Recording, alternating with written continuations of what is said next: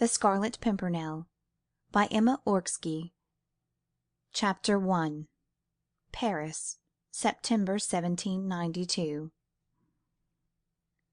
A surging, seething, murmuring crowd of beings that are human only in name, for to eye and ear they seem naught but savage creatures, animated by vile passions and by the lust of vengeance and of hate. The hour, some little time before sunset, and the place, the West Barricade, at the very spot where, a decade later, a proud tyrant raised an undying monument to the nation's glory and his own vanity. During the greater part of the day the guillotine had been kept busy at its ghastly work.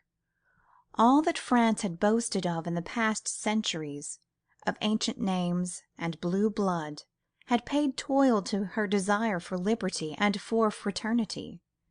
The carnage had only ceased at this late hour of the day because there were other more interesting sights for the people to witness, a little while before the final closing of the barricades for the night. And so the crowd rushed away from the Place de la Grève, and made for the various barricades in order to watch this interesting and amusing sight.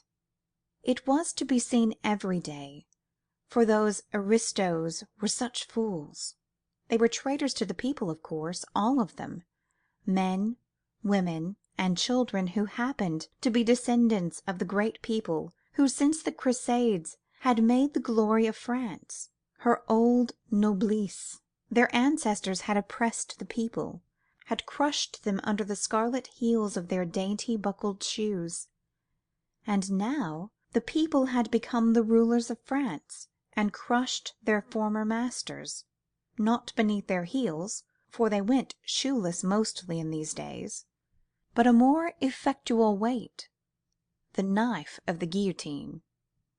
And daily, hourly, the hideous instrument of torture claimed its many victims: old men, young women, tiny children, until the day when it would finally demand the head of a king and of a beautiful young queen. But this was as it should be. Were not the people now the rulers of France? Every aristocrat was a traitor, as his ancestors had been before him. For 200 years now the people had sweated and toiled and starved to keep a lustful court in lavish extravagance. Now the descendants of those who had helped to make those courts brilliant had to hide for their lives, to fly, if they wished to avoid the tardy vengeance of the people. And they did try to hide, and tried to fly. That was just the fun of the whole thing. Every afternoon before the gates closed, and the market carts went out in procession by the various barricades, some fool of an aristo endeavoured to evade the clutches of the Committee of Public Safety. In various disguises, under various pretexts, they tried to slip through the barriers, which were so well guarded by citizen soldiers of the Republic. Men in women's clothes, women in male attire, children disguised in beggars' rags. There were some of all sorts, ci devant counts, marquises, even dukes, who wanted to fly from France, reach England or some other equally accursed country, and there try to rouse foreign feelings against the glorious Revolution, or to raise an army in order to liberate the wretched prisoners in the Temple, who had once called themselves sovereigns of France. But they were nearly always caught at the barricades. Sergeant Bibot, usually at the West Gate, had a wonderful nose for scenting an aristo in the most perfect disguise. Then, of course, the fun began. Bibot would look at his prey as a cat looks upon a mouse, play with him, sometimes for quite a quarter of an hour, pretend to be hoodwinked by the disguise, by the wigs and other bits of theatrical make-up which hid the identity of the ci devant noble marquis or count. Oh, Bibot had a keen sense of humour, and it was well worth hanging around that west barricade in order to see him catch an aristo in the very act of trying to flee from the vengeance of the people. Sometimes Bibot would let his prey actually out by the gates, allowing him to think for the space of 2 minutes at least that he really had escaped out of Paris, and might even manage to reach the coast of England in safety. But Bibot would let the unfortunate wretch walk about 10 metres toward the open country. Then he would send 2 men after him and bring him back, stripped of his disguise. Oh, that was extremely funny, for as often as not the fugitive would prove to be a woman, some proud marchioness, who looked terribly comical when she found herself in Bibot's clutches after all, and knew that a summary trial would await her the next day, and after that, the fond embrace of Madame la Guillotine. No wonder that on this fine afternoon in September, the crowd round Bibot's gate was eager and excited. The lust of blood grows with its satisfaction. There is no satiety. The crowd had seen 100 noble heads fall beneath the guillotine to-day. It wanted to make sure that it would see another 100 fall on the morrow. Bibot was sitting on an overturned and empty cask, close by the gate of the barricade. A small detachment of citoyen soldiers was under his command. The work had been very hot lately. Those cursed aristos were becoming terrified and tried their hardest to slip out of Paris.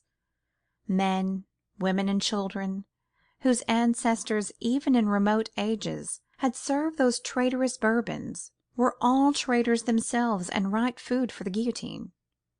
Every day Bibot had had the satisfaction of unmasking some fugitive royalist and sending them back to be tried by the Committee of Public Safety, presided over by that good patriot, Citoyen Fouché Tinville. Robespierre and Danton both had commended Bibot for his zeal, and Bibot was proud of the fact that he, on his own initiative, had sent at least 50 aristos to the guillotine. But to-day all the sergeants in command at the various barricades had had special orders. Recently a very great number of aristos had succeeded in escaping out of France, and in reaching England safely. There were curious rumours about these escapes. They had become very frequent and singularly daring. These people's minds were becoming strangely excited about it all. Sergeant Grospierre had been sent to the guillotine for allowing a whole family of aristos to slip out of the north gate under his very nose. It was asserted that these escapes were organised by a band of Englishmen, whose daring seemed to be unparalleled, and who, from sheer desire to meddle in what did not concern them, spent their spare time in snatching away lawful victims destined for Madame la Guillotine. These rumours soon grew in extravagance. There was no doubt that this band of meddlesome Englishmen did exist. Moreover, they seemed to be under the leadership of a man whose pluck and audacity were almost fabulous. Strange stories were afloat of how he and those aristos whom he rescued became suddenly invisible as they reached the barricades and escaped out of the gates by sheer supernatural agency. No one had seen these mysterious Englishmen. As for their leader, he was never spoken of, save with a superstitious shudder. Citoyen Fouché Tinville would in the course of the day receive a scrap of paper from some mysterious source. Sometimes he would find it in the pocket of his coat, at others it would be handed to him by someone in the crowd, whilst he was on his way to the sitting of the Committee of Public Safety. The paper always contained a brief note that the band of meddlesome Englishmen were at work, and it was always signed with a device drawn in red, a little star-shaped flower, which we in England call the Scarlet Pimpernel. Within a few hours of the receipt of this impudent notice, the citoyens of the Committee of Public Safety would hear that so many royalists and aristocrats had succeeded in reaching the coast, and were on their way to England and safety. The guards at the gates had been doubled. The sergeants in command had been threatened with death, whilst liberal rewards were offered with the capture of these daring and impudent Englishmen. There was a sum of 5,000 francs promised to the man who laid hands on the mysterious and elusive Scarlet Pimpernel. Everyone felt that Bibot would be that man, and Bibot allowed that belief to take firm root in everyone's mind, and so, day after day, people came to watch him at the west gate, so as to be present when he laid hands on any fugitive aristo who perhaps might be accompanied by that mysterious Englishman. "Bah!"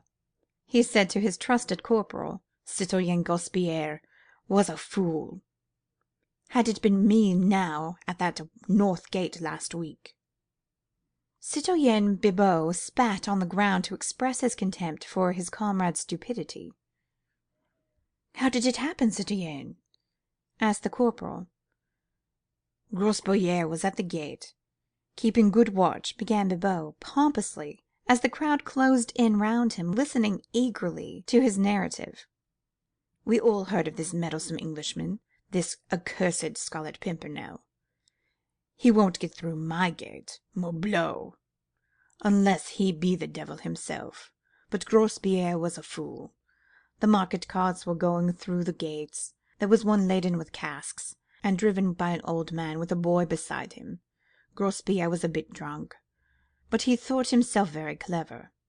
He looked into the casks, most of them at least, and saw they were empty, and let the cart go through." A murmur of wrath and contempt went round the group of ill-clad wretches who crowded round Citoyen Bibot. "Half an hour later," continued the sergeant, "up came a captain of the guard, with a squad of some dozen soldiers with him. 'Has a cart gone through?' he asks of Grospierre breathlessly. 'Yes,' says Grospierre, 'not half an hour ago.' 'And you have let them escape?' shouts the captain furiously. 'You go to the guillotine for this, citoyen sergeant.' 'That cart held concealed the ci devant Duc de Chalis and all his family.' 'What!' thunders Grospierre aghast. 'Aye, and the driver was none other than that accursed Englishman, the Scarlet Pimpernel.' A howl of execration greeted this tale. Citoyen Grospierre had paid for his blunder on the guillotine. But what a fool! Oh, what a fool! Bibot was laughing so much at his own tale that it was some time before he could continue. "After them, my men," shouts the captain. He said after a while, "Remember the reward. After them they cannot have gone far." And with that he rushes through the gate, followed by his dozen soldiers. "But it was too late," shouts the crowd excitedly. "They never got them. Curse that Grospierre for his folly. He deserved his fate. Fancy not examining those casks properly." But these sallies seemed to amuse Citoyen Bibot exceedingly. He laughed until his sides ached, and the tears streamed down his cheeks. "Nay, nay," he said at last, "those aristos weren't in the carts. The driver was not the Scarlet Pimpernel." "What?" "No, the captain of the guard was that damned Englishman in disguise, and every one of his soldiers aristos." The crowd this time said nothing. The story certainly savoured of the supernatural, and though the Republic had abolished God, it had not quite succeeded in killing the fear of the supernatural in the hearts of the people. Truly that Englishman must be the devil himself. The sun was sinking low down in the west. Bibot prepared himself to close the gates. "In avant the carts," he said. Some dozen covered carts were drawn up in a row, ready to leave town, in order to fetch the produce from the country close by, for market the next morning. They were mostly well known to Bibot, as they went through his gate twice every day on their way to and from the town. He spoke to one or two of the drivers, mostly women, and was at great pains to examine the inside of the carts. "You never know," he would say, "and I am not going to be caught like that fool Grospierre." The women who drove the carts usually spent their day on the Place de la Grève, beneath the platform of the guillotine, knitting and gossiping, whilst they watched the rows of tumbrils arriving with the victims the Reign of Terror claimed every day. It was great fun to see the aristos arriving for the reception of Madame la Guillotine, and the places close by the platform were very much sought for. Bibot, during the day, had been on duty on the Place. He recognised most of the old hats, tricoteuses, as they were called, those who sat there and knitted, whilst head after head fell beneath the knife, and they themselves got quite bespattered with the blood of those cursed aristos. "Hi, la mère!" said Bibot to one of those horrible hags. "What have you got there?" He had seen her earlier in the day, with her knitting and the whip of her cart close beside her. Now she had fastened a row of curly locks to the whip handle, all colours, from gold to silver, fair to dark, and she stroked them with her huge bony fingers as she laughed at Bibot. "I made friends with Madame Guillotine's lover," she said with a coarse laugh. "He cut these off for me, from the heads as they rolled down. He has promised me some more to-morrow, but I do not know if I shall be at my usual place." "Ah, how is that, la mère?" asked Bibot, who, hardened soldier that he was, could not help shuddering at the awful loathsomeness of the semblance of a woman, with her ghastly trophy on the handle of her whip. "My grandson has got the smallpox," she said with a jerk of her thumb towards the inside of the cart. "Some say it's the plague. If it is, I shan't be allowed to come into Paris to-morrow." At the first mention of the word smallpox, Bibot had stepped hastily backwards, and when the old hag spoke of the plague, he retreated from her as fast as he could. "Curse you!" he murmured, whilst the whole crowd hastily avoided the cart, leaving it standing all alone in the midst of the Place. The old hag laughed. "Curse you, citoyenne, for being a coward," she said. "Bah! What a man to be afraid of sickness! Morbleu, the plague!" Everyone was awestruck and silent, filled with horror for the loathsome malady, the one thing which still had the power to arouse terror and disgust in these savage, brutalised creatures. "Get out with you and your plague-stricken brood!" shouted Bibot hoarsely, and with another rough laugh and coarse jest, the old hag whipped up her lean nag and drove her cart out of the gate. This incident had spoiled the afternoon. The people were terrified of these two horrible curses, the two maladies which nothing could cure, and which were the precursors of an awful and lonely death. They hung about the barricades, silent and sullen for a while, eyeing one another suspiciously, avoiding each other as if by instinct, lest the plague lurked already in their midst. Presently, as in the case of Grospierre, a captain of the guard appeared suddenly, but he was known to Bibot, as there was no fear of this turning out to be a sly Englishman in disguise. "A cart!" he shouted breathlessly, even before he had reached the gates. "What cart?" asked Bibot roughly. "Driven by an old hag, a covered cart." "There were a dozen." "An old hag, who said her son had the plague?" "Yes." "You have not let them go?" "Morbleu!" said Bibot, whose purple cheeks had suddenly become white with fear. "The cart contained the ci devant Comtesse de Tournay and her two children, all of them traitors and condemned to death." "And their driver?" muttered Bibot, as a superstitious shudder ran down his spine. "Sacré tonnerre!" said the captain, "but it is feared that it was that accursed Englishman himself, the Scarlet Pimpernel." Chapter 2. Dover. The Fisherman's Rest. In the kitchen, Sally was extremely busy. Saucepans and frying pans were standing in rows on the gigantic hearth. The huge stock pot stood in a corner, and the jack turned with slow deliberation, and presented alternately to the glow every side of a noble sirloin of beef. The two little kitchen maids bustled around, eager to help, hot and panting, with cotton sleeves well tucked up above the dimpled elbows, and giggling over some private jokes of their own. Whenever Miss Sally's back was turned for a moment, and old Jemima, stolid in temper and solid in bulk, kept up a long and subdued grumble, while she stirred the stock-pot methodically over the fire. "What ho, Sally!" came in cheerful if none too melodious accents from the coffee-room close by. "Lud bless my soul!" exclaimed Sally, in a good-humoured laugh. "What be they all wanting now, I wonder?" "Beer, of course," grumbled Jemima. "You don't expect Jimmy Pekin to have done with one tankard, do ye?" "Mr. 'Arry looked uncommon thirsty too," simpered Martha, one of the little kitchen maids, and her beady black eyes twinkled as they met those of her companion, whereupon both started on a round of short and suppressed giggles. Sally looked cross for a moment, and thoughtfully rubbed her hands against her shapely hips.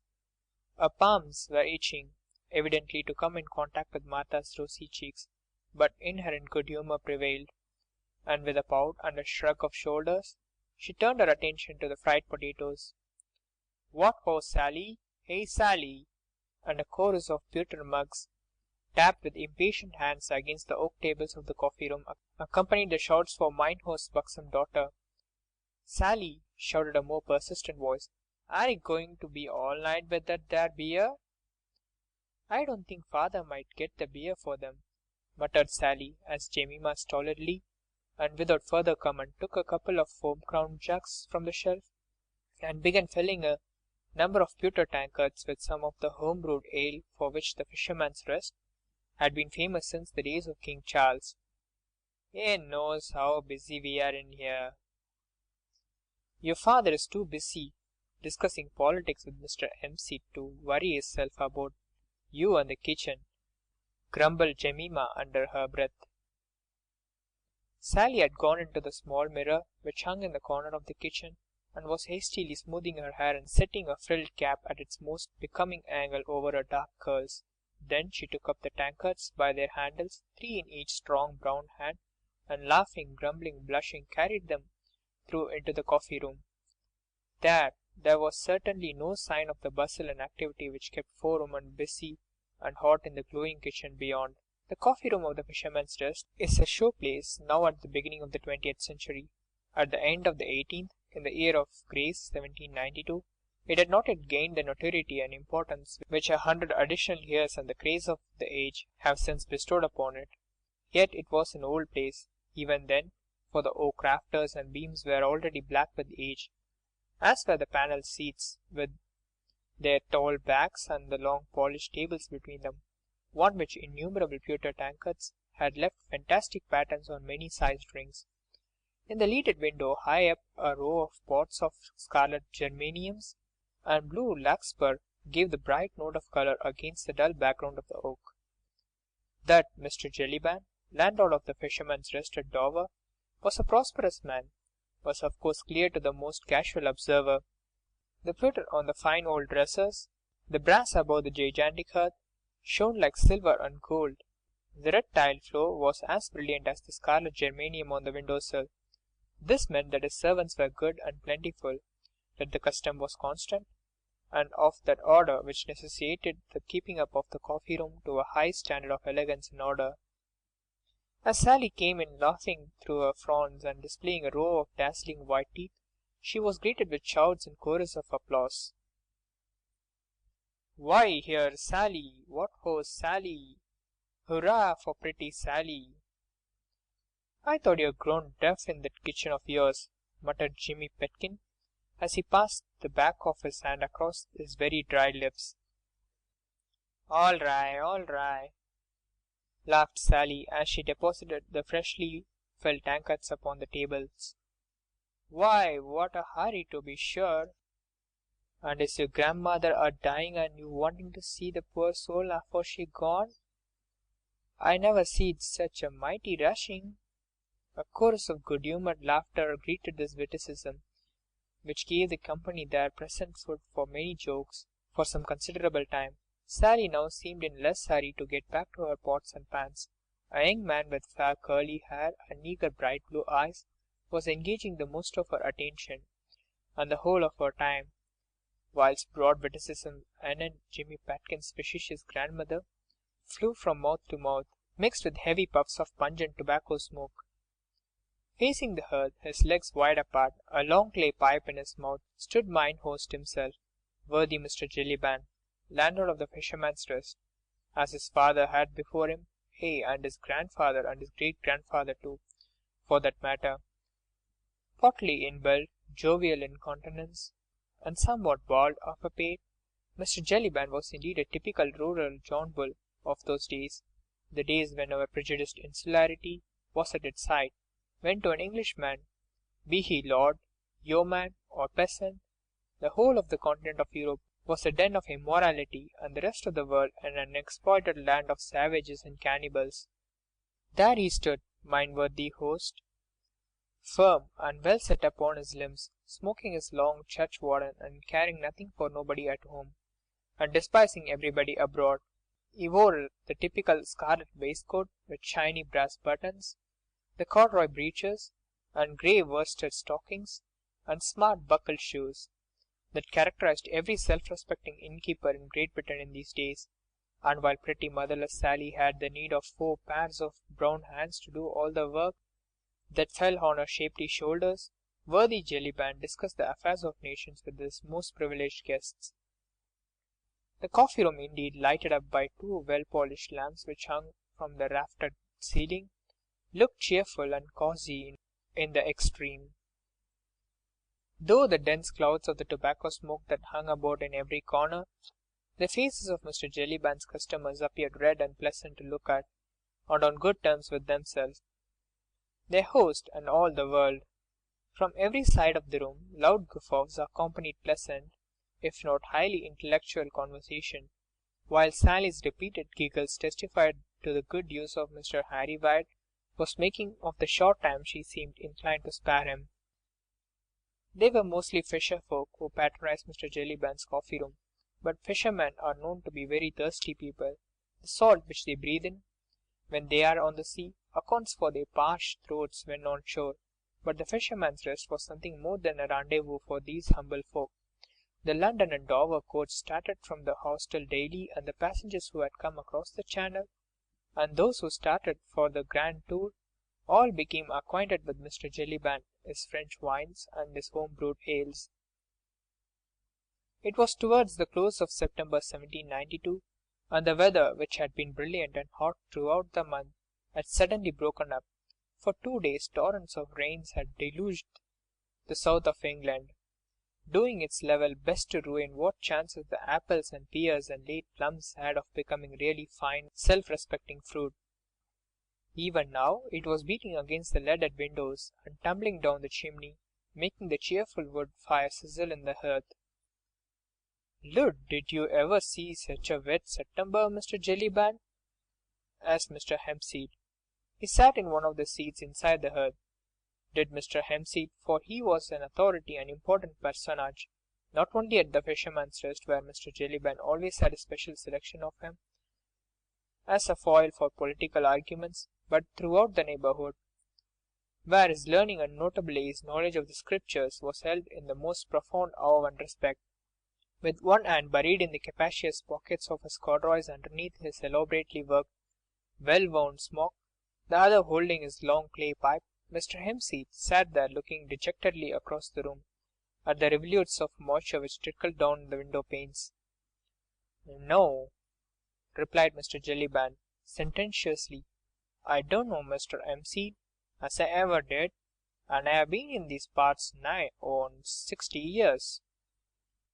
"Hey, you wouldn't recollect the first 3 years of them 60, Mr. Jellyband," quietly interposed Mr. Hempseed. "I don't know as I'd ever seen an infant take much note of the weather, leastways not in these parts, and I lived here nigh on 75 years, Mr. Jellyband." The superiority of this wisdom was so incontestable that for the moment Mr. Jellyband was not ready with his usual flow of argument. "It do seem more like April than September, don't it?" continued Mr. Hempseed, dolefully, as a shower of raindrops fell with a sizzle upon the fire. "Ay, that did too," assented the worthy host. "But then what can you expect, Mr. Hempseed? I says, with such a government as we've got." Mr. Hempseed shook his head with an infinity of wisdom, tempered by deeply rooted mistrust for the British climate and the British government. "I don't expect nothing, Mr. Jellyband," he said. "Poor folks like us of no account up there in Lunnon. I knows that, and it's not often as I do complain, but when it comes to sich weather in September, and all me fruit are rotting and dying like the Guptian mother's firstborn, and doing no more good than they did, poor dears, save a lot more Jews, peddlers and sich, with their oranges and sich like foreign ungodly fruit which nobody'd buy if English apples and pears was nicely swelled, as the scriptures say." "That's quite right, Mr. Hempseed," retorted Jellyband, "and, as I says, what can you expect? There's all them Frenchy devils over the Channel yonder a murdering the king and nobility, and Mr. Pitt and Mr. Fox and Mr. Burke fighting and wrangling between them. If we Englishmen should allow them to go on in their ungodly way, let 'em murder, says Mr. Pitt. Stop 'em, says Mr. Burke. And let 'em murder, says I, and be demmed to 'em, said Mr. Hempseed emphatically, for he had little liking for his friend Jellyband's political arguments, wherein he always got out of his depth and had but little chance of displaying those pearls of wisdom which had earned for him so high a reputation in the neighbourhood, and so many free tankards of ale at the Fisherman's Rest. "Let 'em murder," he repeated again, "but let's have a sich rain in September, for that is agin the law and the scriptures which says—" "Lud, Mr. Harry! Oh, you made me jump!" It was unfortunate for Sally and her flirtation that this remark of hers should have occurred at the precise moment when Mr. Hempseed was collecting his breath in order to deliver himself one of those scriptural utterances which made him famous, for it brought down upon her pretty head the full flood of her father's wrath. "Now then, Sally, me girl, now then," he said, trying to force a frown upon his good-humoured face, "stop that fooling with them young jackanapes, and get on with the work." "The work's getting on all right, father." But Mr. Jellyband was peremptory. He had other views for his buxom daughter, his only child, who would in God's good time become the owner of the Fisherman's Rest, than to see her married to one of those young fellows who earned but a precarious livelihood with their net. "Did you hear me speak, me girl?" he said in quiet tone, which no one inside the inn dared to disobey. "Get on with my Lord Tony's supper, for it ain't the best we can do, and he not satisfied, see what you'll get, that's all." Reluctantly Sally obeyed. "If you're expecting special guests, then, to-night, Mr. Jellyband?" asked Mr. Jimmy Pitkin, in a loyal attempt to divert his host's attention from the circumstances connected with Sally's exit from the room. "Hey, that I be," replied Mr. Jellyband. "Friends of my Lord Tony hisself, dukes and duchesses from the over water yonder, whom the young lord and his friend, Sir Andrew Ffoulkes, and the other young noblemen have helped out of the clutches of them murdering devils." But this was too much for Mr. Hempseed's querulous philosophy. "Lud," he said, "what do they do that for, I wonder? I don't hold nought with interfering in other folks' ways, as the scriptures say." "Maybe, Mr. Hempseed," interrupted Jellyband, with biting sarcasm, "as you're a personal friend of Mr. Pitt, and as you says along with Mr. Fox, let 'em murder, says you—" "Pardon me, Mr. Jellyband," feebly protested Mr. Hempseed, "I don't know as I ever did." But Mr. Jellyband had at last succeeded in getting upon his favourite hobby horse, and had no intention of dismounting in any hurry. "Or maybe you have made friends with some of them French chaps who they do say have come over here o' purpose to make us Englishmen agree with their murdering ways." "I don't know what you mean, Mr. Jellyband," suggested Mr. Hempseed. "All I know is," loudly asserted mine host, "that there my friend Peppercorn who owns blue-faced boar, and as true and loyal an Englishman as you would see in the land. And now look at him. He made friends with some of them frog-eaters, hobnobbed with them just as if they was Englishmen, and not just as a lot of immoral, God-forsaking furring spies. Well, and what happened?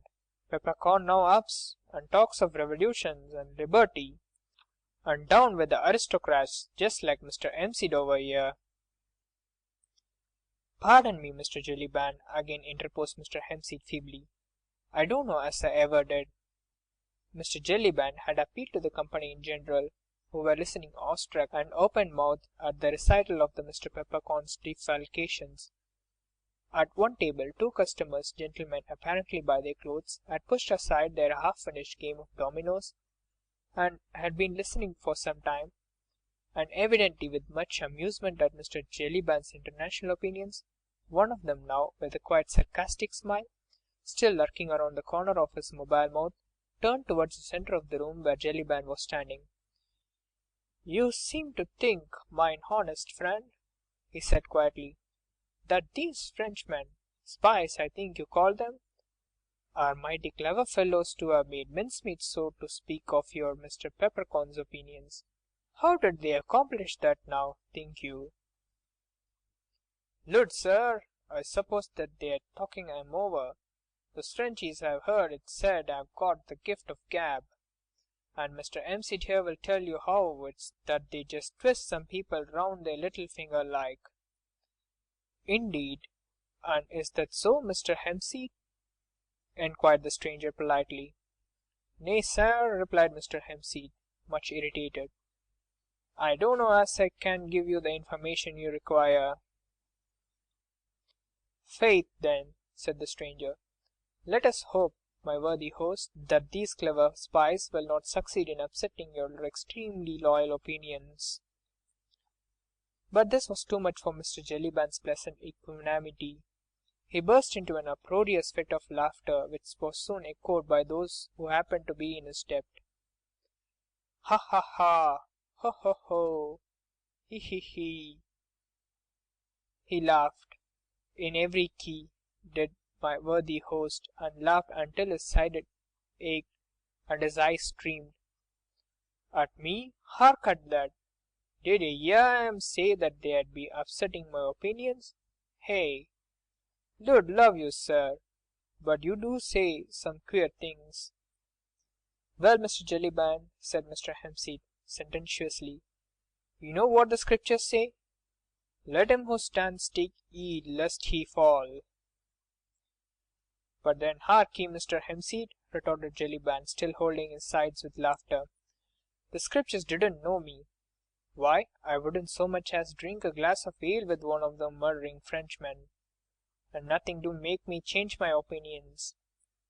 Why, I've heard it said that them frog-eaters can't even speak the King's English, so, of course, if any of them try to speak their God-forsaken lingo to me, why, I should spot them directly, see, and forewarned is forearmed, as the saying goes." "Hey, my honest friend," assented the stranger cheerfully, "I see that you're much too sharp, and a match for any 20 Frenchmen. And here's to your very good health, my worthy host, if you'll do me the honour to finish this bottle of wine with me." "I'm sure you're very polite, sir," said Mr. Jellyband, wiping his eyes, which were still streaming with the abandon of his laughter, "and I don't mind if I do." The stranger poured out a couple of tankards full of wine, and having offered one to mine host, he took the other himself. "Loyal Englishmen as we all are," he said, whilst the same humorous smile played round the corners of his thin lips, "loyal as we are, we must admit that this at least is one good thing which comes to us from France." "Hey, we'll none of us deny that, sir," assented mine host. "And here's to the best landlord in England, our worthy host, Mr. Jellyband," said the stranger in a loud tone of voice. "Hey, hip, hurrah!" retorted the whole company present. Then there was a loud clapping of hands, and mugs and tankards made a rattling music upon the tables to the accompaniment of loud laughter at nothing in particular, and of Mr. Jellyband's muttered exclamations. "Just fancy me being talking over by any God-forsaken furriner! What? Lord love you, sir, but you do say some queer things." To which obvious fact the stranger heartily assented. It was certainly a preposterous suggestion that anyone would ever upset Mr. Jellyband's firmly rooted opinions anent the utter worthlessness of the inhabitants of the whole continent of Europe. End of Chapter 2. Chapter 3. Feeling in every part of England certainly ran very high at this time against the French and their doings. Smugglers and legitimate traders between the French and the English coasts brought snatches of news from over the water, which made every honest Englishman's blood boil, and made him long to have a good go at those murderers who had imprisoned their king and all his family, subjected the queen and the royal children to every species of indignity, and were even now loudly demanding the blood of the whole Bourbon family and of every one of its adherents. The execution of the Princesse de Lamballe, Marie Antoinette's young and charming friend, had filled every one in England with unspeakable horror. The daily execution of scores of royalists of good family, whose only sin was their aristocratic name, seemed to cry for vengeance to the whole of civilized Europe. Yet with all that, no one dared to interfere. Burke had exhausted all his eloquence in trying to induce the British government to fight the revolutionary government of France, but Mr. Pitt, with characteristic prudence, did not feel that this country was fit yet to embark on another arduous and costly war. It was for Austria to take the initiative. Austria, whose fairest daughter was even now a dethroned queen, imprisoned and insulted by a howling mob. Surely 'twas not so, argued Mr. Fox, for the whole of England to take up arms, because one set of Frenchmen chose to murder another. As for Mr. Jellyband and his fellow John Bulls, though they looked upon all foreigners with withering contempt, they were royalist and anti-revolutionists to a man, and at this present moment were furious with Pitt for his caution and moderation, although they naturally understood nothing of the diplomatic reasons which guided that great man's policy. By now Sally came running back, very excited and very eager. The joyous company in the coffee-room had heard nothing of the noise outside, but she had spied a dripping horse and rider who had stopped at the door of the Fisherman's Rest, and while the stable-boy ran forward to take charge of the horse, pretty Miss Sally went to the front door to greet the welcome visitor. "I think I seed my Lord Antony's horse out in the yard, father," she said, as she ran across the coffee-room. But already the door had been thrown open from outside, and the next moment an arm, covered in drab cloth and dripping with the heavy rain, was round pretty Sally's waist, while a hearty voice echoed along the polished rafters of the coffee-room. "Ay, and bless your brown eyes for being so sharp, my pretty Sally," said the man who had just entered, whilst worthy Mr. Jellyband came bustling forward, eager, alert, and fussy, as became the advent of one of the most favoured guests of his hostel. "Lud, I protest, Sally," added Lord Antony, as he deposited a kiss on Miss Sally's blooming cheeks, "but you are growing prettier and prettier every time I see you, and my honest friend Jellyband here have hard work to keep the fellows off that slim waist of yours. What say you, Mr. Waite?" Mr. Waite, torn between his respect for my lord and his dislike of that particular type of joke, only replied with a doubtful grunt. Lord Antony de Worst, one of the sons of the Duke of Exeter, was in those days a very perfect type of a young English gentleman. Tall, well set up, broad of shoulders and merry of face, his laughter rang loudly wherever he went. A good sportsman, a lively companion, a courteous, well-bred man of the world, with not too much brains to spoil his temper, he was a universal favourite in London drawing-rooms or in the coffee-rooms of village inns. At the Fisherman's Rest every one knew him, for he was fond of a trip across to France, and always spent a night under worthy Mr. Jellyband's roof on his way there or back. He nodded to Waite, Pitkin, and the others as he at last released Sally's waist, and crossed over to the hearth to warm and dry himself. As he did so, he cast a quick, somewhat suspicious glance at the two strangers who had quietly resumed their game of dominoes, and for a moment a look of deep earnestness, even of anxiety, clouded his jovial young face. But only for a moment. The next he turned to Mr. Hempseed, who was respectfully touching his forelock. "Well, Mr. Hempseed, and how is the fruit?" "Badly, my lord, badly," replied Mr. Hempseed dolefully. "But what can you expect with this 'ere government favouring them rascals over in France, who would murder their king and all their nobility?" "Odd's life," retorted Lord Antony, "so they would, honest Hempseed. At least those they can get hold of, worse luck. But we have got some friends coming here tonight, who, at any rate, have evaded their clutches." It almost seemed, when the young man said these words, as if he threw a defiant look towards the quiet strangers in the corner. "Thanks to you, my lord, and to your friends, so I've heard it said," said Mr. Jellyband. But in a moment Lord Antony's hand fell warningly on mine host's arm. "Hush!" he said peremptorily, and instinctively once again looked towards the strangers. "Oh, Lud love you, they are all right, my lord," retorted Jellyband. "Don't you be afraid. I wouldn't have spoken, only I knew we were among friends. That gentleman over there is as true and loyal a subject of King George as you are yourself, my lord saving your presence. He is but lately arrived in Dover, and is setting down in business in these parts." "In business? Faith, and it must be as an undertaker, for I vow I never beheld a more rueful countenance." "Nay, my lord, I believe that the gentleman is a widower, which no doubt would account for the melancholy of his bearing. But he is a friend, nevertheless, I'll vouch for that. And you will own, my lord, that who should judge of a face better than the landlord of a popular inn?" "Oh, that's all right, then, if we are among friends," said Lord Antony, who evidently did not care to discuss the subject with his host. "But tell me, you have no one else staying here, have you?" "No one, my lord, and no one coming either, leastways, no one your lordship would object to, I know." "Who is it?" "Well, my lord, Sir Percy Blakeney and his lady will be here presently, but they ain't a-going to stay." "Lady Blakeney?" queried Lord Antony, in some astonishment. "Ay, my lord, Sir Percy's skipper was here just now. He says that my lady's brother is crossing over to France to-day in the Daydream, which is Sir Percy's yacht, and Sir Percy and my lady will come with him as far as here to see the last of him. It don't put you out, do it, my lord?" "No, no, it doesn't put me out, friend, nothing will put me out.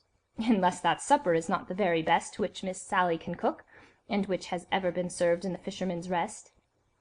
"You need have no fear of that, my lord," said Sally, who all this while had been busy setting the table for supper.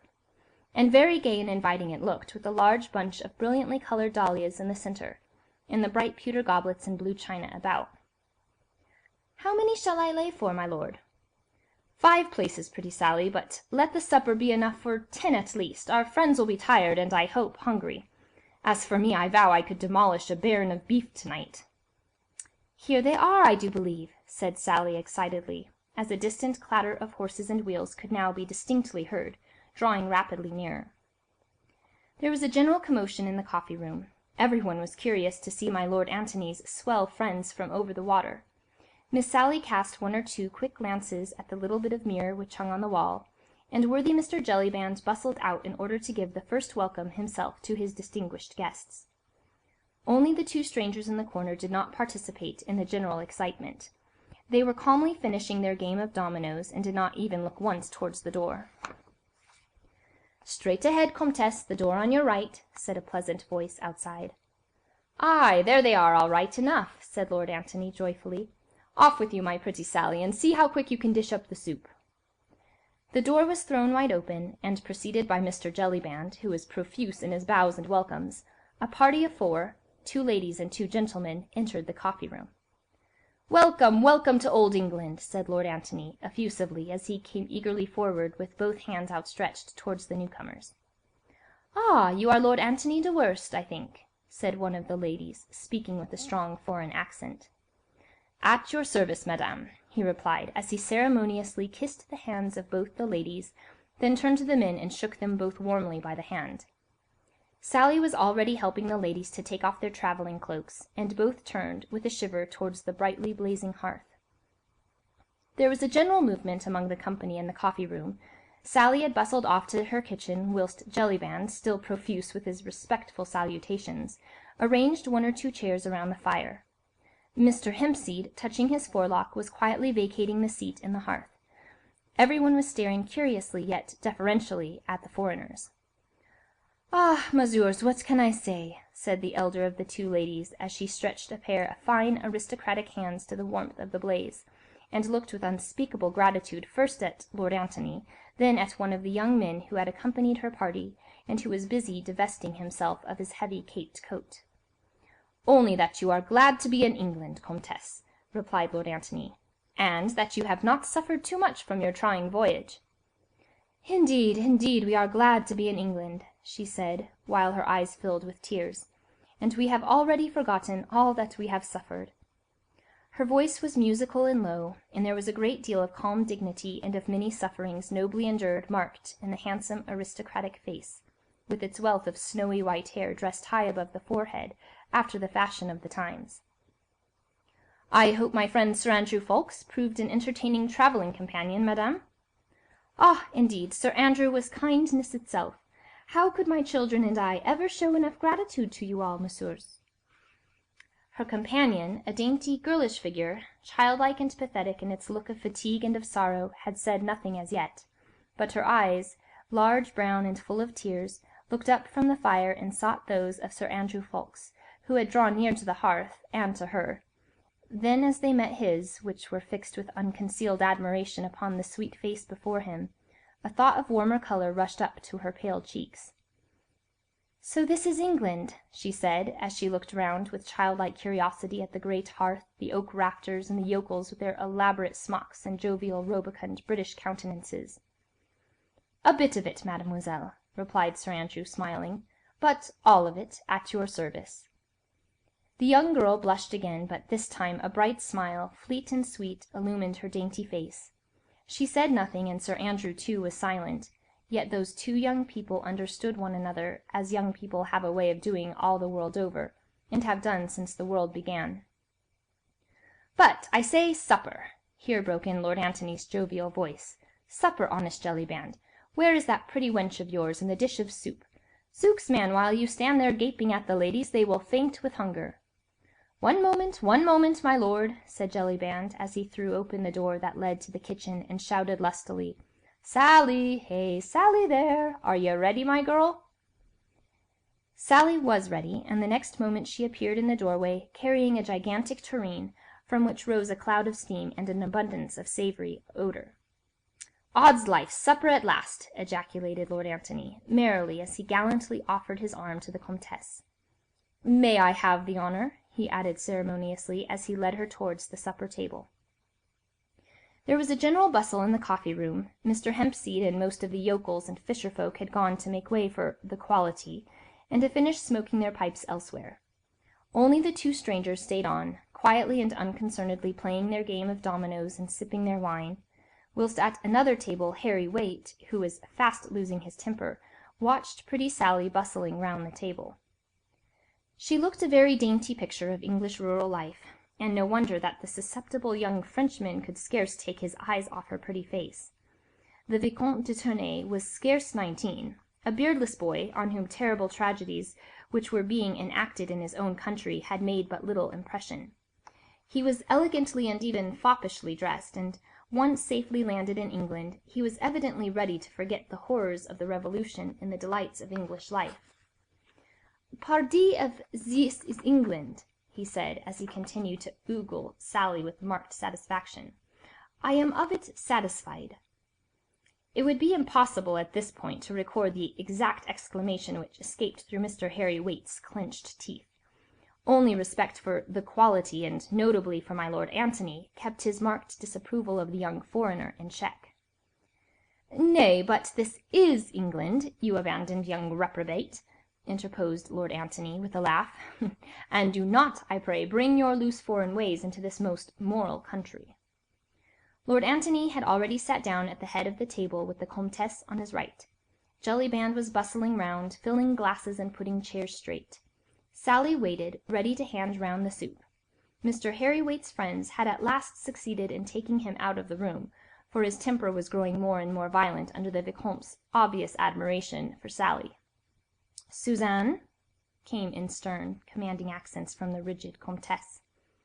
Suzanne blushed again. She had lost count of time and of place, whilst she had stood beside the fire, allowing the handsome young Englishman's eyes to dwell upon her sweet face, and his hand, as if unconsciously, to rest upon hers. Her mother's voice brought her back to reality once more, and with a submissive "Yes, mamma," she took her place at the supper table. End of Chapter 3. Chapter 4. The League of the Scarlet Pimpernel. They all looked a merry, even a happy party, as they sat round the table. Sir Andrew Ffoulkes and Lord Anthony Dewhurst, two typical good-looking, well-born and well-bred Englishmen of that year of grace 1792, and the aristocratic French Comtesse, with her two children who had just escaped from such dire perils, and found a safe retreat at last on the shores of protecting England. In the corner, the two strangers had apparently finished their game. One of them arose, and standing with his back to the merry company at the table, he adjusted with much deliberation his large triple-caped coat. As he did so, he gave one quick glance all around him. Everyone was busy laughing and chatting, and he murmured the words, "All safe." His companion then, with the alertness born of long practice, slipped onto his knees in a moment, and the next had crept noiselessly under the oak bench. The stranger then, with a loud "good night," quietly walked out of the coffee-room. Not one of those at the supper-table had noticed this curious and silent manoeuvre, but when the stranger finally closed the door of the coffee-room behind him, they all instinctively sighed a sigh of relief. "Alone at last," said Lord Antony jovially.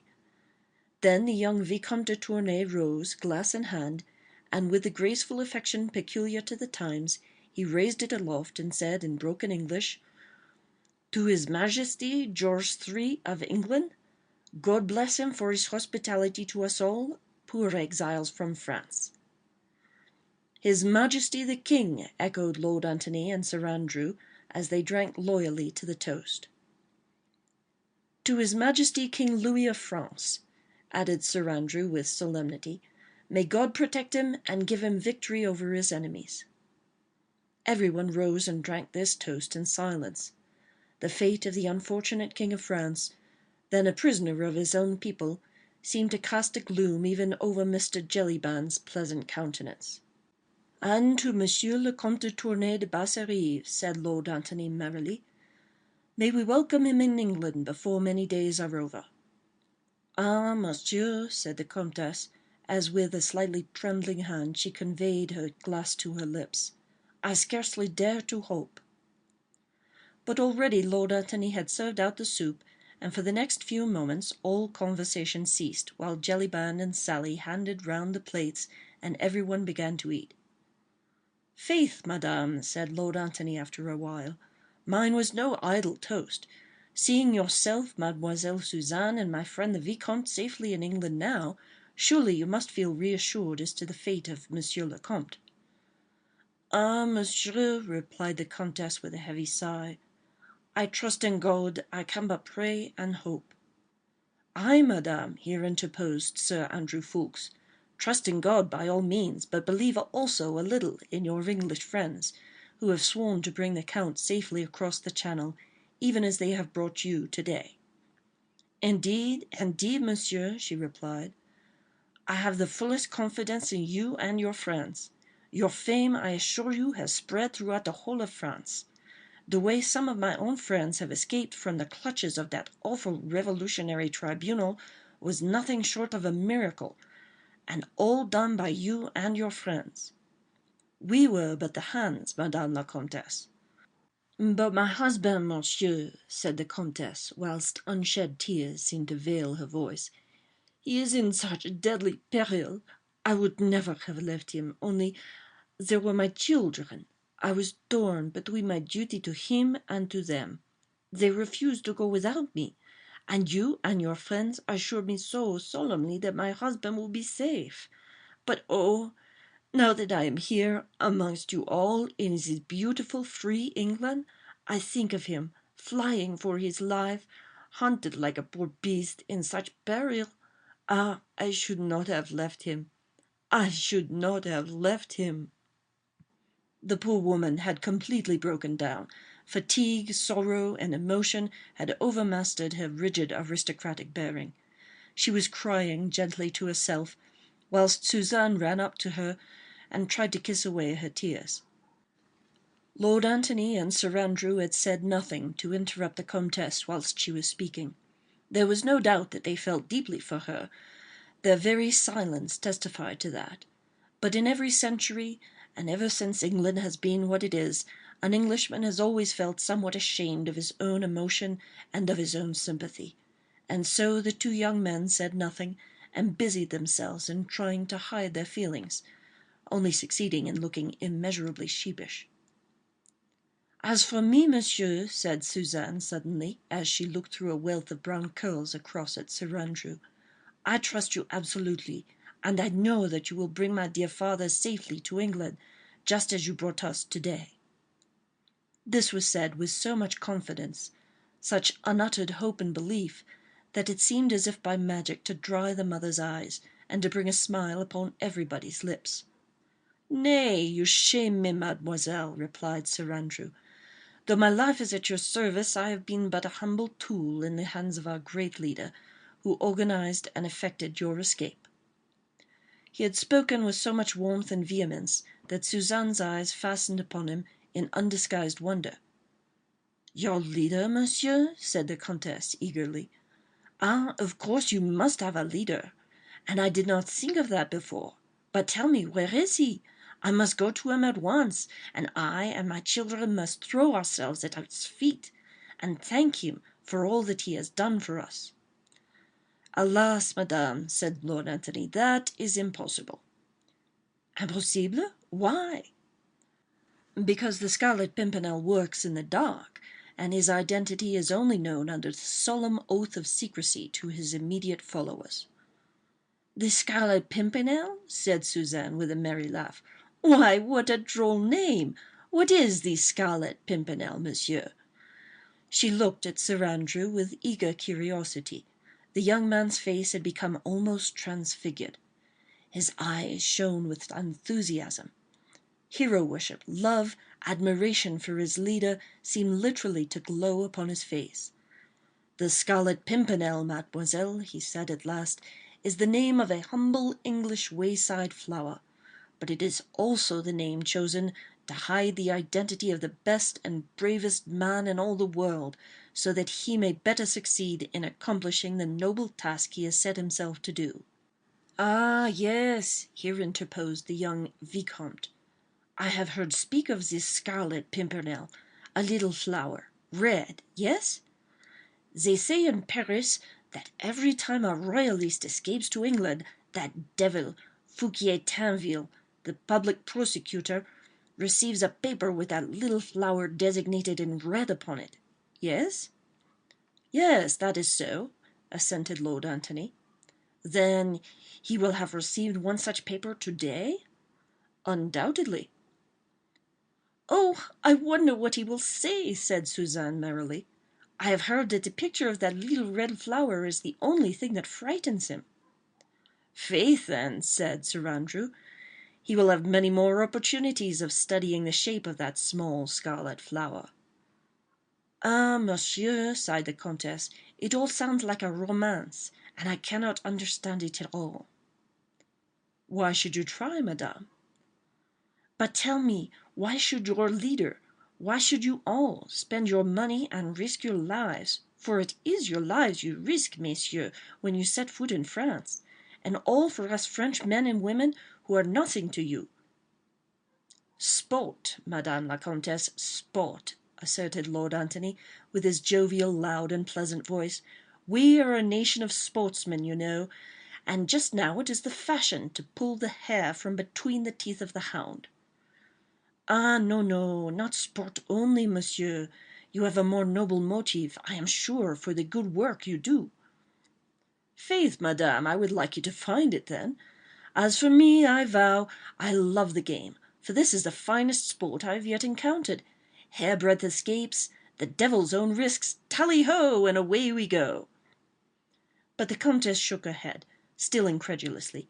To her it seemed preposterous that these young men and their great leader, all of them rich, probably well-born and young, should, for no other motive than sport, run the terrible risks which she knew they were constantly doing. Their nationality, once they had set foot in France, would be no safeguard to them. Anyone found harbouring or assisting suspected royalists would be ruthlessly condemned and summarily executed, whatever his nationality might be. And this band of young Englishmen had, to her own knowledge, bearded the implacable and bloodthirsty tribunal of the Revolution within the very walls of Paris itself, and had snatched away condemned victims almost from the very foot of the guillotine. With a shudder she recalled the events of the last few days. Her escape from Paris, with the 2 children, all 3 of them hidden beneath the hood of a rickety cart, and lying amidst a heap of turnips and cabbages, not daring to breathe whilst the mob howled, "À la lanterne, les aristos!" at the awful West Barricade. It had all occurred in such a miraculous way. She and her husband had understood that they had been placed on a list of suspected persons, which meant that their trial and death were but a matter of days, of hours perhaps. Then came the hope of salvation, the mysterious epistle signed with the enigmatical scarlet device, the clear peremptory instructions, the parting from the Comte de Tournay which had torn the poor wife's heart in 2, the hope of reunion, the flight with her 2 children, the covered cart, that awful hag driving it, who looked like some horrible evil demon with the ghastly trophy on a whip-handle. The Comtesse looked round at the quaint old-fashioned English inn, the peace of this land of civil and religious liberty, and she closed her eyes to shut out the haunting vision of that West Barricade, and of the mob retreating panic-stricken when the old hag spoke of the plague. Every moment under that cart she expected recognition, arrest, herself and her children tried and condemned, and these young Englishmen, under the guidance of their brave and mysterious leader, had risked their lives to save them all, as they had already saved scores of other innocent people. And all only for sport? Impossible. Suzanne's eyes, as she sought those of Sir Andrew, plainly told him that she thought that he, at any rate, rescued his fellow-men from terrible and unmerited death through a higher and nobler motive than his friend would have her believe. "How many are there in your brave league, monsieur?" she asked timidly. 20 all told, mademoiselle," he replied. 1 to command and 19 to obey. All of us Englishmen, and all pledged to the same cause, to obey our leader and to rescue the innocent." "May God protect you all, messieurs," said the Comtesse fervently. "He has done that so far, madame." "It is wonderful to me, wonderful, that you should all be so brave, so devoted to your fellow-men, yet you are English, and in France treachery is rife, all in the name of liberty and fraternity." "The women even, in France, have been more bitter against us aristocrats than the men," said the Vicomte with a sigh. "Ah, yes," added the Comtesse, while a look of haughty disdain and intense bitterness shot through her melancholy eyes. "There was a woman, Marguerite St, for instance. She denounced the Marquis de St. and all his family to the awful tribunal of the Terror." "Marguerite St. said Lord Antony, as he shot a quick and apprehensive glance across at Sir Andrew. "Marguerite St. Surely—" "Yes," replied the Comtesse. "Surely you know her. She was a leading actress of the Comédie Française, and she married an Englishman lately. You must know her." "Know her?" said Lord Antony. "Know Lady Blakeney, the most fashionable woman in London, the wife of the richest man in England? Of course we all know Lady Blakeney." "She was a schoolfellow of mine at a convent in Paris," interposed Suzanne, "and we came over to England together to learn your language. I was very fond of Marguerite, and I cannot believe that she ever did anything so wicked." "It certainly seems incredible," said Sir Andrew. "You say that she actually denounced the Marquis de St. Why should she have done such a thing? Surely there must be some mistake." "No mistake is possible, monsieur," rejoined the Comtesse coldly. "Marguerite St.'s brother is a noted Republican. There was some talk of a family feud between him and my cousin, the Marquis de St. The St. are quite plebeian, and the Republican government employs many spies. I assure you there is no mistake. You had not heard this story?" "Faith, madame, I did hear some vague rumours of it, but in England no one would credit it. Sir Percy Blakeney, her husband, is a very wealthy man of high social position, the intimate friend of the Prince of Wales, and Lady Blakeney leads both fashion and society in London." "That may be, monsieur, and we shall, of course, lead a very quiet life in England. But I pray God that while I remain in this beautiful country I may never meet Marguerite St. The proverbial wet blanket seemed to have fallen over the merry little company gathered round the table. Suzanne looked sad and silent. Sir Andrew fidgeted uneasily with his fork, whilst the Comtesse, encased in the plate armour of her aristocratic prejudices, sat, rigid and unbending, in her straight-backed chair. As for Lord Antony, he looked extremely uncomfortable, and glanced once or twice apprehensively towards Jellyband, who looked just as uncomfortable as himself. "At what time do you expect Sir Percy and Lady Blakeney?" he contrived to whisper unobserved to mine host. "Any moment, my lord," whispered Jellyband in reply. Even as he spoke, a distant clatter was heard of an approaching coach. Louder and louder it grew. One or two shouts became distinguishable, then the rattle of horses' hoofs on the uneven cobblestones, and the next moment a stable-boy had thrown open the coffee-room door, and rushed in excitedly. "Sir Percy Blakeney and my lady," he shouted at the top of his voice. "They're just arriving." And with more shouting, jingling of harness, and iron hoofs upon the stones, a magnificent coach, drawn by 4 superb bays, had halted outside the porch of the Fisherman's Rest. End of Chapter 4. Chapter 5. Marguerite. In a moment the pleasant oak-raftered coffee-room of the inn became the scene of hopeless confusion and discomfort. At the first announcement made by the stable-boy, Lord Antony, with a fashionable oath, had jumped up from his seat, and was now giving many and confused directions to poor bewildered Jellyband, who seemed at his wits' end what to do. "For goodness' sake, man," admonished his lordship, "try to keep Lady Blakeney talking outside for a moment while the ladies withdraw. Zounds," he added, with another more emphatic oath, "this is most unfortunate." "Quick, Sally, the candles!" shouted Jellyband, as, hopping about from one leg to another, he ran hither and thither, adding to the general discomfort of everybody. The Comtesse, too, had risen to her feet, rigid and erect, trying to hide her excitement beneath more becoming sang-froid. She repeated mechanically, "I will not see her, I will not see her." Outside, the excitement attendant upon the arrival of very important guests grew apace. "Good day, Sir Percy, good day to your ladyship. Your servant, Sir Percy," was heard in one long continued chorus, with alternate more feeble tones of "Remember the poor blind man," "Of your charity, lady and gentlemen." Then suddenly a singularly sweet voice was heard through all the din. "Let the poor man be, and give him some supper at my expense." The voice was low and musical, with a slight sing-song in it, and a faint soupçon of foreign intonation in the pronunciation of the consonants. Every one in the coffee-room heard it, and paused instinctively, listening to it for a moment. Sally was holding the candles by the opposite door, which led to the bedrooms upstairs, and the Comtesse was in the act of beating a hasty retreat before that enemy who owned such a sweet and musical voice. Suzanne reluctantly was preparing to follow her mother, while casting regretful glances towards the door, where she hoped still to see her dearly beloved erstwhile schoolfellow. Then Jellyband threw open the door, still stupidly and blindly hoping to avert the catastrophe which he felt was in the air, and the same low musical voice said, with a merry laugh and mock consternation, "Brrr! I am as wet as a herring. Dieu! Has anyone ever seen such a contemptible climate?" "Suzanne, come with me at once. I wish it," said the Comtesse peremptorily. "Oh, mamma!" pleaded Suzanne. "My lady, came in feeble accents from Jellyband, who stood clumsily trying to bar the way.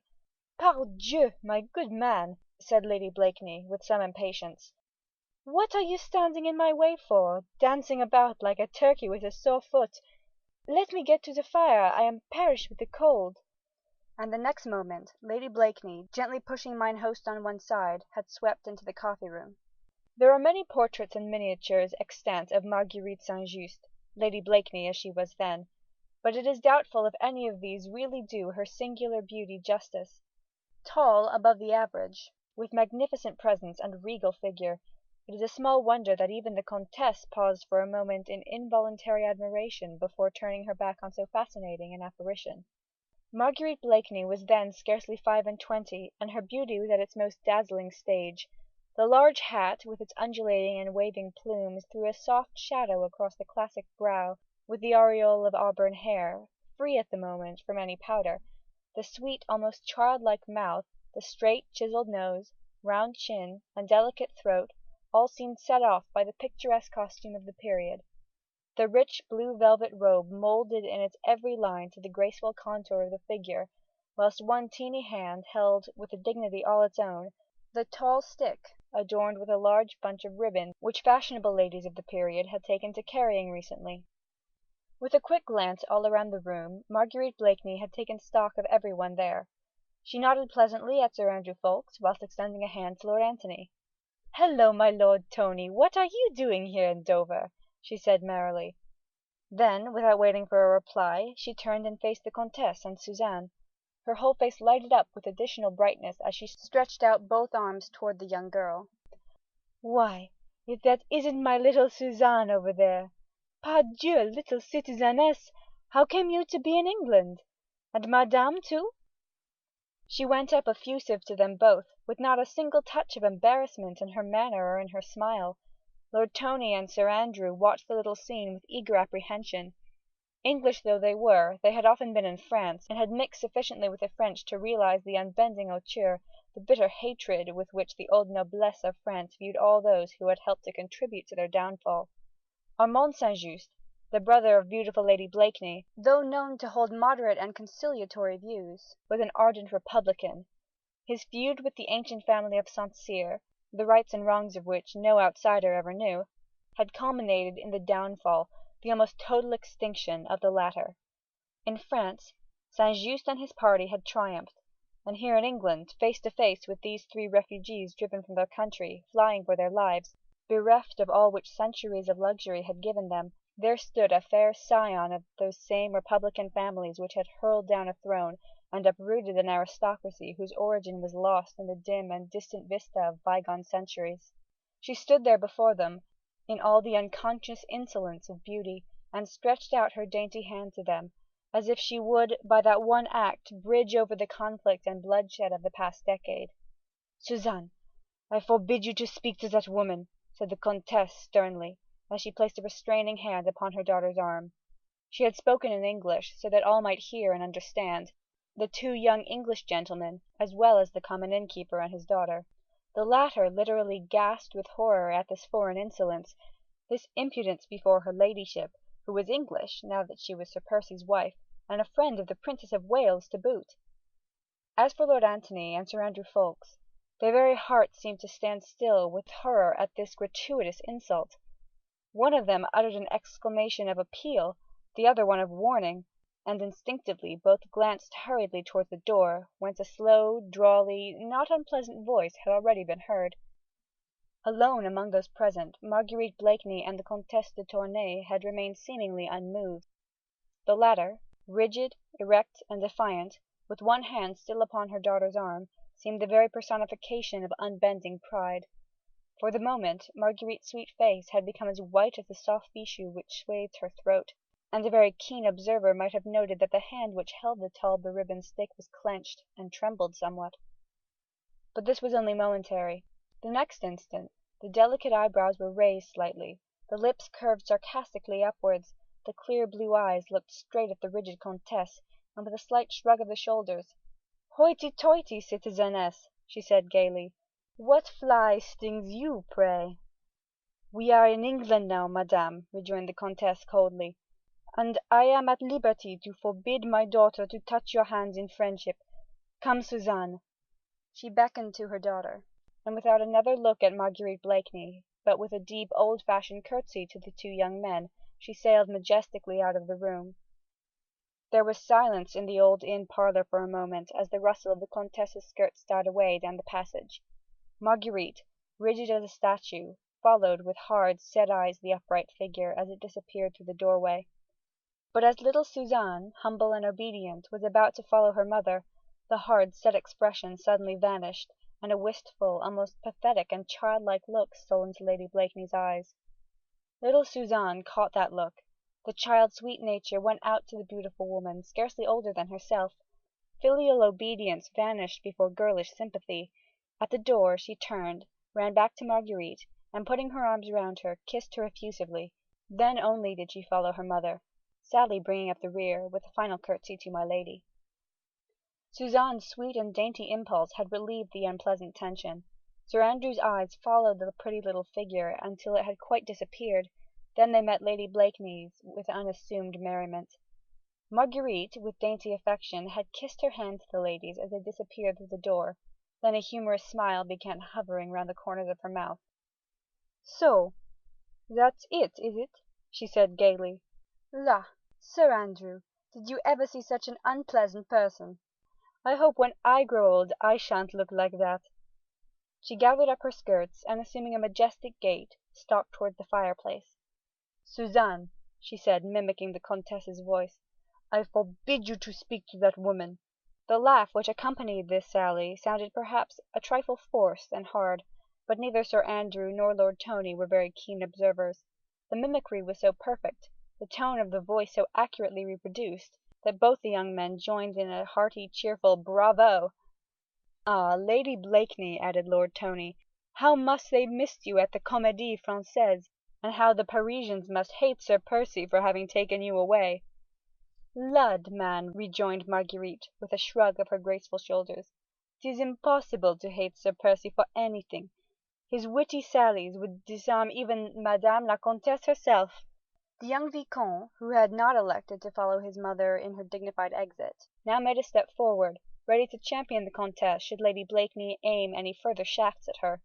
But before he could utter a preliminary word of protest, a pleasant though distinctly inane laugh was heard from outside, and the next moment an unusually tall and very richly dressed figure appeared in the doorway. Chapter 6. An Exquisite of 92. Sir Percy Blakeney, as the chronicles of the time inform us, was in this year of grace 1792 still a year or two on the right side of 30. Tall, above the average even for an Englishman, broad-shouldered and massively built, he would have been called unusually good-looking, but for a certain lazy expression in his deep-set blue eyes, and that perpetual inane laugh which seemed to disfigure his strong, clearly-cut mouth. It was nearly a year ago now that Sir Percy Blakeney, Baronet, one of the richest men in England, leader of all the fashions, an intimate friend of the Prince of Wales, had astonished fashionable society in London and Bath by bringing home from one of his journeys abroad a beautiful, fascinating, clever French wife. He, the sleepiest, dullest, most British Britisher that ever set a pretty woman yawning, had secured a brilliant matrimonial prize for which, as all chronicles aver, there had been many competitors.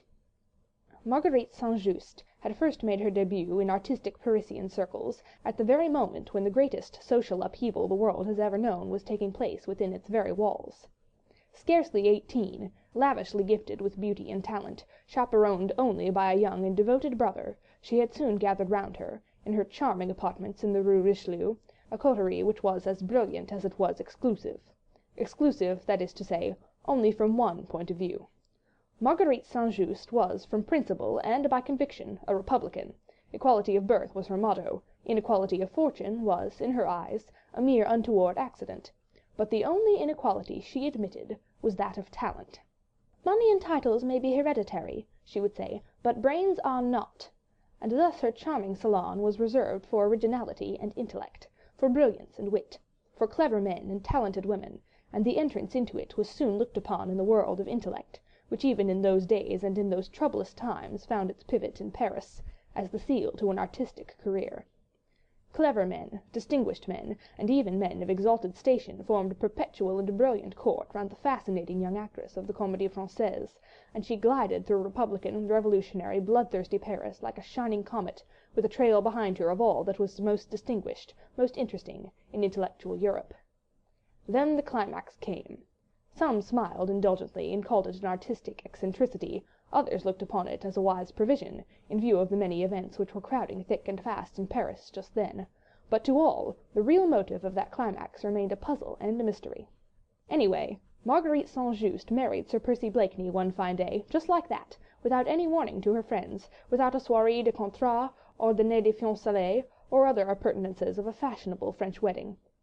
How that stupid, dull Englishman ever came to be admitted within the intellectual circle which revolved round the cleverest woman in Europe, as her friends unanimously called her, no one ventured to guess.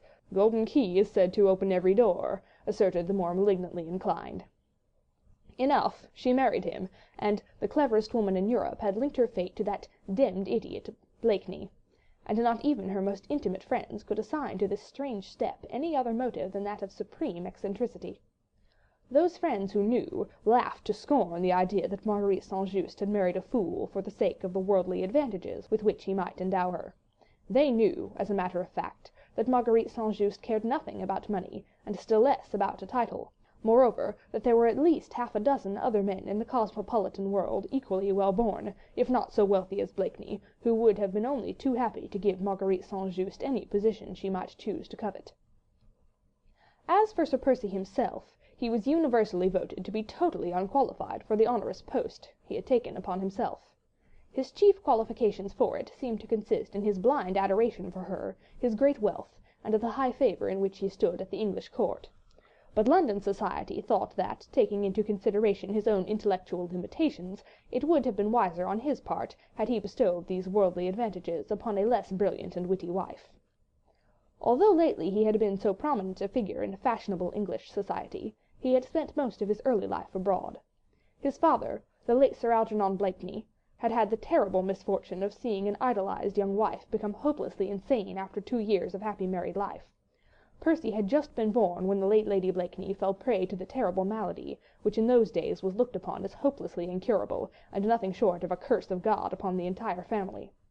Sir Algernon took his afflicted young wife abroad, and there, presumably, Percy was educated, and grew up between an imbecile mother and a distracted father, until he attained his majority. The death of his parents following closely one upon the other, left him a free man, and as Sir Algernon had led a forcibly simple and retired life, the large Blakeney fortune had increased tenfold. Sir Percy Blakeney had travelled a great deal abroad before he brought home his beautiful young French wife. The fashionable circles of the time were ready to receive them both with open arms. Sir Percy was rich, his wife was accomplished, the Prince of Wales took a very great liking to them both. Within 6 months they were the acknowledged leaders of fashion and of style. Sir Percy's coats were the talk of the town, his inanities were quoted, his foolish laugh copied by the gilded youth at Almack's or the Mall. Everyone knew that he was hopelessly stupid, but then that was scarcely to be pondered at, seeing that all the Blakeneys for generations had been notoriously dull, and that his mother died an imbecile. Thus society accepted him, petted him, made much of him, since his horses were the finest in the country, his fêtes and wines the most sought after. As for his marriage with the cleverest woman in Europe, well, the inevitable came with sure and rapid footsteps. No one pitied him, since his fate was of his own making. There were plenty of young ladies in England of high birth and good looks who would have been quite willing to help him spend the Blakeney fortune, whilst smiling indulgently at his inanities and his good-humoured foolishness. Moreover, Sir Percy got no pity, because he seemed to require none. He seemed very proud of his clever wife, and to care little that she took no pains to disguise that good-natured contempt which she evidently felt for him, and that she even amused herself by sharpening her ready wits at his expense. But then, Blakeney was really too stupid to notice the ridicule with which his wife covered him, and if his matrimonial relations with the fascinating Parisian had not turned out all that his hopes and his dog-like devotion for her had pictured, society could never do more than vaguely guess at it. In his beautiful house at Richmond he played second fiddle to his clever wife with imperturbable bonhomie. He lavished jewels and luxuries of all kinds upon her, which she took with inimitable grace, dispensing the hospitality of his superb mansion with the same graciousness with which she had welcomed the intellectual coterie of Paris. Physically, Sir Percy Blakeney was undeniably handsome, always excepting the lazy, bored look which was habitual to him. He was always irreproachably dressed, and wore the exaggerated, incroyable fashions which had just crept across from Paris to England with the perfect good taste innate in an English gentleman. On this special afternoon in September, in spite of the long journey by coach, in spite of rain and mud, his coat set irreproachably across his fine shoulders, his hands looked almost femininely white as they emerged through billowy frills of finest Mechlin lace. The extravagantly short-waisted satin coat, wide-lapelled waistcoat, and tight-fitting striped breeches set off his massive figure to perfection, and in repose one might have admired so fine a specimen of English manhood, until the foppish ways, the affected movements, the perpetual inane laugh, brought one's admiration of Sir Percy Blakeney to an abrupt close. He had lolled into the old-fashioned inn parlour, shaking the wet off his fine overcoat, then putting up a gold-rimmed eyeglass to his lazy blue eye, he surveyed the company, upon whom an embarrassed silence had suddenly fallen. "How do, Tony? How do, folks?" he said, recognising the two young men and shaking them by the hand. "Zounds, my dear fellow," he added, smothering a slight yawn, "did you ever see such a beastly day? Demmed climate this." With a quaint little laugh, half of embarrassment and half of sarcasm, Marguerite had turned towards her husband, and was surveying him from head to foot with an amused little twinkle in her merry blue eyes. "Ah," said Sir Percy, after a moment or two's silence, as no one offered any comment, "how sheepish you all look. What's up?" "Oh, nothing, Sir Percy," replied Marguerite, with a certain amount of gaiety, which, however, sounded somewhat forced. "Nothing to disturb your equanimity, only an insult to your wife." The laugh which accompanied this remark was evidently intended to reassure Sir Percy as to the gravity of the incident. It apparently succeeded in that, for, echoing the laugh, he rejoined placidly, "La, my dear, you don't say so. Begad, who was the bold man who dared to tackle you, eh?" Lord Tony tried to interpose, but had no time to do so, for the young Vicomte had already stepped quickly forward. "Monsieur," he said, prefixing his little speech with an elaborate bow and speaking in broken English, "my mother, the Comtesse de Tournay de Bassarif, has offensed Madame, who, I see, is your wife. I cannot ask your pardon for my mother. What she does is right in my eyes, but I am ready to offer you the usual reparations between men of honour." The young man drew up his slim stature to its full height and looked very enthusiastic, very proud, and very hot, as he gazed at 6 foot odd of gorgeousness, as represented by Sir Percy Blakeney, Baronet. "Lord, Sir Andrew," said Marguerite, with one of her merry, infectious laughs, "look on that pretty picture, the English turkey and the French bantam." The simile was quite perfect, and the English turkey looked down with complete bewilderment upon the dainty little French bantam, which hovered quite threateningly around him. "La, sir," said Sir Percy at last, putting up his eyeglass and surveying the young Frenchman with undisguised wonderment, "where in the cuckoo's name did you learn to speak English?" "Monsieur," protested the Vicomte, somewhat abashed at the way his warlike attitude had been taken by the ponderous-looking Englishman. "I protest 'tis marvellous," continued Sir Percy imperturbably. "Demmed marvellous. Don't you think so, Tony, eh? I vow I can't speak the French lingo like that, what?" "Nay, I'll vouch for that," rejoined Marguerite. "Sir Percy has a British accent you could cut with a knife." "Monsieur," interposed the Vicomte earnestly, and in still more broken English, "I fear you have not understood. I offer you the only possible reparation among gentlemen." "What the devil is that?" asked Sir Percy blandly. "My sword, monsieur," replied the Vicomte, who, though still bewildered, was beginning to lose his temper. "You are a sportsman, Lord Tony," said Marguerite merrily. 10 to 1 on the little bantam." But Sir Percy was staring sleepily at the Vicomte for a moment or two, through his partly closed heavy lids. Then he smothered another yawn, stretched his long limbs, and turned leisurely away. "Lord love you, sir," he muttered good-humouredly, "demmit, young man, what's the good of your sword to me?" What the Vicomte thought and felt at that moment, when that long-limbed Englishman treated him with such marked insolence, might fill volumes of sound reflections.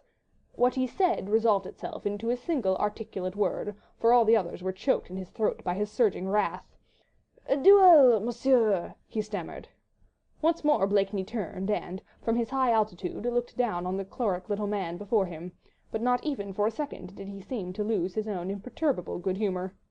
He laughed his own pleasant and inane laugh, and, burying his slender long hands into the capacious pockets of his overcoat, he said leisurely, "A bloodthirsty young ruffian, do you want to make a hole in a law-abiding man? As for me, sir, I never fight duels," he added, as he placidly sat down and stretched his long lazy legs out before him. "Demmed uncomfortable things, duels, ain't they, Tony?" Now the Vicomte had no doubt vaguely heard that in England the fashion of duelling amongst gentlemen had been suppressed by the law with a very stern hand. Still, to him, a Frenchman, whose notions of bravery and honour were based upon a code that had centuries of tradition to back it, the spectacle of a gentleman actually refusing to fight a duel was a little short of an enormity.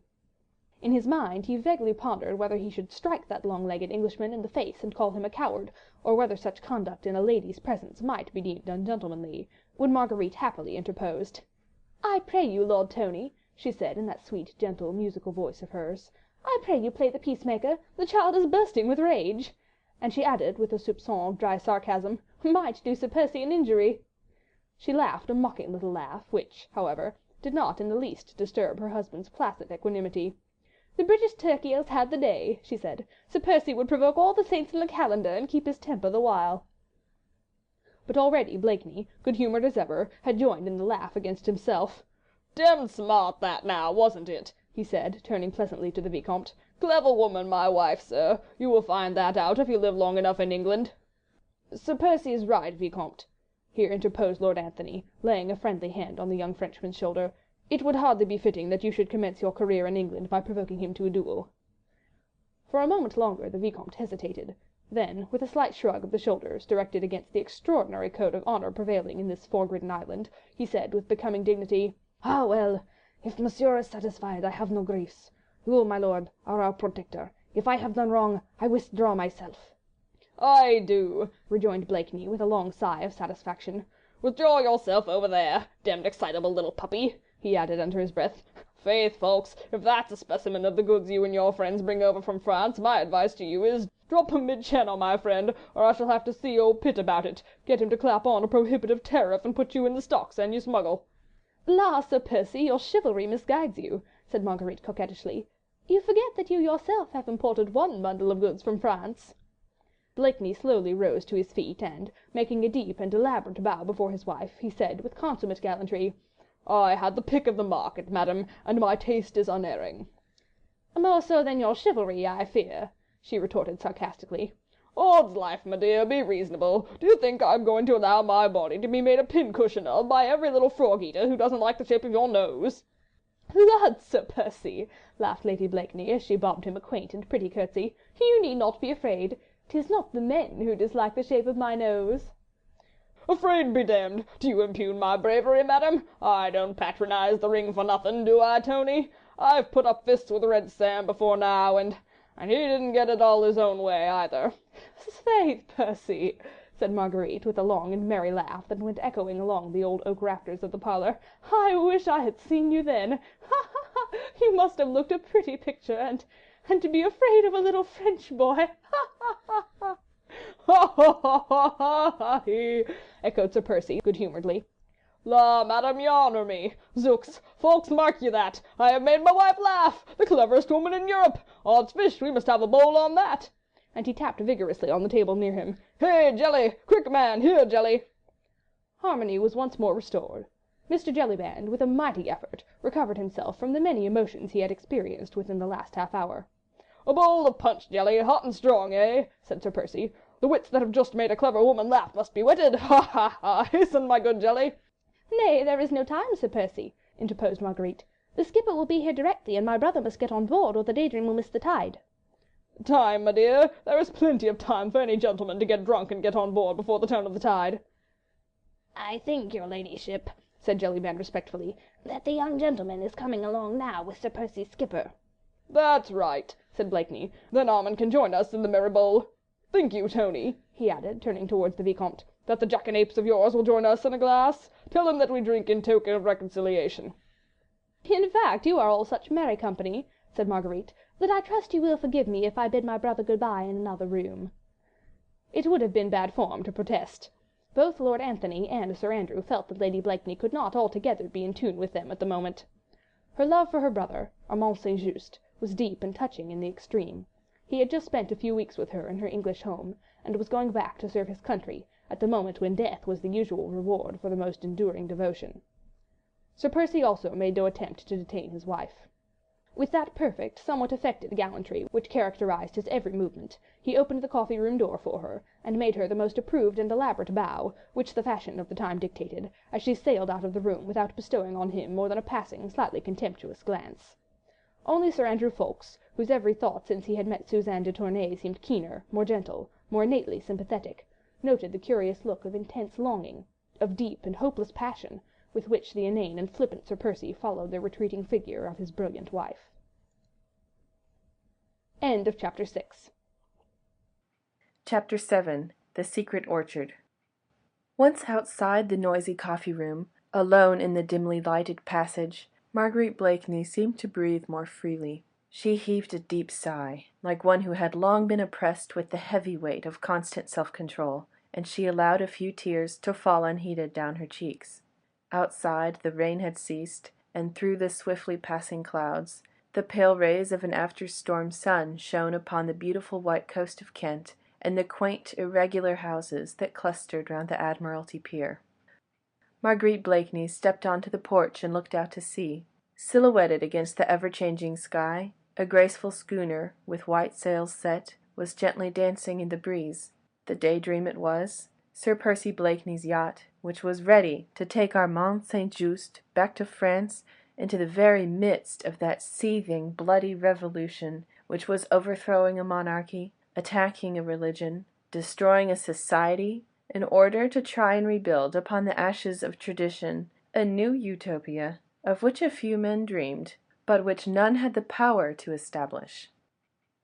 In the distance 2 figures were approaching the Fisherman's Rest. One, an oldish man with a curious fringe of grey hairs round a rotund and massive chin, and who walked with that peculiar rolling gait which invariably betrays the seafaring man. The other, a young, slight figure, neatly and becomingly dressed in a dark, many-caped overcoat. He was clean-shaved, and his dark hair was taken well back over a clear and noble forehead. "Armand!" said Marguerite Blakeney, as soon as she saw him approaching from the distance, and a happy smile shone on her sweet face, even through the tears. A minute or two later, brother and sister were locked in each other's arms, while the old skipper stood respectfully on one side. "How much time have we got, Briggs?" asked Lady Blakeney, "before Monsieur St. Just need go on board?" "We ought to weigh anchor before half an hour, your ladyship," replied the old man, pulling at his grey forelock. Linking her arm in his, Marguerite led her brother towards the cliffs.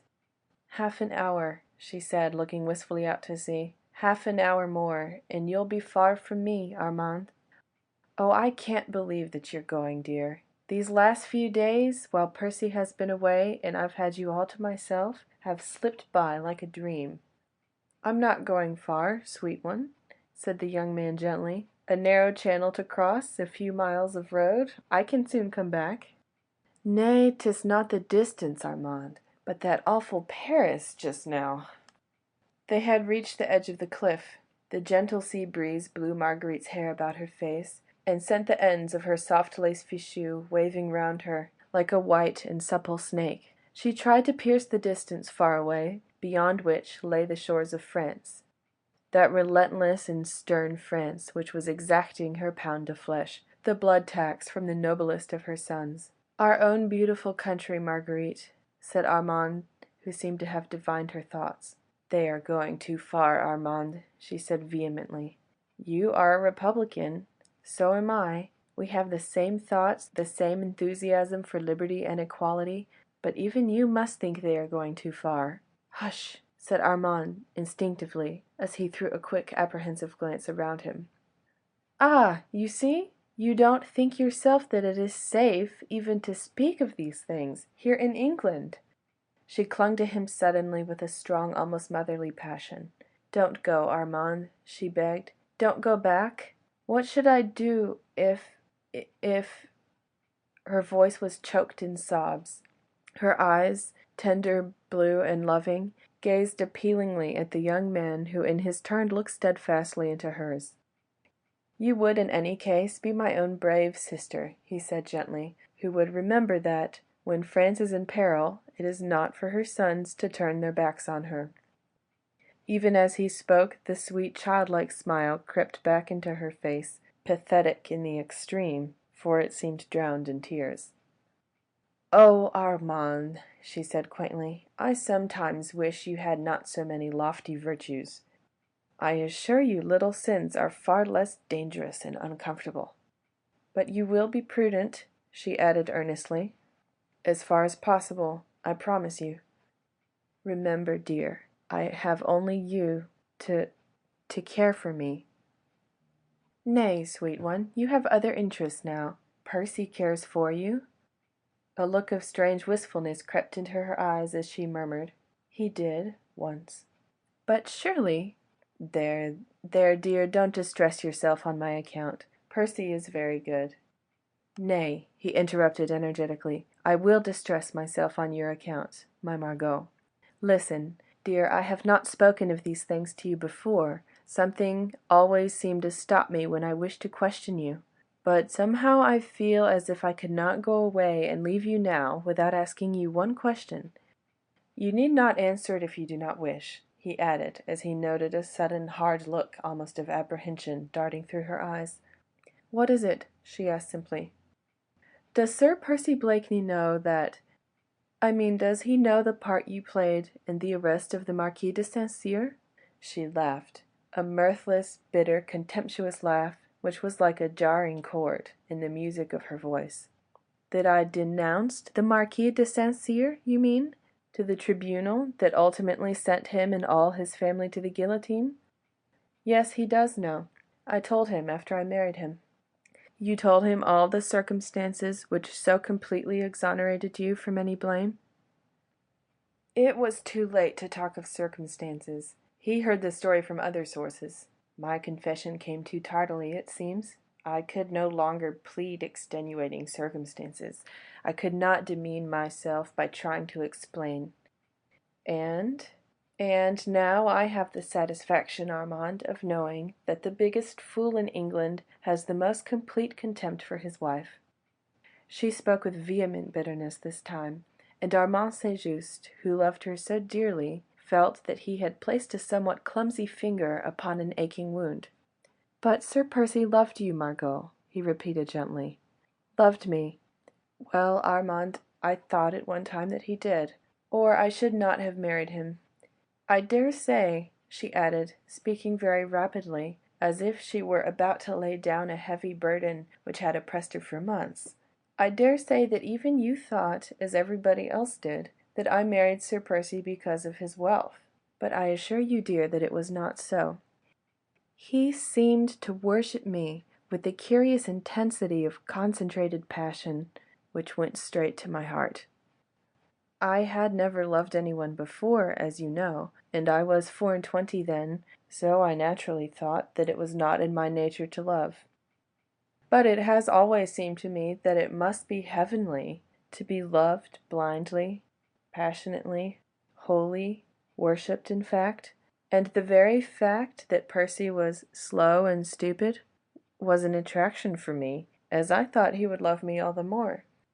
A clever man would naturally have other interests, an ambitious man other hopes. I thought that a fool would worship and think of nothing else. And I was ready to respond, Armand. I would have allowed myself to be worshipped, and given infinite tenderness in return." She sighed, and there was a world of disillusionment in the sigh. Armand St. Just had allowed her to speak on without interruption. He listened to her, whilst allowing his own thoughts to run riot. It was terrible to see a young and beautiful woman, a girl in all but name, still standing almost at the threshold of her life, yet bereft of hope, bereft of illusions, bereft of all those golden and fantastic dreams, which should have made her youth one long, perpetual holiday. Yet perhaps, though he loved his sister dearly, perhaps he understood. He had studied men in many countries, men of every grade of social and intellectual status, and inwardly he understood what Marguerite had left unsaid. Granted that Percy Blakeney was dull-witted, but in his slow-going mind there would still be room for that ineradicable pride of a descendant of a long line of English gentlemen. A Blakeney had died on Bosworth Field, another had sacrificed life and fortune for the sake of a treacherous Stuart, and that same pride, foolish and prejudiced as the Republican Armand would call it, must have been stung to the quick on hearing of the sin which lay at Lady Blakeney's door. She had been young, misguided, ill-advised perhaps. Armand knew that, her impulses and imprudence knew it still better. But Blakeney was slow-witted. He would not listen to circumstances. He only clung to facts, and these had shown him Lady Blakeney denouncing a fellow man to a tribunal that knew no pardon, and the contempt he would feel for the deed she had done, however unwittingly, would kill that same love in him in which sympathy and intellectuality could never have a part. Yet even now his own sister puzzled him. Life and love have such strange vagaries. Could it be that with the waning of her husband's love, Marguerite's heart had awakened with love for him? Strange extremes meet in love's pathway. This woman, who had had half of intellectual Europe at her feet, might perhaps have set her affections on a fool. Marguerite was gazing out towards the sunset. Armand could not see her face, but presently it seemed to him that something which glittered for a moment in the golden evening light fell from her eyes onto her dainty fichu of lace. But he could not broach that subject with her. He knew her strange passionate nature so well, and knew that reserve which lurked behind her frank open ways. They had always been together, these two, for their parents had died when Armand was still a youth and Marguerite but a child.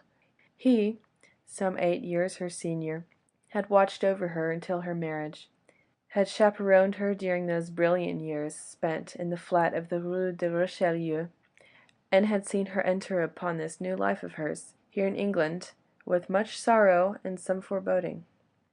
This was his first visit to England since her marriage, and the few months of separation had already seemed to have built up a slight thin partition between brother and sister. The same deep, intense love was still there on both sides, but each now seemed to have a secret orchard, into which the other dared not penetrate. There was much Armand St-Just could not tell his sister.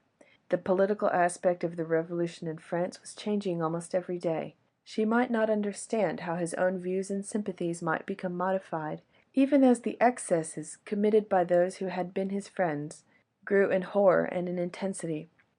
And Marguerite could not speak to her brother about the secrets of her heart. She hardly understood them herself. She only knew that, in the midst of luxury, she felt lonely and unhappy. And now Armand was going away. She feared for his safety, she longed for his presence. She would not spoil these last few sadly sweet moments by speaking about herself. She led him gently along the cliffs, then down to the beach, their arms linked in one another's. They had still so much to say that lay just outside that secret orchard of theirs.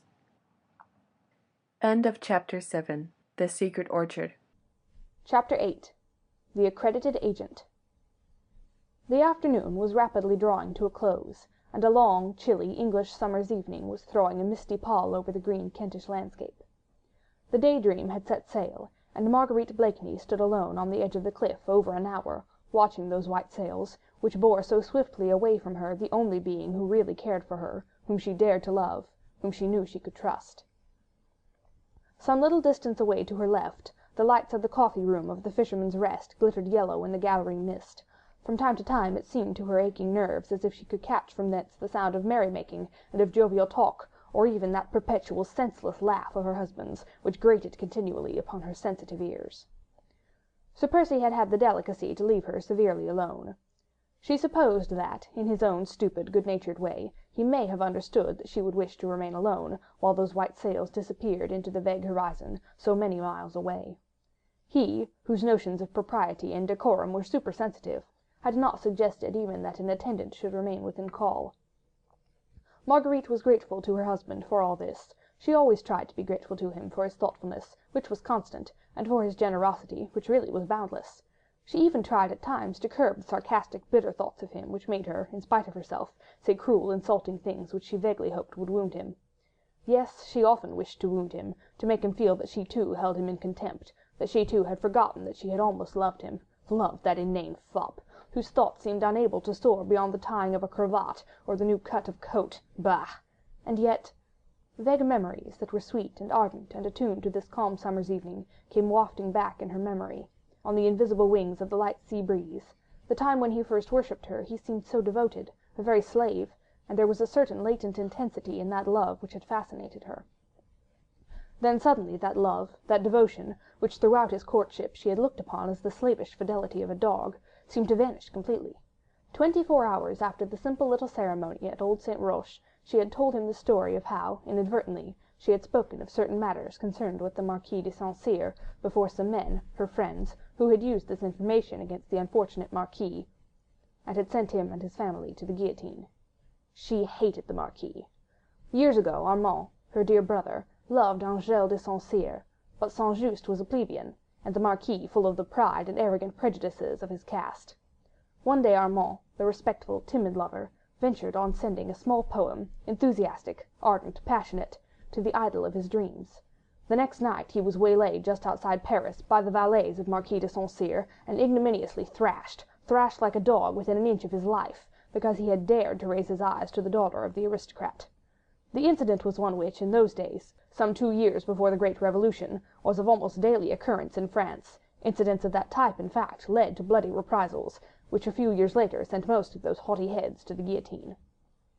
Marguerite remembered it all. What her brother must have suffered in his manhood and his pride must have been appalling. What she suffered through him and with him she never attempted even to analyse. Then the day of retribution came. St. Cyr and his kin had found their masters, in those same plebeians whom they had despised. Armand and Marguerite, both intellectual, thinking beings, adopted with enthusiasm of their years the utopian doctrines of the Revolution, while the Marquis de St. Cyr and his family fought inch by inch for the retention of those privileges which had placed them socially above their fellow men. Marguerite, impulsive, thoughtless, not calculating the purport of her words, still smarting under the terrible insult her brother had suffered at the Marquis's hands, happened to hear, amongst her own coterie, that the St. Cyrs were in treasonable correspondence with Austria, hoping to obtain the Emperor's support to quell the growing revolution in their own country. In those days one denunciation was sufficient. Marguerite's few thoughtless words anent the Marquis de St. Cyr bore fruit within 24 hours. He was arrested, his papers were searched, letters from the Austrian Emperor promising to send troops against the Paris populace were found in his desk. He was arraigned for treason against the nation and sent to the guillotine, whilst his family, his wife and his sons, shared in that awful fate. Marguerite, horrified at the terrible consequences of her own thoughtlessness, was powerless to save the Marquis. His own coterie, the leaders of the revolutionary movement, all proclaimed her as a heroine, and when she married Sir Percy Blakeney she did not, perhaps, altogether realise how severely he would look upon the sin which she had so inadvertently committed, and which still lay heavily upon her soul. She made full confession of it to her husband, trusting his blind love for her, her boundless power over him, to soon make him forget what might have sounded unpleasant to an English ear. Certainly at that moment he seemed to take it very quietly. Hardly, in fact, did he appear to understand the meaning of all she said, but what was more certain still was that never after that could she detect the slightest sign of that love which she had once believed had been wholly hers. Now they had drifted quite apart, and Sir Percy seemed to have laid aside his love for her as he would an ill-fitting glove. She tried to rouse him by sharpening her ready wit against his dull intellect, endeavouring to excite his jealousy if she could not rouse his love, tried to goad him to self-assertion, but all in vain. He remained the same, always passive, drawling, sleepy, always courteous, invariably a gentleman. She had all that the world and a wealthy husband can give to a pretty woman, yet on this beautiful summer's evening, with the white sails of the Daydream finally hidden by the evening shadows, she felt more lonely than the poor tramp who plodded his way wearily along the rugged. She felt more lonely than that poor tramp who plodded his way wearily along the rugged cliffs. With another heavy sigh, Marguerite Blakeney turned her back upon the sea and the cliffs, and walked slowly back towards the Fisherman's Rest. As she drew near, the sound of revelry, of gay, jovial laughter, grew louder and more distinct. She could distinguish Sir Andrew Ffoulkes' pleasant voice, Lord Tony's boisterous guffaws, her husband's occasional drawly, sleepy comment. Then, realising the loneliness of the road and the fast-gathering gloom around her, she quickened her steps. The next moment she perceived a stranger coming rapidly towards her. Marguerite did not look up. She was not the least nervous, and the Fisherman's Rest was now well within call. The stranger paused when he saw Marguerite coming quickly towards him, and just as she was about to slip past him, he said, very quietly, "Citoyen St. Just." Marguerite uttered a little cry of astonishment at thus hearing her own familiar maiden name uttered so close to her. She looked up at the stranger, and this time, with a cry of unfeigned pleasure, she put out both her hands effusively towards him. "Chauvelin!" she exclaimed. "Himself, citoyen, at your service," said the stranger, gallantly kissing the tips of her fingers. Marguerite said nothing for a moment or two, as she surveyed with obvious delight the not very prepossessing little figure before her. Chauvelin was then nearer 40 than 30, a clever, shrewd-looking personality, with a curious fox-like expression in the deep sunken eyes. He was the same stranger who, an hour or two previously, had joined Mr. Jellyband in a friendly glass of wine. "Chauvelin, my friend," said Marguerite, with a pretty little sigh of satisfaction, "I am mightily pleased to see you." No doubt poor Marguerite St. Just, lonely in the midst of her grandeur and of her starchy friends, was happy to see a face that brought back memories of that happy time in Paris when she reigned, a queen, over the intellectual coterie of the Rue de Richelieu. She did not notice the sarcastic little smile, however, that hovered round the thin lips of Chauvelin. "But tell me," she added merrily, "what in the world, or whom in the world, are you doing here in England?" "I might return the subtle compliment, fair lady," he said. "What of yourself?"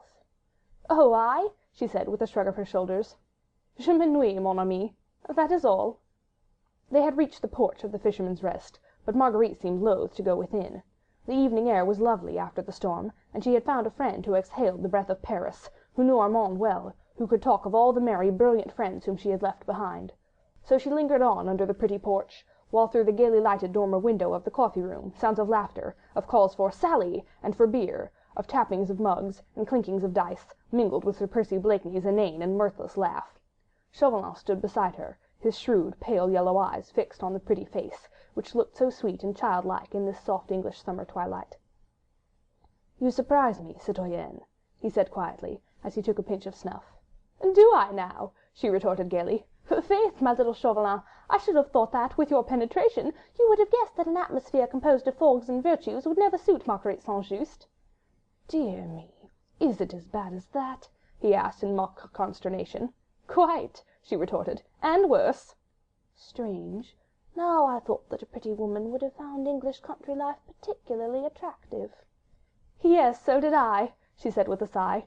"Pretty women," she added meditatively, "ought to have a good time in England, since all the pleasant things are forbidden to them, the very things they do every day." "Quite so." "You'll hardly believe it, my little Chauvelin," she said earnestly, "but I often pass a whole day, without encountering a single temptation." "No wonder," retorted Chauvelin gallantly, "that the cleverest woman in Europe is in trouble with ennui." She laughed one of her melodious, rippling, childlike laughs. "It must be pretty bad, mustn't it?" she said archly, "or I should not have been so pleased to see you. And this within a year of a romantic love match. That's just the difficulty." "Ah, that idyllic folly," said Chauvelin with quiet sarcasm, "did not then survive the lapse of weeks?" "Idyllic follies never last, my little Chauvelin. They come upon us like the measles, and are as easily cured." Chauvelin took another pinch of snuff. He seemed very much addicted to that pernicious habit, so prevalent in those days. Perhaps, too, he found the taking of snuff a convenient veil for disguising the quick, shrewd glances with which he strove to read the very souls of those with whom he came in contact.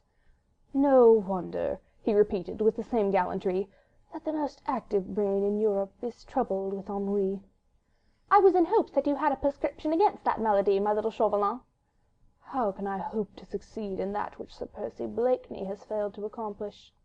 "Shall we leave Sir Percy out of the question for the present, my dear friend?" she said drily. "Ah, my dear lady, pardon me, but that is just what we cannot do very well," said Chauvelin, whilst once again his eyes, keen as those of a fox on the alert, darted a quick glance at Marguerite. "I have a most perfect prescription against the worst form of ennui, which I would have been happy to submit to you, but—" "But what?" "There is Sir Percy." "What has he to do with it?" "Quite a good deal, I am afraid. The prescription I would offer, fair lady, is called by a very plebeian name: work." "Work?" Chauvelin looked at Marguerite long and scrutinizingly. It seemed as if those keen, pale eyes of his were reading every one of her thoughts. They were alone together, the evening air was quite still, and their soft whispers were drowned in the noise which came from the coffee-room. Still Chauvelin took a step or two from under the porch, looked quickly and keenly all round him, then, seeing that indeed no one was within earshot, he came once more back close to Marguerite. "Will you render France a small service, citoyenne?" he asked with a sudden change of manner, which lent his thin, fox-like face a singular earnestness. "La, man!" she replied flippantly, "how serious you look all of a sudden! Indeed, I do not know if I would render France a small service. At any rate, it depends upon the kind of service that she, or you, want." "Have you ever heard of the Scarlet Pimpernel, citoyen St. Just?" asked Chauvelin abruptly. "Heard of the Scarlet Pimpernel?" she retorted with a long and merry laugh. "Faith, man, we talk of nothing else. We have hats à la Scarlet Pimpernel, our horses are called Scarlet Pimpernel, At the Prince of Wales' supper party the other night we had a soufflé à la Scarlet Pimpernel. Lud!" she added gaily, "the other day I ordered at my milliner's a blue dress trimmed with green, and bless me if she did not call that à la Scarlet Pimpernel." Chauvelin had not moved while she prattled merrily along. He did not even attempt to stop her when her musical voice and her childlike laugh went echoing through the still evening air. But he remained serious and earnest whilst she laughed, and his voice, clear, incisive and hard, was not raised above his breath as he said: "Then, as you have heard of that enigmatical personage, citoyenne, you must also have guessed, and know, that the man who hides his identity under that strange pseudonym is the most bitter enemy of our Republic, of France, of men like Armand St. Just." "La!" she said with a quaint little sigh, "I dare swear he is. France has many bitter enemies these days." "But you, citoyenne, are a daughter of France, and should be ready to help her in a moment of deadly peril." "My brother Armand devotes his life to France," she retorted proudly. "As for me, I can do nothing here in England." "Yes, you," he urged still more earnestly, whilst his thin, fox-like face seemed suddenly to have grown impressive and full of dignity. "Here, in England, citoyenne, you alone can help us. Listen, I have been sent over here by the Republican government as its representative. I present my credentials to Mr. Pitt in London tomorrow. One of my duties here is to find out all about this League of the Scarlet Pimpernel, which has become a standing menace in France, since it is pledged to help our cursed aristocrats, traitors to their country, and enemies of the people, to escape from the just punishment which they deserve. You know as well as I do, citoyenne, that once they are over here, those French émigrés try to raise public feeling against the Republic. They are ready to join issue with any enemy bold enough to attack France. Now, within the last month, scores of these émigrés, some only suspected of treason, others actually condemned by the Tribunal of Public Safety, have succeeded in crossing the Channel. Their escape in each instance was planned, organised and effected by this society of young English jackanapes, headed by a man whose brain seems as resourceful as his identity is mysterious. All the most strenuous efforts on the part of my spies have failed to discover who he is, whilst the others are the hands, he is the head, who beneath this strange anonymity calmly works at the destruction of France. I mean to strike at that head, and for this I want your help. Through him afterwards I can reach the rest of the gang. He is a young buck in English society, of that I feel sure. Find that man for me, citoyenne," he urged. "Find him for France." Marguerite had listened to Chauvelin's impassioned speech without uttering a word, scarce making a movement, hardly daring to breathe. She had told him before that this mysterious hero of romance was the talk of the smart set to which she belonged. Already before this, her heart and her imagination had been stirred by the thought of the brave man who, unknown to fame, had rescued hundreds of lives from a terrible, often an unmerciful fate. She had but little real sympathy with those haughty French aristocrats, insolent in their pride of caste, of whom the Comtesse de Tournay de Basserive was so typical an example, but republican and liberal-minded though she was from principle, she hated and loathed the methods which the young Republic had chosen for establishing itself. She had not been in Paris for some months. The horrors and bloodshed of the Reign of Terror, culminating in the September massacres, had only come across the Channel to her as a faint echo. Robespierre, Danton, Marat, she had not known in their new guise of bloody justiciaries, merciless wielders of the guillotine. Her very soul recoiled in horror from these excesses, to which she feared her brother Armand, moderate republican as he was, might become one day the Holocaust. And then, when first she heard of this band of young English enthusiasts who, for sheer love of their fellow men, dragged women and children, old and young men, from a horrible death, her heart had glowed with pride for them, and now, as Chauvelin spoke, her very soul went out to the gallant and mysterious leader of the reckless little band, who risked his life daily, who gave it freely and without ostentation, for the sake of humanity. Her eyes were moist when Chauvelin finished speaking. The lace at her bosom rose and fell with her quick, excited breathing. She no longer heard the noise of drinking from the inn. She did not heed her husband's voice or his inane laugh. Her thoughts had gone wandering in search of the mysterious hero. Ah, there was a man she might have loved, had he ever come her way. Everything in him appealed to her romantic imagination. His personality, his strength, his bravery, the loyalty of those who served under him in that same noble cause, and, above all, that anonymity which crowned him as if with a halo of romantic glory. "Find him for France, citoyenne." Chauvelin's voice close to her ear roused her from her dreams. The mysterious hero had vanished, and, not 20 yards away from her, a man was drinking and laughing, to whom she had sworn faith and loyalty. "La, man," she said, with a return of her assumed flippancy, "you are astonishing! Where in the world am I to look for him?" "You go everywhere, citoyenne," whispered Chauvelin insinuatingly. Lady Blakeney is the pivot of social London, so I am told. You see everything. You hear everything." "Easy, my friend," returned Marguerite, drawing herself up to her full height and looking down, with a slight thought of contempt, on the small, thin figure before her. "Easy! You seem to forget that there are 6 feet of Sir Percy Blakeney and a long line of ancestors to stand between Lady Blakeney and such a thing as you propose." "For the sake of France, citoyenne," reiterated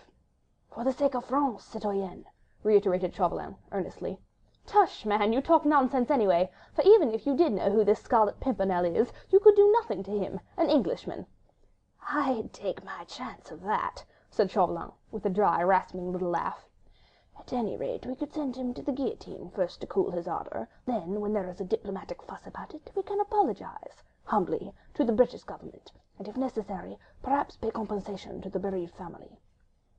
"What you propose is horrible, Chauvelin," she said, drawing away from him as from some noisome insect. "Whoever the man may be, he is brave and noble, and never, do you hear me, never, will I lend a hand to such villainy." "You prefer to be insulted by every French aristocrat who comes to this country?" Chauvelin had taken sure aim when he shot this tiny shaft. Marguerite's fresh young cheeks became a touch more pale, and she bit her under lip, for she would not let him see that the shaft had struck home. "That is beside the question," she said at last, with indifference. "I can defend myself, but I refuse to do any dirty work for you, or for France. You have other means at your disposal, you must use them, my friend." And without looking at Chauvelin, Marguerite Blakeney turned her back on him and walked straight into the inn. "That is not your last word, citoyenne," said Chauvelin, as the flood of light from the passage illuminated her elegant, richly clad figure. "We meet in London, I hope." "We meet in London," she said, speaking over her shoulder at him, "but that is my last word." She threw open the coffee-room door and disappeared from his view, but he remained under the porch for a moment or two, taking a pinch of snuff. He had received a rebuke and a snub, but his shrewd, fox-like face looked neither abashed nor disappointed. On the contrary, a curious smile, half sarcastic and wholly satisfied, played around the corners of his thin lips.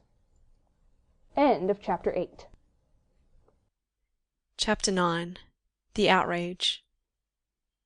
A beautiful starlit night had followed on the day of incessant rain, a cool, balmy, late summer's night, essentially English in its suggestion of moisture and scent of wet earth and dripping leaves.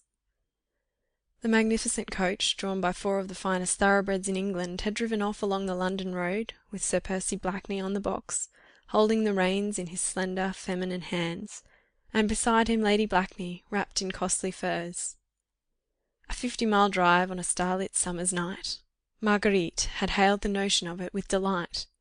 Sir Percy was an enthusiastic whip. His 4 thoroughbreds, which had been sent down to Dover a couple of days before, were just sufficiently fresh and restive to add zest to the expedition, and Marguerite revelled in anticipation of the few hours of solitude, with the soft night breeze fanning her cheeks, her thoughts wandering whither away. She knew from old experience that Sir Percy would speak little, if at all. He had often driven her on his beautiful coach for hours at night, from point to point, without making more than 1 or 2 casual remarks upon the weather or the state of the roads. He was very fond of driving by night, and she had very quickly adopted his fancy. As she sat next to him hour after hour, admiring the dexterous, certain way in which he handled the reins, she often wondered what went on in that slow-going head of his. He never told her, and she had never cared to ask. At the Fisherman's Rest, Mr. Jellyband was going the round, putting out the lights. His bar customers had all gone, but upstairs in the snug little bedrooms Mr. Jellyband had quite a few important guests. The Comtesse du Tournay, with Suzanne, and the Vicomte, and there were 2 more bedrooms ready for Sir Andrew Fawkes and Lord Anthony Dewhurst, if the 2 young men should elect to honour the ancient hostelry and stay the night. For the moment these 2 young gallants were comfortably installed in the coffee-room, before the huge log fire which, in spite of the mildness of the evening, had been allowed to burn merrily. "I say, Jelly, has everyone gone?" asked Lord Tony, as the worthy landlord still busied himself clearing away glasses and mugs. "Everyone, as you see, my lord. And all your servants gone to bed?" "All except the boy on duty in the bar, and," added Mr. Jellyband with a laugh, "I expect he'll be asleep before long, the rascal." "Then we can talk here undisturbed for half an hour." "At your service, my lord. I'll leave your candles on the dresser, and your rooms are quite ready. I sleep at the top of the house myself, but if your lordship will only call loudly enough, I dare say I shall hear." All right, Jelly, and, I say, put the lamp out. The fire'll give us all the light we need, and we don't want to attract the passer-by. All right, my lord." Mr. Jellyband did as he was bid. He turned out the quaint old lamp that hung from the raftered ceiling, and blew out all the candles. "Let's have a bottle of wine, Jelly," suggested Sir Andrew. "All right, sir." Jellyband went off to fetch the wine. The room now was quite dark, save for the circle of ruddy and fitful light formed by the brightly blazing logs in the hearth. "Is that all, gentlemen?" asked Jellyband as he returned with a bottle of wine and a couple of glasses which he placed on the table. "That'll do nicely, thanks, Jelly," said Lord Tony. "Good night, my lord. Good night, sir." "Good night, Jelly." The two young men listened, whilst the heavy tread of Mr. Jellyband was heard echoing along the passage and staircase. Presently even that sound died out, and the whole of the Fisherman's Rest seemed wrapped in sleep, save the two young men, drinking in silence beside the hearth. For a while no sound was heard, even in the coffee-room, save the ticking of the old grandfather's clock, and the crackling of the burning wood. "All right again this time, Fawkes?" asked Lord Antony at last. Sir Andrew had been dreaming evidently, gazing into the fire, and seeing therein, no doubt, a pretty, piquant face, with large brown eyes, and a wealth of dark curls round a childish forehead. "Yes," he said, still musing, "all right." "No hitch?" "None." Lord Antony laughed pleasantly as he poured himself out another glass of wine. "I need not ask, I suppose, whether you found the journey pleasant this time?" "No, friend, you need not ask," replied Sir Andrew gaily. "It was all right." "Then here's to her very good health," said jovial Lord Tony. "She's a bonny lass, though she is a French one. And here's to your courtship. May it flourish and prosper exceedingly." He drained his glass to the last drop, then joined his friend beside the hearth. "Well, you'll be doing the journey next, Tony, I expect," said Sir Andrew, rousing himself from his meditations. "You and Hastings, certainly. And I hope you may have as pleasant a task as I had, and as charming a travelling companion. You have no idea, Tony—" "No, I haven't," interrupted his friend pleasantly, "but I'll take your word for it. And now," he added, whilst a sudden earnestness crept over his jovial young face, "how about business?" The two young men drew their chairs closer together, and instinctively, though they were alone, their voices sank to a whisper. "I saw the Scarlet Pimpernel, alone, for a few moments in Calais," said Sir Andrew, "a day or two ago. He crossed over to England 2 days before we did. He had escorted the party all the way from Paris, dressed, you'll never credit it, as an old market woman, and driving, until they were safely out of the city, the covered cart under which the Comtesse de Tournay, Mademoiselle Suzanne, and the Vicomte lay concealed among the turnips and cabbages. They themselves, of course, never suspected who their driver was. He drove them right through a line of soldiery, and a yelling mob, who were screaming, 'À bas les aristos!' But the market cart got through, along with some others, and the Scarlet Pimpernel in shawl, petticoat, and hood, yelled 'À bas les aristos!' louder than anybody. Faith," added the young man, as his eyes glowed with enthusiasm for the beloved leader, "that man's a marvel. His cheek is preposterous, I vow, and that's what carries him through." Lord Antony, whose vocabulary was more limited than that of his friend, could only find an oath or two with which to show his admiration for his leader. "He wants you and Hastings to meet him at Calais," said Sir Andrew more quietly, "on the 2nd of next month. Let me see, that'll be the next Wednesday. Yes. It is, of course, the case of the Comte de Tournay this time, a dangerous task, for the Comte, whose escape from his chateau, after he had been declared a suspect by the Committee of Public Safety, was a masterpiece of the Scarlet Pimpernel's ingenuity, is now under sentence of death. It will be rare sport to get him out of France, and you will have a narrow escape if you get through it all. St. Just has actually gone to meet him.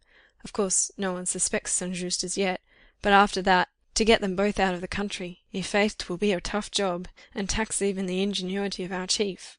I hope I may yet have orders to be of the party." "Have you any special instructions for me?" "Yes, rather more precise ones than usual.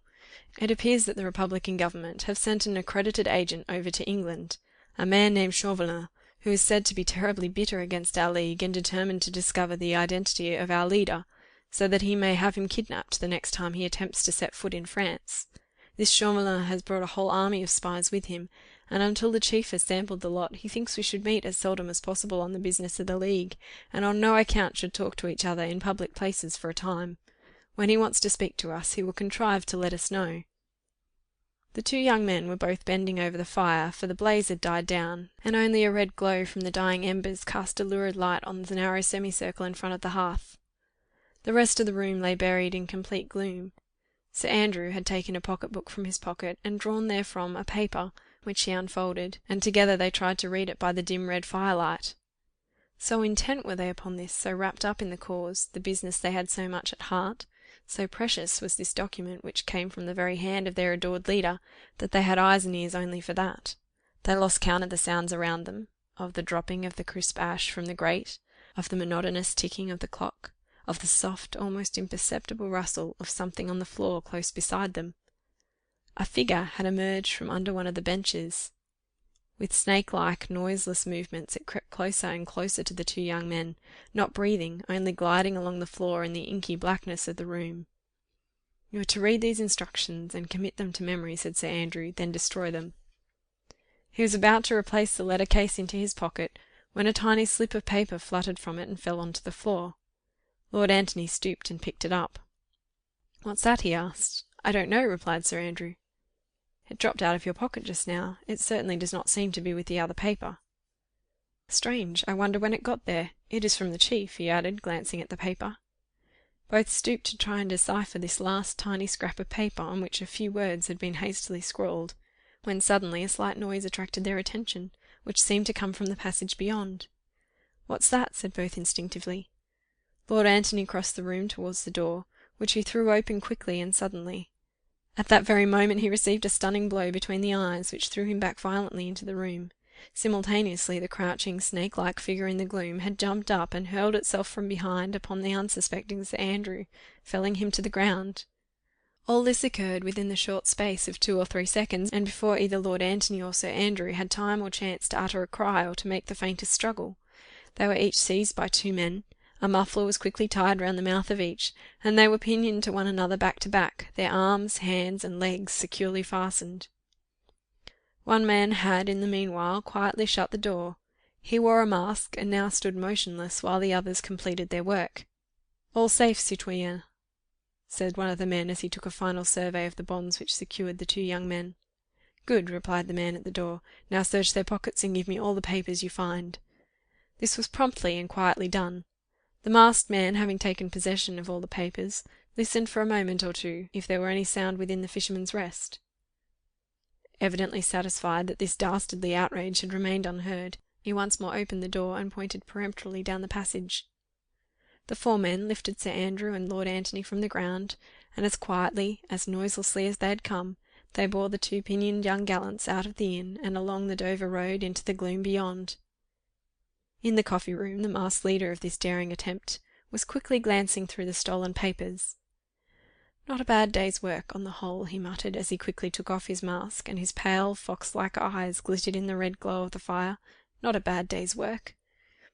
He opened 1 or 2 letters from Sir Andrew Fawkes' pocket-book, noted the tiny scrap of paper which the 2 young men had only just had time to read, but one letter specially, signed Amour St. Just, seemed to give him strange satisfaction.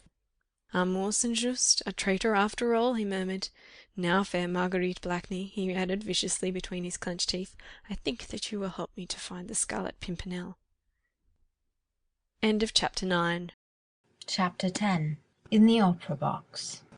It was one of the gala nights at Covent Garden Theatre, the first of the autumn season in this memorable year of grace, 1792. The house was packed, both in the smart orchestra boxes and in the pit, as well as in the more plebeian balconies and galleries above. Gluck's Orpheus made a strong appeal to the more intellectual portions of the house, whilst the fashionable women, the gaily dressed and brilliant throng, spoke to the eye of those who cared but little for this latest importation from Germany. Selina Storès had been duly applauded after her grand aria by her numerous admirers. Benjamin Incledon, the acknowledged favourite of the ladies, had received special gracious recognition from the royal box, and now the curtain came down after the glorious finale to the 2nd act, and the audience, which had hung spellbound on the magic strains of the great maestro, seemed collectively to breathe a long sigh of satisfaction, previous to letting loose its hundreds of waggish and frivolous tongues. In the smart orchestra boxes many well-known faces were to be seen. Mr. Pitt, overweighted with cares of state, was finding brief relaxation in tonight's musical treat, The Prince of Wales, jovial, rotund, somewhat coarse and commonplace in appearance, moved about from box to box, spending brief quarters of an hour with those of his more intimate friends. In Lord Grenville's box, too, a curious, interesting personality attracted everyone's attention. A thin, small figure, with a shrewd, sarcastic face and deep-set eyes, attentive to the music, keenly critical of the audience, dressed in immaculate black, with dark hair free from any powder. Lord Grenville, Foreign Secretary of State, paid him marked though frigid deference. Here and there, dotted about among distinctly English types of beauty, one or two foreign faces stood out in marked contrast. The haughty aristocratic cast of countenance of the many French royalist émigrés who, persecuted by the relentless revolutionary faction of their country, had found a peaceful refuge in England.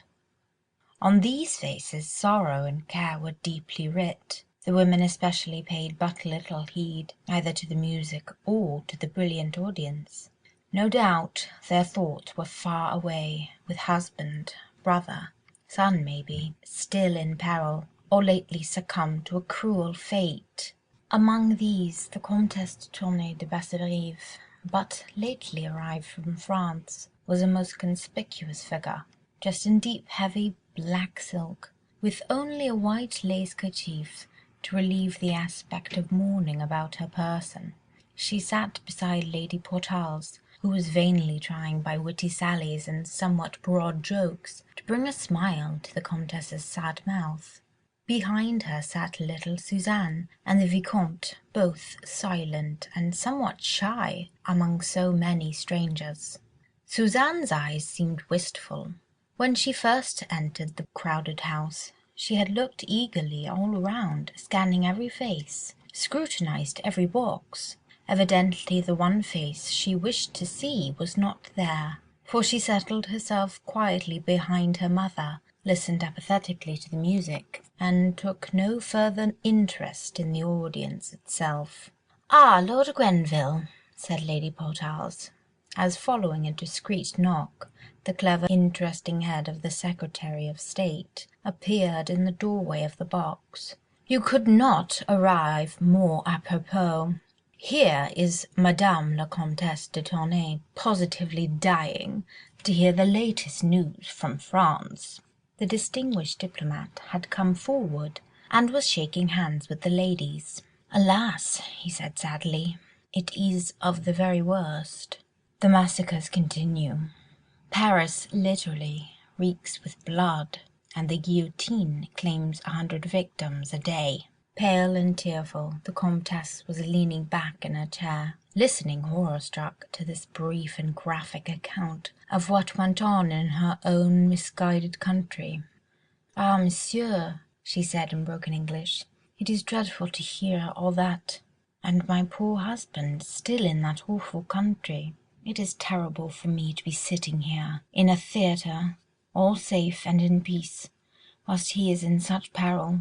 "Lud, madam," said honest bluff Lady Portarles, "your sitting in a convent won't make your husband safe. And you have your children to consider. They are too young to be dosed with anxiety and premature mourning."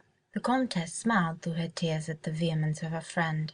Lady Portarles, whose voice and manner would not have misfitted a jockey, had a heart of gold, and hid the most genuine sympathy and most gentle kindliness beneath the somewhat coarse manners affected by some ladies at that time. "Besides which, madame," added Lord Grenville, "did you not tell me yesterday that the League of the Scarlet Pimpernel had pledged their honour to bring Monsieur le Comte safely across the Channel?" "Ah, yes," replied the Comtesse, "and that is my only hope. I saw Lord Hastings yesterday. He reassured me again." "Then I am sure you need have no fear. What the League have sworn, that they surely will accomplish. Ah," added the old diplomat with a sigh, "if I were but a few years younger—" "La, man," interrupted honest Lady Portarles, "you are still young enough to turn your back on that French scarecrow that sits enthroned in your box tonight. I wish I could, but your ladyship must remember that in serving our country we must put prejudices aside. Monsieur Chauvelin is the accredited agent of his government."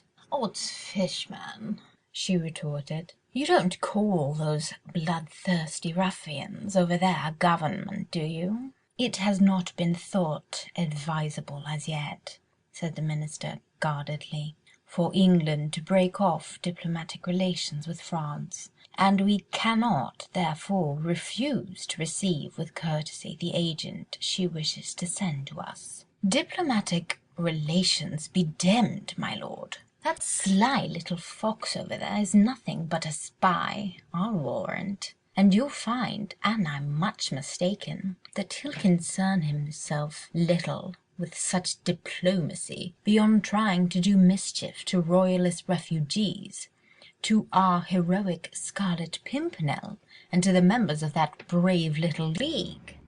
"I am sure," said the Comtesse, pursing up her thin lips, "that if this Chauvelin wishes to do us mischief, he will find a faithful ally in Lady Blakeney." "Bless the woman!" ejaculated Lady Portarles. "Did ever anyone see such perversity? My Lord Grenville, you have the gift of gab. Will you please explain to Madame la Comtesse that she is acting like a fool? In your position here in England, madam," she added, turning a wrathful and resolute face towards the Comtesse, "you cannot afford to put on the hoity-toity airs you French aristocrats are so fond of. Lady Blakeney may or may not be in sympathy with those ruffians in France. She may or may not have had anything to do with the arrest and condemnation of St. Cyr, or whatever the man's name is. But she is the leader of fashion in this country. Sir Percy Blakeney has more money than any half-dozen other men put together. He is hand and glove with royalty, and your trying to snub Lady Blakeney will not harm her, but will make you look a fool. Isn't that so, my lord?" But what Lord Grenville thought of this matter, or to what reflections this comely tirade of Lady Portarles led the Comtesse de Tournay, remained unspoken, for the curtain had just risen on the third act of Orpheus, and admonishments to silence came from every part of the house. Lord Grenville took a hasty farewell of the ladies, and slipped back into his box, where Monsieur Chauvelin had sat through this entr'acte with his eternal snuff-box in his hand, and with his keen pale eyes intently fixed upon a box opposite him, where, with much frou-frou of silken skirts, much laughter and general stir of curiosity amongst the audience, Marguerite Blakeney had just entered, accompanied by her husband, and looking divinely pretty beneath the wealth of her golden reddish curls, slightly besprinkled with powder, and tied back at the nape of her graceful neck with a gigantic black bow. Always dressed in the very latest vagary of fashion, Marguerite alone amongst the ladies that night had discarded the crossover fichu and broad-lapelled overdress which had been in fashion for the last 2 or 3 years. She wore the short-waisted classical-shaped gown, which so soon was to become the approved mode in every country in Europe. It suited her graceful, regal figure to perfection, composed as it was of shimmering stuff which seemed a mass of rich gold embroidery. As she entered, she leant for a moment out of the box, taking stock of all those present whom she knew. Many bowed to her as she did so, and from the royal box there came also a quick and gracious salute. Chauvelin watched her intently all through the commencement of the third act, as she sat enthralled with the music, her exquisite little hand toying with a small jewelled fan, her regal head, her throat, arms and neck covered with magnificent diamonds and rare gems, the gift of the adoring husband who sprawled leisurely by her side. Marguerite was passionately fond of music. Orpheus charmed her tonight. The very joy of living was writ plainly upon the sweet young face. It sparkled out of the merry blue eyes, and lit up the smile that lurked around the lips. She was, after all, but 25, in the heyday of youth, the darling of a brilliant throng, adored, feted, petted and cherished. 2 days ago, the Daydream had returned from Calais, bringing her news that her idolized brother had safely landed, that he thought of her, and would be prudent for her sake. What wonder for the moment, and listening to Gluck's impassioned strains, that she forgot her disillusionments, forgot her vanished love dreams, forgot even the lazy, good-humoured nonentity who had made up for his lack of spiritual attainments by lavishing worldly advantages upon her. He had stayed behind her in the box just as long as convention demanded, making way for his Royal Highness, and for the host of admirers who in a continued procession came to pay homage to the Queen of Fashion. Sir Percy had strolled away to talk to more congenial friends, probably. Marguerite did not even wonder whither he had gone. She cared so little. She had had a little court round her, composed of the jeunesse dorée of London, and had just dismissed them all, wishing to be alone with Gluck for a brief while. A discreet knock at the door roused her from her enjoyment. "Come in," she said with some impatience, without turning to look at the intruder. Chauvelin, waiting for his opportunity, noted that she was alone, and now, without pausing for that impatient "come in," he quietly slipped into the box, and the next moment was standing behind Marguerite's chair. "A word with you, citoyenne," he said quietly. Marguerite turned quickly in alarm, which was not altogether feigned. "Lud, man, you frightened me," she said with a forced little laugh. "Your presence is entirely inopportune. I want to listen to Gluck, and have no mind for talking." "But this is my only opportunity," he said as quietly, and without waiting for permission, he drew a chair close behind her, so close that he could whisper in her ear without disturbing the audience, and without being seen, in the dark background of the box. "This is my only opportunity," he repeated. She vouchsafed him no reply. "Lady Blakeney is always so surrounded, so fêted by her court, that a mere old friend has but very little chance." "Faith, man," she said impatiently, "you must seek for another opportunity then. I'm going to Lord Grenville's ball tonight after the opera. So are you, probably. I'll give you 5 minutes then." 3 minutes in the privacy of this box are quite sufficient for me," he rejoined placidly, "and I think that you will be wise to listen to me, citoyenne Saint Just." Marguerite instinctively shivered. Chauvelin had not raised his voice above a whisper. He was now quietly taking a pinch of snuff, yet there was something in his attitude, something in those pale foxy eyes, which seemed to freeze the blood in her veins, as with the sight of some deadly hitherto unguessed peril. "Is that a threat, citoyenne?" she asked at last. "Nay, fair lady," he said gallantly, "only an arrow shot into the air." He paused a moment, like a cat which sees a mouse running heedlessly by, ready to spring, yet waiting with that feline sense of enjoyment, of mischief about to be done. Then he said quietly, "Your brother, Saint Just, is in peril." Not a muscle moved in the beautiful face before him. He could only see it in profile, for Marguerite seemed to be watching the stage intently, but Chauvelin was a keen observer. He noticed the sudden rigidity of the eyes, the hardening of the mouth, the sharp, almost paralysed tension of the beautiful, graceful figure. "Lud, then," she said with affected merriment, "since 'tis one of your imaginary plots, you'd best go back to your own seat and leave me enjoy the music."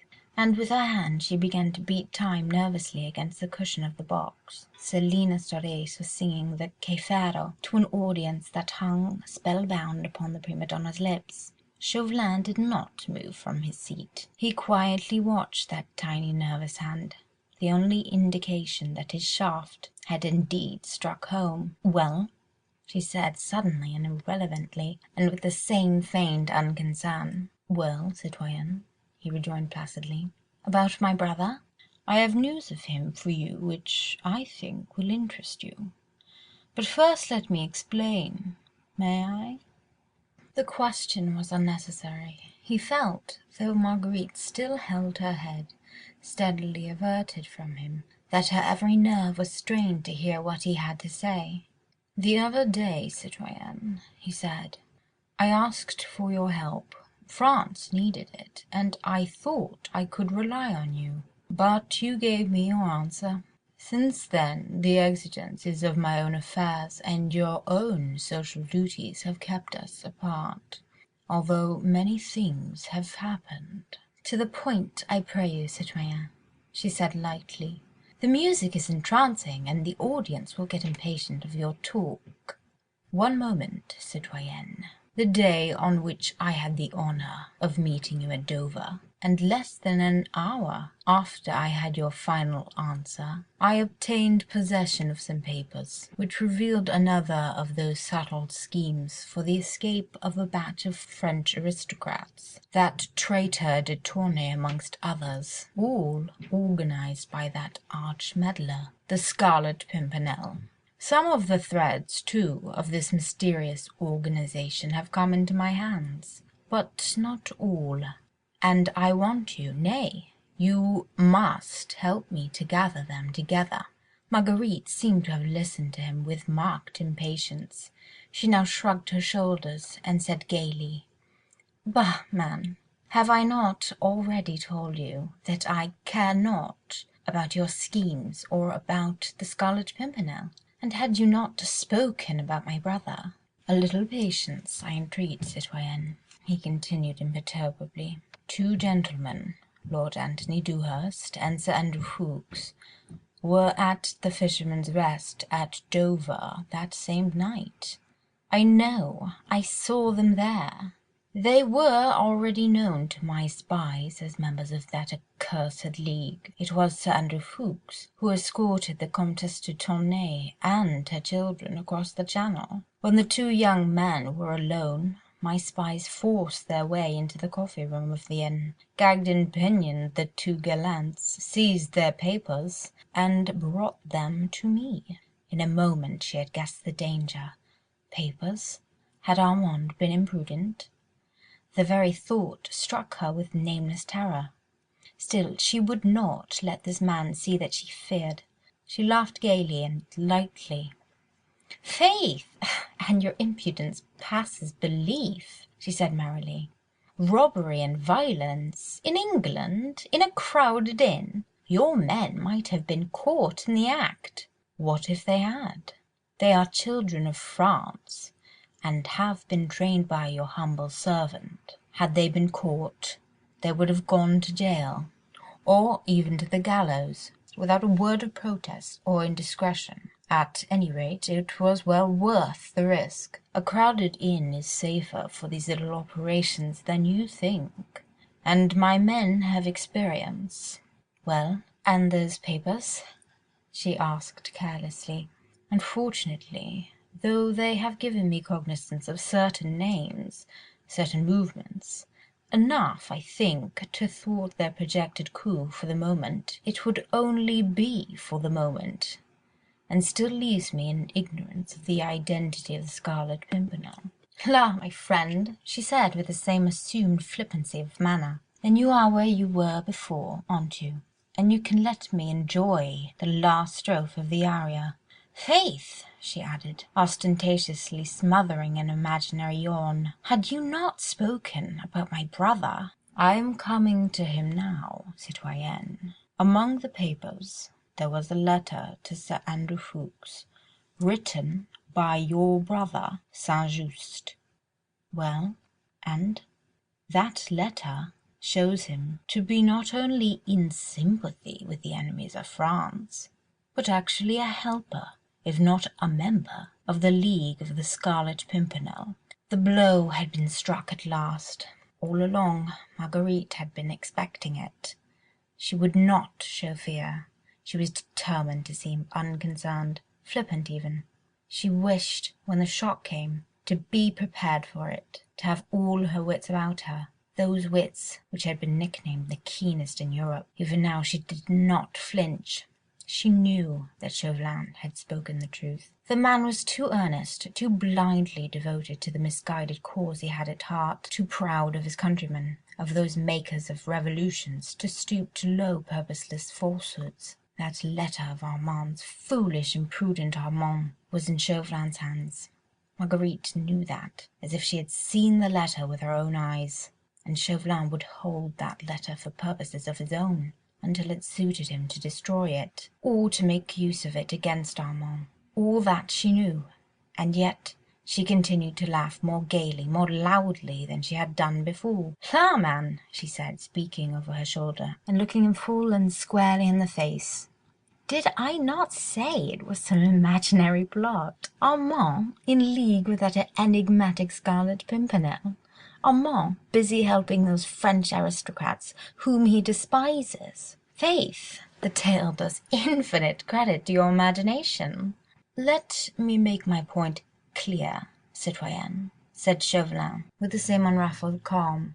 "I must assure you that Saint-Just is compromised beyond the slightest hope of pardon." Inside the orchestra box all was silent for a moment or two. Marguerite sat, straight upright, rigid and inert, trying to think, trying to face the situation, to realise what had best be done. In the house Strauss had finished the aria, and was even now bowing in her classic garb, but in approved 18th century fashion, to the enthusiastic audience who cheered her to the echo. "Chauvelin," said Marguerite Blakeney at last, quietly, and without that touch of bravado which had characterised her attitude all along, "Chauvelin, my friend, shall we try to understand one another? It seems that my wits have become rusty by contact with this damp climate. Now, tell me, you are very anxious to discover the identity of the Scarlet Pimpernel, isn't that so? France's most bitter enemy, citoyenne. All the more dangerous, as he works in the dark. All the more noble, you mean? Well, and you would now force me to do some spying work for you, in exchange for my brother Armand's safety. Is that it?" "Fie! Two very ugly words, fair lady," protested Chauvelin urbanely. "There can be no question of force, and the service which I would ask of you, in the name of France, could never be called by the shocking name of spying." "At any rate, that is what it is called over here," she said dryly. "That is your intention, is it not?" "My intention is that you yourself win the free pardon for Armand St. by doing me a small service. What is it?" "Only watch for me tonight, citoyen St. he said eagerly. "Listen. Among the papers which were found about the person of Sir Ffoulkes, there was a tiny note. See," he added, taking a tiny scrap of paper from his pocket-book and handing it to her. It was the same scrap of paper which, 4 days ago, the two young men had been in the act of reading, at the very moment when they were attacked by Chauvelin's minions. Marguerite took it mechanically and stooped to read it. There were only 2 lines, written in a distorted, evidently disguised handwriting. She read them half aloud. "Remember, we must not meet more often than is strictly necessary. You have all instructions for the 2nd. If you wish to speak to me again, I shall be at G.'s ball." "What does it mean?" she asked. "Look again, citoyenne, and you will understand. There is a device here in the corner, a small red flower." "Yes." "The Scarlet Pimpernel," she said eagerly. "And G.'s ball means Grenville's ball. He will be at my Lord Grenville's ball tonight." "That is how I interpret the note, citoyenne," concluded Chauvelin blandly.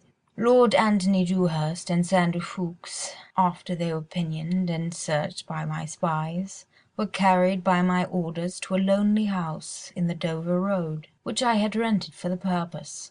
There they remained close prisoners until this morning, but having found this tiny scrap of paper, my intention was that they should be in London in time to attend my Lord Grenville's ball.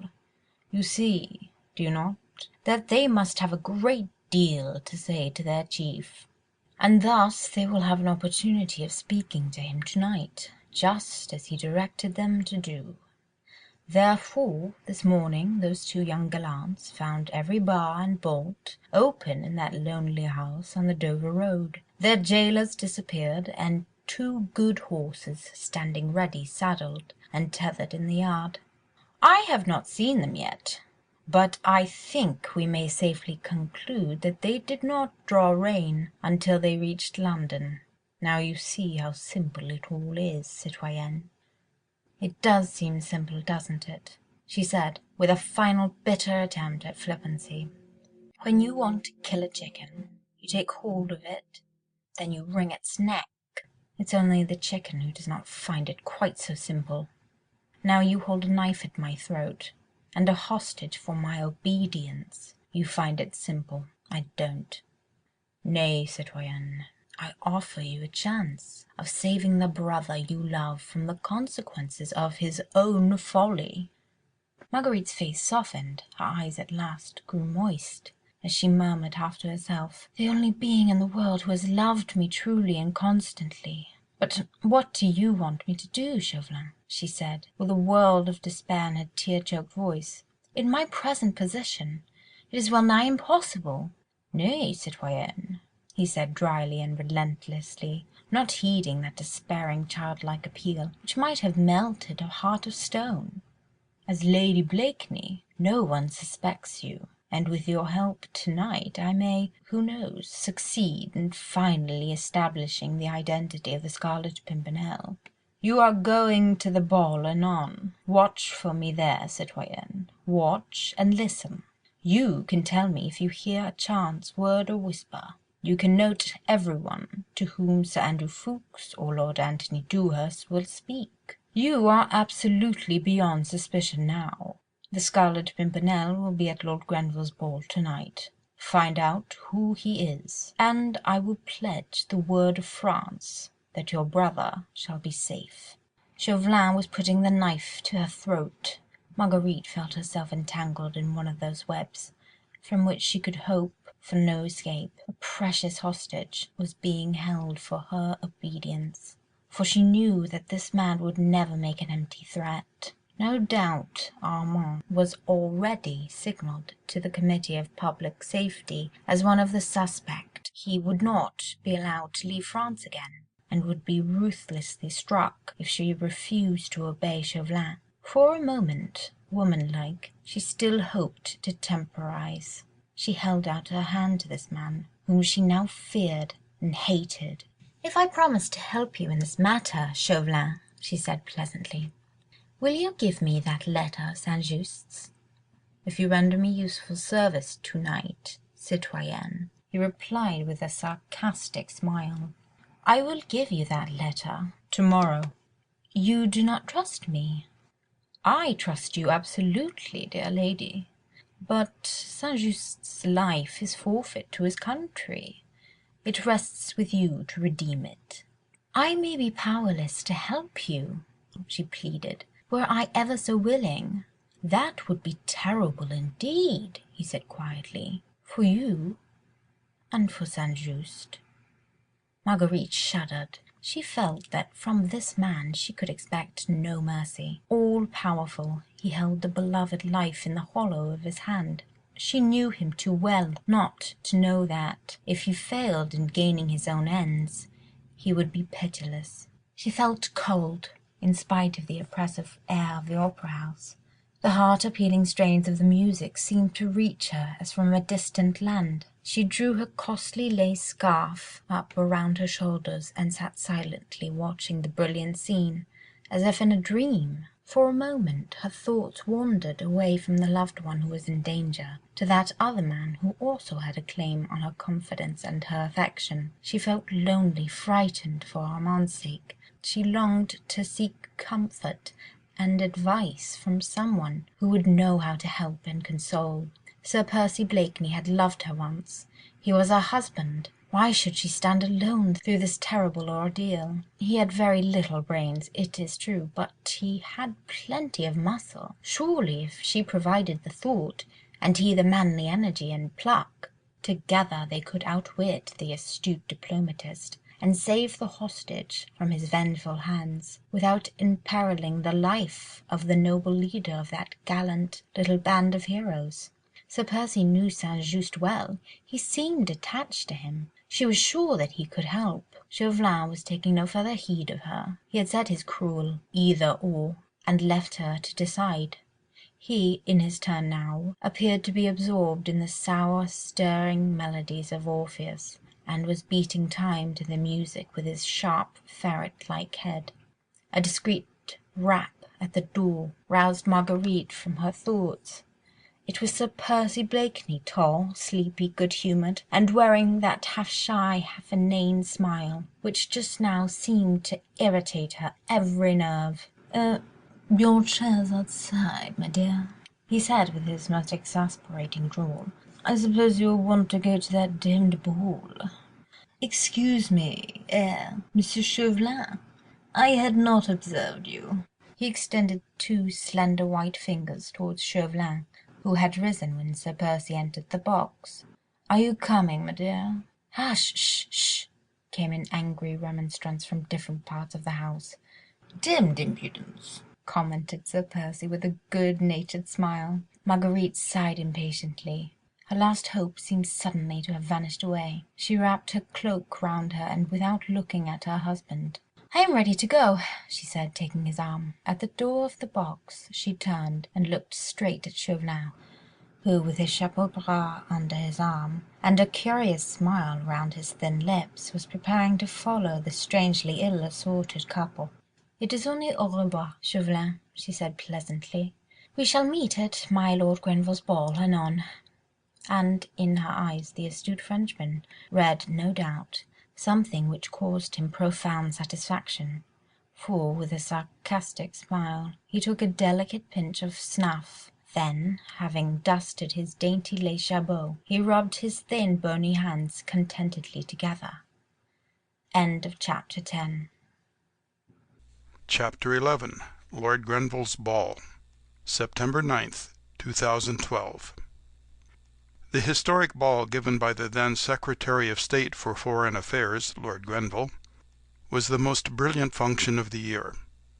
Though the autumn season had only just begun, everybody who was anybody had contrived to be in London in time to be present there, and to shine at this ball to the best of his or her respective ability. His Royal Highness the Prince of Wales had promised to be present. He was coming on presently from the opera. Lord Grenville himself had listened to the first two acts of Orpheus before preparing to receive his guests. At 10 o'clock, an unusually late hour in those days, the grand rooms of the Foreign Office, exquisitely decorated with exotic palms and flowers, were filled to overflowing. One room had been set apart for dancing, and the dainty strains of the minuet made a soft accompaniment to the gay chatter, the merry laughter of the numerous and brilliant company. In a smaller chamber facing the top of the fine stairway, the distinguished host stood ready to receive his guests. Distinguished men, beautiful women, notabilities from every European country had already filed past him, and had exchanged the elaborate bows and curtsies with him which the extravagant fashion of the time demanded, and then, laughing and talking, had dispersed into the ball, reception, and card-rooms beyond. Not far from Lord Grenville's elbow, leaning against one of the console tables, Chauvelin, in his irreproachable black costume, was taking a quiet survey of the brilliant throng. He noted that Sir Percy and Lady Blakeney had not yet arrived, and his keen pale eyes glanced quickly towards the door every time a newcomer appeared. He stood somewhat isolated. The envoy of the revolutionary government of France was not likely to be very popular in England at a time when the news of the awful September massacres and the reign of terror and anarchy had just begun to filtrate across the Channel. In his official capacity he had been received courteously by his English colleagues. Mr. Pitt had shaken him by the hand. Lord Grenville had entertained him more than once, but the more intimate circles of London society ignored him altogether. The women openly turned their backs upon him, The men who held no official position refused to shake his hand. But Chauvelin was not a man to trouble himself about these social amenities, which he called mere incidents in his diplomatic career. He was blindly enthusiastic for the revolutionary cause. He despised all social inequalities, and he had a burning love for his own country. These three sentiments made him supremely indifferent to the snubs he received in this fog-ridden, loyalist, old-fashioned England. But above all, Chauvelin had a purpose at heart. He firmly believed that the French aristocrat was the most bitter enemy of France. He would have wished to see every one of them annihilated. He was one of those who, during this awful reign of terror, had been the first to utter the historic and ferocious desire that aristocrats might have but one head between them, so that it might be cut off with a single stroke of the guillotine. And thus he looked upon every French aristocrat who had succeeded in escaping from France as so much prey, of which the guillotine had been unwarrantably cheated. There is no doubt that those royalist émigrés, once they had managed to cross the frontier, did their very best to stir up foreign indignation against France. Plots without end were hatched in England, in Belgium, in Holland, to try and induce some great power to send troops into revolutionary Paris, to free King Louis and summarily hang the bloodthirsty leaders of that monster republic. Small wonder, therefore, that the romantic and mysterious personality of the Scarlet Pimpernel was a source of bitter hatred to Chauvelin. He and a few young jackanapes under his command, well furnished with money, armed with boundless daring and acute cunning, had succeeded in rescuing hundreds of aristocrats from France. 9/10 of the émigrés who were feted at the English court owed their safety to that man and to his league.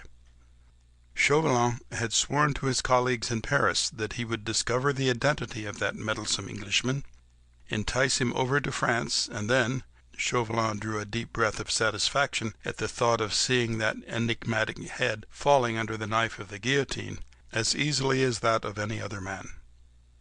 Suddenly there was a great stir on the handsome staircase. All conversation stopped for a moment, as the major domo's voice outside announced, "His Royal Highness the Prince of Wales and suite, Sir Percy Blakeney, Lady Blakeney." Lord Grenville went quickly to the door to receive his exalted guest.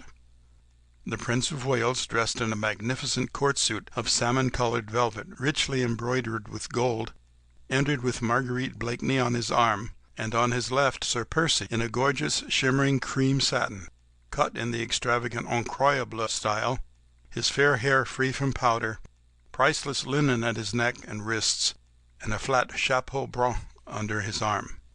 After a few conventional words of deferential greeting, Lord Grenville said to his royal guest, "Will your Highness permit me to introduce Monsieur Chauvelin, the accredited agent of the French government?"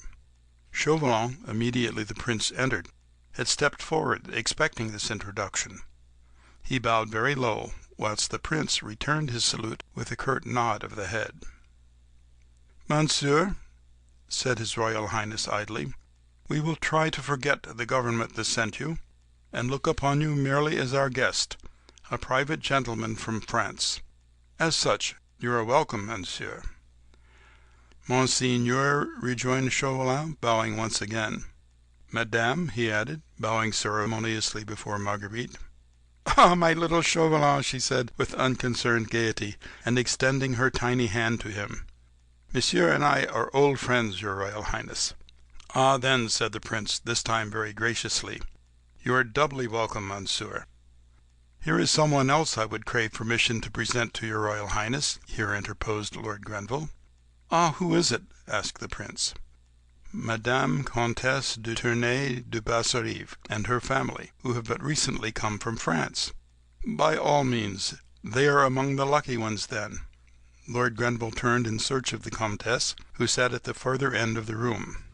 "Lord love me," whispered his Royal Highness to Marguerite, as soon as he had caught sight of the rigid figure of the old lady.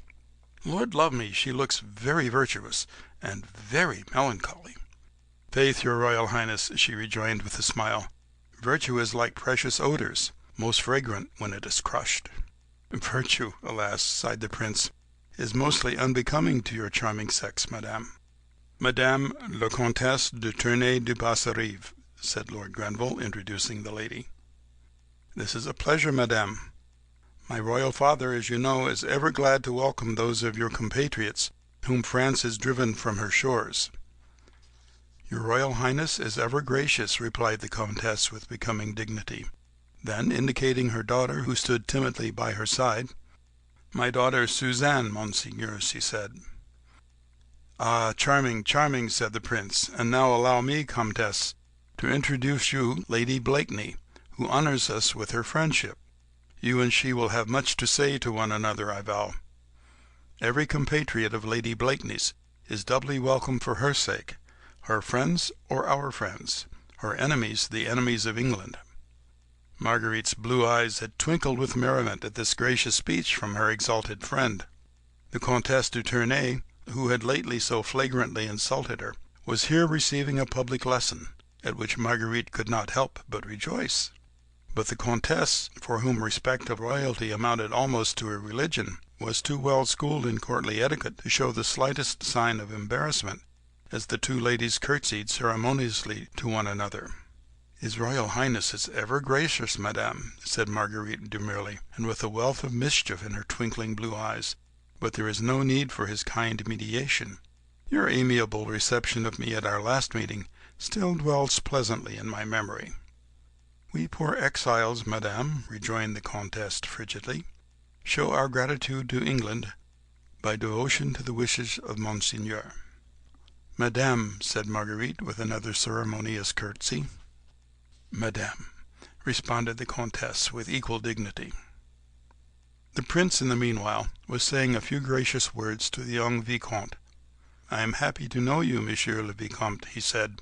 I knew your father well when he was ambassador in London. Ah, Monseigneur, replied the Vicomte, I was a little boy then, and now I owe the honour of this meeting to our protector, the Scarlet Pimpernel. Hush, said the prince earnestly and quickly, as he indicated Chauvelin, who had stood a little on one side through the whole of this little scene, watching Marguerite and the Comtesse with an amused, sarcastic little smile about his thin lips. Nay, monseigneur, he said now, as if in direct response to the prince's challenge, do not check this gentleman's display of gratitude. The name of that interesting red flower is known to me, and to France. The prince looked at him keenly for a moment or two. Ah, monsieur, he said, perhaps you know more about our national hero than we do ourselves. Perhaps you know who he is. See, he added, turning to the groups around the room, the ladies hang upon your lips. You would render yourself popular among the fair sex if you were to gratify their curiosity. Ah, monseigneur, says Chauvelin significantly, rumour has it in France that your Highness could, and you would, give the truest account of that enigmatical wayside flower. He looked quickly and keenly at Marguerite as he spoke, but she betrayed no emotion, and her eyes met his quite fearlessly. Nay, man, said the prince, my lips are sealed, and the members of the League jealously guard the secret of their chief, so his fair adorers have to be content with worshipping his shadow. Here in England, monsieur, he added, with wonderful charm and dignity, we but name the Scarlet Pimpernel, and every fair cheek is suffused with a blush of enthusiasm. None have seen him save his faithful lieutenants. We know not if he be tall or short, fair or dark, handsome or ill-formed, but we know that he is the bravest gentleman in all the world, and we all feel a little proud, monsieur, when we remember that he is an Englishman. Ah, Monsieur Chauvelin, added Marguerite, looking almost with defiance across at the placid sphinx-like face of the Frenchman, His Royal Highness should add that we ladies think of him as a hero of old. We worship him. We wear his badge. We tremble for him when he is in danger, and exult with him at the hour of his victory.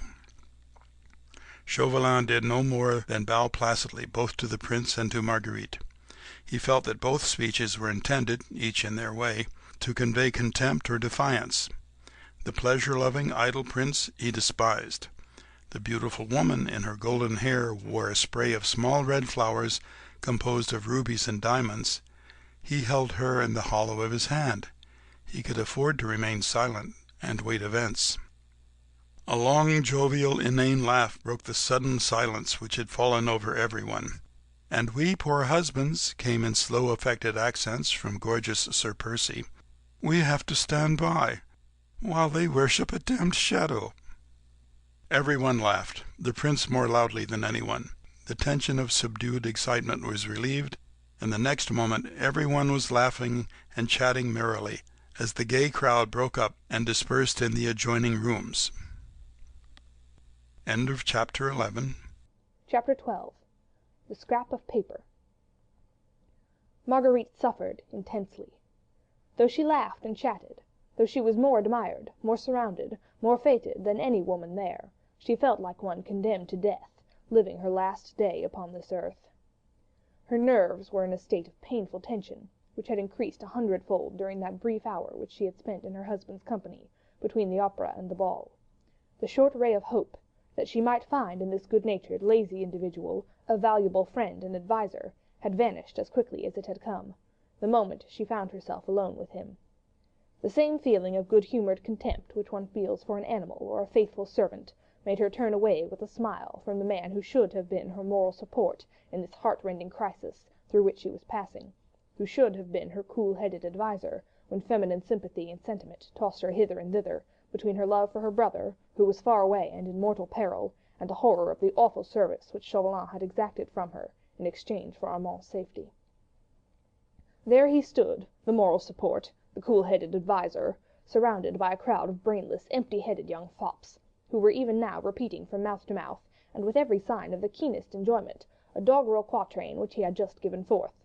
Everywhere the absurd, silly words met her. People seemed to have little else to speak about. Even the prince had asked her, with a little laugh, whether she appreciated her husband's latest poetic efforts. "All done in the tying of a cravat," Sir Percy had declared to his clique of admirers.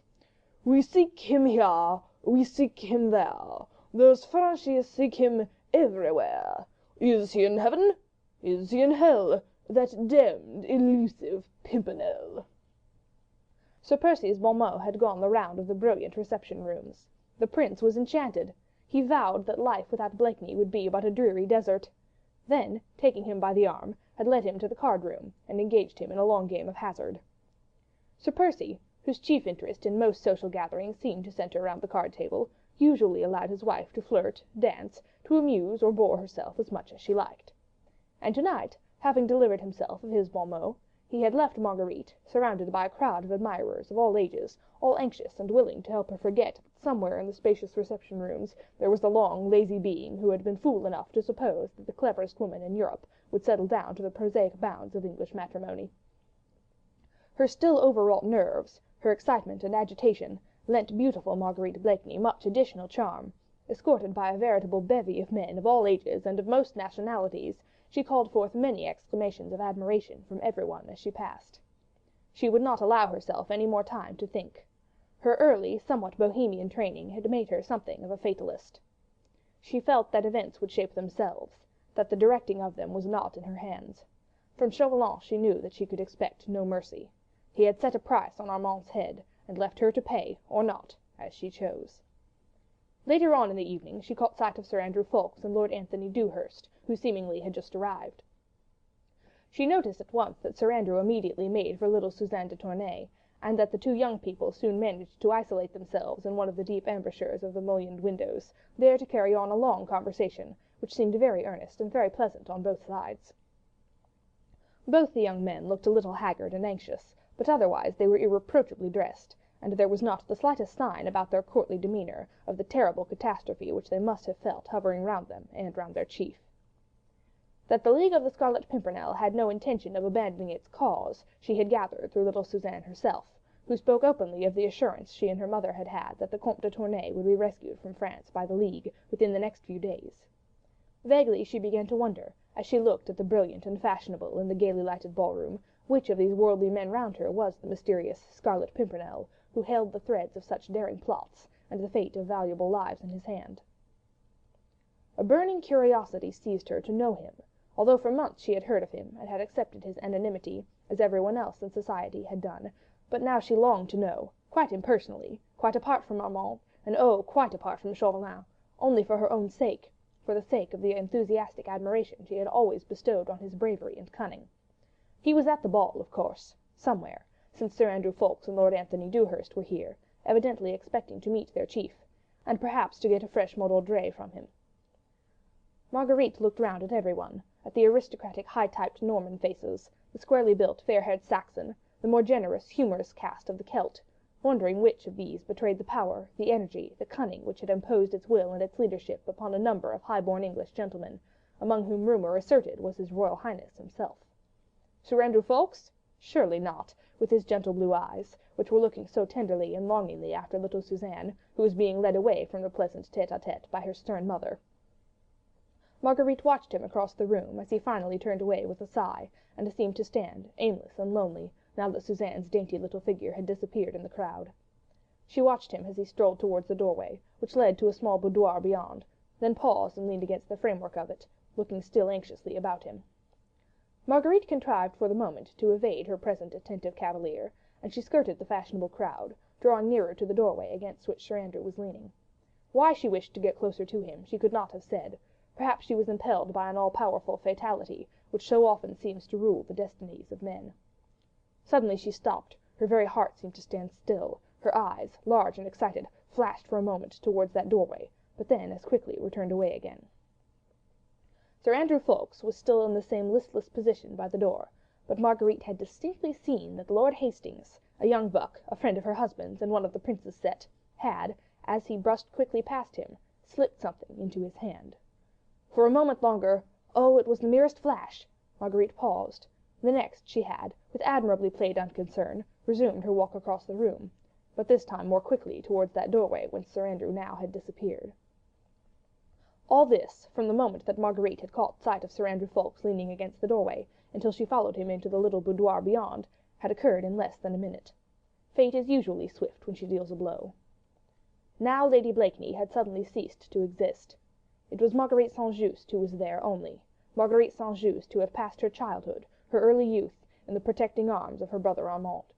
She had forgotten everything else, her rank, her dignity, her secret enthusiasms, everything save that Armand stood in peril of his life, and that there, not 20 feet away from her, in the small boudoir which was quite deserted, in the very hands of Sir Andrew Ffoulkes, might be the talisman which would save her brother's life.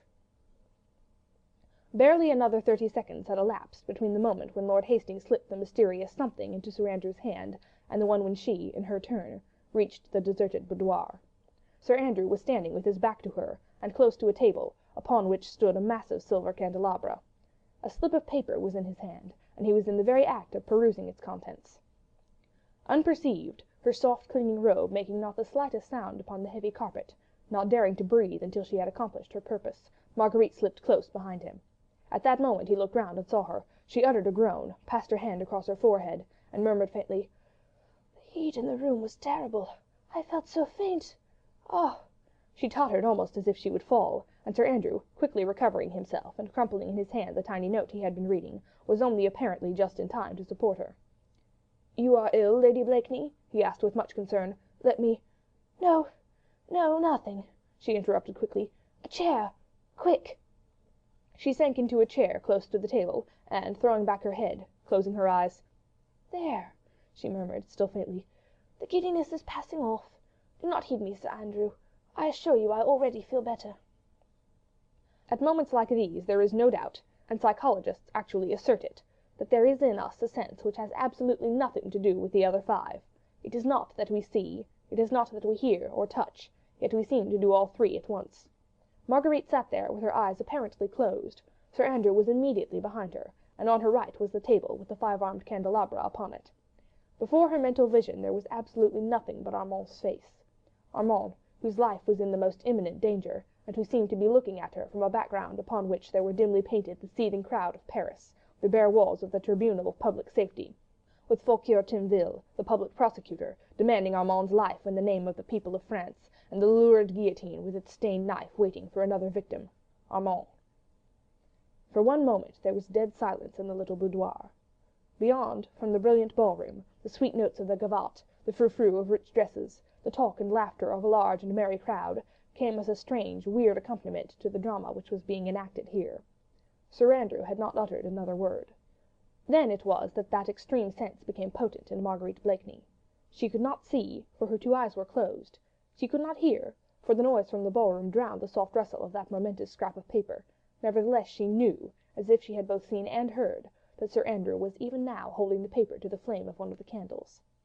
At the exact moment that it began to catch fire, she opened her eyes, raised her hand, and, with two dainty fingers, had taken the burning scrap of paper from the young man's hand. Then she blew out the flame and held the paper to her nostril with perfect unconcern. "How thoughtful of you, Sir Andrew," she said gaily. "Surely 'twas your grandmother who taught you that the smell of burnt paper was a sovereign remedy against giddiness." She sighed with satisfaction, holding the paper tightly between her jewelled fingers, the talisman which perhaps would save her brother Armand's life. Sir Andrew was staring at her, too dazed for the moment to realize what had actually happened. He had been taken so completely by surprise that he seemed quite unable to grasp the fact that the slip of paper, which she held in her dainty hand, was one perhaps on which the life of his comrade might depend. Marguerite burst into a long, merry peal of laughter. "Why do you stare at me like that?" she said playfully. "I assure you I feel much better. Your remedy has proved most effectual. This room is most delightfully cool," she added with the same perfect composure, "and the sound of the gavotte from the ballroom is fascinating and soothing." She was prattling on in the most unconcerned and pleasant way, whilst Sir Andrew, in an agony of mind, was racking his brains as to the quickest method he could employ to get that bit of paper out of that beautiful woman's hand. Instinctively, vague and tumultuous thoughts rushed through his mind. He suddenly remembered her nationality, and, worst of all, recollected that horrible tale anent the Marquis St. Cyr, which in England no one had credited, for the sake of Sir Percy, as well as for her own. "What! Still dreaming and staring?" she said, with a merry laugh. "You are most ungallant, Sir Andrew, and now I come to think of it, you seemed more startled than pleased when you saw me just now. I do believe, after all, that it was not concern for my health, nor yet a remedy taught you by your grandmother, that caused you to burn this tiny scrap of paper. I vow it must have been your lady love's last cruel epistle you were trying to destroy. Now confess," she added, playfully holding up the scrap of paper, "does this contain her final conge, or a last appeal to kiss and make friends?" "Whichever it is, Lady Blakeney," said Sir Andrew, who was gradually recovering his self-possession, "this little note is undoubtedly mine, and—" Not caring whether his action was one that would be styled ill-bred toward a lady, the young man had made a bold dash for the note, but Marguerite's thoughts flew quicker than his own. Her actions under pressure of this intense excitement were swifter and more sure. She was tall and strong. She took a quick step backwards, and knocked over the small Sheraton table, which was already top-heavy, and which fell down with a crash, together with the massive candelabra upon it. She gave a quick cry of alarm. "The candles, Sir Andrew, quick!" There was not much damage done. One or two of the candles had blown out as the candelabra fell, the others had merely sent some grease upon the valuable carpet, one had ignited the paper shade over it. Sir Andrew quickly and dexterously put out the flames, and replaced the candelabra upon the table, but this had taken him a few seconds to do, and those seconds had been all that Marguerite needed to cast a quick glance at the paper, and to show its contents, a dozen words in the same distorted handwriting she had seen before, and bearing the same device, a star-shaped flower drawn in red ink. When Sir Andrew once more looked at her, he saw only upon her face alarm at the untoward accident, and relief at its happy issue, whilst the tiny and momentous note had apparently fluttered to the ground. Eagerly the young man picked it up, and his face looked much relieved as his fingers closed tightly over it. "For shame, Sir Andrew," she said, shaking her head with a playful sigh, "making havoc in the heart of some impressionable duchess, whilst conquering the affections of my sweet little Suzanne. Well, well, I do believe it was Cupid himself who stood by you and threatened the entire Foreign Office with destruction by fire, just on purpose to make me drop love's messages before it had been polluted by my indiscreet eyes. To think that, a moment later, I might have known the secrets of an erring duchess." "You will forgive me, Lady Blakeney," said Sir Andrew, now as calm as she was herself, "if I resume the interesting occupation which you have interrupted?" "By all means, Sir Andrew. How should I venture to thwart the love god again? Perhaps he will mete out some terrible chastisement against my presumption. Burn your love token, by all means." Sir Andrew had already twisted the paper into a long sill, and was once again holding it to the flame of the candle, which had remained alight. He did not notice the strange smile on the face of his fair vis-à-vis, so intent he was on the work of destruction. Perhaps, had he done so, the look of relief would have faded from his face. He watched the fateful note as it curled under the flame. Soon the last fragment fell on the floor, and he placed his heel upon the ashes. "And now, Sir Andrew," said Marguerite Blakeney, with the pretty nonchalance peculiar to herself, and with the most winning of smiles, "will you venture to excite the jealousy of your fair lady by asking me to dance the minuet?" End of Chapter 12. Chapter 13. Either or. The few words which Marguerite Blakeney had managed to read on the half-scorched piece of paper seemed literally to be the words of fate. "Start myself tomorrow." This she had read quite distinctly. Then came a blur caused by the smoke of the candle, which obliterated the next few words, but, right at the bottom, there was another sentence, like letters of fire, before her mental vision. "If you wish to speak to me again, I shall be in the supper-room at 1 o'clock precisely." The whole was signed with the hastily scrawled little device, a tiny star-shaped flower, which had become so familiar to her. 1 o'clock precisely. It was now close upon 11. The last minuet was being danced, with Sir Andrew Ffoulkes and beautiful Lady Blakeney leading the couples through its delicate and intricate figures. Close upon 11! The hands of the handsome Louis XV clock upon its ormolu bracket seemed to move along with maddening rapidity. 2 hours more, and her fate and that of Armand would be sealed.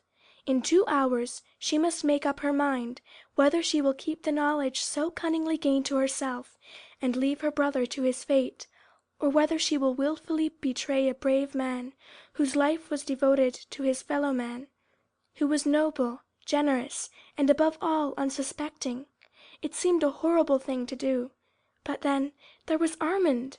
Armand, too, was noble and brave. Armand, too, was unsuspecting. And Armand loved her, would have willingly trusted his life in her hands. And now, when she could save him from death, she hesitated. Oh, it was monstrous! Her brother's kind, gentle face, so full of love for her, seemed to be looking reproachfully at her. "You might have saved me, Margaret," he seemed to say to her, "and you chose the life of a stranger, a man you do not know, whom you have never seen, and preferred that he should be safe, whilst you sent me to the guillotine." All these conflicting thoughts raged through Marguerite's brain, while, with a smile upon her lips, she glided through the graceful mazes of the minuet. She noted, with that acute sense of hers, that she had succeeded in completely allaying Sir Andrew's fears. Her self-control had been absolutely perfect. She was a finer actress at this moment, and throughout the whole of this minuet, than she had ever been upon the boards of the Comédie Française. But then a beloved brother's life had not depended upon her histrionic powers. She was too clever to overdo her part, and made no further allusions to the supposed billet doux, which had caused Sir Andrew Ffoulkes such an agonizing 5 minutes. She watched his anxiety melting away under her sunny smile, and soon perceived that, whatever doubt may have crossed his mind at the moment, she had, by the time the last bars of the minuet had been played, succeeded in completely dispelling it. He never realized in what a fervour of excitement she was, what effort it cost her to keep up a constant ripple of banal conversation. When the minuet was over, she asked Sir Andrew to take her into the next room. "I have promised to go down to supper with His Royal Highness," she said, "but before we part, tell me, am I forgiven?" "Forgiven?" "Yes. Confess, I gave you a fright just now. But remember, I am not an Englishwoman, and I do not look upon the exchange of billets doux as a crime, and I vow I'll not tell my little Suzanne. But now, tell me, shall I welcome you at my water party on Wednesday?" "I am not sure, Lady Blakeney," he replied evasively. "I may have to leave London to-morrow." "I would not do that if I were you," she said earnestly. Then, seeing the anxious look reappearing in his eyes, she added gaily, "No one can throw a ball better than you can, Sir Andrew. We should so miss you on the bowling green." He had led her across the room, to one beyond, where already His Royal Highness was waiting for the beautiful Lady Blakeney.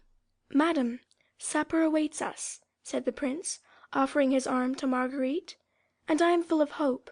The goddess Fortune has frowned so persistently on me at hazard, that I look with confidence for the smiles of the goddess of beauty." "Your Highness has been unfortunate at the card-tables?" asked Marguerite, as she took the prince's arm. "Ay, most unfortunate. Blakeney, not content with being the richest among my father's subjects, has also the most outrageous luck. By the way, where is that inimitable wit, I vow, madam, that this life would be but a dreary desert without your smiles and his sallies. Chapter 13. Chapter 14. 1 o'clock precisely. Supper had been extremely gay. All those present declared that never had Lady Blakeney been more adorable, nor that demmed idiot Sir Percy more amusing. His Royal Highness had laughed until the tears streamed down his cheeks at Blakeney's foolish yet funny repartees. His doggerel verse, "We seek him here, we seek him there," etc., was sung to the tune of "Ho, Merry Britons," and to the accompaniment of glasses knocked loudly against the table. Lord Grenville, moreover, had a most perfect cook. Some wags asserted that he was a scion of the old French noblesse, who, having lost his fortune, had come to seek it in the cuisine of the Foreign Office. Marguerite Blakeney was in her most brilliant mood, and surely not a soul in that crowded supper-room had even an inkling of the terrible struggle which was raging within her heart. The clock was ticking so mercilessly on. It was long past midnight, and even the Prince of Wales was thinking of leaving the supper-table. Within the next half-hour, the destinies of two brave men would be pitted one against another, the dearly beloved brother, and he, the unknown hero. Marguerite had not tried to see Chauvelin during the last hour. She knew that his keen, fox-like eyes would terrify her at once, and incline the balance of her decision towards Armand. Whilst she did not see him, there still lingered in her heart of hearts a vague, undefined hope that something would occur, something big, enormous, epoch-making, which would shift from her young, weak shoulders this terrible burden of responsibility, of having to choose between such two cruel alternatives.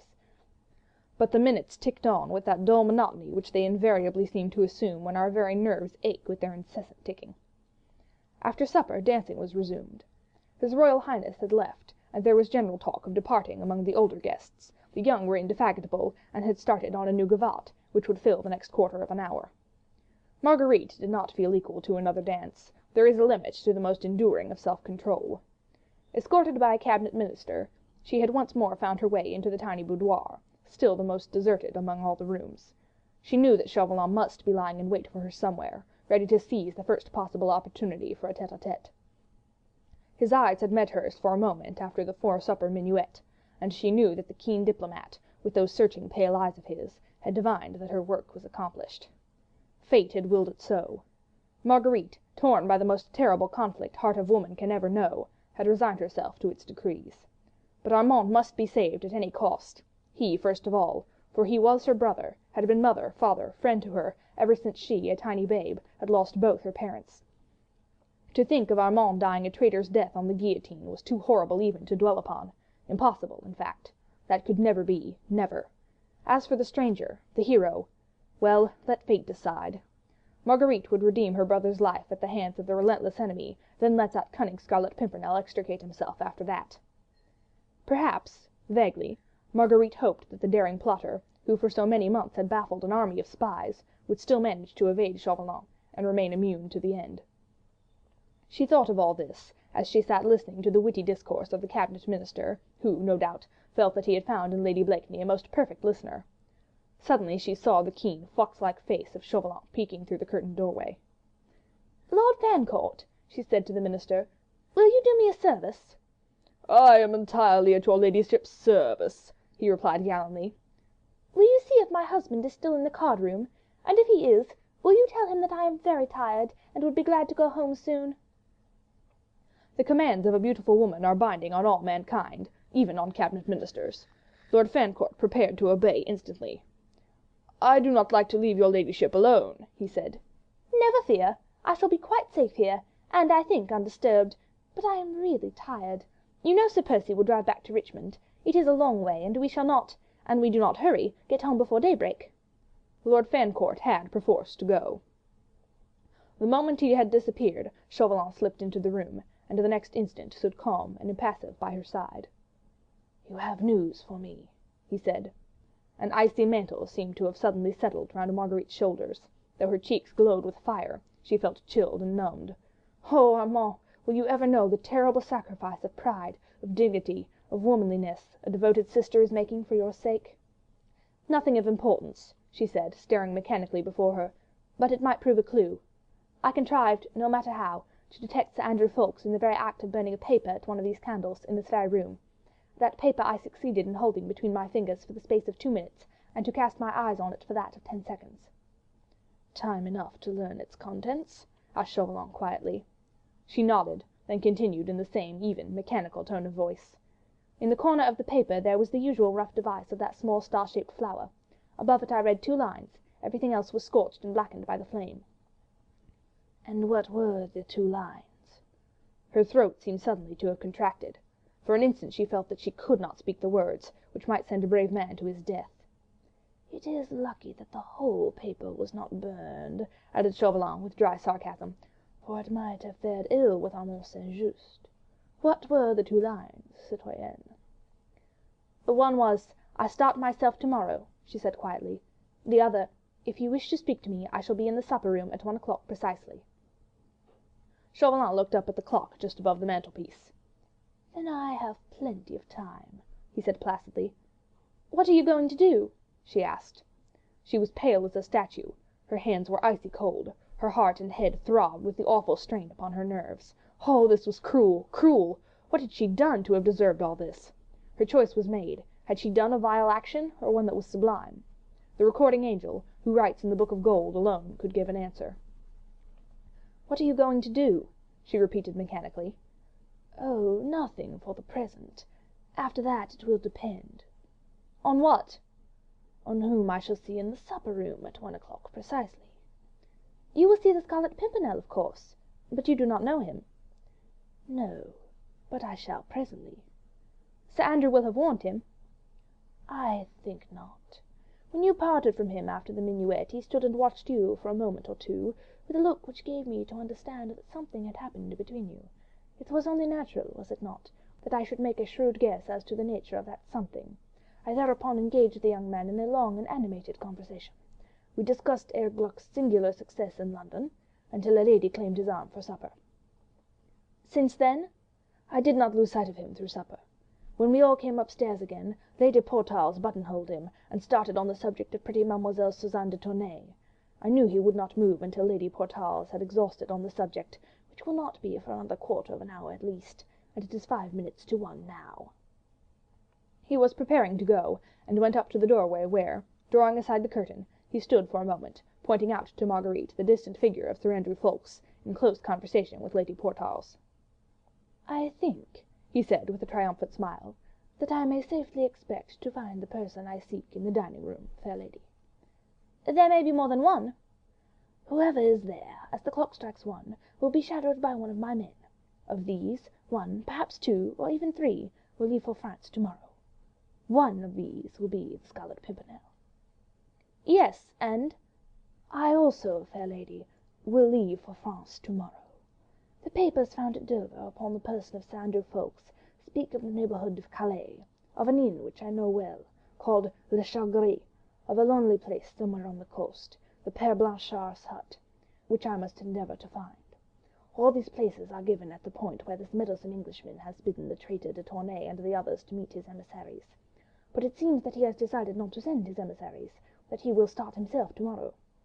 Now, one of these persons whom I shall see anon in the supper room will be journeying to Calais, and I shall follow that person until I have tracked him to where those fugitive aristocrats await him, for that person, fair lady, will be the man whom I have sought for nearly a year, the man whose energies has outdone me, whose ingenuity has baffled me, whose audacity has set me wondering, yes, me, who have seen a trick or 2 in my time, the mysterious and elusive Scarlet Pimpernel." "And Armand?" she pleaded. "Have I ever broken my word? I promise you that the day the Scarlet Pimpernel and I start for France, I will send you that imprudent letter of his by special courier. More than that, I will pledge to you the word of France that the day I lay my hands on that meddlesome Englishman, St. Just will be here in England, safe in the arms of his charming sister." And with a deep and elaborate bow and another look at the clock, Chauvelin glided out of the room. It seemed to Marguerite that through all the noise, all the din of music, dancing and laughter, she could hear his cat-like tread, gliding through the vast reception rooms, that she could hear him go down the massive staircase, reach the dining room, and open the door. Fate had decided, had made her speak, had made her do a vile and abominable thing, for the sake of the brother she loved. She lay back in her chair, passive and still, seeing the figure of her relentless enemy ever present before her aching eyes. When Chauvelin reached the supper-room, it was quite deserted.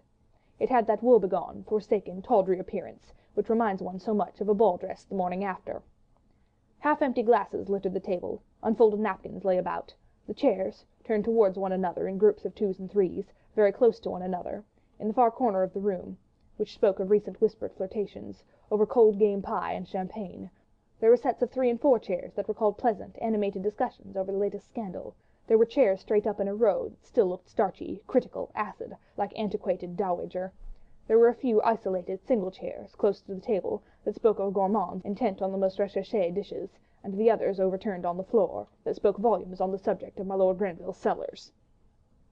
It was a ghost-like replica, in fact, of that fashionable gathering upstairs, a ghost that haunts every house where balls and good suppers are given, a picture drawn with white chalk on grey cardboard, dull and colourless, now that the bright silk dresses and gorgeously embroidered coats were no longer there to fill in the foreground, and now that the candles flickered sleepily in their sockets. Chauvelin smiled benignly, and rubbed his long, thin hands together. He looked around the deserted supper-room, whence even the last flunkey had retired in order to join his friends in the hall below. All was silence in the dimly lit room, whilst the sound of the gavotte, the hum of distant talk and laughter, and the rumble of an occasional coach outside, only seemed to reach this palace of the Sleeping Beauty as the murmur of some flitting spooks far away. It all looked so peaceful, so luxurious, and so still, that the keenest observer, a veritable prophet, could never have guessed that, at this present moment, that deserted supper-room was nothing but a trap, laid for the capture of the most cunning and audacious plotter those stirring times had ever seen. Chauvelin pondered and tried to peer into the immediate future. What would this man be like, whom he and the leaders of the whole revolution had sworn to bring to his death? Everything about him was weird and mysterious. His personality, which he so cunningly concealed, the power he wielded over 19 Englishmen, who seemed to obey his every command blindly and enthusiastically, the passionate love and submission he had roused in his little trained band, and, above all, his marvellous audacity, the boundless impudence which had caused him to beard his most implacable enemies within the very walls of Paris. No wonder that in France the sobriquet of the mysterious Englishman roused in the people a superstitious shudder. Chauvelin himself, as he gazed round the deserted room, where presently the weird hero would appear, felt a strange feeling of awe creeping all down his spine. But his plans were well laid. He felt sure that the Scarlet Pimpernel had not been warned, and felt equally sure that Marguerite Blakeney had not played him false. If she had, a cruel look that would have made her shudder gleamed in Chauvelin's keen, pale eyes. If she had played him a trick, Armand St. Just would suffer the extreme penalty.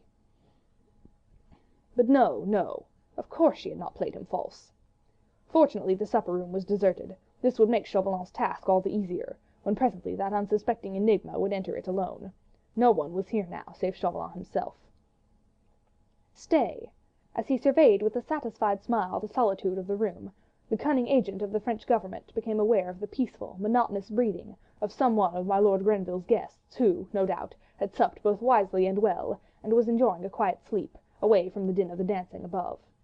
Chauvelin looked round once more, and there in the corner of a sofa, in the dark angle of the room, his mouth open, his eyes shut, the sweet sounds of peaceful slumbers proceeding from his nostrils, reclined the gorgeously apparelled, long-limbed husband of the cleverest woman in Europe.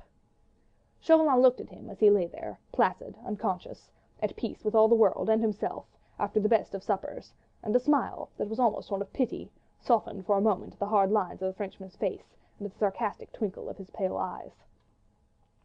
Evidently the slumberer, deep in dreamless sleep, would not interfere with Chauvelin's trap for catching that cunning Scarlet Pimpernel.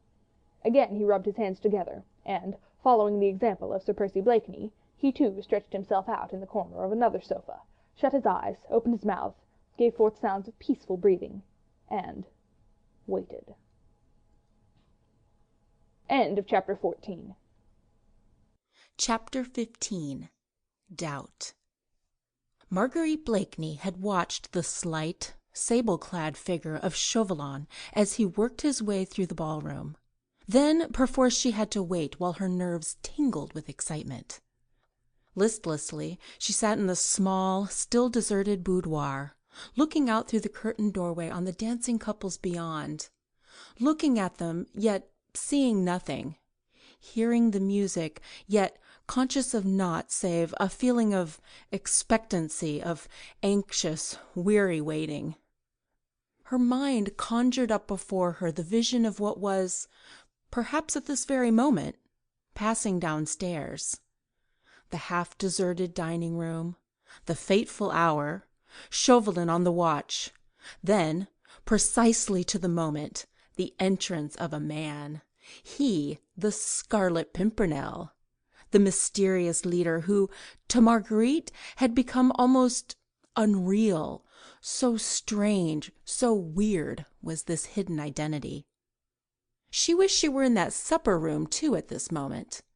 Watching him as he entered, she knew that her woman's penetration would at once recognize in the stranger's face, whoever he might be, that strong individuality which belongs to a leader of men, to a hero, to the mighty, high-soaring eagle whose daring wings were becoming entangled in the ferret's trap. Womanlike, she thought of him with unmixed sadness. The irony of that fate seemed so cruel, which allowed the fearless lion to succumb to the gnawing of a rat. Ah, had Armand's life not been at stake! "Faith, your ladyship must have thought me very remiss," said a voice suddenly, close to her elbow. "I had a deal of difficulty in delivering your message, for I could not find Blakeney anywhere at first." Marguerite had forgotten all about her husband and her message to him. His very name, as spoken by Lord Fancourt, sounded strange and unfamiliar to her, so completely had she in the last 5 minutes lived her old life, in the Rue du Richelieu again, with Armand, always near to love and protect her, to guard her from the many subtle intrigues which were forever raging in Paris in those days. "I did find him at last," continued Lord Fancourt, "and gave him your message. He said that he would give orders at once for the horses to be put to." "Ah," she said, still very absently, "you found my husband and gave him my message?" "Yes, he was in the dining room fast asleep. I couldn't manage to wake him up at first." "Thank you very much," she said mechanically, trying to collect her thoughts. "Will your ladyship honour me with the contredanse until your coach is ready?" asked Lord Fancourt. "No, I thank you, my lord, but you will forgive me. I am really too tired, and the heat of the ballroom has become oppressive." "The conservatory is deliciously cool. Let me take you there and get you something. You seem ailing, Lady Blakeney." "I am only very tired," she repeated wearily, as she allowed Lord Fancourt to lead her where subdued lights and green plants lent coolness to the air. He got her a chair, into which she sank. This long interval of waiting was intolerable. Why did not Chauvelin come and tell her the result of his watch? Lord Fancourt was very attentive. She scarcely heard what he said, and suddenly startled him by asking abruptly, "Lord Fancourt, did you perceive who was in the dining-room just now, besides Sir Percy Blakeney?" "Only the agent of the French government, Monsieur Chauvelin, equally fast asleep in another corner," he said. "Why does your ladyship ask?" "I know not. Did you notice the time when you were there?" "It must have been about 5 or 10 minutes past 1. I wonder what your ladyship is thinking about," he added, for evidently this fair lady's thoughts were very far away, and she had not been listening to his intellectual conversation. But indeed her thoughts were not very far away. Only 1 story below, in this same house, in the dining-room where sat Chauvelin still on the watch. Had he failed? For one instant that possibility rose before as a hope. The hope that the Scarlet Pimpernel had been warned by Sir Andrew, and that Chauvelin's trap had failed to catch his bird. But that hope soon gave way to fear. Had he failed? But then, Armand! Lord Fancourt had given up talking, since he found he had no listener. He also wanted an opportunity for slipping away, for sitting opposite to a lady, however fair, who is evidently not heeding the most vigorous efforts made for her entertainment, is not exhilarating, even to a cabinet minister. "Shall I find out if your ladyship's coach is ready?" he said at last, tentatively. "Oh, thank you, thank you. If you would be so kind. I fear I am but sorry company. I really am tired, and perhaps would be best alone." But Lord Fancourt went, and still Chauvelin did not come. Oh, what had happened? She felt Armand's fate trembling in the balance, and she feared, now with a deadly fear, that Chauvelin had failed, and that the mysterious Scarlet Pimpernel had proved elusive once more. Then she knew she need hope for no pity, no mercy from him. He had pronounced his either-or, and nothing less would content him. He was very spiteful, and would affect the belief that she had wilfully misled him, and having failed to trap the eagle once again, his revengeful mind would be content with the humble prey, Armand. Yet she had done her best, had strained every nerve for Armand's sake. She could not bear to think that all had failed. She would not sit still. She wanted to go and hear the worst at once. She wondered even that Chauvelin had not come yet to vent his wrath and satire upon her. Lord Grenville himself came presently to tell her that her coach was ready, and that Sir Percy was already waiting for her, ribbons in hand. Marguerite said farewell to her distinguished host. Many of her friends stopped her as she crossed the rooms to talk to her and exchange pleasant au revoirs. The minister only took final leave of beautiful Lady Blakeney at the top of the stairs. Below, on the landing, a veritable army of gallant gentlemen were waiting to bid good-bye to the Queen of Beauty and Fashion, whilst outside, under the massive portico, Sir Percy's magnificent bays were impatiently pawing the ground. At the top of the stairs, just after she had taken final leave of her host, she suddenly saw Chauvelin. He was coming up the stairs slowly, rubbing his thin hands very softly together. There was a curious look on his mobile face, partly amused and wholly puzzled. As his keen eyes met Marguerite's, they became strangely sarcastic. "Monsieur Chauvelin," she asked as he stopped at the top of the stairs, bowing elaborately before her, "my coach is outside. May I claim your arm?" As gallant as ever, he offered her his arm and led her downstairs. The crowd was very great. Some of the minister's guests were departing.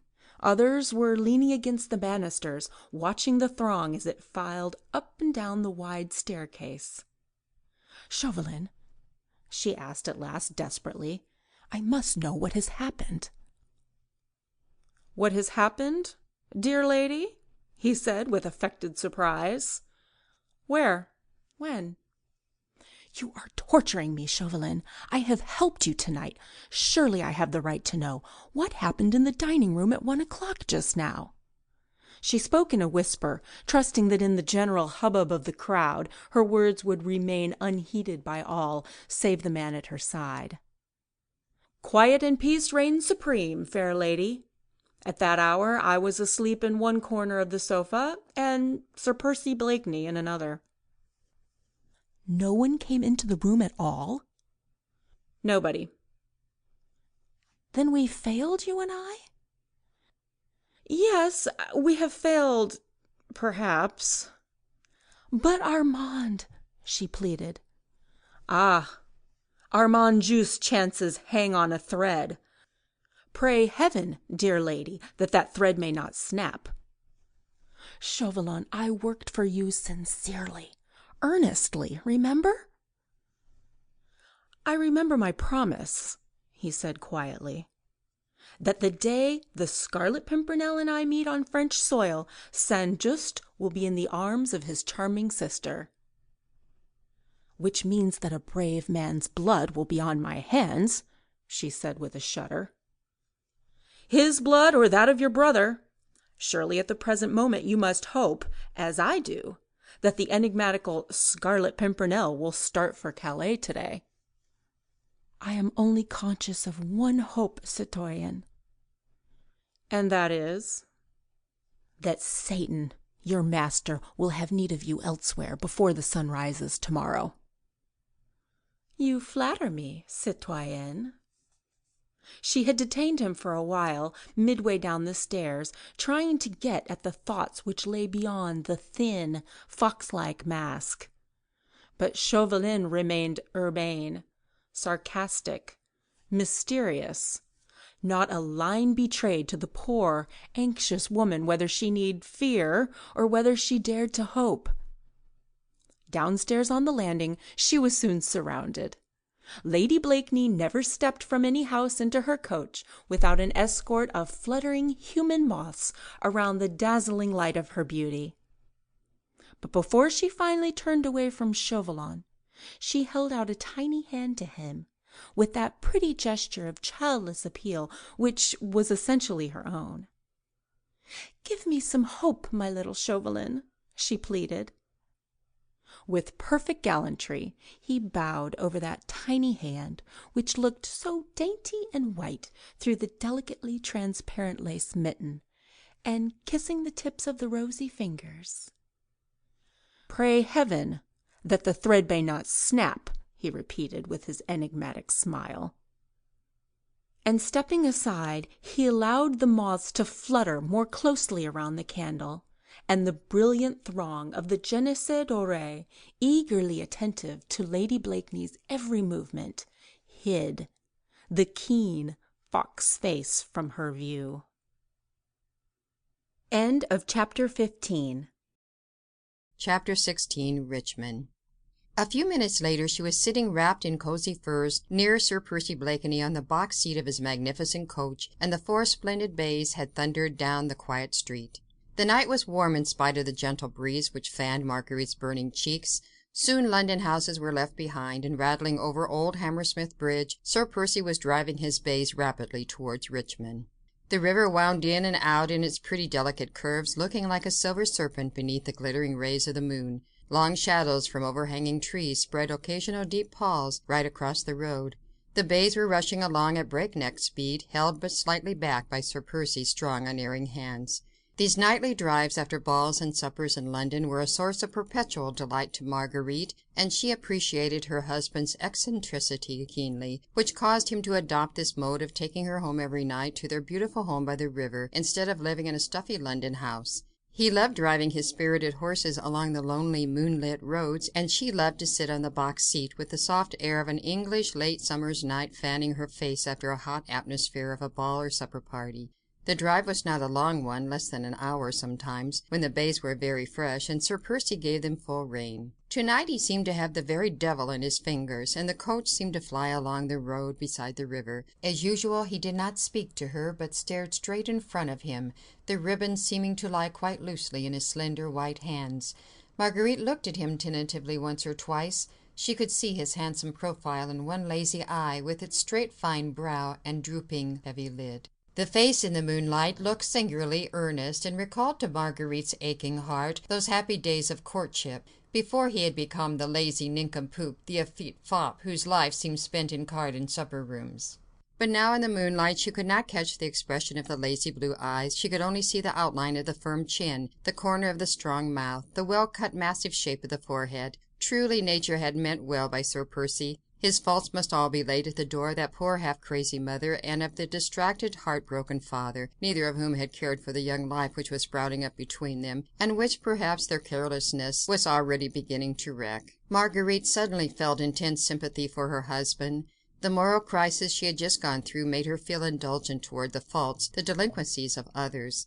How thoroughly a human being can be buffeted and overmastered by fate had been borne in upon her with appalling force. Had anyone told her a week ago that she would stoop to spy upon her friends, that she would betray a brave and unsuspecting man into the hands of a relentless enemy, she would have laughed the idea to scorn. Yet she had done these things. Anon, perhaps the death of that brave man would be at her door, just as 2 years ago the Marquis de St. Cyr had perished through the thoughtless words of hers. But in that case she was morally innocent. She had meant no serious harm. Fate merely had stepped in, but this time she had done a thing that obviously was base, had done it deliberately, for a motive which perhaps high moralists would not even appreciate. As she felt her husband's strong arm beside her, she also felt how much more he would dislike and despise her if he knew of this night's work. Thus human beings judge of one another, with but little reason and no charity. She despised her husband for his inanities and vulgar, unintellectual occupations, and he, she felt, would despise her still worse, because she had not been strong enough to do right for right's sake, and to sacrifice her brother to the dictates of her conscience. Buried in her thoughts, Marguerite had found this hour in the breezy summer night all too brief, and it was with a feeling of keen disappointment that she suddenly realized that the bays had turned into the massive gates of her beautiful English home. Sir Percy Blakeney's house on the river has become a historic one. Palatial in its dimensions, it stands in the midst of exquisitely laid-out gardens, with a picturesque terrace and frontage to the river.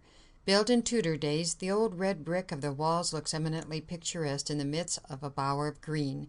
The beautiful lawn with its old sun-dial adding the true note of harmony to its foregrounds, and now on this warm early autumn night, the leaves slightly turned to russets and gold, the old garden looks singularly poetic and peaceful in the moonlight. With unerring precision, Sir Percy had brought the 4 bays to a standstill immediately in front of the fine Elizabethan entrance hall. In spite of the late hour, an army of grooms seemed to have emerged from the very ground, as the coach had thundered up, and were standing respectfully round.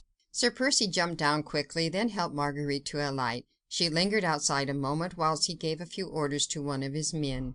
She skirted the house, and stepped on to the lawn, looking out dreamily into the silvery landscape. Nature seemed exquisitely at peace in comparison with the tumultuous emotions she had gone through. She could faintly hear the ripple of the river and the occasional soft and ghost-like fall of a dead leaf from a tree. All else was quiet around her. She had heard the horses prancing as they were being led away to their distant stables, the hurrying of servants' feet as they had all gone within to rest. The house also was quite still. In 2 separate suites of apartments just above the magnificent reception rooms, lights were still burning. They were her rooms and his, well divided from each other by the whole width of the house, as far apart as their own lives had become. Involuntarily she sighed. At that moment she could really not have told why. She was suffering from unconquerable heartache. Deeply and achingly she was sorry for herself. Never had she felt so pitiably lonely, so bitterly in want of comfort and of sympathy. With another sigh she turned away from the river towards the house, vaguely wondering if after such a night she could ever find rest and sleep. Suddenly, before she reached the terrace, she heard a firm step upon the crisp gravel, and the next moment her husband's figure emerged out of the shadow. He, too, had skirted the house, and was wandering along the lawn towards the river. He still wore his heavy driving coat with the numerous lapels and collars he himself had set in fashion, but he had thrown it well back, burying his hands, as was his wont, in his deep pockets of his satin breeches. The gorgeous white costume he had worn at Lord Grenville's ball, with his jabot of priceless lace, looked strangely ghostly against the dark background of the house. He apparently did not notice her, for after a few moments' pause, he presently turned back towards the house and walked straight up to the terrace. Sir Percy! He already had 1 foot on the lowest of the terrace steps, but at her voice he started and paused, then looked searchingly into the shadows whence she had called to him. She came forward quickly into the moonlight, and as soon as he saw her, he said, with an air of consummate gallantry he always wore when speaking to her, "At your service, madam." But his foot was still on the step, and his whole attitude there was a remote suggestion, distinctly visible to her, that he wished to go, and had no desire for a midnight interview. "The air is deliciously cool," she said, "the moonlight peaceful and poetic, and the garden inviting. Will you not stay in it a while? The hour is not yet late, or is my company so distasteful to you that you are in a hurry to rid yourself of it?" "Nay, madam," he rejoined placidly, "but 'tis on the other foot the shoe happens to be, and I'll warrant you'll find the midnight air more poetic without my company. No doubt the sooner I remove the obstruction, the better your ladyship will like it." He turned once more to go. "I protest you mistake me, Sir Percy," she said hurriedly, and drawing a little closer to him. "The estrangement which, alas, has arisen between us was none of my making, remember." "Begad, you must pardon me there, madam," he protested coldly. "My memory was always of the shortest." He looked her straight in the eyes, with that lazy nonchalance which had become second nature to him. He returned his gaze for a moment, then her eyes softened as she came up quite close to him to the foot of the terrace steps. "Of the shortest, Sir Percy, faith! How it must have altered! Was it 3 years ago or 4 that you saw me for 1 hour in Paris on your way to the East?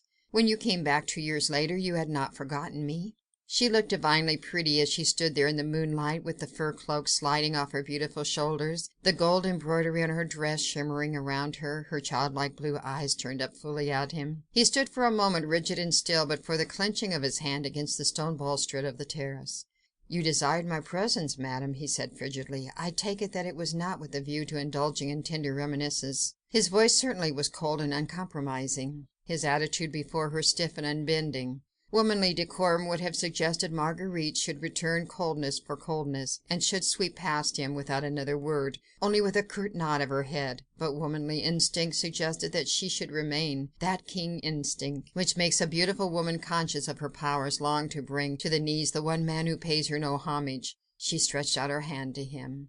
"Nay, Sir Percy, why not? The present is not so glorious but that I should not wish to dwell a little in the past." He bent his tall figure, and taking hold of the extreme tip of the fingers which she still held out to him, he kissed them ceremoniously. "Ay, faith, madam," he said, "then you will pardon me if my dull wits cannot accompany you there." Once again he attempted to go, once more her voice, sweet, childlike, and almost tender, called him back. "Sir Percy, your servant, madam." "Is it possible that love can die?" she said with sudden unreasoning vehemence. "Methought that the passion which you once felt for me would outlast the span of human life. Is there nothing left of that love, Percy, which might help you to bridge over this sad estrangement?" His massive figure seemed, while she spoke thus to him, to stiffen once more. The strong mouth hardened, a look of relentless obstinacy crept into the habitually lazy blue eyes. "With what object, I pray you, madam?" he asked coldly. "I do not understand you." "Yet 'tis simple enough," he said with sudden bitterness, which seemed literally to surge through his words, though he was making visible efforts to suppress it. "I humbly put the question to you, for my low wits are unable to grasp the cause of this, your ladyship's sudden new mood. Is it that you have the taste to renew the devilish sport which you played so successfully last year? Do you wish to see me once more in a love-sick suppliant at your feet, so that you might again have the pleasure of kicking me aside, like a troublesome lap-dog?" She had succeeded in rousing him for a moment, and again looked straight at him, for it was thus she remembered him a year ago. "Percy, I entreat you," she whispered, "can we not bury the past?" "Pardon me, madam, but I understood you to say that your desire was to dwell in it." "Nay, I spoke not of that past, Percy," she said, while a tone of tenderness crept into her voice. "Rather did I speak of a time when you loved me still. And oh, I was vain and frivolous, your wealth and position allured me. I married you, hoping in my heart that your great love for me would beget in me a love for you, but alas!" The moon had sunk low behind a bank of clouds. In the east a soft grey light was beginning to chase away the heavy mantle of the night. He could only see her graceful outline now, the small queenly head with its wealth of reddish golden curls, and the glittering gems forming the small star-shaped red flower which she wore as a diadem in her hair. 24 hours after our marriage, madam, the Marquis de St. Cyr and his family perished in the guillotine, and the popular rumour reached me that is the wife of Sir Percy who helped to send them there. Nay, I myself told you the truth of that odious tale. Not till after it had been recounted to me by strangers, with all its horrible details.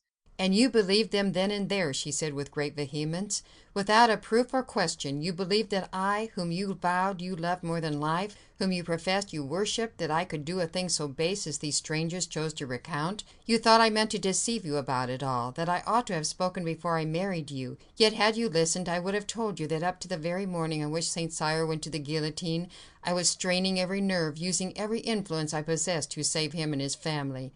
But my pride sealed my lips when your love seemed to perish, as if under the knife of that same guillotine.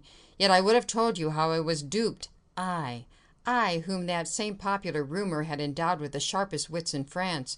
I was tricked into doing this thing by men who knew how to play upon my love for an only brother, and my desire for revenge.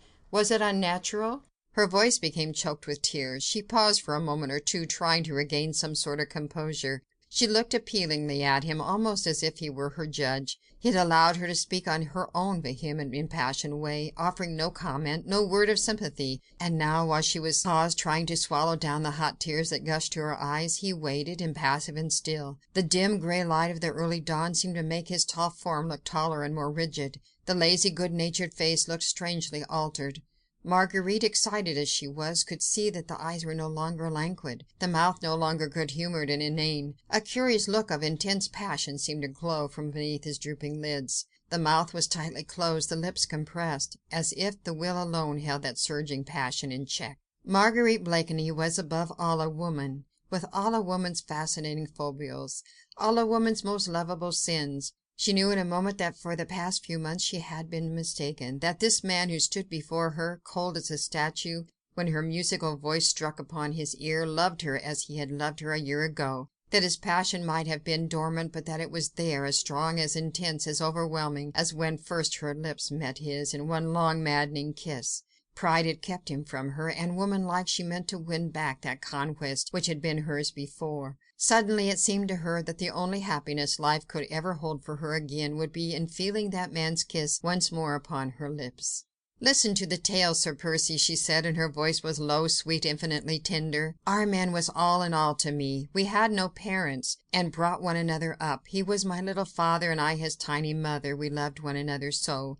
Then one day, do you mind me, Sir Percy, the Marquis de St. Cyr had my brother Armand thrashed by his lackeys, that brother whom I loved better than all the world, and his offence that he, a plebeian, had dared to love the daughter of an aristocrat. For that he was waylaid and thrashed like a dog within an inch of his life. Oh, how I suffered! His humiliation had eaten into my very soul. When the opportunity occurred, and I was able to take my revenge, I took it. But I only thought to bring that proud Marquis to trouble and humiliation. He plotted with Austria against his own country.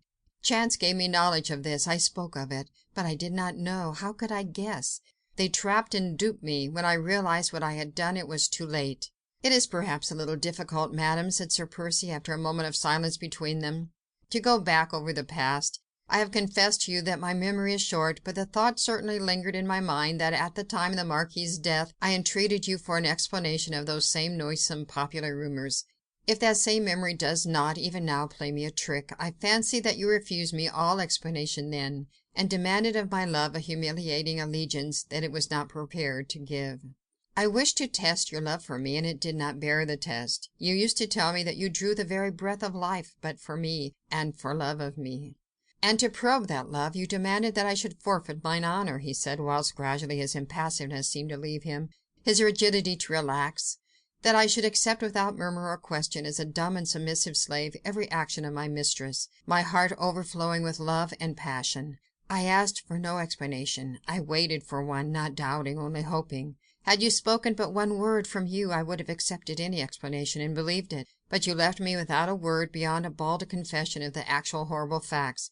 Proudly you returned to your brother's house and left me alone, for weeks, not knowing now in whom to believe, since the shrine which contained my one illusion lay shattered to earth at my feet."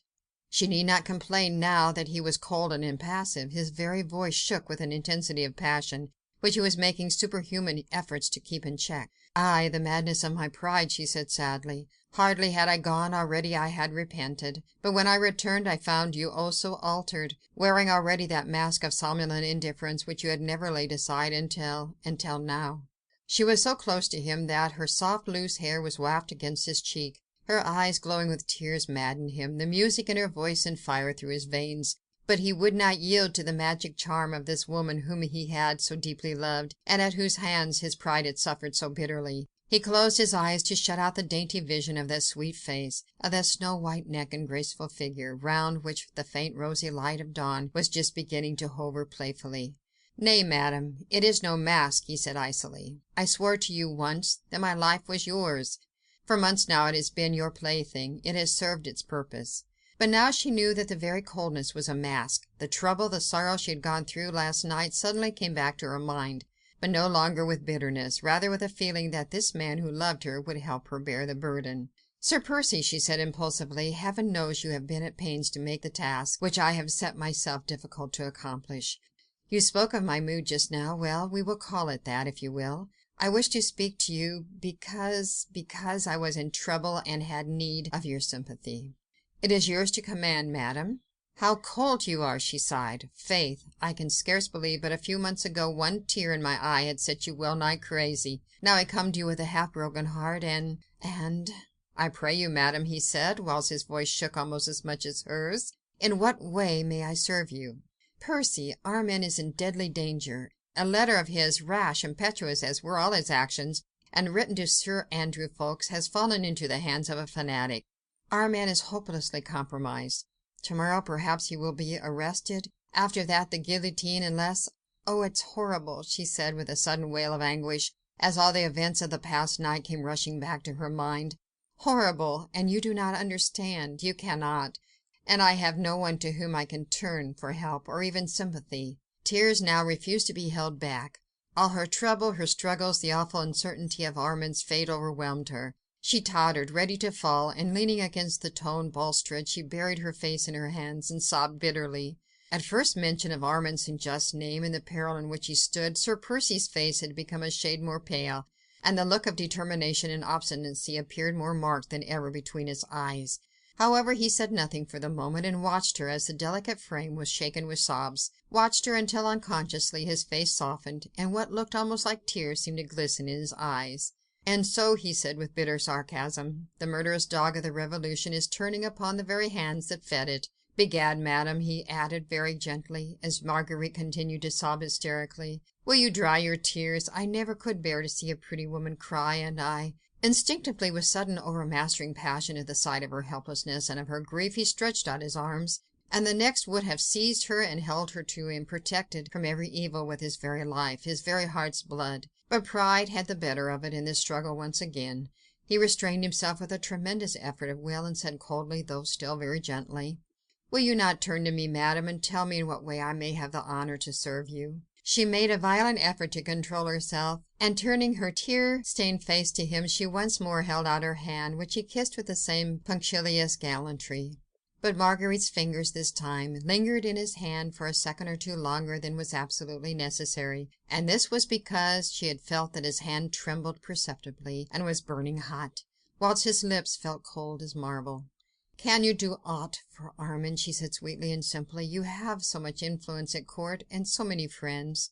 "Nay, madam, should you not seek the influence of your friend, Monsieur Chauvelin? His extends, if I mistake not, even as far as the Republican government of France."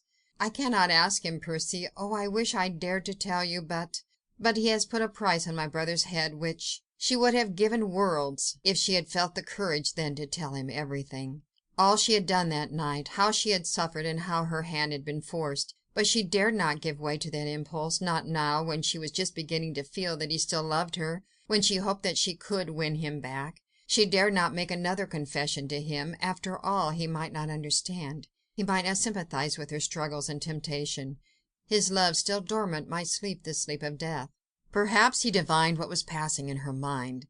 His whole attitude was one of intense longing, a veritable prayer for that confidence which her foolish pride withheld from him. When she remained silent, he sighed, and said with marked coldness, "Faith, madam, since it distresses you, we will not speak of it. As for Armand, I pray you have no fear. I pledge you my word that he shall be safe. Now have I your permission to go? The hour is getting late, and—" "You will at least accept my gratitude," she said, as she drew quite close to him, and speaking with real tenderness. With a quick, almost involuntary effort, he would have taken her then in his arms, for her eyes were swimming in tears, which he longed to kiss away. But she had lured him once, just like this, then cast him aside like an ill-fitting glove.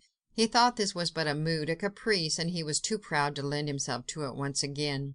"It is too soon, madam," he said quietly. "I have done nothing as yet. The hour is late, and you must be fatigued. Your woman will be waiting for you upstairs." He stood aside to allow her to pass. She sighed, a quick sigh of disappointment. His pride in her beauty had been in direct conflict, and his pride had remained the conqueror. Perhaps, after all, she had been deceived just now. What she took to be the light of love in his eyes might only have been the passion of pride, or who knows, of hatred instead of love. She stood looking at him for a moment or two longer. He was again as rigid, as impassive as before. Pride had conquered, and he cared naught for her. The grey light of dawn was gradually yielding to the rosy light of the rising sun. Birds began to twitter. Nature awakened, smiling in happy response to the warmth of the glorious October morning. Only between these two hearts there lay a strong, impassable barrier, built up of pride on both sides, which neither of them cared to be the first to demolish. He had bent his tall figure in a low, ceremonious bow, as she finally, with another bitter little sigh, began to mount the terrace steps. The long train of her gold-embroidered gown swept the dead leaves off the steps, making a faint, harmonious shh as she glided up, with one hand resting on the balustrade, the rosy light of dawn making an aura of gold round her hair, and causing the rubies on her head and arms to sparkle. She reached the tall glass doors which led into the house. Before entering, she paused once again to look at him, hoping against hope to see his arms stretched out to her, and to hear his voice calling her back, But he had not moved. His massive figures looked the very personification of unbending pride, of fierce obstinacy. Hot tears again surged to her eyes as she would not let him see them. She turned quickly within and ran as fast as she could up to her own rooms. Had she but turned back then and looked out once more to the rose-lit garden, she would have seen that which would have made her own suffering seem but light and easy to bear. A strong man, overwhelmed with his own passion and his own despair. Pride had given way at last. Obstinacy was gone. The will was powerless. He was but a man madly, blindly, passionately in love, and as soon as her light footsteps had died away within the house, he knelt down upon the terrace steps, and in the very madness of his love he kissed one by one the places where her small foot had trodden, and the stone balustrade there where her tiny hand had rested last. End of Chapter 16. Chapter 17. Farewell. When Marguerite reached her room, she found her maid terribly anxious about her. "Your ladyship will be so tired," said the poor woman, whose own eyes were half closed with sleep. "It is past 5 o'clock." "Ah, yes, Louise, I dare say I shall be tired presently," said Marguerite kindly, "but you are very tired now, so go to bed at once. I'll get into bed alone." "But my lady—" "Now don't argue, Louise, but go to bed. Give me a wrap and leave me alone." Louise was only too glad to obey. She took off her mistress's gorgeous ball dress, and wrapped her up in a soft billowy gown. "Does your ladyship wish for anything else?" she asked when that was done. "No, nothing more. Put out the lights as you go out." "Yes, my lady. Good night, my lady." "Good night, Louise." When the maid was gone, Marguerite drew aside the curtains and threw open the windows. The garden and the river beyond were flooded with rosy light. Far away to the east, the rays of the rising sun had changed the rose into vivid gold. The lawn was deserted now, and Marguerite looked down upon the terrace where she had stood a few moments ago, trying in vain to win back a man's love, which once had been so wholly hers. It was strange that through all her troubles, all her anxiety for Armand, she was mostly conscious at the present moment of a keen and bitter heartache. Her very limbs seemed to ache with longing for the love of a man who had spurned her, who had resisted her tenderness, remained cold to her appeals, and had not responded to the glow of passion, which had caused her to feel and hope that those happy olden days in Paris were not all dead and forgotten.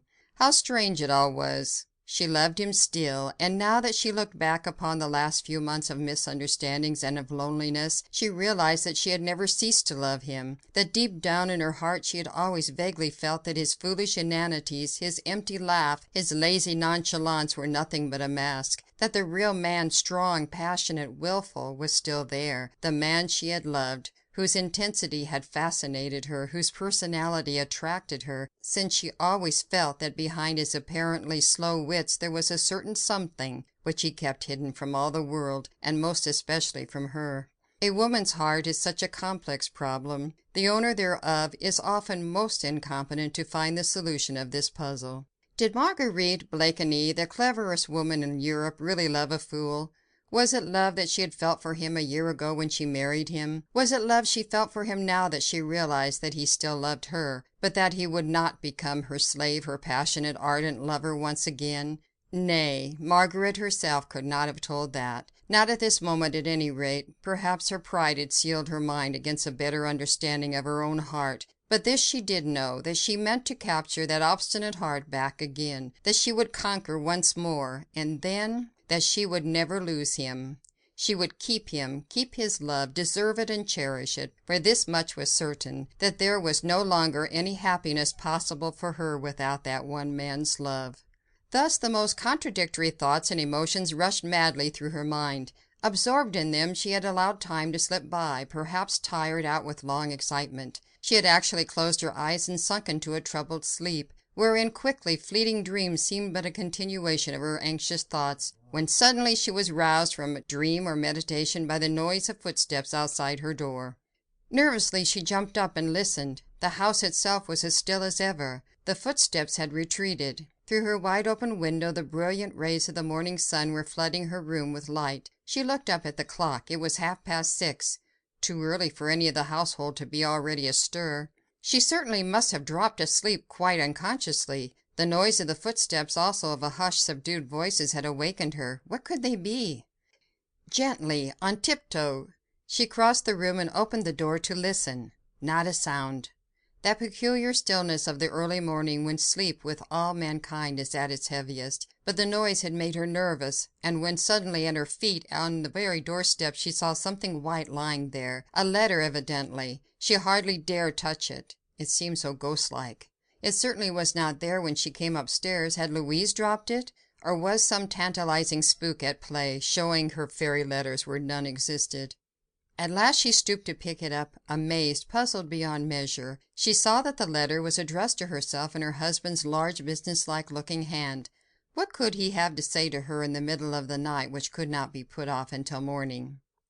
She tore open the envelope and read: "A most unforeseen circumstance forces me to leave for the north immediately, so I beg your ladyship's pardon if I do not avail myself of the honour of bidding you good-bye.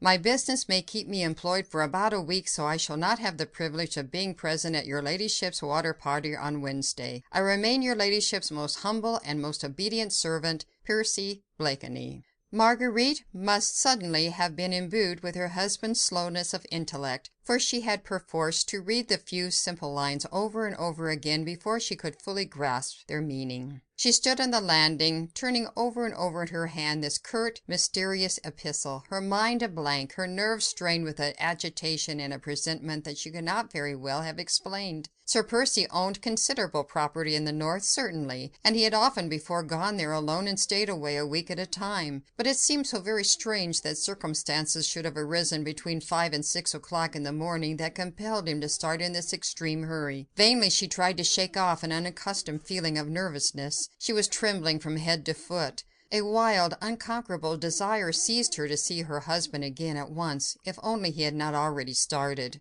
Forgetting the fact that she was only very lightly clad in a morning wrap and her hair lay loosely about her shoulders, she flew down the stairs, right through the hall towards the front door. It was, as usual, barred and bolted, for the indoor servants were not yet up, but her keen ears had detected the sound of voices and the pawing of a horse's hoof against the flagstones. With nervous, trembling fingers, Marguerite undid the bolts one by one, bruising her hands, hurting her nails, for the locks were heavy and stiff. But she did not care. Her whole frame shook with the anxiety at the very thought that she might be too late, that he might have gone without her seeing him and bidding him Godspeed.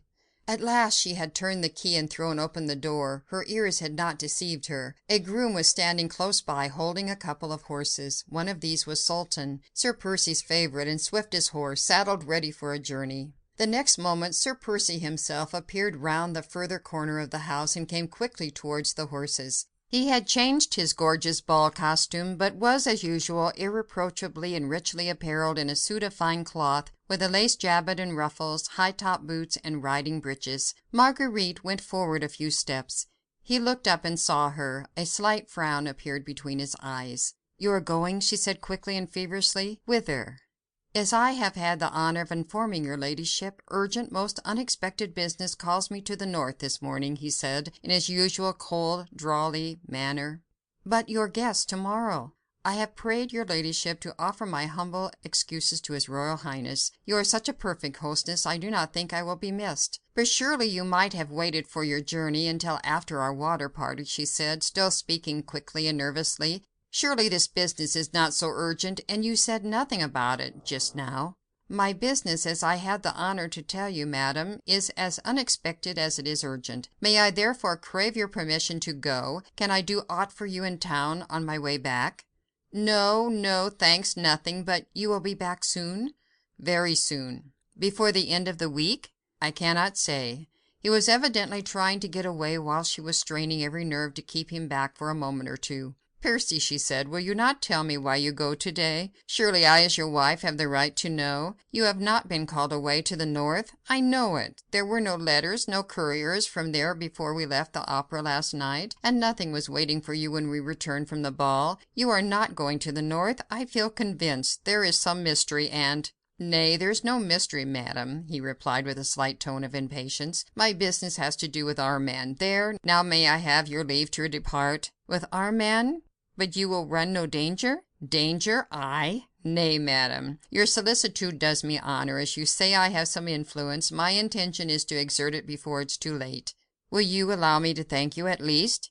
"Nay, madam," he said coldly, "there's no need for that. My life is at your service, and I am already more than repaid." "And mine will be at yours, Sir Percy, if you will but accept it, in exchange for what you do for Armand," she said as impulsively. She stretched out both her hands to him. "There, I will not detain you. My thoughts go with you. Farewell."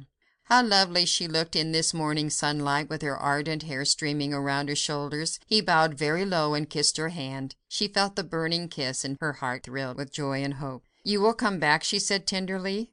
"Very soon," he replied, looking longingly into her blue eyes. "And you will remember?" she asked, as her eyes, in response to his look, gave him an infinity of promise. "I will always remember, madam, that you have honoured me by commanding my services." The words were cold and formal, but they did not chill her this time. Her woman's heart had read his beneath the impulsive mask his pride still forced him to wear. He bowed to her again, then begged her leave to depart. She stood on one side whilst he jumped on Sultan's back, then, as he galloped out of the gate, she waved him a final adieu. A bend in the road soon hid him from view. His confidential groom had some difficulty in keeping pace with him, for Sultan flew along in response to his master's excited mood. Marguerite, with a sigh that was almost a happy one, turned and went within. She went back to her room, for suddenly, like a tired child, she felt quite sleepy. Her heart seemed at once to be in complete peace, and though it still ached with undefined longing, a vague and delicious hope soothed it as with a balm. She felt no longer anxious about Armand.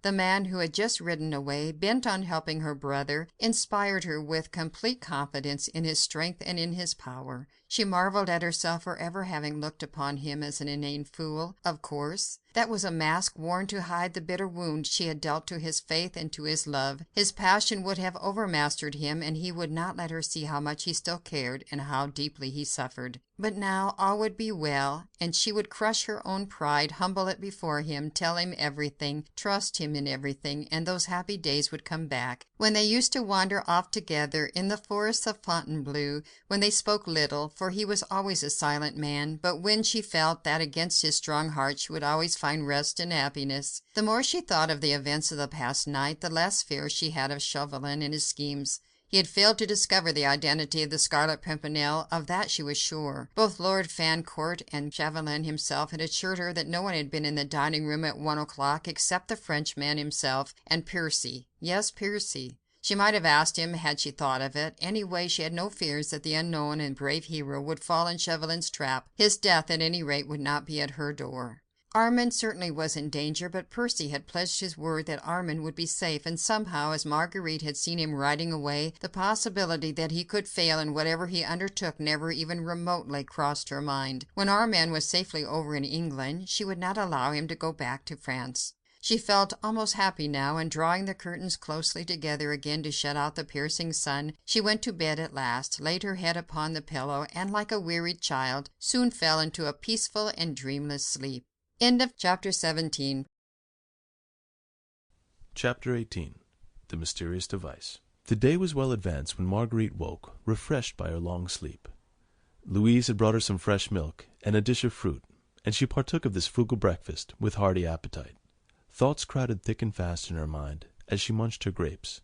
Most of them went galloping away after the tall erect figure of her husband, whom she had watched riding out of sight more than 5 hours ago. In answer to her eager inquiries, Louise brought back the news that the groom had come home with Sultan, having left Sir Percy in London. The groom thought that his master was about to get on board his schooner, which was lying off just below London Bridge.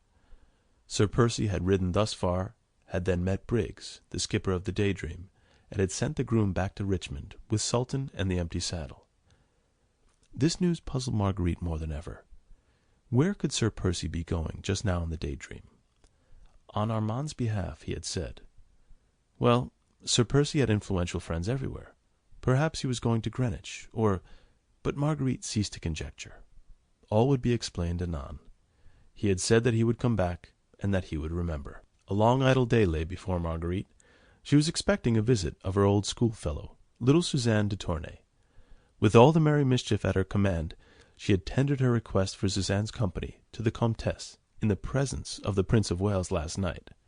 His Royal Highness had loudly applauded the notion, and declared that he would give himself the pleasure of calling on the two ladies in the course of the afternoon. The Comtesse had not dared to refuse, and then and there was entrapped into a promise to send little Suzanne to spend a long and happy day at Richmond with her friend. Marguerite expected her eagerly. She longed for a chat about old school days with the child. She felt that she would prefer Suzanne's company to that of anyone else, and together they would roam through the fine old garden and rich deer park, or stroll along the river. But Suzanne had not come yet, and Marguerite, being dressed, prepared to go downstairs. She looked quite a girl this morning, in her simple muslin frock, with a broad blue sash round her slim waist, and the dainty crossover fichu, into which, at her bosom, she had fastened a few late crimson roses.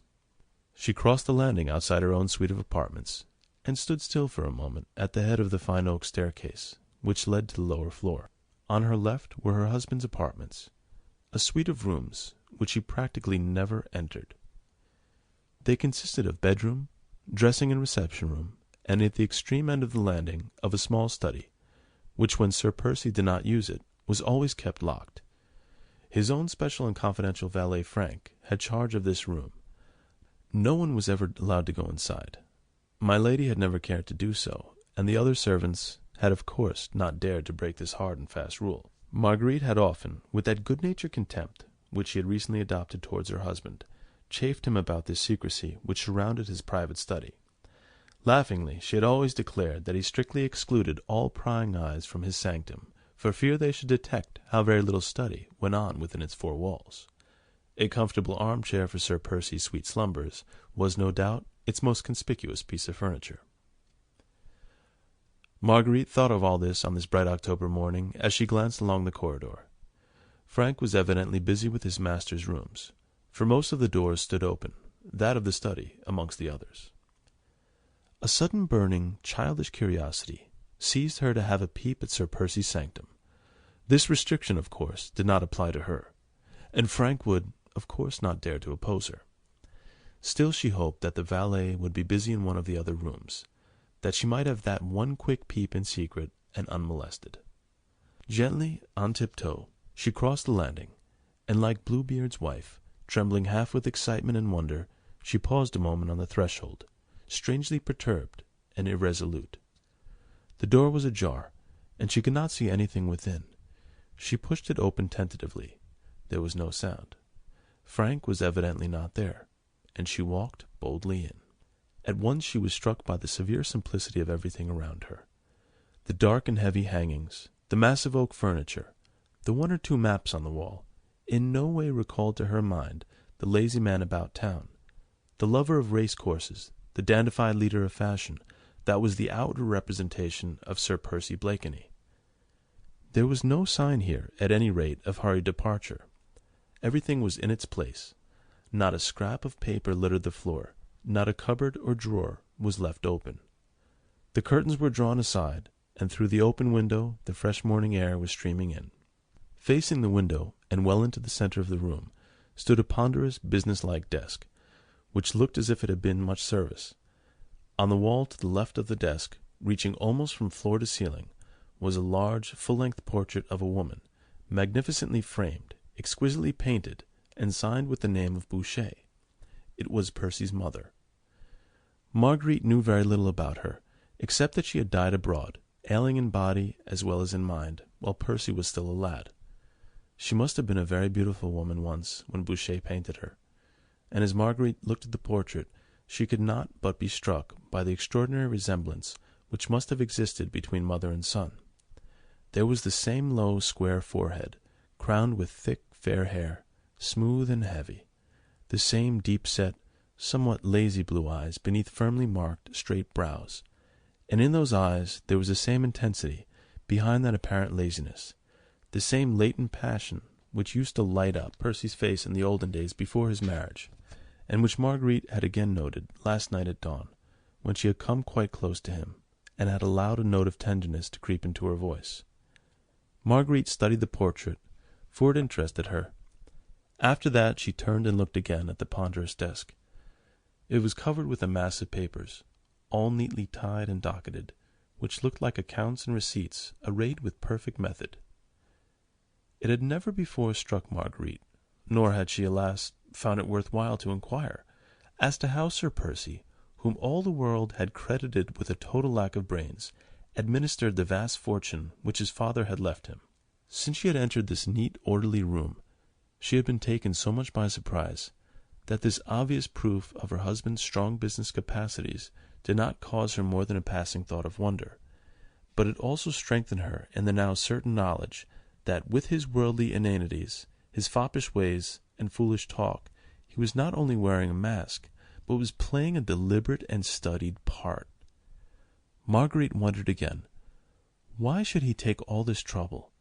Why should he, who was obviously a serious, earnest man, wish to appear before his fellow men as an empty-headed nincompoop? He may have wished to hide his love for a wife who held him in contempt, but surely such an object could have been gained at less sacrifice, and with far less trouble than constant incessant acting of an unnatural part. She looked round her quite aimlessly now. She was horribly puzzled, and a nameless dread before all this strange, unaccountable mystery had begun to seize upon her. She felt cold and uncomfortable suddenly in this severe and dark room. There were no pictures on the wall, save the fine Boucher portrait, only a couple of maps, both of parts of France, one of the north coast and the other of the environs of Paris. What did Sir Percy want with those, she wondered. Her head began to ache. She turned away from this strange Bluebeard's chamber, which she had entered, and which she did not understand. She did not wish Frank to find her here, and with a fast look round, she once more turned to the door.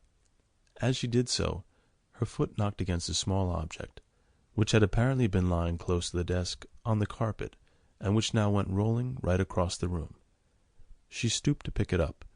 It was a solid gold ring with a flat shield, on which was engraved a small device.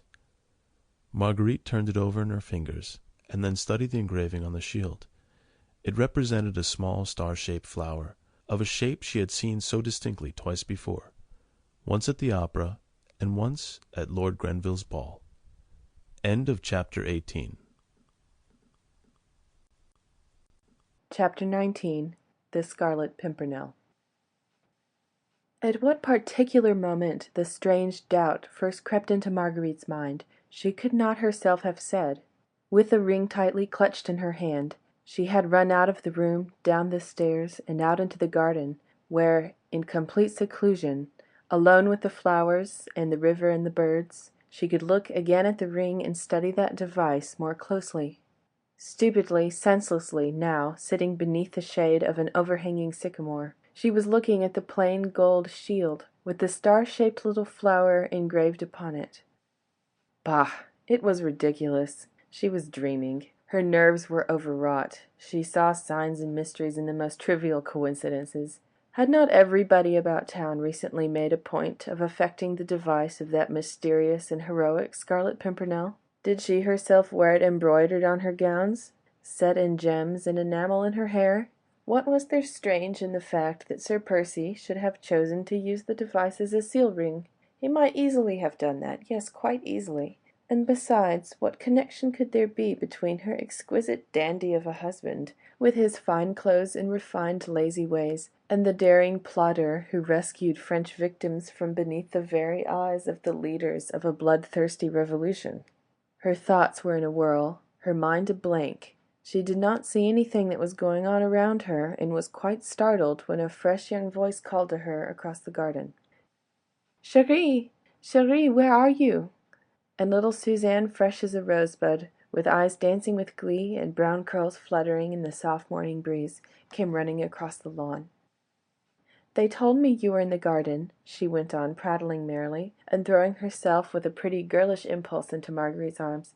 "So I ran out to give you a surprise. You did not expect me quite so soon, did you, my darling little Margot, chérie?"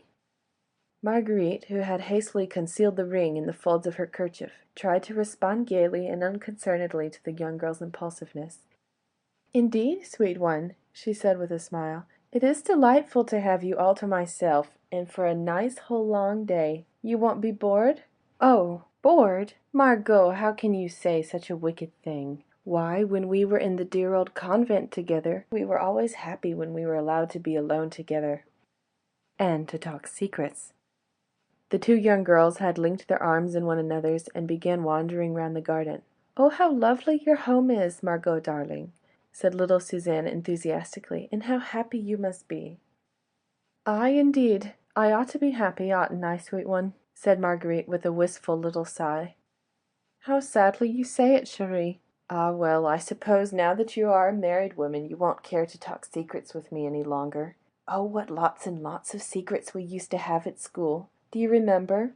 Some we did not even confide to Sister Teresa of the Holy Angels, though she was such a dear." "And now you have one all-important secret, eh, little one?" said Marguerite merrily, "which you are forthwith going to confide in me. Nay, you need not blush, chérie," she added, as she saw Suzanne's pretty little face crimson with blushes. "Faith, there's naught to be ashamed of. He is a noble and true man, and one to be proud of as a lover, and as a husband." "Indeed, chérie, I am not ashamed," rejoined Suzanne softly, "and it makes me very, very proud to hear you speak so well of him. I think Mamma will consent," she added thoughtfully, "and I shall be, oh, so happy. But, of course, nothing is to be thought of until Papa is safe." Marguerite started. Suzanne's father, the Comte de Tournay, one of those whose life would be jeopardized if Chauvelin succeeded in establishing the identity of the Scarlet Pimpernel. She had understood all along from the Comtesse, and also from one or two of the members of the League, that their mysterious leader had pledged his honor to bring the fugitive Comte de Tournay safely out of France. Whilst little Suzanne, unconscious of all, save her own all-important little secret, went prattling on, Marguerite's thoughts went back to the events of the past night, Armand's peril, Chauvelin's threat, his cruel either-or which she had accepted, and then her own work in the matter, which should have culminated at 1 o'clock in Lord Grenville's dining-room, when the relentless agent of the French government would finally learn who was this mysterious Scarlet Pimpernel, who so openly defied an army of spies, and placed himself so boldly, and for mere sport, on the side of the enemies of France. Since then she had heard nothing from Chauvelin. She had concluded that he had failed, and yet she had not felt anxious about Armand, because her husband had promised her that Armand would be safe. But now suddenly, as Suzanne prattled merrily along, an awful horror came upon her for what she had done. Chauvelin had told her nothing, it was true, but she remembered how sarcastic and evil he looked when she took final leave of him after the ball. Had he discovered something then? Had he already laid his plans for catching the daring plotter red-handed in France and sending him to the guillotine without compunction or delay? Marguerite turned sick with horror, and her hand convulsively clutched the ring in her dress. "You are not listening, chérie," said Suzanne reproachfully, as she paused in her long, highly interesting narrative. "Yes, yes, darling, indeed I am," said Marguerite with an effort, forcing herself to smile. "I love to hear you talking, and your happiness makes me so very glad. Have no fear, we will manage to propitiate Maman. Sir Andrew Ffoulkes is a noble English gentleman. He has money and position. The Comtesse will not refuse her consent. But now, little one, tell me, what is the latest news about your father?" "Oh," said Suzanne with mad glee, "the best we could possibly hear. My Lord Hastings came to see Maman early this morning. He said that all is now well with dear Papa, and we may safely expect him here in England in less than 4 days."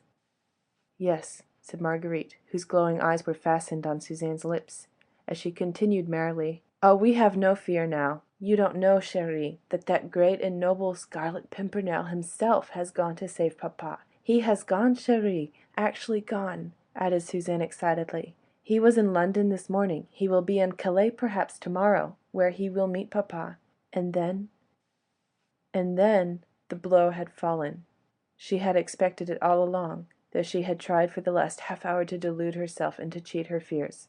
He had gone to Calais, had been in London this morning. He, the Scarlet Pimpernel, Percy Blakeney, her husband, whom she had betrayed last night to Chauvelin.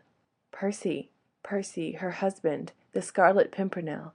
Ugh, how could she have been so blind? She understood it all now, all at once. The part he played, the mask he wore, in order to throw dust in everybody's eyes. And all for the sheer sport and devilry, of course, saving men, women, and children from death, as other men destroy and kill animals for the excitement, the love of the thing.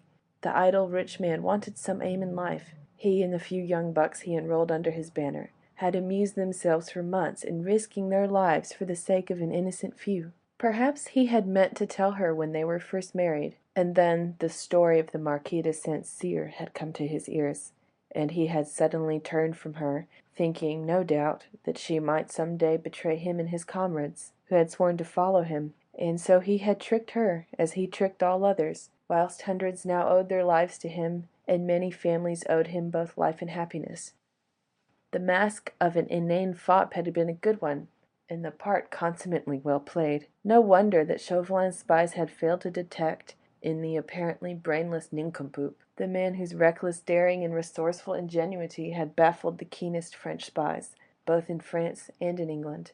Even last night, when Chauvelin went to Lord Grenville's dining-room to seek that daring Scarlet Pimpernel, he only saw that inane Sir Percy Blakeney fast asleep in a corner of the sofa. Had his astute mind guessed the secret, then? Here lay the whole awful, horrible, amazing puzzle. In betraying a nameless stranger to his fate, in order to save her brother, had Marguerite Blakeney sent her husband to his death. No, no, no, 1,000 times no. Surely fate could not deal a blow like that. Nature itself would rise in revolt. Her hand, when it held that tiny scrap of paper last night, would have surely been struck numb ere it committed a deed so appalling and so terrible. "But what is it, chérie?" said little Suzanne, now genuinely alarmed, for Marguerite's colour had become dull and ashen. "Are you ill, Marguerite? What is it?" "Nothing, nothing, child," she murmured, as in a dream. "Wait a moment. Let me think. Think. You said the Scarlet Pimpernel had gone today?" "Marguerite, chérie, what is it? You frighten me." "It's nothing, child, I tell you nothing. I must be alone a minute. And, dear one, I may have to curtail our time together today. I may have to go away. You'll understand?" "I understand that something has happened, chérie, and that you want to be alone.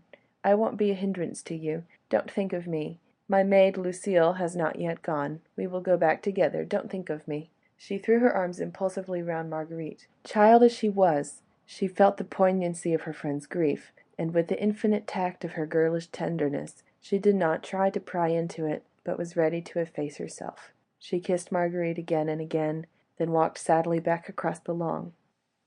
Marguerite did not move. She remained there thinking, wondering what was to be done. Just as little Suzanne was about to mount the terrace steps, a groom came running round the house towards his mistress. He carried a sealed letter in his hand. Suzanne instinctively turned back. Her heart told her that here perhaps was further ill news for her friend, and she felt that poor Margot was not in a fit state to bear any more. The groom stood respectfully beside his mistress, then he handed her the sealed letter. "What is that?" asked Marguerite. "Just come by runner, my lady." Marguerite took the letter mechanically and turned it over in her trembling fingers. "Who sent it?" she said. "The runner said, my lady," replied the groom, "that his orders were to deliver this, and that your ladyship would understand from whom it came." Marguerite tore open the envelope. Already her instinct told her what it contained, and her eyes only glanced at it mechanically. It was a letter by Armand St. Just to Sir Andrew Ffoulkes, the letter which Chauvelin's spies had stolen at the Fisherman's Rest, and which Chauvelin had held as a rod over her to enforce her obedience. Now he had kept his word. He had sent her back St. Just's compromising letter, for he was on the track of the Scarlet Pimpernel. Marguerite's senses reeled. Her very soul seemed to be leaving her body. She tottered and would have fallen, but for Suzanne's arm around her waist. With superhuman effort she regained control over herself. There was yet much to be done. "Bring that runner here to me," she said to the servant, with much calm. "He has not gone?" "No, my lady." The groom went, and Marguerite turned to Suzanne. "And you, child, run within. Tell Lucille to get ready. I fear that I must send you home, child. And stay, tell one of my maids to prepare a travelling dress and cloak for me." Suzanne made no reply. She kissed Marguerite tenderly and obeyed without a word. The child was overawed by the terrible, nameless misery in her friend's face. A minute later the groom returned, followed by the runner who had brought the letter. "Who gave you this packet?" asked Marguerite. "A gentleman, my lady," replied the man, "at the Rose and Thistle Inn, opposite Charing Cross. He said you would understand." "At the Rose and Thistle? What was he doing?" "He was waiting for the coach, your ladyship, which he had ordered." "The coach?" "Yes, my lady. A special coach he had ordered. I understood from his man that he was posting straight to Dover." "That's enough. You may go." Then she turned to the groom. "My coach and the 4 swiftest horses in the stable to be ready at once." The groom and runner both went off quickly to obey. Marguerite remained standing for a moment on the lawn quite alone. Her graceful figure was as rigid as a statue, her eyes were fixed, her hands were tightly clasped across her breast, her lips moved as they murmured with pathetic, heartbreaking persistence, "What's to be done? What's to be done? Where to find him? Oh God, grant me light." But this was not the moment for remorse and despair. She had done, unwittingly, an awful and terrible thing, the very worst crime in her eyes that woman ever committed. She saw it in all its horror. Her very blindness in not having guessed her husband's secret seemed now to her another deadly sin. She ought to have known. She ought to have known. How could she imagine that a man who could love with so much intensity as Percy Blakeney had loved her from the first, how could such a man be the brainless idiot he chose to appear? She at least ought to have known that he was wearing a mask, and having found that out, she should have torn it from his face whenever they were alone together. Her love for him had been paltry and weak, easily crushed by her own pride, and she too had worn a mask in assuming a contempt for him, whilst, as a matter of fact, she completely misunderstood him. But there was no time now to go over the past. By her own blindness she had sinned, now she must repay, not by empty remorse, but by prompt and useful action. Percy had started for Calais, utterly unconscious of the fact that his most relentless enemy was on his heels. He had set sail early that morning from London Bridge. Provided he had a favourable wind, he would no doubt be in France within 24 hours. No doubt he had reckoned on the wind and chosen this route. Chauvelin, on the other hand, would post to Dover, charter a vessel there, and undoubtedly reach Calais much about the same time. Once in Calais, Percy would meet all those who were eagerly waiting for the noble and brave Scarlet Pimpernel, who had come to rescue them from horrible and unmerited death.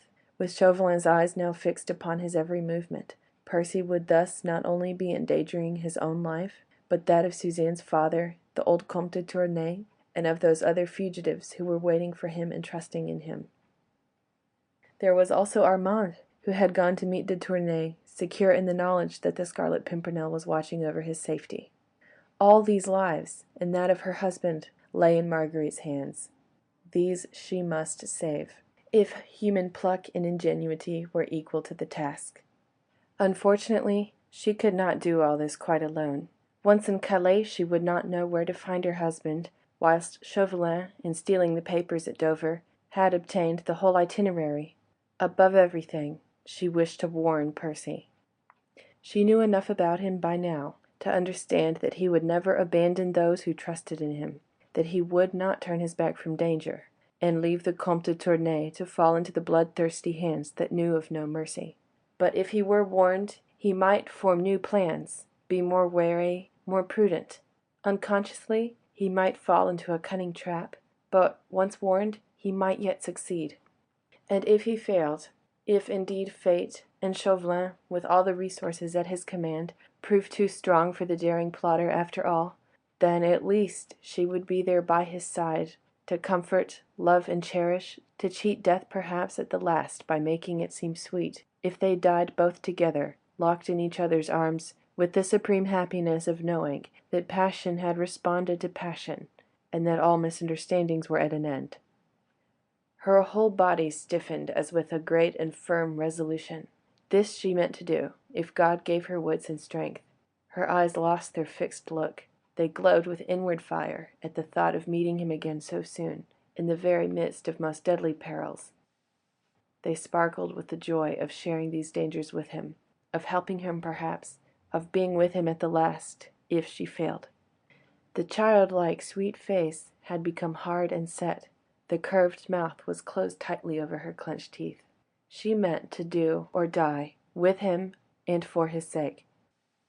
A frown, which spoke of an iron will and unbending resolution, appeared between the two straight brows.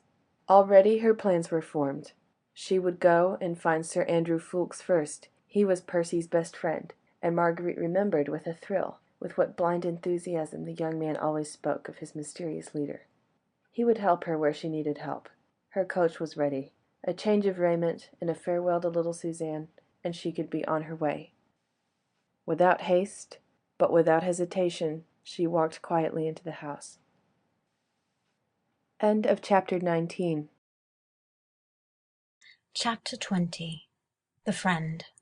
Less than half an hour later, Marguerite, buried in thoughts, sat inside her coach, which was bearing her swiftly to London. She had taken an affectionate farewell of little Suzanne, and seen the child safely started with her maid, and in her own coach, back to town.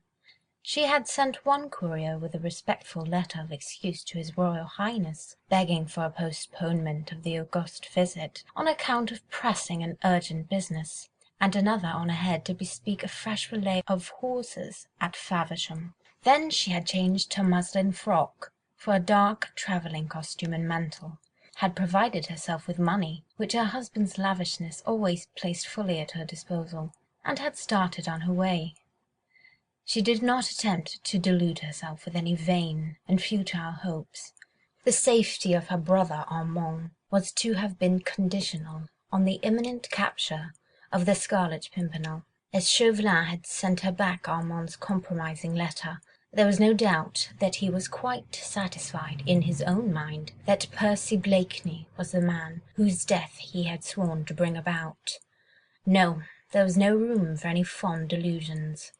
Percy, the husband whom she loved with all the ardour which her admiration for his bravery had kindled, was in immediate, deadly peril through her hand. She had betrayed him to his enemy, unwittingly 'tis true, but she had betrayed him, and if Chauvelin succeeded in trapping him, who so far was unaware of his danger, then his death would be at her door.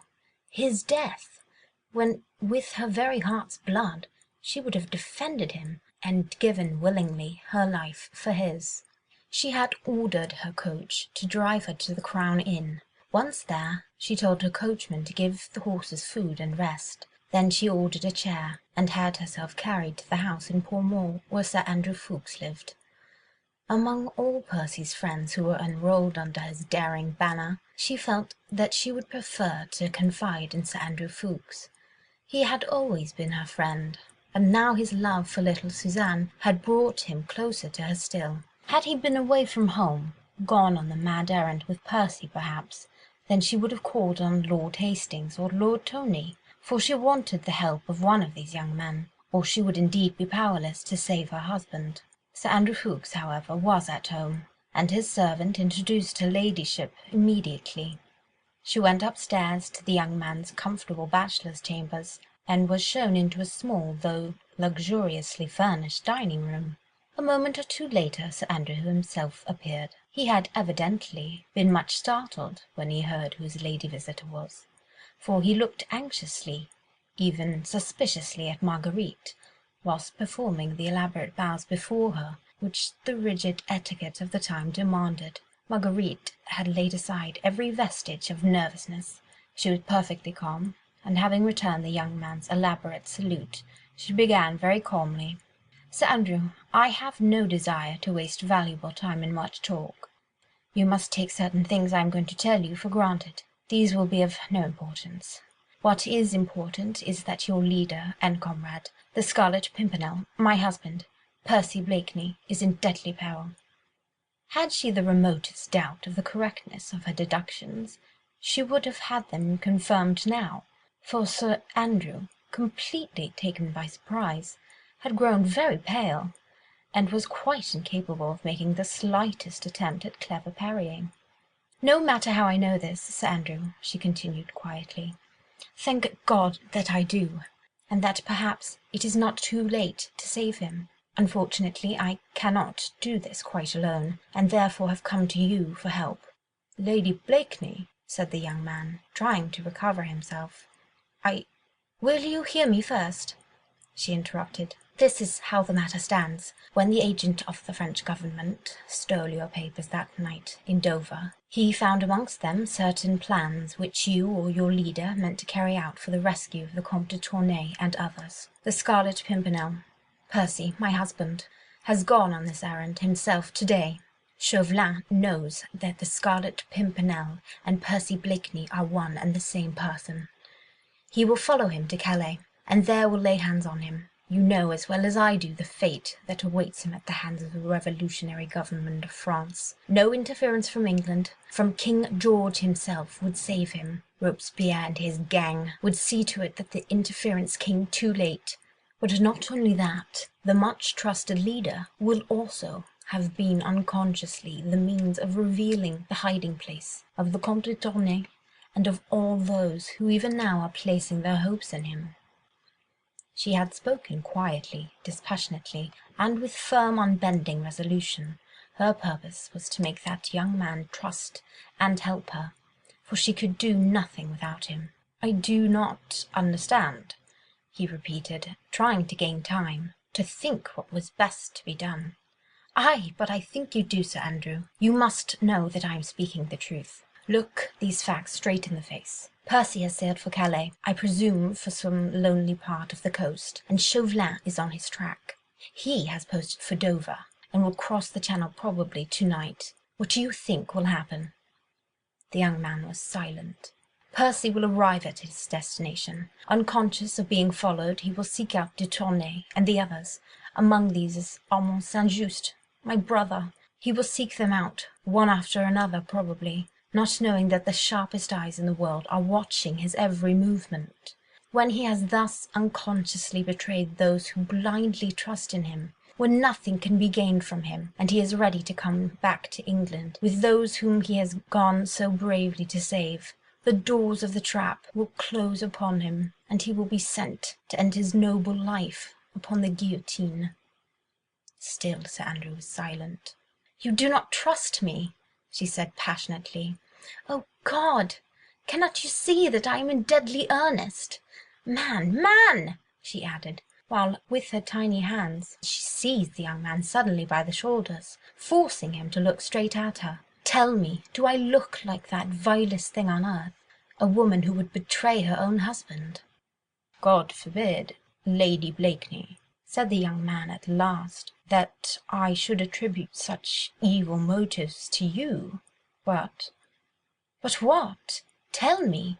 Quick, man, the very seconds are precious." "Will you tell me," he asked resolutely, and looking searchingly into her blue eyes, "whose hand helped to guide Monsieur Chauvelin to the knowledge which you say he possesses?" "Mine," she said quietly. "I own it. I will not lie to you, for I wish you to trust me absolutely. But I had no idea, how could I have, of the identity of the Scarlet Pimpernel, and my brother's safety was to be my prize if I succeeded." "In helping Chauvelin to track the Scarlet Pimpernel?" She nodded. "It is no use telling you how he forced my hand. Armand is more than a brother to me, and how could I guess? But we waste time, Sir Andrew. Every second is precious. In the name of God, my husband is in peril. Your friend, your comrade, help me to save him." Sir Andrew felt his position to be a very awkward one.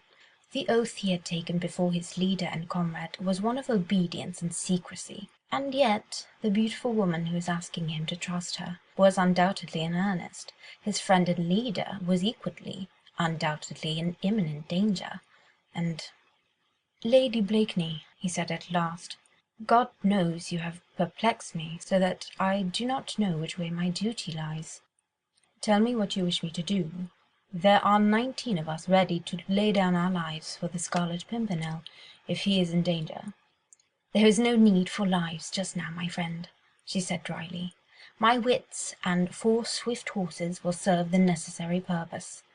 But I must know where to find him. See," she added, while her eyes filled with tears, "I have humbled myself before you.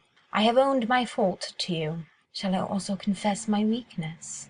My husband and I have been estranged because he did not trust me, and because I was too blind to understand. You must confess that the bandage which he put over my eyes was a very thick one. Is it small wonder that I did not see through it? But last night, after I led him unwittingly into such deadly peril, suddenly fell from my eyes. If you will not help me, Sir Andrew, I would still strive to save my husband. I would still exert every faculty I possess for his sake, but I might be powerless, for I might arrive too late, and nothing would be left for you but lifelong remorse, and for me, a broken heart." "But, Lady Blakeney," said the young man, touched by the gentle earnestness of this exquisitely beautiful woman, "do you know that what you propose doing is man's work? You cannot possibly journey to Calais alone. You would be running the greatest possible risks to yourself, and your chances of finding your husband now, were I to direct you ever so carefully, are infinitely remote." "Oh, I hope there are risks," she murmured softly. "I hope there are dangers too. I have so much to atone for, but I fear you are mistaken. Chauvelin's eyes are fixed upon you all. He will scarce notice me. Quick, Sir Andrew, the coach is ready, and there is not a moment to be lost. I must get to him. I must," she repeated with almost savage energy, "to warn him that that man is on his track. Can't you see? Can't you see that I must get to him? Even if it be too late to save him, at least to be by his side, at the least." "Faith, madam, you must command me. Gladly would I or any of my comrades lay down our lives for your husband. If you will go yourself—" "Nay, friend, do you not see that I would go mad if I let you go without me?" She stretched out her hand to him. "You will trust me?" "I await your orders," he said simply. "Listen, then. My coach is ready to take me to Dover. Do you follow me as swiftly as horses will take you. We meet at nightfall at the Fisherman's Rest. Chauvelin would avoid it, as he is known there, and I think it would be the safest. I will gladly accept your escort to Calais. As you say, I might miss Sir Percy were you to direct me ever so carefully. We'll charter a schooner at Dover, and cross over during the night, disguised, if you will agree to it, as my lackey. You will, I think, escape detection." "I am entirely at your service, madam," rejoined the young man earnestly. "I trust to God that you will sight the Daydream before we reach Calais. With Chauvelin at his heels, every step the Scarlet Pimpernel takes on French soil is fraught with danger." "God grant it, Sir Andrew. But now, farewell. We meet tonight at Dover. It will be a race between Chauvelin and me across the Channel tonight, and the prize, the life of the Scarlet Pimpernel." He kissed her hand, and then escorted her to her chair. A quarter of an hour later she was back at the Crown Inn, where her coach and horses were ready and waiting for her. The next moment they thundered along the London streets, and then straight onto the Dover road at maddening speed. She had no time for despair now.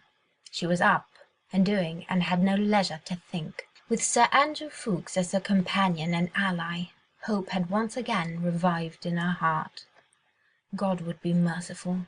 He would not allow so appalling a crime to be committed as the death of a brave man through the hand of a woman who loved him and worshipped him, and who would gladly have died for his sake. Marguerite's thoughts flew back to him, the mysterious hero whom she had always unconsciously loved, when his identity was still unknown to her. Laughingly, in the olden days, she used to call him the shadowy king of her heart.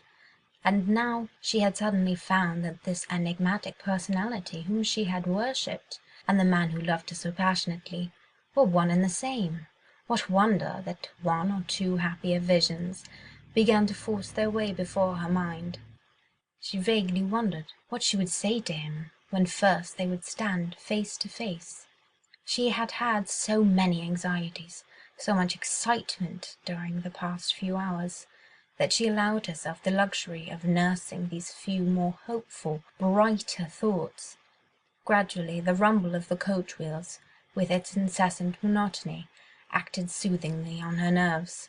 Her eyes, aching with fatigue and many shed and unshed tears, closed involuntarily, and she fell into a troubled sleep. End of chapter 20. Chapter 21. Suspense. It was late into the night when she at last reached the Fisherman's Rest. She had done the whole journey in less than 8 hours, thanks to innumerable changes of horses at the various coaching stations. for which she always paid lavishly, thus obtaining the very best and swiftest that could be had. Her coachman, too, had been indefatigable. The promise of special and rich reward had no doubt helped to keep him up, and he had literally burned the ground beneath his mistress's coach wheels. The arrival of Lady Blakeney in the middle of the night caused a considerable flutter at the Fisherman's Rest. Sally jumped hastily out of bed, and Mr. Jellyband was at great pains how to make his important guest comfortable. Both of these good folk were far too well drilled in the manners appertaining to innkeepers to exhibit the slightest surprise at Lady Blakeney's arrival, alone at this extraordinary hour. No doubt they thought all the more, but Marguerite was far too absorbed in the importance, the deadly earnestness of her journey, to stop and ponder over trifles of that sort. The coffee-room, the scene lately of the dastardly outrage on 2 English gentlemen, was quite deserted. Mr. Jellyband hastily relit the lamp, rekindled a cheerful bit of a fire in the great hearth, and then wheeled a comfortable chair by it, into which Marguerite gratefully sank. "Will your ladyship stay the night?" asked pretty Miss Sally, who was already busy laying a snow-white cloth on the table, preparatory to providing a simple supper for her ladyship. "No, not the whole night," replied Marguerite. "At any rate, I shall not want any room but this, if I can have it to myself for an hour or two." "It is at your ladyship's service," said honest Jellyband, whose rubicund face was set in its tightest folds, lest it should betray, before the quality, that boundless astonishment which the very worthy fellow had begun to feel. "I shall be crossing over at the first turn of the tide," said Marguerite, "and in the first schooner I can get. But my coachman and men will stay the night, and probably several days longer, so I hope you will make them comfortable." "Yes, my lady, I'll look after them. Shall Sally bring your ladyship some supper?" "Yes, please. Put something cold on the table, and as soon as Sir Andrew Ffoulkes comes, show him in here." "Yes, my lady." Honest Jellyband's face now expressed distress in spite of himself. He had great regard for Sir Percy Blakeney, and did not like to see his lady running away with young Sir Andrew. Of course it was no business of his, and Mr. Jellyband was no gossip. Still, in his heart, he recollected that her ladyship was, after all, only one of them foreigners. What wonder that she was immoral like the rest of them? "Don't sit up, honest Jellyband," continued Marguerite kindly, "nor you either, Mistress Sally. Sir Andrew may be late." Jellyband was only too willing that Sally should go to bed. He was beginning not to like these going-ons at all. Still, Lady Blakeney would pay handsomely for the accommodation, and certainly was no business of his.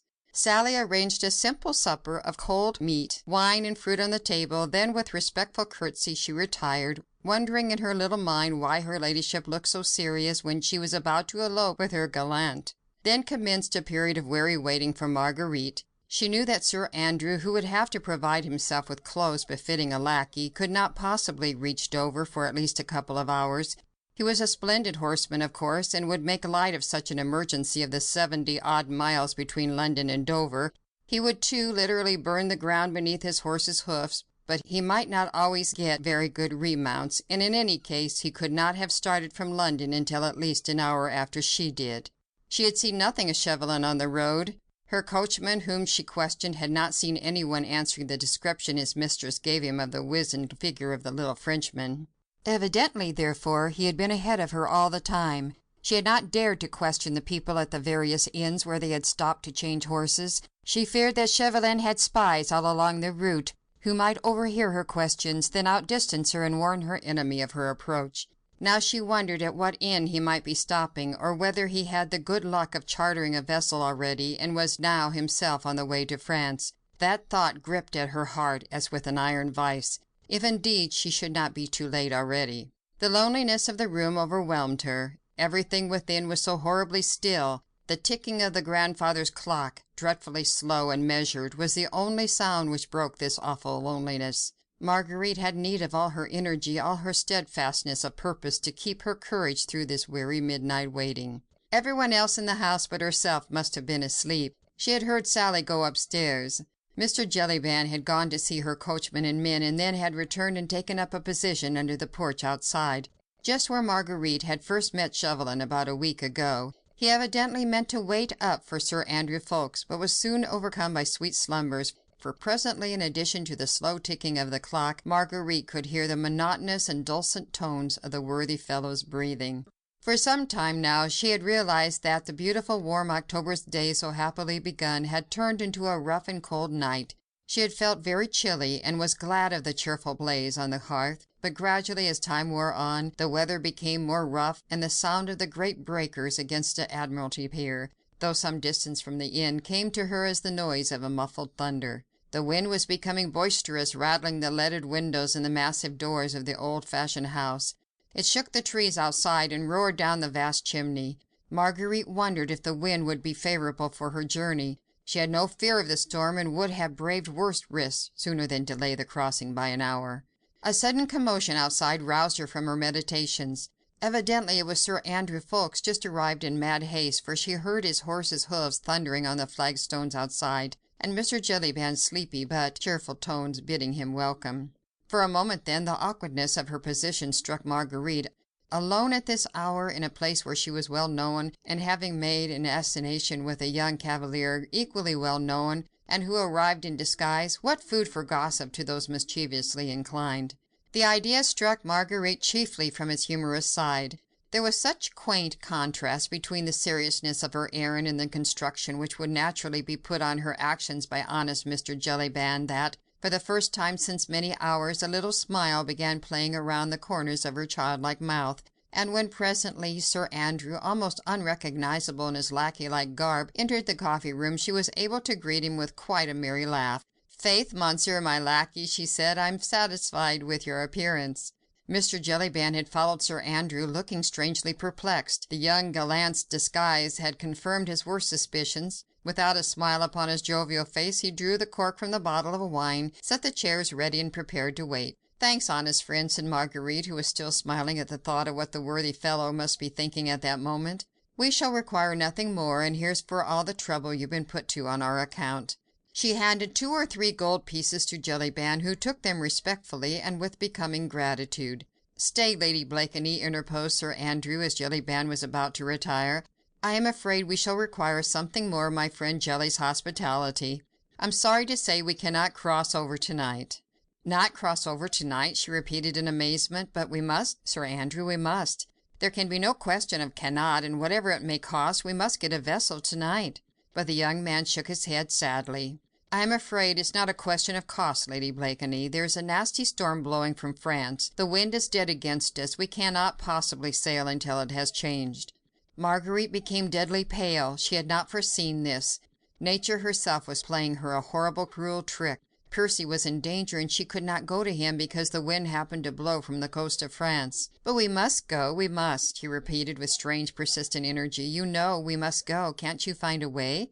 "I have been down to the shore already," he said, "and had a talk to 1 or 2 skippers. It is quite impossible to set sail tonight, so every sailor assured me.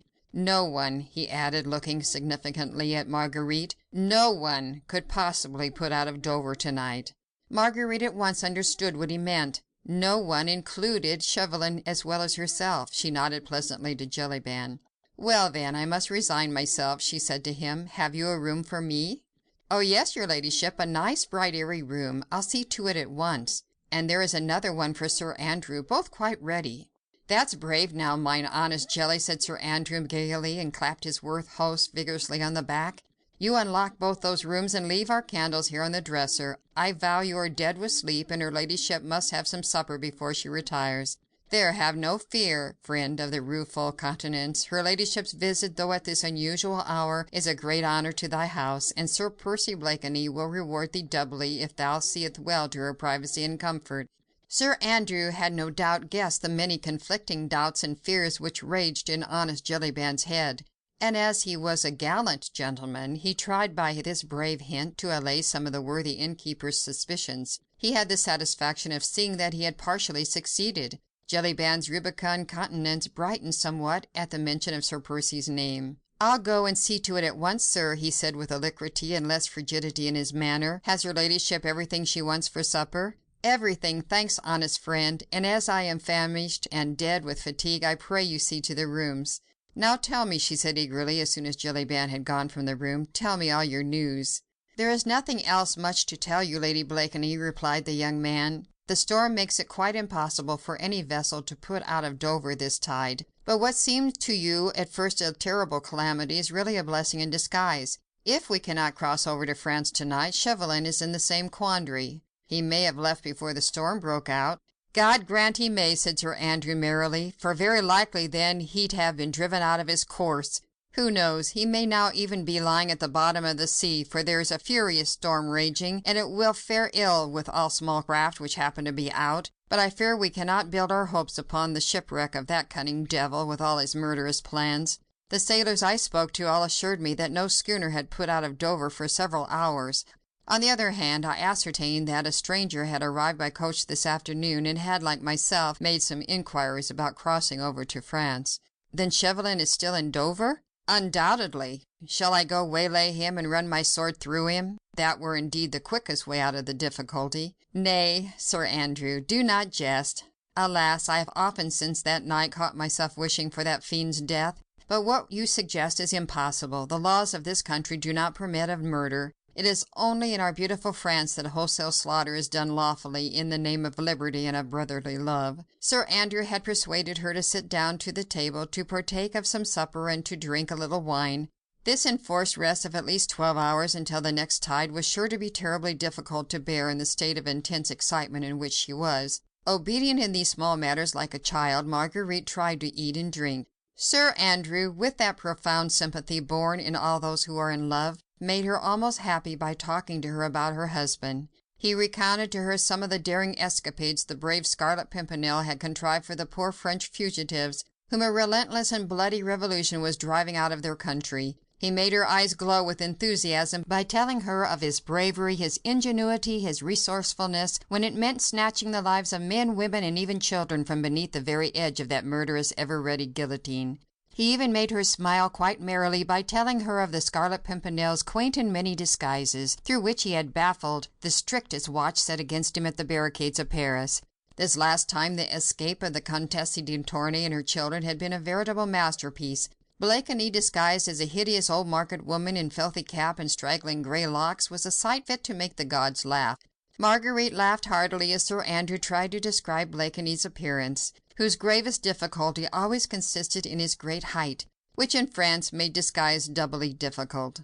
Thus an hour wore on. There were many more to spend in enforced inactivity in Dover. Marguerite rose from the table with an impatient sigh. She looked forward with dread to the night in the bed upstairs, with terribly anxious thoughts to keep her company, and the howling of the storm to help chase sleep away. She wondered where Percy was now. The Daydream was a strong, well-built, sea-going yacht. Sir Andrew had expressed the opinion that no doubt she had got in the lee of the wind before the storm broke out, or else perhaps had not ventured into the open at all, but was lying quietly at Gravesend. Briggs was an expert skipper, and Sir Percy handled a schooner as well as any master mariner.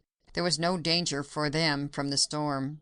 It was long past midnight when at last Marguerite retired to rest. As she had feared, sleep sedulously avoided her eyes. Her thoughts were of the blackest during these long, weary hours, whilst that incessant storm raged which was keeping her away from Percy. The sound of the distant breakers made her heart ache with melancholy. She was in the mood when the sea has a saddening effect upon the nerves. It was only when we are happy that we can bear to gaze merrily upon the vast and limitless expanse of water, rolling on with such persistent, irritating monotony, to the accompaniment of our thoughts, whether grave or gay. When they are gay, the waves echo their gaiety, but when they are sad, then every breaker, as it rolls, seems to bring additional sadness, and to speak to us of hopelessness, and of the pettiness of all our joys. End of chapter 21, Suspense. Chapter 22. Calais. The weariest nights, the longest days, sooner or later must perforce come to an end. Marguerite had spent over 15 hours in such acute mental torture as well nigh drove her crazy.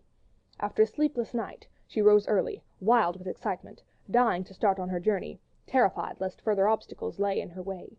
She rose before anyone else in the house was astir, so frightened was she lest she should miss this golden opportunity of making a start. When she came downstairs, she found Sir Andrew Ffoulkes sitting in the coffee-room.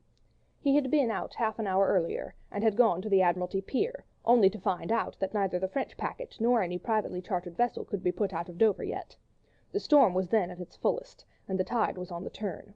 If the wind did not abate or change, they would perforce have to wait another 10 or 12 hours until the next tide, before a start could be made. And the storm had not abated, the wind had not changed, and the tide was rapidly drawing out. Marguerite felt the sickness of despair when she heard this melancholy news. Only the most firm resolution kept her from totally breaking down, and thus adding to the young man's anxiety, which evidently had become very keen.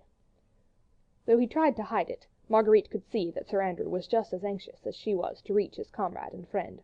This enforced inactivity was terrible on them both. How they spent that wearisome day at Dover, Marguerite could never afterwards say. She was in terror of showing herself, lest Chauvelin's spies happened to be about, so she had a private sitting room, and she and Sir Andrew sat there hour after hour, trying to take, at long intervals, some perfunctory meals, which little Sally would bring them, with nothing to do but to think, to conjecture, and only occasionally to hope. The storm had abated just too late. The tide was by then too far out to allow a vessel to put off to sea.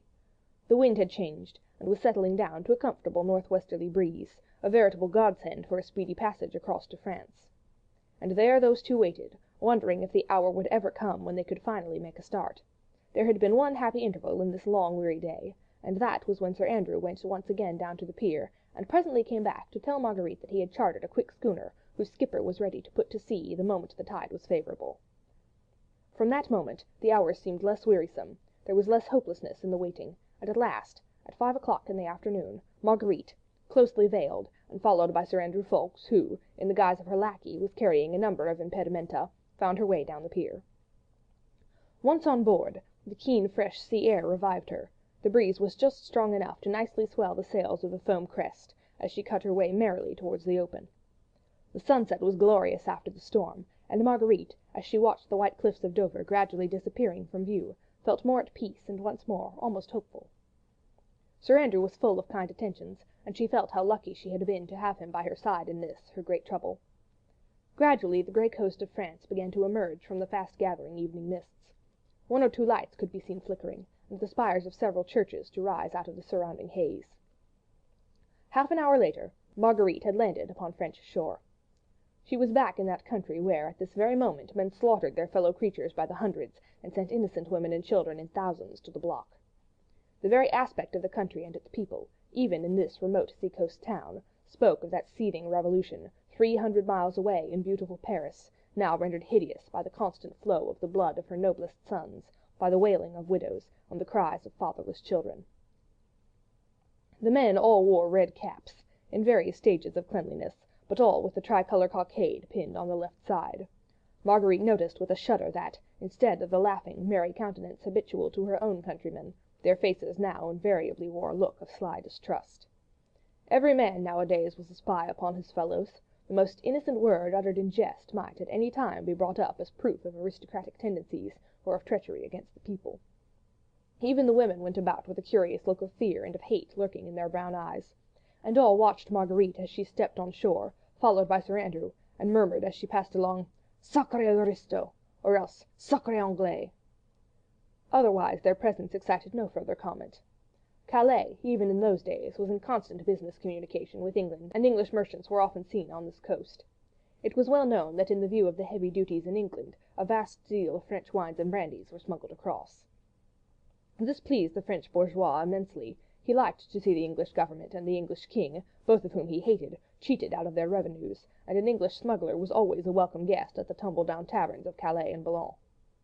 So, perhaps, as Sir Andrew gradually directed Marguerite through the tortuous streets of Calais, many of the population, who turned with an oath to look on the strangers, clad in English fashion, thought that they were bent on purchasing dutiable articles for their own fog-ridden country, and gave them no more than a passing thought. Marguerite, however, wondered how her husband's tall, massive figure could have passed through Calais unobserved. She marvelled what disguise he assumed to do his noble work, without exciting too much attention. Without exchanging more than a few words, Sir Andrew was leading her right across the town, to the other side from that which they had landed, and the way towards Cape Grenay. The streets were narrow, tortuous, and mostly evil-smelling, with a mixture of stale fish and damp cellar odours. There had been heavy rain here during the storm last night, and sometimes Marguerite sank ankle-deep in the mud, for the roads were not lighted save by the occasional glimmer from a lamp inside a house. But she did not heed any of these petty discomforts. "We may meet Blakeney at the Chat Gris," Sir Andrew said when they landed, and she was walking as if on a carpet of rose-leaves, for she was going to meet him almost at once. At last they reached their destination. Sir Andrew evidently knew the road, for he had walked unerringly in the dark, and had not asked his way from anyone. It was too dark then for Marguerite to notice the outside aspect of this house. The Chat Gris, as Sir Andrew called it, was evidently a small wayside inn on the outskirts of Calais, and on the way to Grenay. It lay some little distance from the coast, for the sound of the sea seemed to come from afar. Sir Andrew knocked at the door with the knob of his cane, and from within Marguerite heard a sort of grunt, and the muttering of a number of oaths. Sir Andrew knocked again, this time more peremptorily. More oaths were heard, and then shuffling steps seemed to draw near the door. Presently this was thrown open, and Marguerite found herself on the threshold of the most dilapidated, most squalid room she had ever seen in all her life. The paper, such as it was hanging from the walls in strips. There did not seem to be a single piece of furniture in the room that could, by the wildest stretch of imagination, be called whole. Most of the chairs had broken backs, others had no seats to them. One corner of the table was propped up with a bundle of faggots, there where the fourth leg had been broken. In one corner of the room there was a huge hearth, over which hung a stock-pot, with a not altogether unpalatable odour of hot soup emanating therefrom. On one side of the room, high up in the wall, there was a species of loft, before which hung a tattered blue and white checkered curtain. A rickety set of steps led up to this loft. On the great bare walls, with their colourless paper, all stained with varied filth, there were chalked up at intervals in great bold characters the words Liberté, Égalité, Fraternité. The whole of this sordid abode was dimly lighted by an evil-smelling oil lamp, which hung from the rickety rafters of the ceiling. It all looked so horribly squalid, so dirty and uninviting, that Marguerite hardly dared to cross the threshold. Sir Andrew, however, had stepped unhesitatingly forward. "English travellers, citoyen," he said boldly, and speaking in French. The individual who had come to the door in response to Sir Andrew's knock, and who, presumably, was the owner of the squalid abode, was an elderly, heavy-built person, dressed in a dirty blue blouse, heavy sabots, from which the wisps of straw protruded all around, shabby blue trousers, and the inevitable red cap with the tricolour cockade that proclaimed his momentary political views. He carried a short wooden pipe, from which the odour of rank tobacco emanated. He looked with some suspicion and a great deal of contempt on the two travellers, muttering "Sacré Anglais," and spat upon the ground to further show his independence of spirit, but nevertheless he stood aside to let them enter, no doubt well aware that these same sacrés Anglais always had well-filled purses. "Oh, Lud!" said Marguerite, as she advanced into the room, holding her handkerchief to her dainty nose. "What a dreadful hole! Are you sure this is the place?" "Aye, 'tis the place, sure enough," replied the young man, as, with his lace-edged, fashionable handkerchief, he dusted a chair for Marguerite to sit on. "But I vow I never saw a more villainous hole." "Faith!" she said, looking round with some curiosity and a great deal of horror at the dilapidated walls, the broken chairs, the rickety table. "It certainly does not look inviting." The landlord of the Chagris, by name Brogard, had taken no further notice of his guests. He concluded that presently they would order supper, and in the meantime it was not for a free citizen to show deference or even courtesy to anyone, however smartly they might be dressed. By the hearth sat a huddled-up figure, clad seemingly mostly in rags. That figure was apparently a woman, although even that would have been hard to distinguish, except for the cap, which had once been white, and for what looked like the semblance of a petticoat. She was sitting mumbling to herself, and from time to time stirring the brew in her stock-pot. "Hey, my friend," Sir Andrew said at last, "we should like some supper. The citoyenne here," he added, "is concocting some delicious soup, I'll warrant, and my mistress has not tasted food for several hours." It took Brogard some few minutes to consider the question. A free citizen does not respond too readily to the wishes of those who happen to require something of him. "Sacré aristo!" he murmured, and once more spat upon the ground. Then he went very slowly up to a dresser, which stood in a corner of the room. From this he took an old pewter soup tureen, and slowly, without a word, he handed it to his better half, who, in the same silence, began filling the tureen with the soup out of her stock-pot. Marguerite had watched all these preparations with absolute horror. Were it not for the earnestness of her purpose, she would incontinently have fled from this abode of dirt and evil smells. "Faith, our host and hostess are not cheerful people," said Sir Andrew, seeing the look of horror on Marguerite's face. "I would I could offer you a more hearty and more appetizing meal, but I think you will find the soup eatable and the wine good. These people wallow in dirt, but live well as a rule." "Nay, I pray you, Sir Andrew," she said gently, "be not anxious about me. My mind is scarce inclined to dwell on thoughts of supper." Brogard was slowly pursuing his gruesome preparations. He had placed a couple of spoons, also 2 glasses on the table, both of which Sir Andrew took the precaution of wiping carefully. Brogard had also produced a bottle of wine and some bread, and Marguerite made an effort to draw her chair to the table and make some pretence of eating. Sir Andrew, as befitting his role of lackey, stood behind her chair. "Nay, madam, I pray you," he said, seeing that Marguerite seemed quite unable to eat. "I beg of you to try and swallow some food. Remember you have need of all your strength." The soup certainly was not bad. It smelt and tasted good. Marguerite might have enjoyed it but for the horrible surroundings. She broke the bread, however, and drank some of the wine. "Nay, Sir Andrew," she said, "I do not like to see you standing. You have need of food just as much as I have. This creature will only think I am an eccentric Englishwoman eloping with a lackey if you'll sit down and partake of this semblance of supper beside me." Indeed, Brogard, having placed what was strictly necessary upon the table, seemed not to trouble himself any further about his guests. The Mayor Brogard had quietly shuffled out of the room, and the man stood and lounged about, smoking his evil-smelling pipe, sometimes under Marguerite's very nose, as any free-born citizen who was anybody's equal should do. "Confound the brute!" said Sir Andrew, with native English wrath, as Brogard leaned against the table, smoking and looking down superciliously at these two sacrés Anglais. "In heaven's name, man," admonished Marguerite hurriedly, seeing that Sir Andrew, with British-born instinct, was ominously clenching his fist, "remember that you are in France, and that in this year of grace this is the temper of the people." "I'd like to scrag the brute," muttered Sir Andrew savagely. He had taken Marguerite's advice and sat next to her at the table, and they were both making noble efforts to deceive one another by pretending to eat and drink. "I pray you," said Marguerite, "keep the creature in a good temper, so that he may answer the questions we must put to him." "I'll do my best, but begad, I'd sooner scrag him than question him.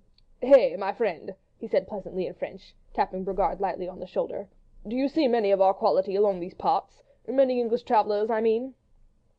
Brogard looked round at him over his shoulder, puffing away at his pipe for a moment or two, as he was in no hurry, then muttered, "Sometimes." "Ah," said Sir Andrew carelessly, "English travellers always know where they can get a good wine, eh, my friend? Now, tell me, milady was desiring to know if by any chance you happen to have seen a great friend of hers, an English gentleman who often comes to Calais on business. He is tall, and recently was on his way to Paris. My lady hoped to have met him in Calais." Marguerite tried not to look at Brogard, lest she should betray before him the burning anxiety with which she waited for his reply. But a free-born French citizen is never in any hurry to answer questions. Brogard took his time, then he said very slowly, "Tall Englishman? Today? Yes. Yes, today," muttered Brogard sullenly. Then he quietly took Sir Andrew's hat from a chair close by, put it on his own head, tugged at his dirty blouse, and generally tried to express in pantomime that the individual in question wore very fine clothes. "Sacré aristo," he muttered, "that tall Englishman." Marguerite could scarce repress a scream. "It's Sir Percy right enough," she murmured, "and not even in disguise." She smiled in the midst of all her anxiety, and through her gathering tears, at the thought of the ruling passion strong in death, of Percy running into the wildest, maddest dangers, with the latest cut coat upon his back and the laces of his jabot unruffled. "Oh, the foolhardiness of it," she sighed. "Quick, Sir Andrew, ask the man when he went." "Ah, yes, my friend," said Sir Andrew, addressing Brogard with the same assumption of carelessness. "My lord always wears beautiful clothes. The tall Englishman you saw was certainly my lady's friend. And he's gone, you say?" "He went, yes, but he's coming back here. He ordered supper." Sir Andrew put his hand with a quick gesture of warning upon Marguerite's arm. It came none too soon, for the next moment her wild, mad joy would have betrayed her. He was safe and well, coming back here presently. She would see him in a few moments, perhaps. Oh, the wildness of her joy seemed almost more than she could bear. "Here," she said to Brogard, who suddenly seemed to have been transformed in her eyes into some heaven-born messenger of bliss. "Here, did you say the Englishman was coming back here?"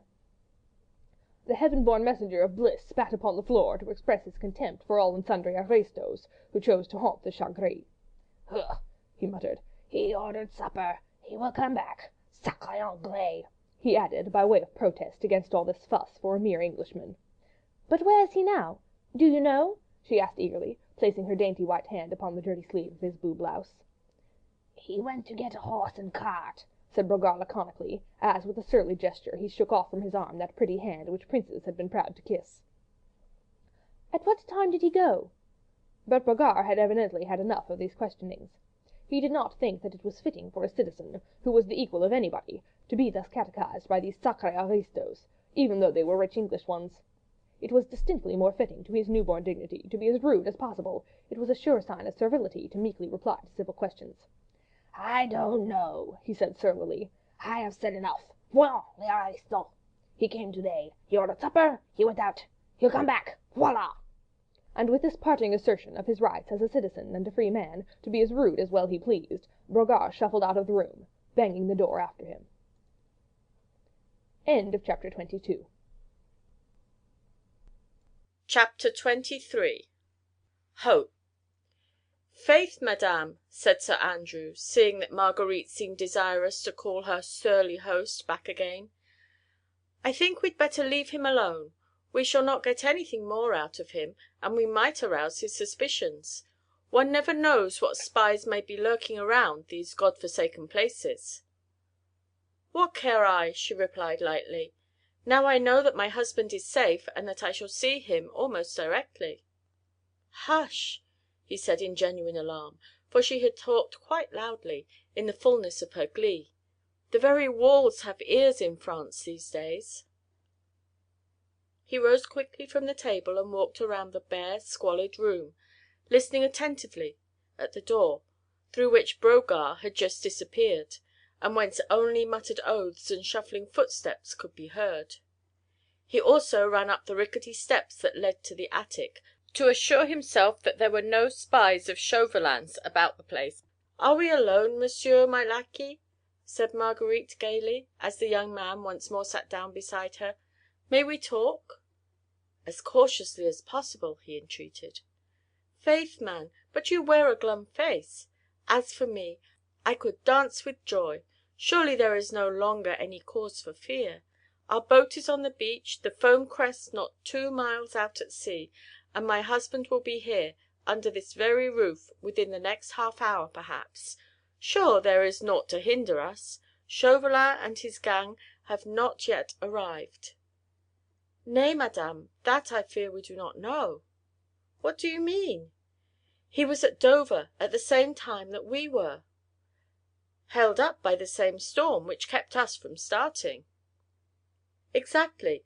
But I did not speak of it before, for I feared to alarm you. I saw him on the beach not 5 minutes before we embarked. At least, I swore to myself at the time that it was himself. He was disguised as a curé, so that Satan, his own guardian, would scarce have known him. But I heard him then bargaining for a vessel to take him swiftly to Calais. He must have set sail less than an hour after we did." Marguerite's face had quickly lost its look of joy. The terrible danger in which Percy stood, now that he was actually on French soil, became suddenly and horribly clear to her. Chauvelin was close upon his heels. Here in Calais the astute diplomatist was all powerful. A word from him and Percy could be tracked and arrested, and every drop of blood seemed to freeze in her veins. Not even during the moments of her wildest anguish in England had she so completely realised the imminence of the peril in which her husband stood. Chauvelin had sworn to bring the Scarlet Pimpernel to the guillotine, and now the daring plotter, whose anonymity hitherto had been his safeguard, stood revealed through her own hand to his most bitter, most relentless enemy. Chauvelin, when he waylaid Lord Tony and Sir Andrew Ffoulkes in the coffee-room of the Fisherman's Rest, had obtained possession of all the plans of this latest expedition. Armand St. Just, the Comte de Tournay, and other fugitive royalists were to have met the Scarlet Pimpernel, or rather, as it had been originally arranged, 2 of his emissaries, on this day, the 2nd of October, at a place evidently known to the League, and vaguely alluded to as the Père Blanchard's hut. Armand, whose connection with the Scarlet Pimpernel and disavowal of the brutal policy of the Reign of Terror was still unknown to his countrymen, had left England a little more than a week ago, carrying with him the necessary instructions which would enable him to meet the other fugitives and to convey them to this place of safety. This much Marguerite had fully understood from the first, and Sir Andrew Ffoulkes had confirmed her surmises. She knew, too, that when Sir Percy realised that his own plans and his directions to his lieutenants had been stolen by Chauvelin, it was too late to communicate with Armand, or to send fresh instructions to the fugitives. They would, of necessity, be at the appointed time and place, not knowing how grave was the danger which now awaited their brave rescuer. Blakeney, who as usual had planned and organised the whole expedition, would not allow any of his younger comrades to run the risk of almost certain capture. Hence his hurried note to them at Lord Grenville's ball: "Start myself to-morrow, alone." And now, with his identity known to his most bitter enemy, his every step would be dogged the moment he set foot in France. He would be tracked by Chauvelin's emissaries, followed until he reached that mysterious hut where the fugitives were waiting for him, and there the trap would be closed on him and on them. There was but 1 hour, the hour's start which Marguerite and Sir Andrew had of their enemy, in which to warn Percy of the imminence of his danger, and to persuade him to give up the foolhardy expedition which could only end in his death. But there was that 1 hour. "Chauvelin knows of this inn, from the papers he stole," said Sir Andrew earnestly, "and on landing will make straight for it." "He has not landed yet," she said. "We have an hour's start on him, and Percy will be here directly. We shall be mid-channel ere Chauvelin has realised that we have slipped through his fingers." She spoke excitedly and eagerly, wishing to infuse into her young friend some of that buoyant hope which still clung to her heart. But he shook his head sadly. "Silent again, Sir Andrew?" she said with some impatience. "Why do you shake your head and look so glum?" "Faith, madame," he replied, "'tis only because in making your rose-coloured plans you are forgetting the most important factor." "What in the world do you mean? I am forgetting nothing. What factor do you mean?" she added with more impatience. "It stands 6 foot odd high," replied Sir Andrew quietly, "and hath the name Percy Blakeney." "I don't understand," she murmured. "Do you think that Blakeney would leave Calais without having accomplished what he set out to do?" "You mean—" "There's the old Comte de Tournay." "The Comte?" she murmured. "And St. Just and others." "My brother!" she said with a heartbroken sob of anguish. "Heaven help me, but I fear I had forgotten." Fugitives as they are, these men at this moment await with perfect confidence and unshaken faith the arrival of the Scarlet Pimpernel, who has pledged his honour to take them safely across the Channel. Indeed, she had forgotten. With the sublime selfishness of a woman who loves with her whole heart, she had in the last 24 hours had no thought save for him. His precious, noble life, his danger. He, the loved one, the brave hero, he alone dwelt in her mind.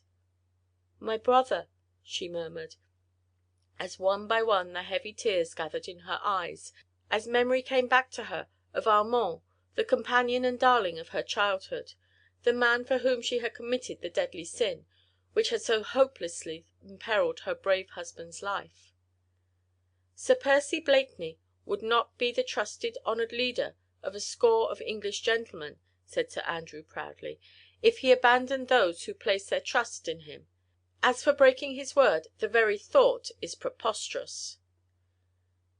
There was silence for a moment or two. Marguerite had buried her face in her hands, and was letting the tears slowly trickle through her trembling fingers. The young man said nothing. His heart ached for this beautiful woman in her awful grief. All along he had felt the terrible impasse in which her own rash act had plunged them all. He knew his friend and leader so well, with his reckless daring, his mad bravery, his worship of his own word of honour. Sir Andrew knew that Blakeney would brave any danger, run the wildest risks, sooner than break it, and with Chauvelin at his heels would make a final attempt, however desperate, to rescue those who trusted in him. "Faith, Sir Andrew," said Marguerite at last, making brave efforts to dry her tears, "you are right, and I would not now shame myself by trying to dissuade him from doing his duty. As you say, I should plead in vain. God grant him strength and ability," she added fervently and resolutely, "to outwit his pursuers. He will not refuse to take you with him, perhaps, when he starts on his noble work. Between you, you will have cunning as well as valour. God guard you both. In the meanwhile, I think we should lose no time. I still believe that his safety depends upon his knowing that Chauvelin is on his track." "Undoubtedly. He has wonderful resources at his command. As soon as he is aware of his danger, he will exercise more caution. His ingenuity is a veritable miracle. Then what say you to a voyage of reconnaissance in the village, whilst I wait here against his coming? You might come across Percy's track, and thus save valuable time. If you find him, tell him to beware. His bitterest enemy is on his heels." "But this is such a villainous hole for you to wait in." "Nay, that I do not mind. But you might ask our surly host if he could let me wait in another room, where I could be safer from the prying eyes of any chance traveller. Offer him some ready money, so that he should not fail to give me word the moment the tall Englishman returns." She spoke quite calmly, even cheerfully now, thinking out her plans, ready for the worst if need be. She would show no more weakness. She would prove herself worthy of him who was about to give his life for the sake of his fellow men. Sir Andrew obeyed her without further comment. Instinctively he felt that hers was now the stronger mind. He was willing to give himself over to her guidance, to become the hand while she was the directing hand. He went to the door of the inner room, through which Brogard and his wife had disappeared before, and knocked. As usual, he was answered by a salvo of muttered oaths. "Hey, friend Brogard," said the man peremptorily, "my lady friend would wish to rest here a while. Could you give her the use of another room? She would wish to be alone." He took some money out of his pocket and allowed it to jingle significantly in his hand. Brogard had opened the door, and listened, with his usual surly apathy, to the young man's request. At the sight of the gold, however, his lady's attitude relaxed slightly. He took his pipe from his mouth and shuffled into the room. Then he pointed over his shoulder at the attic up in the wall. "She can wait up there," he said with a grunt. "It's comfortable, and I have no other room." "Nothing could be better," said Marguerite in English. She at once realised the advantages of such a position hidden from view would give her. "Give him the money, Sir Andrew. I shall be quite happy up there, and can see everything without being seen." She nodded to Brogard, who condescended to go up to the attic and to shake up the straw that lay on the floor. "May I entreat you, madam, to do nothing rash?" said Sir Andrew, as Marguerite prepared in her turn to ascend the rickety flight of steps. "Remember this place is infested with spies. Do not, I beg of you, reveal yourself to Sir Percy unless you are absolutely certain that you are alone with him." Even as he spoke, he felt how unnecessary was this caution. Marguerite was as calm, as clear-headed as any man. There was no fear of her doing anything that was rash. "Nay," she said, with a slight attempt at cheerfulness, "this I can faithfully promise you. I would not jeopardize my husband's life, nor yet his plans, by speaking to him before strangers. Have no fear, I will watch my opportunity, and serve him in the manner I think he needs it most." Brogard had come down the steps again, and Marguerite was ready to go up to her safe retreat. "I dare not kiss your hand, madam," said Sir Andrew, as she began to mount the steps, "since I am your lackey, but I pray you to be of good cheer. If I do not come across Blakeney in half an hour, I shall return, expecting to find him here." "Yes, that will be best. We can afford to wait for half an hour. Chauvelin cannot possibly be here before that. God grant that either you or I may have seen Percy by then. Good luck to you, friend. Have no fear for me." Lightly she mounted the rickety wooden steps that led to the attic. Brogard was taking no further heed of her. She could make herself comfortable there, or not, as she chose. Sir Andrew watched her until she had reached the curtains across, and the young man noted that she was singularly well placed there for seeing and hearing, whilst remaining unobserved. He had paid Brogard well. The surly old innkeeper would have no object in betraying her. Then Sir Andrew prepared to go. At the door he turned once again and looked up at the loft. Through the ragged curtains Marguerite's sweet face was peeping down at him, and the young man rejoiced to see that it looked serene, and even gently smiling. With a final nod of farewell to her, he walked out into the night. Chapter 23. Chapter 24. The Death Trap. Read by Leslie Walden. The next quarter of an hour went by swiftly and noiselessly. In the room downstairs Brogard had for a while busied himself with clearing the table, and rearranging it for another guest. It was because she watched these preparations that Marguerite found the time slipping by more pleasantly. It was for Percy that this semblance of supper was being got ready. Evidently Brogard had a certain amount of respect for the tall Englishman, as he seemed to take some trouble in making the place look a trifle less uninviting than it had done before. He even produced from some hidden recess in the old dresser what actually looked like a tablecloth, and when he spread it out and saw it was full of holes, he shook his head dubiously for a while, then was at much pains to spread it over the table as to hide most of its blemishes. Then he got out a serviette, also old and ragged, but possessing some measure of cleanliness, and with this he carefully wiped the glasses, spoons, and plates, which he put on the table. Marguerite could not help smiling to herself as she watched all these preparations, which Brogard accomplished to an accompaniment of muttered oaths. Clearly the great height and bulk of the Englishman, or perhaps the weight of his fist, had overawed this free-born citizen of France, or he would never have been at such trouble for any sacré aristo.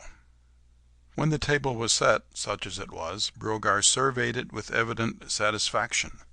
He then dusted one of the chairs with the corner of his blouse, gave a stir to the stock-pot, threw a fresh bundle of faggots onto the fire, and slouched out of the room. Marguerite was left alone with her reflections. She had spread her travelling cloak over the straw, and was sitting fairly comfortably, as the straw was fresh, and the evil odours from below came up to her only in a modified form. But momentarily she was almost happy. Happy because when she peeped through the tattered curtains she could see a rickety chair, a torn tablecloth, a glass, a plate, and a spoon. That was all. But those mute and ugly things seemed to say to her that they were waiting for Percy, that soon, very soon, he would be here, that the squalid room being still empty, they would be alone together. The thought was so heavenly that Marguerite closed her eyes in order to shut out everything but that. In a few minutes she would be alone with him. She would run down the ladder and let him see her. Then he would take her in his arms, and she would let him see that after that she would gladly die for him and with him, for earth could hold no greater happiness than that. And then what would happen she could not even remotely conjecture. She knew, of course, that Sir Andrew was right, that Percy would do everything he had set out to accomplish, that she, now she was here, could do nothing beyond warning him to be cautious, since Chauvelin himself was on his track. After having cautioned him, she would perforce have to see him go off on the terrible and daring mission. She could not even with a word or look attempt to keep him back. She would have to obey whatever he told her to do, even perhaps have to efface herself, and wait in indescribable agony whilst he, perhaps, went to his death. But even that seemed less terrible to bear than the thought that he should never know how much she loved him. That, at any rate, would be spared her. The squalid room itself, which seemed to be waiting for him, told her that he would be here soon. Suddenly her oversensitive ears caught the sound of distant footsteps drawing near. Her heart gave a wild leap of joy. Was it Percy at last? No, the step did not seem quite as long, nor quite as firm as his. She also thought that she could hear two distinct sets of footsteps. Yes, that was it. Two men were coming this way. Two strangers, perhaps, to get a drink, or... But she had not time to conjecture, for presently there was a peremptory call at the door, and the next moment it was violently opened from the outside, whilst a rough, commanding voice shouted, "Hey, citoyen Brogard, hola!" Marguerite could not see the newcomers, but through a hole in one of the curtains she could observe one portion of the room below. She heard Brogard's shuffling footsteps as he came out of the inner room, muttering his usual string of oaths. On seeing the strangers, however, he paused in the middle of the room, well within range of Marguerite's vision, looked at them with even more withering contempt than he had bestowed on his former guests, and muttered, "Sacré Sautin!" Margaret's heart seemed all at once to stop beating. Her eyes, large and dilated, had fastened on one of the newcomers, who at this point had taken a quick step forward towards Brogard. He was dressed in the soutane, broad-brimmed hat, and buckled shoes habitual to the French curé. But as he stood there, opposite the innkeeper, he threw open his soutane for a moment, displaying the tricolour scarf of officialism, which sight immediately had the effect of transforming Brogard's attitude of contempt into one of cringing obsequiousness. It was the sight of this French curé which seemed to freeze the very blood in Marguerite's veins. She could not see his face, which was shaded by his broad-brimmed hat, but she recognized the thin, bony hands, the slight stoop, the whole gait of the man. It was Chauvelin. The horror of the situation struck her as with a physical blow. The awful disappointment, the dread of what was to come, made her very senses reel, and she needed almost superhuman effort not to fall senseless beneath it all. "A plate of soup and a bottle of wine," said Chauvelin imperiously to Brogard. "Then clear out of here, understand? I want to be alone." Silently, and without any muttering this time, Brogard obeyed. Chauvelin sat down at the table which had been prepared for the tall Englishman, and the innkeeper busied himself obsequiously round him, dishing up soup and pouring out the wine. The man who had entered with Chauvelin, and whom Marguerite could not see, stood waiting close by the door. At a brusque sign from Chauvelin, Brogard had hurried back to the inner room, and the former now beckoned to the man who had accompanied him. In him Marguerite at once recognized Desgas, Chauvelin's secretary and confidential factotum, whom she had often seen in Paris in days gone by. He crossed the room, and for a moment or two listened attentively at the Brogards' door.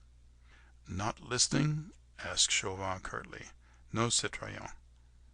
What would happen if she were discovered she hardly dared to imagine. Fortunately, however, Chauvelin seemed more impatient to talk to his secretary than afraid of spies, for he called Desgas quickly to his side. "The English schooner?" he asked. "She was lost sight of at sundown, citoyen," replied Desgas, "but was then making west towards Cap Gris." "Ah, good," muttered Chauvelin. "And now, about Captain Jutley? What did he say?" "He assured me that all the orders you sent him last week have been implicitly obeyed. All the roads which converge to this place have been patrolled night and day ever since, and the beach and cliffs have been most rigorously searched and guarded. Does he know where this Père Blanchard's hut is?" "No, citoyen, no one seems to know it by that name. There are any amount of fishermen's huts along the course, but—" "That'll do. Now about tonight," interrupted Chauvelin impatiently. "The roads and the beach are patrolled as usual, citoyen, and Captain Jutley awaits further orders." "Go back to him at once, then. Tell him to send reinforcements to the various patrols, and especially to those along the beach. You understand?" Chauvelin spoke curtly and to the point, and every word he uttered struck at Marguerite's heart like the death knell of her fondest hopes. "The men," he continued, "are to keep the sharpest possible lookout for any stranger who may be walking, riding, or driving along the road or the beach, more especially for a tall stranger, whom I need not describe further, as he will probably be disguised. But he cannot well conceal his height except by stooping. You understand?" "Perfectly, citoyen," replied Desgas. "As soon as any of these men have sighted a stranger, 2 of them are to keep him in view. The man who loses sight of the tall stranger after he is once seen will pay for his negligence with his life. But 1 man is to ride straight back here and report to me. Is that clear?" "Absolutely clear, citoyen." "Very well, then, go and see Jutley at once. See the reinforcements start off for the patrol duty, then ask the captain to let you have a half-dozen more men and bring them here with you. You can be back in 10 minutes. Go." Desgas saluted and went to the door. As Marguerite, sick with horror, listened to Chauvelin's directions to his underling, the whole of the plan for the capture of the Scarlet Pimpernel became appallingly clear to her. Chauvelin wished that the fugitive should be left in false security waiting in their hidden retreat until Percy joined them. Then the daring plotter was to be surrounded and caught red-handed, in the very act of aiding and abetting royalists who were traitors to the Republic. Thus, if his capture were noised abroad, even the British government could not legally protest in his favour. Having plotted with the enemies of the French government, France had the right to put him to death. Escape for him and them would be impossible. All the roads patrolled and watched, the trap well set, the net wide at present, but drawing together tighter and tighter, until it closed upon the daring plotter, whose superhuman cunning even could not rescue him from its meshes now. Desgas was about to go, but Chauvelin once more called him back. Marguerite vaguely wondered what further devilish plans he could have formed in order to entrap one brave man alone against 20 of others. She looked at him as he turned to speak to Desgas. She could just see his face beneath the broad-brimmed curé's hat. There was at that moment so much deadly hatred, such fiendish malice in the thin face and pale small eyes, that Marguerite's last hope died in her heart, for she felt that from this man she could expect no mercy. "I had forgotten," repeated Chauvelin, with a weird chuckle, as he rubbed his bony talon-like hands against one another, with a gesture of fiendish satisfaction. "The tall stranger may show fight. In any case, no shooting, remember, except as a last resort. I want that tall stranger alive, if possible." He laughed, as Dante has told us that the devils laugh at the sight of the torture of the damned. Marguerite had thought that by now she had lived through the whole gamut of horror and anguish that human heart could bear. Yet now, when Desgas left the house, and she remained alone in this lonely, squalid room, with that fiend for company, she felt as if all that she had suffered was nothing compared with this. He continued to laugh and chuckle to himself for a while, rubbing his hands together in anticipation of his triumph. His plans were well laid, and he might well triumph. Not a loophole was left through which the bravest, the most cunning man might escape. Every road guarded, every corner watched, and in that lonely hut somewhere on the coast a small band of fugitives waiting for their rescuer and leading him to his death, nay, to worse than death. That fiend there in a holy man's garb was too much of a devil to allow a brave man to die the quick sudden death of a soldier at the post of duty. He above all who had so long baffled him, helpless in his power. He wished to gloat over him, to enjoy his downfall, to inflict on him what moral and mental torture a deadly hatred alone can devise. The brave eagle, captured and with the noble wings clipped, was doomed to endure the gnawing of the rat, and she, his wife, who loved him, and who had brought him to this, could do nothing to help him. Nothing save hope for death by his side, and for one brief moment in which to tell him that her love, whole, true, and passionate, was entirely his. Chauvelin was now sitting close to the table. He had taken off his hat, and Marguerite could just see the outline of his thin profile and pointed chin as he bent over his meagre supper. He was evidently quite contented, and awaited events with perfect calm. He even seemed to enjoy Brogard's unsavory fare. Marguerite wondered how so much hatred could lurk in one human being against another. Suddenly, as she watched Chauvelin, a sound caught her ear which turned her very heart to stone. And yet that sound was not calculated to inspire anyone with horror, for it was merely the cheerful sound of a gay, fresh voice, singing lustily, "God save the King." End of chapter 24. Chapter 25. The Eagle and the Fox. Marguerite's breath stopped short. She seemed to feel her very life standing still momentarily, whilst she listened to that voice and to that song. In the singer she had recognized her husband. Chauvelin, too, had heard it, for he darted a quick glance towards the door, then hurriedly took up his broad-brimmed hat and clapped it over his head. The voice drew nearer.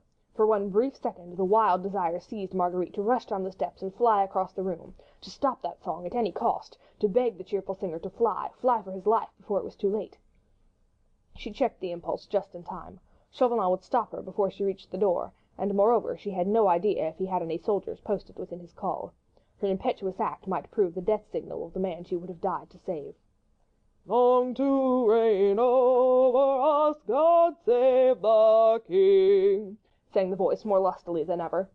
The next moment the door was thrown open, and there was a dead silence for a second or so. Marguerite could not see the door. She held her breath, trying to imagine what was happening. Percy Blakeney, on entering, had, of course, at once caught sight of the curé at the table. His hesitation lasted less than 5 seconds. The next moment Marguerite saw his tall figure crossing the room, whilst he called in a loud, cheerful voice, "Hello there, no one about? Where's that fool Brogard?" He wore the magnificent coat and riding suit which he had on when Marguerite last saw him at Richmond, so many hours ago.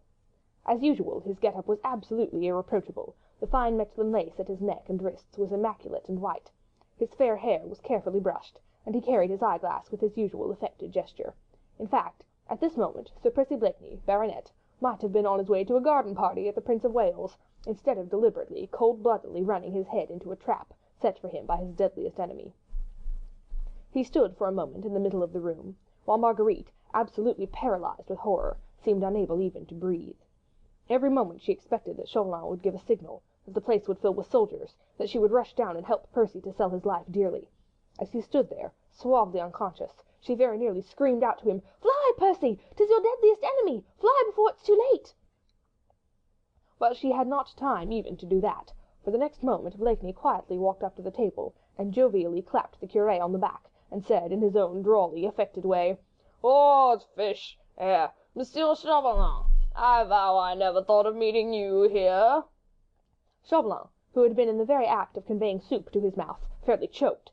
His thin face became absolutely purple, and a violent fit of coughing saved its cunning representative of France from betraying the most boundless surprise he had ever experienced. There was no doubt that this bold move on the part of the enemy had been wholly unexpected, as far as he was concerned, and the daring impudence of it completely nonplussed him for the moment. Obviously he had not taken the precaution of having the inn surrounded with soldiers. Blakeney had evidently guessed that much, and no doubt his resourceful brain had already formed some plan by which he could turn this unexpected interview to account. Marguerite, up in the loft, had not moved. She had made a solemn promise to Sir Andrew not to speak to her husband before strangers, and she had sufficient self-control not to throw herself unreasoningly and impulsively across his plans. To sit still and watch these two men together was a terrible trial of fortitude. Marguerite had heard Chauvelin give the order for the patrolling of all the roads. She knew that if Percy now left the Chagris, in whatever direction he happened to go, he could not go far without being sighted by some of Captain Jutley's men on patrol. On the other hand, if he stayed, then Desgas would have time to come back with the dozen men Chauvelin had specially ordered. The trap was closing in, and Marguerite could do nothing but watch and wonder. The two men looked such a strange contrast, and of the two it was Chauvelin who exhibited a slight touch of fear. Marguerite knew him well enough to guess what was passing in his mind. He had no fear for his own person, although he certainly was alone in a lonely inn, with a man who was powerfully built, and who was daring and reckless beyond the bounds of probability. She knew that Chauvelin would willingly have braved perilous encounters for the sake of the cause he had at heart, but what he did fear was that this impudent Englishman would, by knocking him down, double his own chances of escape. His underlings might not so well succeed in capturing the Scarlet Pimpernel when not directed by the cunning hand and the shrewd brain, which had deadly hate for an incentive. Evidently, however, the representative of the French government had nothing to fear for the moment, at the hands of his powerful adversary. Blakeney, with his most inane laugh and pleasant good nature, was solemnly patting him on the back. "I am so damned sorry," he was saying cheerfully, "so very sorry. I seem to have upset you. Eating soup too. Nasty awkward thing, soup. Begad, a friend of mine died once, choked, just like you, with a spoonful of soup." And he smiled shyly, good-humouredly, down at Chauvelin. "Odd's life," he continued, as soon as the latter had somewhat recovered himself. "Beastly hole this is, ain't it now? La, you don't mind," he added apologetically, as he sat down on a chair close to the table and drew the soup tureen towards him. "That fool Brogard seems to be asleep or something." There was a second plate on the table, and he calmly helped himself to soup, then poured himself out a glass of wine. For a moment Marguerite wondered what Chauvelin would do. His disguise was so good that perhaps he meant, on recovering himself, to deny his identity, but Chauvelin was too astute to make such an obviously false and childish move, and already he too had stretched out his hand and said pleasantly, "I am indeed charmed to see you, Sir Percy. You must excuse me. I thought you on the other side of the channel. Sudden surprise almost took my breath away." "La!" said Sir Percy, with a good-humoured grin. "It did that, didn't it, Monsieur, Chaubertin?" "Pardon me, Chauvelin." "I beg pardon 1,000 times, yes, Chauvelin, of course. I never could cotton on foreign names."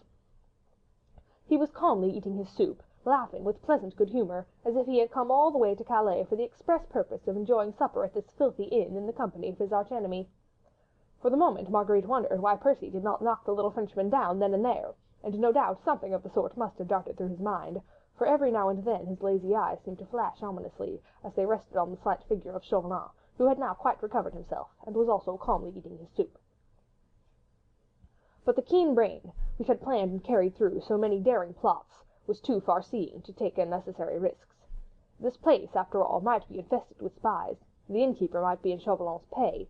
One call on Chauvelin's part might bring 20 men about Blakeney's ears, for aught he knew, and he might be caught and trapped before he could help, or at least warn the fugitives. This he would not risk. He meant to help the others, to get them safely away, for he had pledged his word to them, and his word he would keep. And whilst he ate and chatted, he thought and planned, whilst up in the loft the poor anxious woman racked her brains as to what she should do, and endured agonies of longing to rush down to him, yet not daring to move for fear of upsetting his plans. "I didn't know," Blakeney was saying jovially, "that you, were in the holy orders." Stammered Chauvelin. The calm impudence of his antagonist had evidently thrown him off his usual balance. "But la, I should have known you anywhere," continued Sir Percy placidly, as he poured himself out another glass of wine, "although that wig and hat have changed you a bit." "Do you think so?" "Lad, they alter a man so, but, begad, I hope you don't mind my having made the remark. Demmed bad form making remarks. I hope you don't mind." "No, not at all. I hope Lady Blakeney is well," said Chauvelin, hurriedly changing the topic of conversation. Blakeney, with much deliberation, finished his plate of soup, drank his glass of wine, and, momentarily it seemed to Marguerite as if he glanced all round the room. "Quite well, thank you," he said at last, dryly. There was a pause, during which Marguerite could watch these two antagonists who, evidently in their minds, were measuring themselves against one another. She could see Percy almost full face when he sat at the table, not 10 yards from where she herself was crouching, puzzled, not knowing what to do or what she should think. She had quite controlled her impulse now of rushing down and disclosing herself to her husband. A man capable of acting a part in the way he was doing at the present moment did not need a woman's word to warn him to be cautious. Marguerite indulged in the luxury, dear to every tender woman's heart, of looking at the man she loved. She looked through the tattered curtain across at the handsome face of her husband, in whose lazy blue eyes, and behind whose inane smile, she could now so plainly see the strength, energy, and resourcefulness which had caused the Scarlet Pimpernel to be reverenced and trusted by his followers. "There are 19 of us ready to lay down our lives for your husband, Lady Blakeney," Sir Andrew had said to her, and as she looked at the forehead, low but square and broad, the eyes, blue, yet deep-set and intense, the whole aspect of the man, of indomitable energy, hiding behind a perfectly acted comedy, his almost superhuman strength of will and marvellous ingenuity, she understood the fascination which he exercised over his followers, for had he not also cast his spells over her heart and imagination? Chauvelin, who was trying to conceal his impatience beneath his usual urbane manner, took a quick look at his watch. Degas should not be long, another 2 or 3 minutes, and this impudent Englishman would be secure in the keeping of half a dozen of Captain Jutley's most trusted men. "You are on your way to Paris, Sir Percy?" he asked carelessly. "Odds life, no," replied Blakeney with a laugh. "Only as far as Lille. Not Paris for me. Beastly uncomfortable place, Paris, just now. Monsieur Chaubertin, beg pardon, Chauvelin?" "Not for an English gentleman like yourself, Sir Percy," rejoined Chauvelin sarcastically, "who takes no interest in the conflict that is raging there." "La, you see it's no business of mine, and our demmed government is all on your side of the business. Old Pitt daren't say bo to a goose. You are in a hurry, sir," he added, as Chauvelin once again took out his watch. "An appointment, perhaps? I pray you take no heed of me. My time's my own." He rose from the table and dragged a chair to the hearth. Once more Marguerite was terribly tempted to go to him, for time was getting on. Degas might be back at any moment with his men. Percy did not know that, and oh, how horrible it all was, and how helpless she felt. "I'm in no hurry," continued Percy pleasantly, "but la, I don't want to spend any more time than I can help in this God-forsaken hole. But begad, sir," he added, as Chauvelin had surreptitiously looked at his watch for the third time, "that watch of yours won't go any faster for all the looking you give it. You are expecting a friend, maybe?" "Aye, a friend." "Not a lady, I trust, Monsieur l'Abbé," laughed Blakeney. "Surely the Holy Church does not allow— what? But say, come by the fire, it's getting demmed cold." He kicked the fire with the heel of his boot, making the logs blaze in the old hearth. He seemed in no hurry to go, and apparently was quite unconscious of his immediate danger. He dragged another chair to the fire, and Chauvelin, whose impatience was by now quite beyond control, sat down beside the hearth in such a way as to command a view of the door. Degas had been gone nearly a quarter of an hour. It was plain to Marguerite's aching senses that as soon as he arrived Chauvelin would abandon all his other plans with regard to the fugitives, and capture this impudent Scarlet Pimpernel at once. "Hey, Monsieur Chauvelin," the latter was saying airily, "tell me, I pray you, is your friend pretty? Demmed smart, these little French women sometimes, what? But I protest I need not ask," he added as he carelessly strode back toward the supper table. "In matters of taste the Church has never been backward, eh?" But Chauvelin was not listening. His every faculty was now concentrated on that door, through which presently Degas would enter. Marguerite's thoughts, too, were centred there, for her ears had suddenly caught, through the stillness of the night, the sound of numerous and measured treads some distance away. It was Degas and his men. Another 3 minutes and they would be here. Another 3 minutes and the awful thing would have occurred. The brave eagle would have fallen in the ferret's trap. She would have moved now and screamed, but she dared not, for whilst she heard the soldiers approaching she was looking at Percy, and watching his every move. He was standing by the table whereon the remnants of the supper, plates, glasses, spoons, salt and pepper pots, were scattered pell-mell. His back was turned to Chauvelin, and he was still prattling along in his own affected and inane way, but from his pocket he had taken his snuff-box, and quickly and suddenly he emptied the contents of the pepper-pot into it. Then he turned again with an inane laugh to Chauvelin. Did you speak, sir?" Chauvelin had been too intent on listening to the sound of those approaching footsteps to notice what his cunning adversary had been doing. He now pulled himself together, trying to look unconcerned in the very midst of his anticipated triumph. "No," he said presently, "that is, as you were saying, Sir Percy—" "I was saying," said Percy, going up to Chauvelin by the fire, "that the Jew in Piccadilly had sold me better snuff this time than I ever tasted. Will you honour me, Monsieur l'Abbé?" He stood close to Chauvelin in his own careless, debonair way, holding out his snuff-box to his arch-enemy. Chauvelin, who, as he told Marguerite once, had seen a trick or two in his day, had never dreamed of this one. With one ear fixed on those fast-approaching footsteps, one eye turned to that door where Degas and his men would presently appear, lulled into false security by the impudent Englishman's airy manner, he never even remotely guessed the trick which was being played on him. He took a pinch of snuff. Only he who has ever by accident sniffed vigorously a dose of pepper can have the faintest conception of the hopeless condition in which such a sniff would reduce any human being. Chauvelin felt as if his head would burst. Sneeze after sneeze seemed to choke him. He was blind, deaf and dumb for the moment, and during that moment Blakeney quietly, without the slightest haste, took up his hat, took some money out of his pocket, which he left on the table, and then calmly stalked out of the room. End of chapter 25. Chapter 26. The Jew. It took Marguerite some time to collect her scattered senses. The whole of this last short episode had taken place in less than a minute, and Desgas and the soldiers were still about 200 yards away from the Chagris. When she realized what had happened, a curious mixture of joy and wonder filled her heart. It was all so neat, so ingenious. Chauvelin was still absolutely helpless, far more so than he could even have been under a blow from the fist, for now he could neither see, nor hear, nor speak, whilst his cunning adversary had quietly slipped through his fingers. Blakeney was gone, obviously to try and join the fugitives at the Père Blanchard's hut. For the moment, true, Chauvelin was helpless, and for the moment the daring Scarlet Pimpernel had not been caught by Desgas and his men. But all the roads and the beaches were patrolled. Every place was watched, and every stranger kept in sight. How far could Percy go, thus arrayed in his gorgeous clothes, without being sighted and followed? Now she blamed herself terribly for not having gone down to him sooner, and given him that word of warning and of love, which, perhaps, after all, he needed. He could not know of the orders which Chauvelin had given for his capture, and even now, perhaps— But before all these horrible thoughts had taken concrete form in her brain, she heard the grounding of arms outside, close to the door, and Desgas' voice shouting "Halt!" to his men.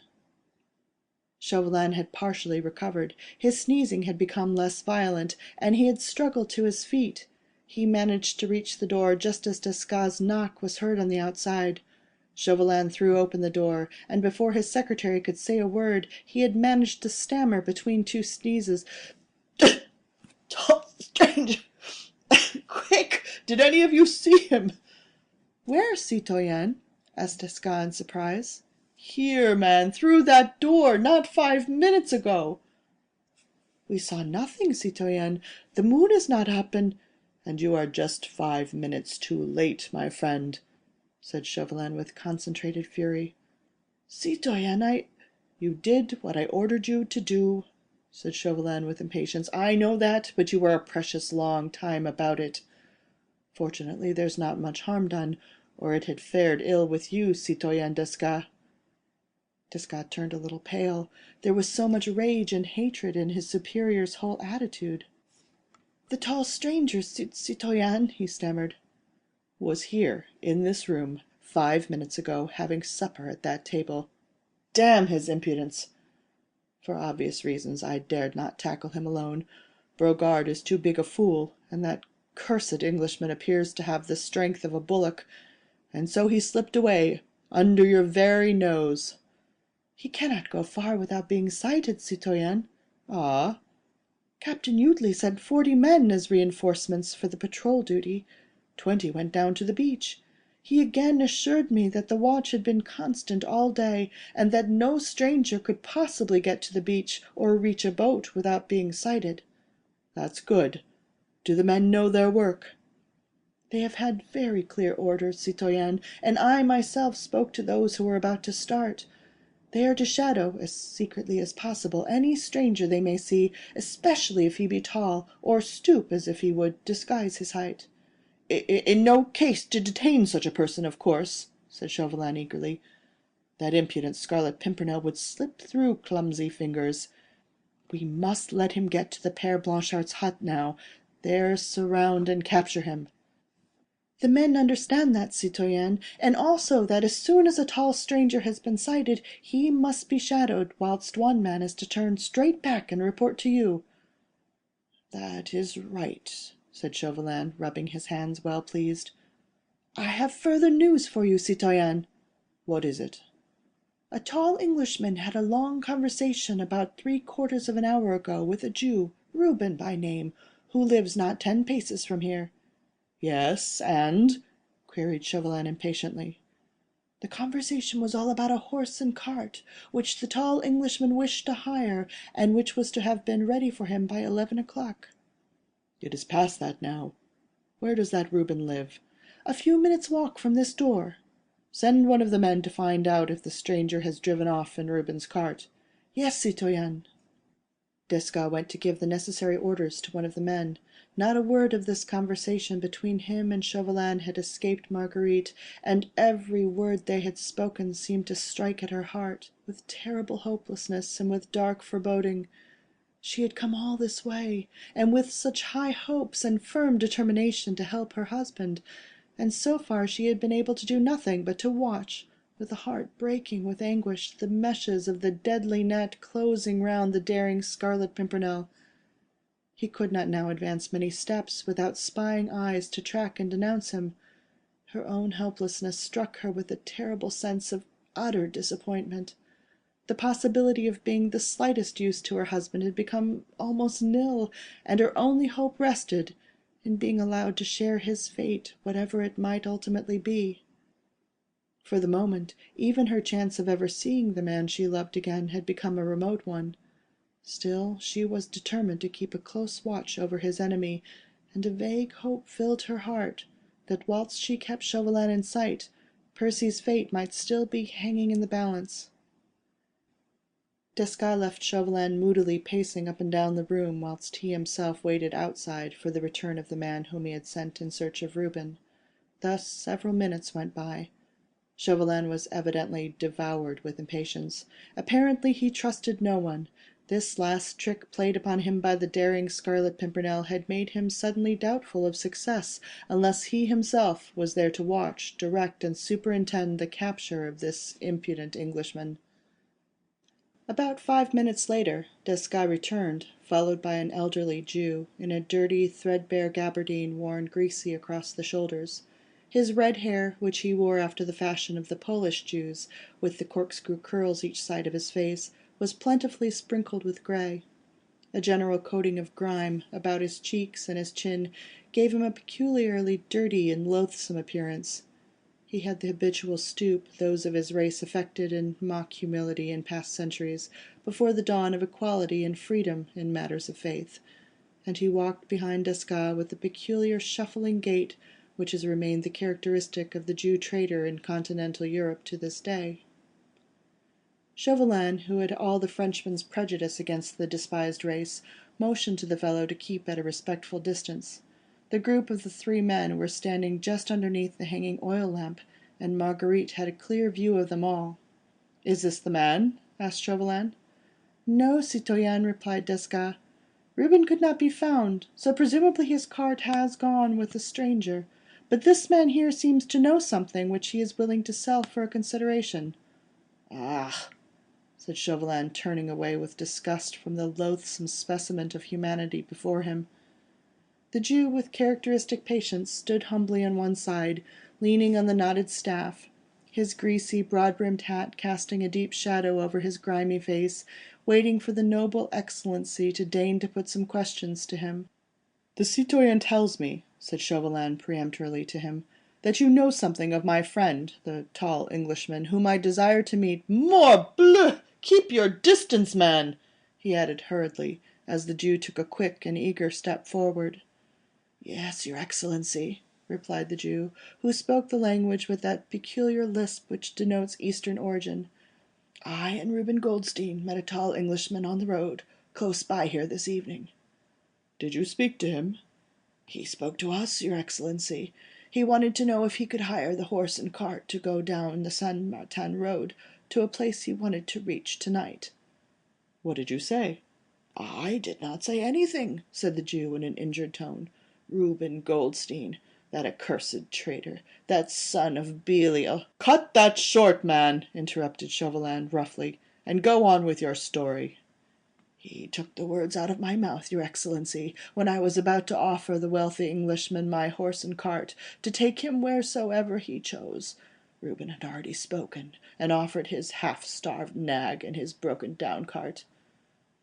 "And what did the Englishman do?" "He listened to Reuben Goldstein, your Excellency, and put his hand in his pocket there and then, and took out a handful of gold, which he showed to that descendant of Beelzebub, telling him that all would be his, if the horse and cart were ready for him by 11 o'clock. "And, of course, the horse and cart were ready?" "Well, they were ready for him in a manner, so to speak, your Excellency. Reuben's nag was lame as usual. She refused to budge at first. It was only after a time, and with plenty of kicks, that she could at last be made to move," said the Jew with a malicious chuckle. "Then they started?" "Yes, they started about 5 minutes ago. I was disgusted with that stranger's folly. An Englishman, too! He ought to have known Reuben's nag was not fit to drive." "But if he had no choice?" "No choice, your Excellency!" protested the Jew in a rasping voice. "Did I not repeat to him a dozen times that my horse and cart would take him quicker and more comfortably than Reuben's bag of bones? He would not listen. Reuben is such a liar, and has such insinuating ways. The stranger was deceived. If he was in a hurry, he would have had better value for his money by taking my cart." "You have a horse and cart too, then?" asked Chauvelin peremptorily. "Aye, that I have, your Excellency. And if your Excellency wants to drive—" "Do you know which way my friend went in Reuben Goldstein's cart?" Thoughtfully the Jew rubbed his dirty chin. Marguerite's heart was beating well nigh to bursting. She had heard the peremptory question. She looked anxiously at the Jew, but could not read his face beneath the shadow of his broad-brimmed hat. Vaguely she felt somehow as if he held Percy's fate in his long, dirty hands. There was a long pause, whilst Chauvelin frowned impatiently at the stooping figure before him. At last the Jew slowly put his hand in his breast-pocket, and drew out from its capacious depths a number of silver coins. He gazed at them thoughtfully, then remarked in a quiet tone of voice, "This is what the tall stranger gave me, when he drove away with Reuben, for holding my tongue about him and his doings." Chauvelin shrugged his shoulders impatiently. "How much is there, then?" he asked. 20 francs, your Excellency," replied the Jew, "and I have been an honest man all my life." Chauvelin, without further comment, took out a few pieces of gold out of his own pocket, and leaving them in the palm of his hand, he allowed them to jingle as he held them out towards the Jew. "How many gold pieces are there in the palm of my hand?" he asked quietly. Evidently he had no desire to terrorize the man, but to conciliate him for his own purposes, for his manner was pleasant and suave. No doubt he feared that threats of the guillotine and various other persuasive methods of that type might addle the old man's brains, and that he would be more likely to be useful through greed of gain than through terror of death. The eyes of the Jew shot a quick, keen glance at the gold in his interlocutor's hand. "At least 5, I should say, your Excellency," he replied obsequiously. "Enough, do you think, to loosen that honest tongue of yours?" "What does your Excellency wish to know?" "Whether your horse and cart can take me to where I can find my friend the tall stranger, who was driven off in Reuben Goldstein's cart." "My horse and cart can take your honour there, where you please." "To a place called the Père Blanchard's hut." "Your honour has guessed!" said the Jew in astonishment. "You know the place. Which road leads to it?" "The Saint Martin road, your honour, then a footpath from there to the cliffs." "You know the road?" repeated Chauvelin roughly. "Every stone, every blade of grass, your honour," replied the Jew quietly.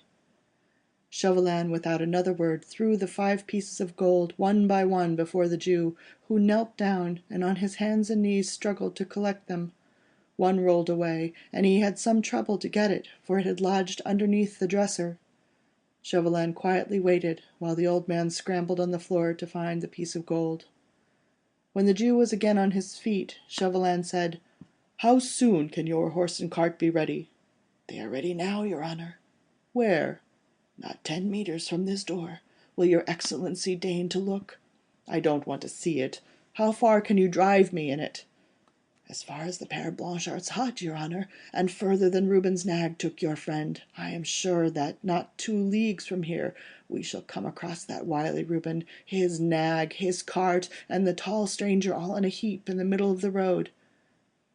"How far is the nearest village from here?" "On the road which the Englishman took. Mechlin is the nearest village, not 2 leagues from here." "There he could get fresh conveyance if he wished to go further." "He could, if he ever got so far." "Can you?" "Will your Excellency try?" said the Jew simply. "That is my intention," said Chauvelin very quietly. "But remember, if you have deceived me, I shall tell off 2 of my most stalwart soldiers to give you such a beating that your breath will perhaps leave your ugly body forever. But if we find my friend the tall Englishman, either on the road or at the Père Blanchard's hut, there will be 10 more gold pieces for you. Do you accept the bargain?" The Jew again thoughtfully rubbed his chin. He looked at the money in his hand, and then at this stern interlocutor, and at Desgas, who had stood silently behind him all this while. After a moment's pause, he said deliberately, "I accept." "Go and wait outside, then," said Chauvelin, "and remember to stick to your bargain, or, by heaven, I will keep mine." With a final, most abject and cringing bow, the old Jew shuffled out of the room. Chauvelin seemed pleased with his interview, for he rubbed his hands together with that usual gesture of his, of malignant satisfaction. "My coat and boots," he said to Desgas at last. Desgas went to the door, and apparently gave the necessary orders, for presently a soldier entered, carrying Chauvelin's coat, boots, and hat. He took off his soutane, beneath which he was wearing close-fitting breeches and a cloth waistcoat, and began changing his attire. "You, citoyen, in the meanwhile," he said to Desgas, "go back to Captain Utley as fast as you can, and tell him to let you have another dozen men, and bring them with you along the Saint Martin road, where I dare say you will soon overtake the Jew's cart with myself in it. There will be hot work presently, if I mistake not, in the Père Blanchard's hut. We shall corner our game there, I warrant, for this impudent Scarlet Pimpernel has had the audacity, or the stupidity, I hardly know which, to adhere to his original plans. He is gone to meet de Tournay, Saint-Just, and the other traitors, which for the moment I thought perhaps he did not intend to do. When we find them, there will be a band of desperate men at bay. Some of our men will, I presume, be put hors de combat. These royalists are good swordsmen, and the Englishman is devilish cunning, and looks very powerful. Still, we shall be 5 against 1 at least. You can follow the cart closely with all your men, all along the Saint Martin road through Mechlin. The Englishman is ahead of us, and not likely to look behind him." Whilst he gave these curt and concise orders, he had completed his change of attire. The priest's costume had been laid aside, and he was once more dressed in his usual dark, tight-fitting clothes. At last he took up his hat. "I shall have an interesting prisoner to deliver into your hands," he said with a chuckle, as with unwonted familiarity he took Desgas' arm, and led him toward the door. "We won't kill him outright, eh, friend Desgas? The Père Blanchard's hut is, and I mistake not, a lonely spot upon the beach, and our men will enjoy a bit of rough sport there with the wounded fox. Choose your men well, friend Desgas, of the sort who would enjoy that type of sport, eh? We must see that Scarlet Pimpernel wither a bit, what, shrink and tremble, eh, before we finally—" He made an expressive gesture, while he laughed, a low, evil laugh, which filled Marguerite's soul with sickening horror. "Choose your men well, citoyen Desgas," he said once more, as he led his secretary finally out of the room.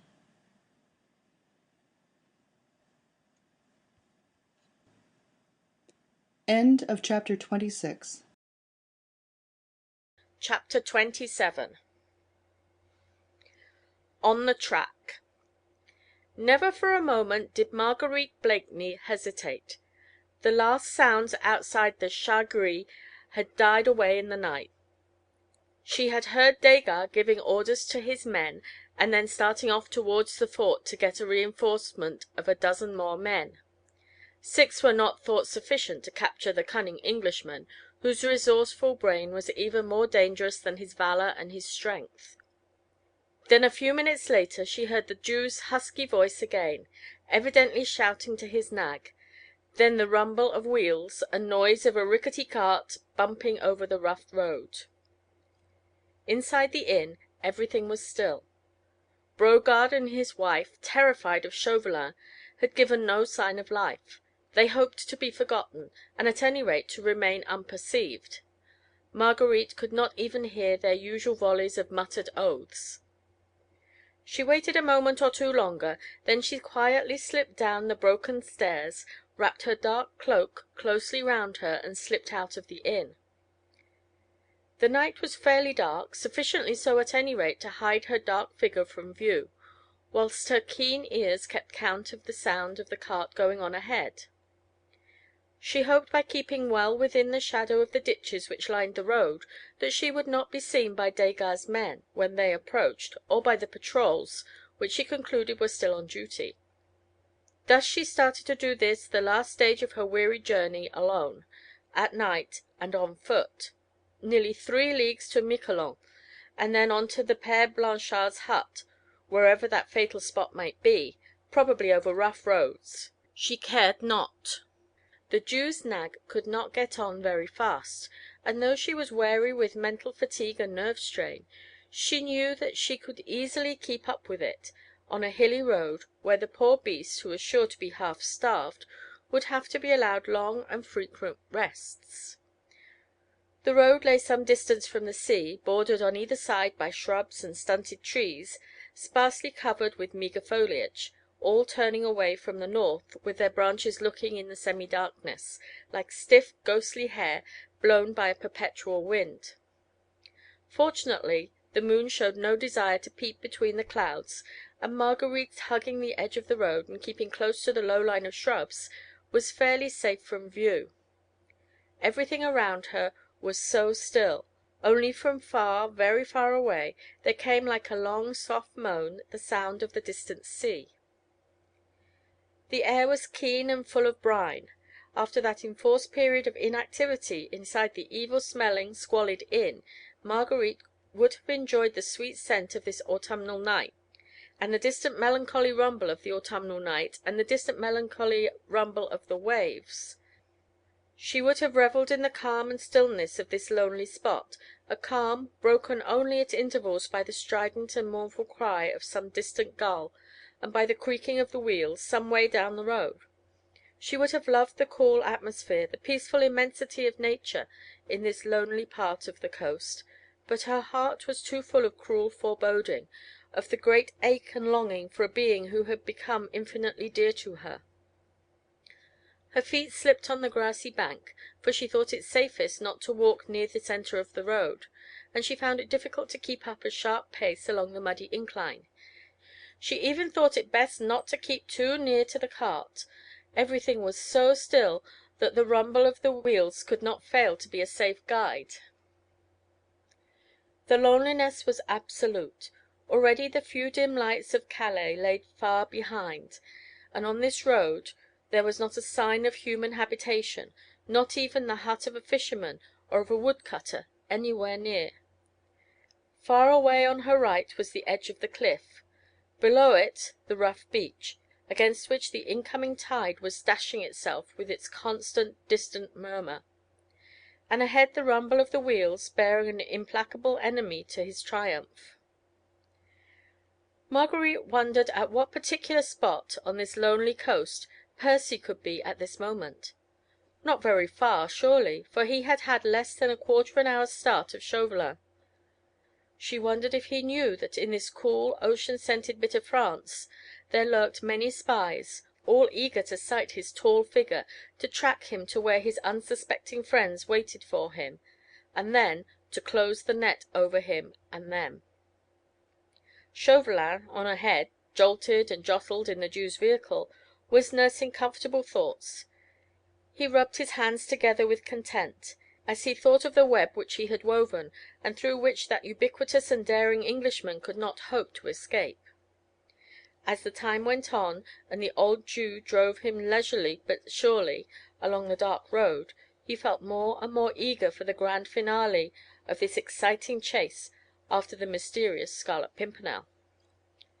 The capture of the audacious plotter would be the finest leaf in the citoyen Chauvelin's wreath of glory.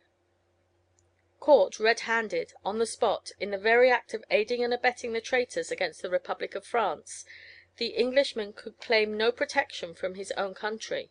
Chauvelin had in any case fully made up his mind that all intervention should come too late. Never for a moment did the slightest remorse enter his heart as to the terrible position in which he had placed the unfortunate wife, who had unconsciously betrayed her husband. As a matter of fact, Chauvelin had ceased to even think of her. She had been a useful tool, that was all. The Jew's lean nag did little more than walk.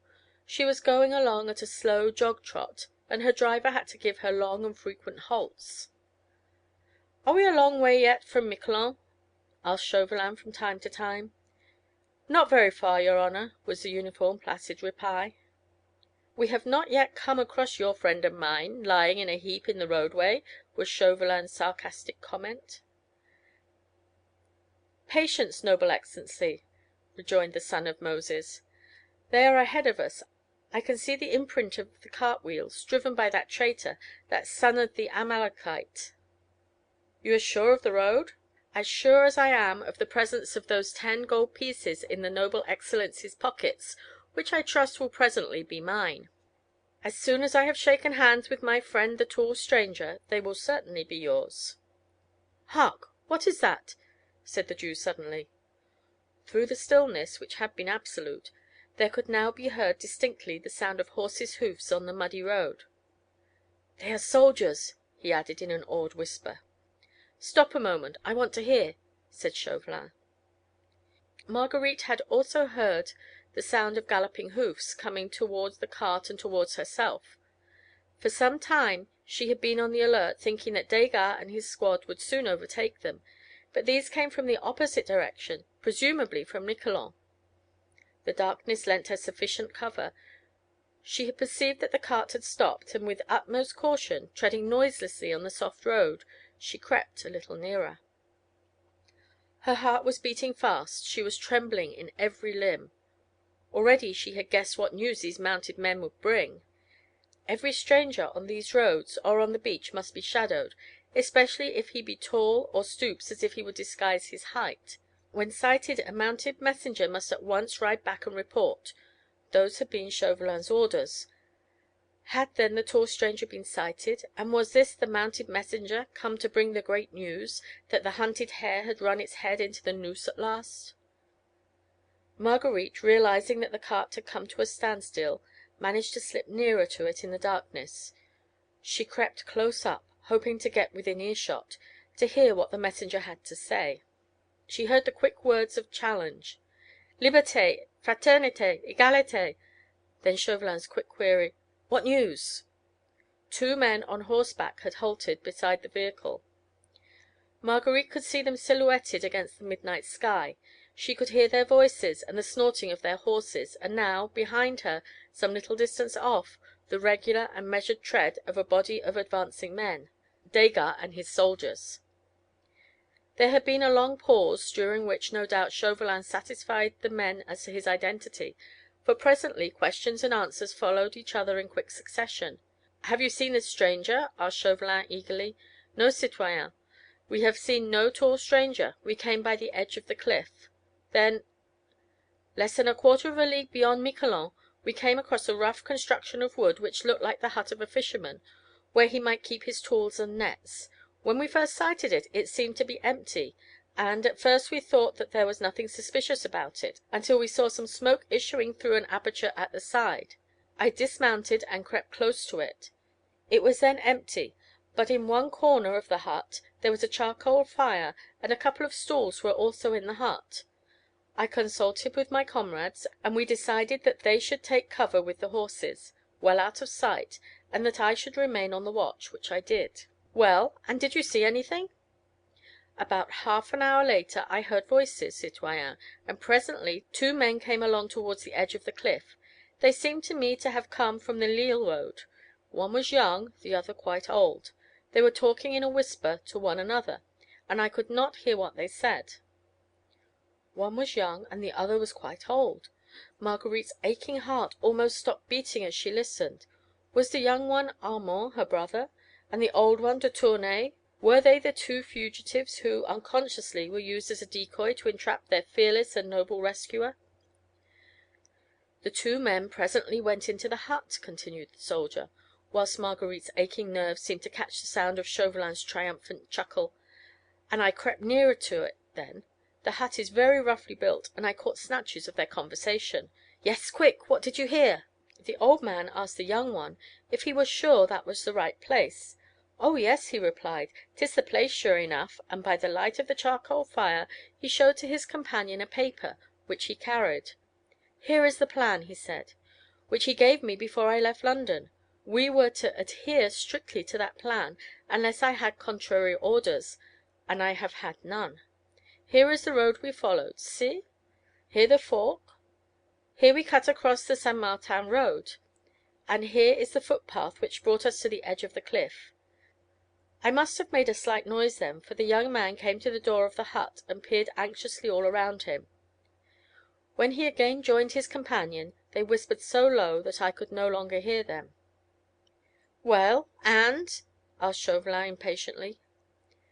"There were 6 of us altogether patrolling that part of the beach, so we consulted together, and thought it best that 4 should remain behind and keep the hut in sight, and I and my comrade rode back at once to make report of what we had seen." "You saw nothing of the tall stranger?" "Nothing, citoyen." "If your comrades see him, what will they do?" Not lose sight of him for a moment, and if he showed signs of escape, or any boat came in sight, they would close in on him, and, if necessary, they would shoot. The firing would bring the rest of the patrol to the spot. In any case, they would not let the stranger go. "Ay, but I did not want the stranger hurt, not just yet," murmured Chauvelin, savagely. "But there, you've done your best. The fates grant that I may not be too late. We met half a dozen men just now who have been patrolling this road for several hours." "Well?" "They have seen no stranger either. Yet he is on ahead somewhere, in a cart or else. Here, there is not a moment to lose. How far is that hut from here?" "About a couple of leagues, citoyen." "You can find it again at once, without hesitation?" "I have absolutely no doubt, citoyen." "The footpath to the edge of the cliff, even in the dark?" "It is not a dark night, citoyen, and I know I can find my way," repeated the soldier firmly. "Fall in behind, then. Let your comrade take both your horses back to Calais. You won't need them. Keep beside the cart and direct the Jew to drive straight ahead, then stop him within a quarter of a league of the footpath. See that he takes the most direct road." Whilst Chauvelin spoke, Desgas and his men were fast approaching, and Marguerite could hear their footsteps within 100 yards behind her now. She thought it unsafe to stay where she was, and unnecessary too, as she had heard enough. She seemed suddenly to have lost all faculty even for suffering. Her heart, her nerves, her brain seemed to have become numb after all these hours of ceaseless anguish, culminating in this awful despair. For now there was absolutely not the faintest hope. Within 2 short leagues of this spot the fugitives were waiting for their brave deliverer. He was on his way, somewhere on this lonely road, and presently he would join them.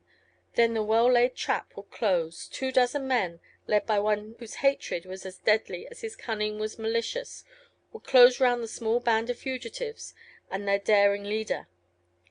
They would all be captured. Armand, according to Chauvelin's pledged word, would be restored to her, but her husband Percy, whom with every breath she drew she seemed to love and worship more and more, who had no pity for a brave heart, no admiration for the courage of a noble soul, who would show nothing but hatred for the cunning antagonist who had baffled him so long. She heard the soldier giving a few brief directions to the Jew, then she retired quickly to the edge of the road and cowered behind some low shrubs, while Desgas and his men came up. All fell in noiselessly behind the cart, and slowly they all started down the dark road. Marguerite waited until she reckoned that they were well outside the range of earshot, then she too, in the darkness, which suddenly seemed to have become more intense, crept noiselessly along. Chapter 27. Chapter 28. The Père Blanchard's Hut.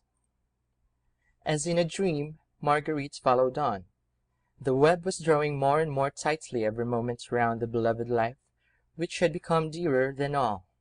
To see her husband once again, to tell him how she had suffered, how much she had wronged, and how little understood him, had become now her only aim. She had abandoned all hope of saving him. She saw him gradually hemmed in on all sides, and in despair she gazed round her into the darkness, and wondered whence he would presently come to fall into the death trap which his relentless enemy had prepared for him. The distant roar of the waves now made her shudder. The occasional dismal cry of an owl or a seagull filled her with unspeakable horror. She thought of the ravenous beasts in human shape who lay in wait for their prey, and destroyed them as mercilessly as any hungry wolf for the satisfaction of their own appetite of hate. Marguerite was not afraid of the darkness.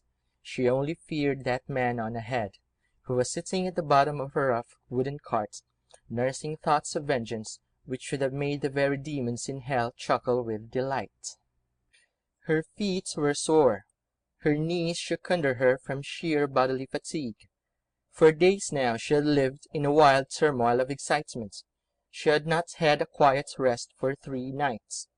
Now she had walked on a slippery road for nearly 2 hours, and yet her determination never swerved for a moment.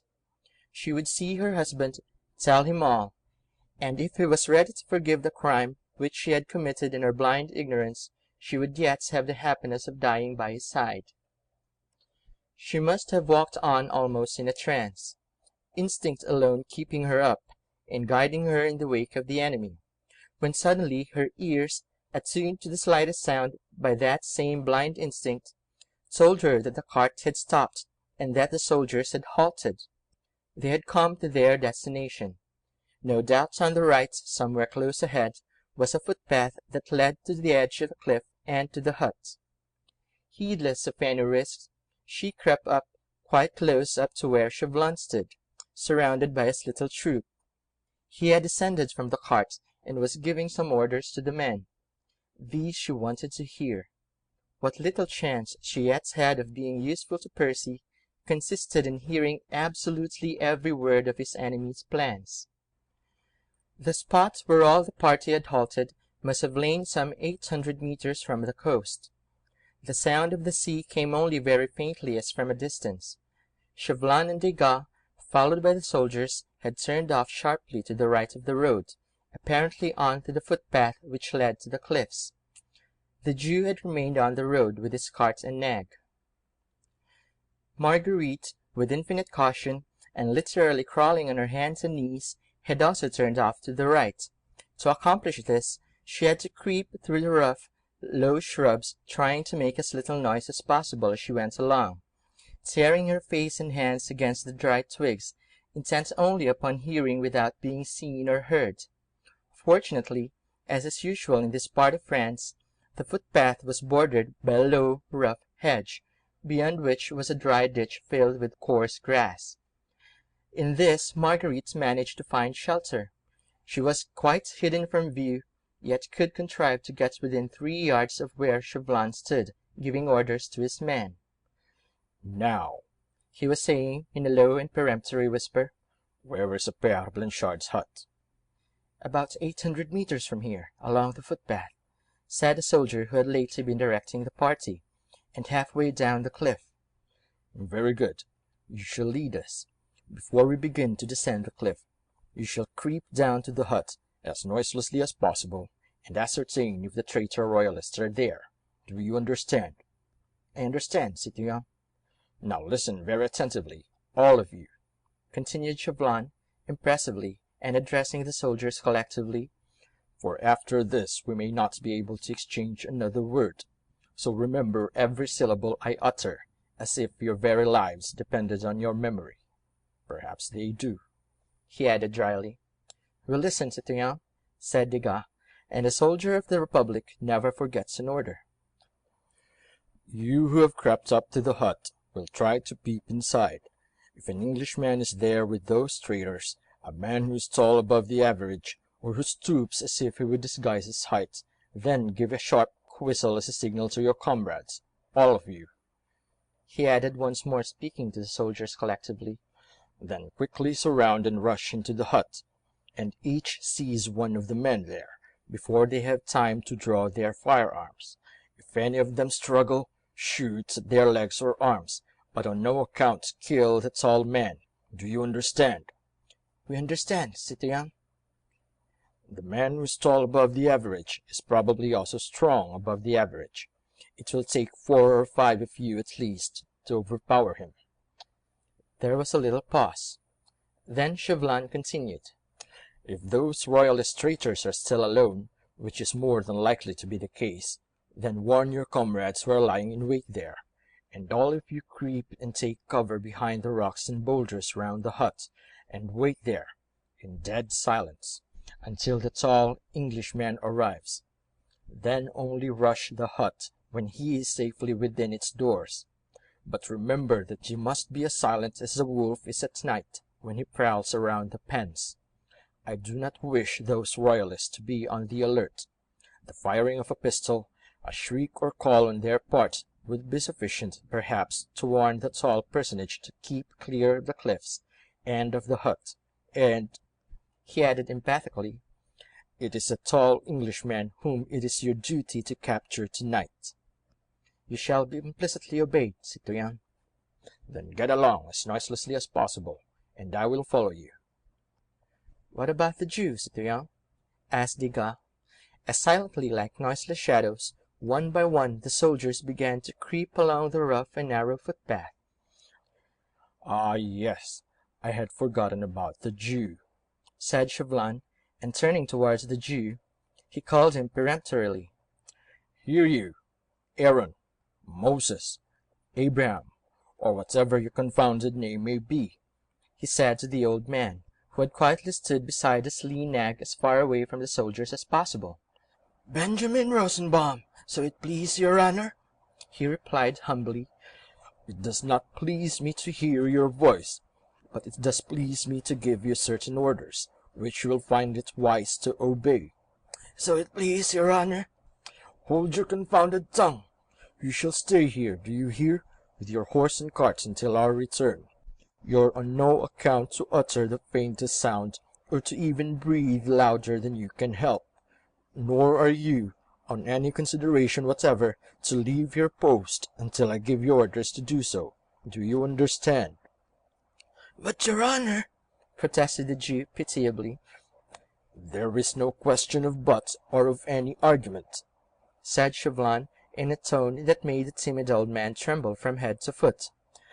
"If, when I return, I do not find you here, I most solemnly assure you that, wherever you may try to hide yourself, I can find you, and that punishment swift, sure, and terrible will sooner or later overtake you. Do you hear me?" "But, your excellency—" "I said, do you hear me?" The soldiers had all crept away. The three men stood alone together in the dark and lonely road, with Marguerite there behind the hedge, listening to Chauvelin's orders as she would to her own death sentence.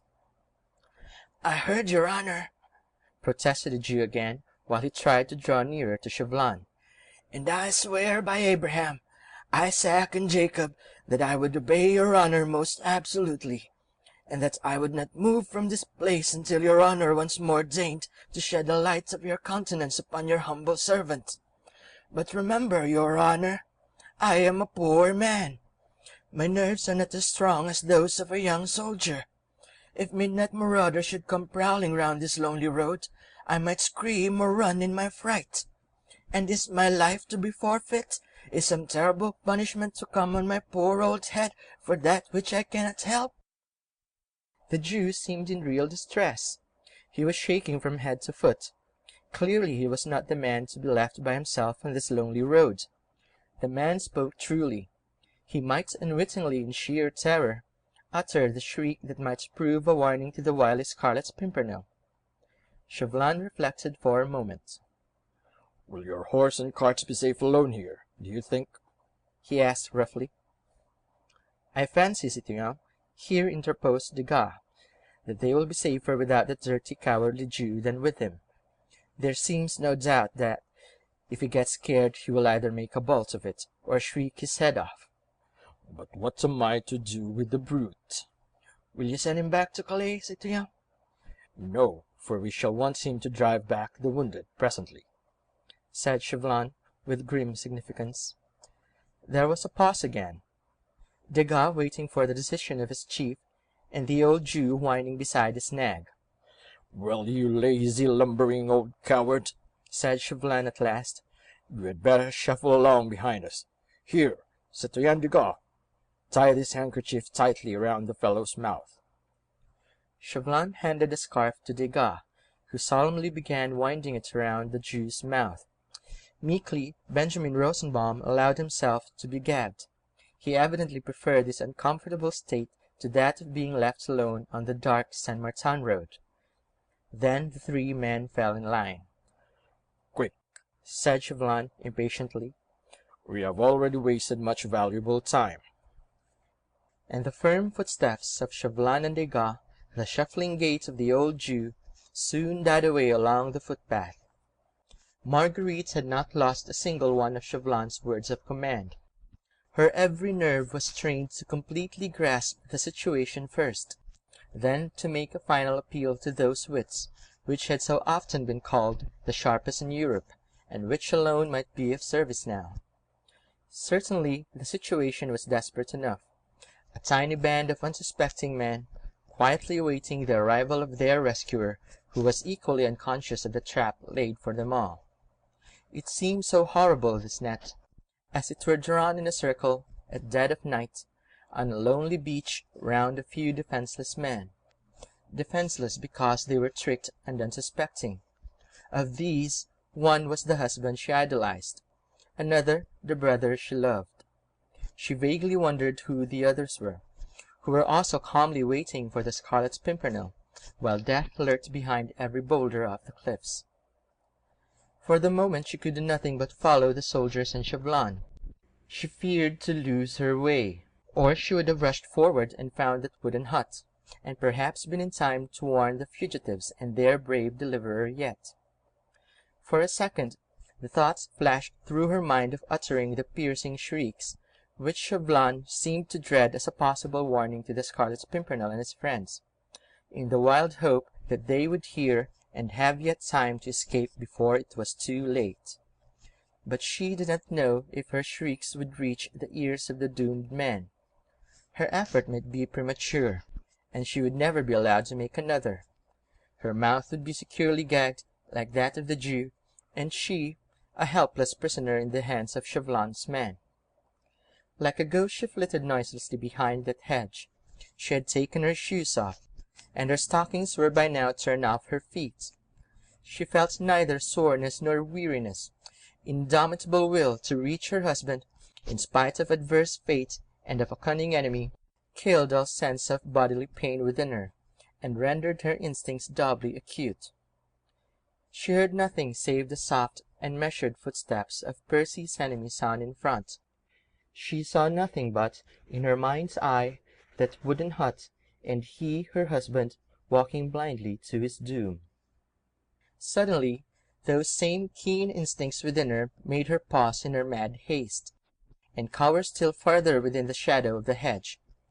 The moon, which had proved a friend to her by remaining hidden behind a bank of clouds, now emerged in all the glory of an early autumn night, and in a moment flooded the weird and lonely landscape with a rush of brilliant light. There, not 200 meters ahead, was the edge of the cliff, and below, stretching far away to the free and happy England, the sea rolled on smoothly and peaceably.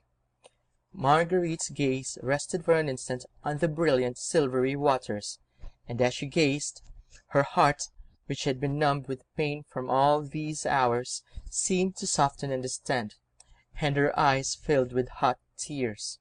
Not 3 miles away, with white sail set, a graceful schooner lay in wait. Marguerite had guessed rather than recognized her. It was the Daydream, Percy's favorite yacht, and all her crew of British sailors, her white sails glistening in the moonlight, seemed to convey a message to Marguerite of joy and hope, which yet she feared could never be. She waited there, out at sea, waited for her master, like a beautiful white bird all ready to take flight, and he would never reach her, never see her smooth deck again, never gaze any more on the white cliffs of England, the land of liberty and of hope. The sights of the schooner seemed to infuse into the poor, wearied woman the superhuman strength of despair. There was the edge of the cliff, and some way below was the hut, where presently her husband would meet his death. But the moon was out. She could see her way now. She would see the hut from a distance, run to it, rouse them all, warn them at any rate, to be prepared and to sell their lives dearly, rather than be caught like so many rats in a hole. She stumbled on behind the hedge in the low, thick grass of the ditch. She must have run on very fast, and had outdistanced Chauvelin and Degas, for presently she reached the edge of the cliff, and heard their footsteps distinctly behind her, but only a very few yards away, and now the moonlight was full upon her. Her figure must have been distinctly silhouetted against the silvery background of the sea. Only for a moment, though. The next she had cowered like some animal doubled up within itself. She peeped down the great rugged cliffs. The descent would be easy enough, as they were not precipitous, and the great boulders afforded plenty of foothold. Suddenly, as she gazed, she saw at some little distance on her left, and about midway down the cliffs, a rough wooden construction, through the wall of which a tiny red light glimmered like a beacon. Her very heart seemed to stand still. The eagerness of joy was so great that it felt like an awful pain. She could not gauge how distant the hut was, but without hesitation she began the steep descent, creeping from boulder to boulder, caring nothing for the enemy behind, or for the soldiers, who evidently had all taken cover since the tall Englishman had not yet appeared. On she pressed, forgetting the deadly foe on her track, running, stumbling, footsore, half-dazed, but still on, when suddenly a crevice, or stone, or slippery bit of rock threw her violently to the ground. She struggled again to her feet, and started running forward once more to give them that timely warning, to beg them to flee before he came, and to tell him to keep away, away from this death-trap, away from this awful doom. But now she realized that other steps, quicker than her own, were already close at her heels. The next instant a hand dragged at her skirt, and she was down on her knees again, while something was wound round her mouth to prevent her from uttering a scream. Bewildered, half frantic with the bitterness of disappointment, she looked around her helplessly, and bending down quite close to her, she saw through the mist, which seemed to gather around her, a pair of keen, malicious eyes, which appeared to her excited brain to have a weird, supernatural green light in them. She lay in the shadow of a great boulder. Chauvelin could not see her features, but he passed his thin, white fingers over her face. "A woman," he whispered. "by all the saints in the calendar. We cannot let her loose, that's certain," he muttered to himself. "I wonder now." Suddenly he paused. After a few moments of deadly silence, he gave forth a long, low, curious chuckle, while once again Marguerite felt, with a horrible shudder, his thin fingers wandering over her face. Dear me," he whispered with affected gallantry, "this is indeed a charming surprise." And Marguerite felt her resistless hand raised to Chauvelin's thin, mocking lips. The situation was indeed grotesque, had it not been at the same time so fearfully tragic. The poor weary woman, broken in spirit, and half frantic with the bitterness of her disappointment, receiving on her knees the banal gallantries of her deadly enemy. Her senses were leaving her. Half choked, with a tight grip round her mouth, she had no strength to move or to utter the faintest sound. The excitement which all along had kept up her delicate body seemed at once to have subsided, and the feeling of blank despair to have completely paralyzed her brain and nerves. Chauvelin must have given some directions, which she was too dazed to hear, for she felt herself lifted from off her feet. The bandage round her mouth was made more secure, and a pair of strong arms carried her towards the tiny red light on ahead, which she had looked upon as a beacon, and the last faint glimmer of hope. End of chapter 28. Chapter 29. Trapped. She did not know how long she was thus carried along. She had lost all notion of time and space, and for a few seconds tired nature mercifully deprived her of consciousness. When she once more realized her state, she felt that she was placed with some degree of comfort upon a man's coat, with her back resting against a fragment of rock. The moon was hidden again behind some clouds, and the darkness seemed in comparison more intense. The sea was roaring some 200 feet below her, and on looking all round she could no longer see any vestige of the tiny glimmer of red light.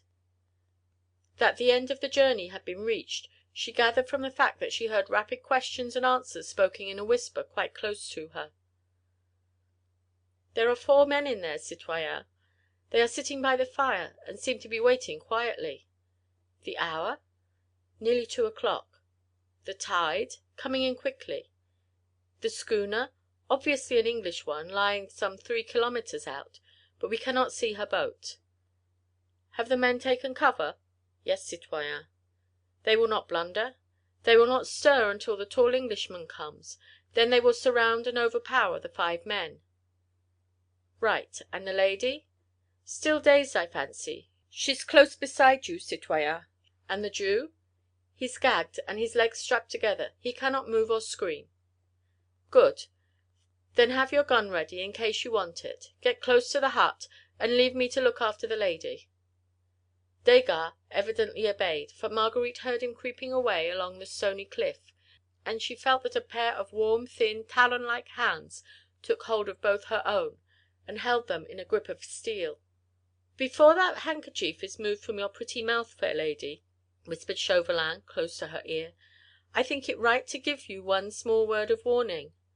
What has procured me the honour of being followed across the Channel by so charming a companion, I cannot, of course, conceive, but if I mistake it not, the purpose of this flattering attention is not one that would commend itself to my vanity, and I think that I am right in surmising, moreover, that the first sound which your pretty lips would utter as soon as the cruel gag is removed, would be one that would prove a warning to the cunning fop which I have been at such pains to track to his lair."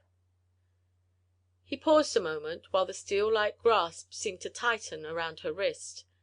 Then he resumed in the same hurried whisper: "Inside that hut, if again I am not mistaken, your brother Armand St. Just waits with that traitor de Tournay, and 2 other men unknown to you, for the arrival of the mysterious rescuer, whose identity has for so long puzzled the Committee of Public Safety, the audacious Scarlet Pimpernel.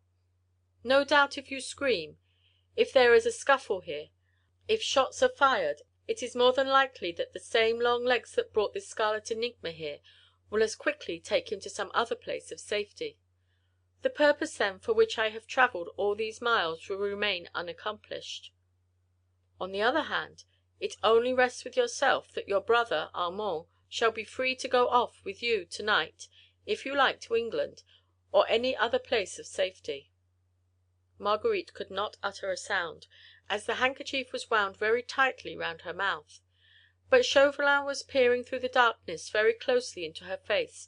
No doubt, too, her hand gave a responsive appeal to his last suggestion, for presently he continued: "What I want you to do to ensure Armand's safety is a very simple thing, dear lady." "What is it?" Marguerite's hand seemed to convey to his, in response. "To remain on this spot, without uttering a sound, until I give you leave to speak. Ah, but I think you will obey," he added, with that funny, dry chuckle of his, as Marguerite's whole figure seemed to stiffen in defiance of this order. "For let me tell you that if you scream, nay, if you utter one sound, or attempt to move from here, my men, there are 30 of them about, will seize St. Just, de Tournay, and their 2 friends, and shoot them here, by my orders, before your eyes." Marguerite had listened to her implacable enemy's speech with ever-increasing terror. Numbed with physical pain, she yet had sufficient mental vitality in her to realise the full horror of this terrible either-or he was once more putting before her. Either-or 10,000 times more appalling and horrible than the one he had suggested to her that fatal night at the ball. This time it meant that she should keep still, and allow the husband she worshipped to walk unconsciously to his death; or that she should, by trying to give him a word of warning, which perhaps might even be unavailing, actually give the signal for her own brother's death, and that of 3 other unsuspecting men.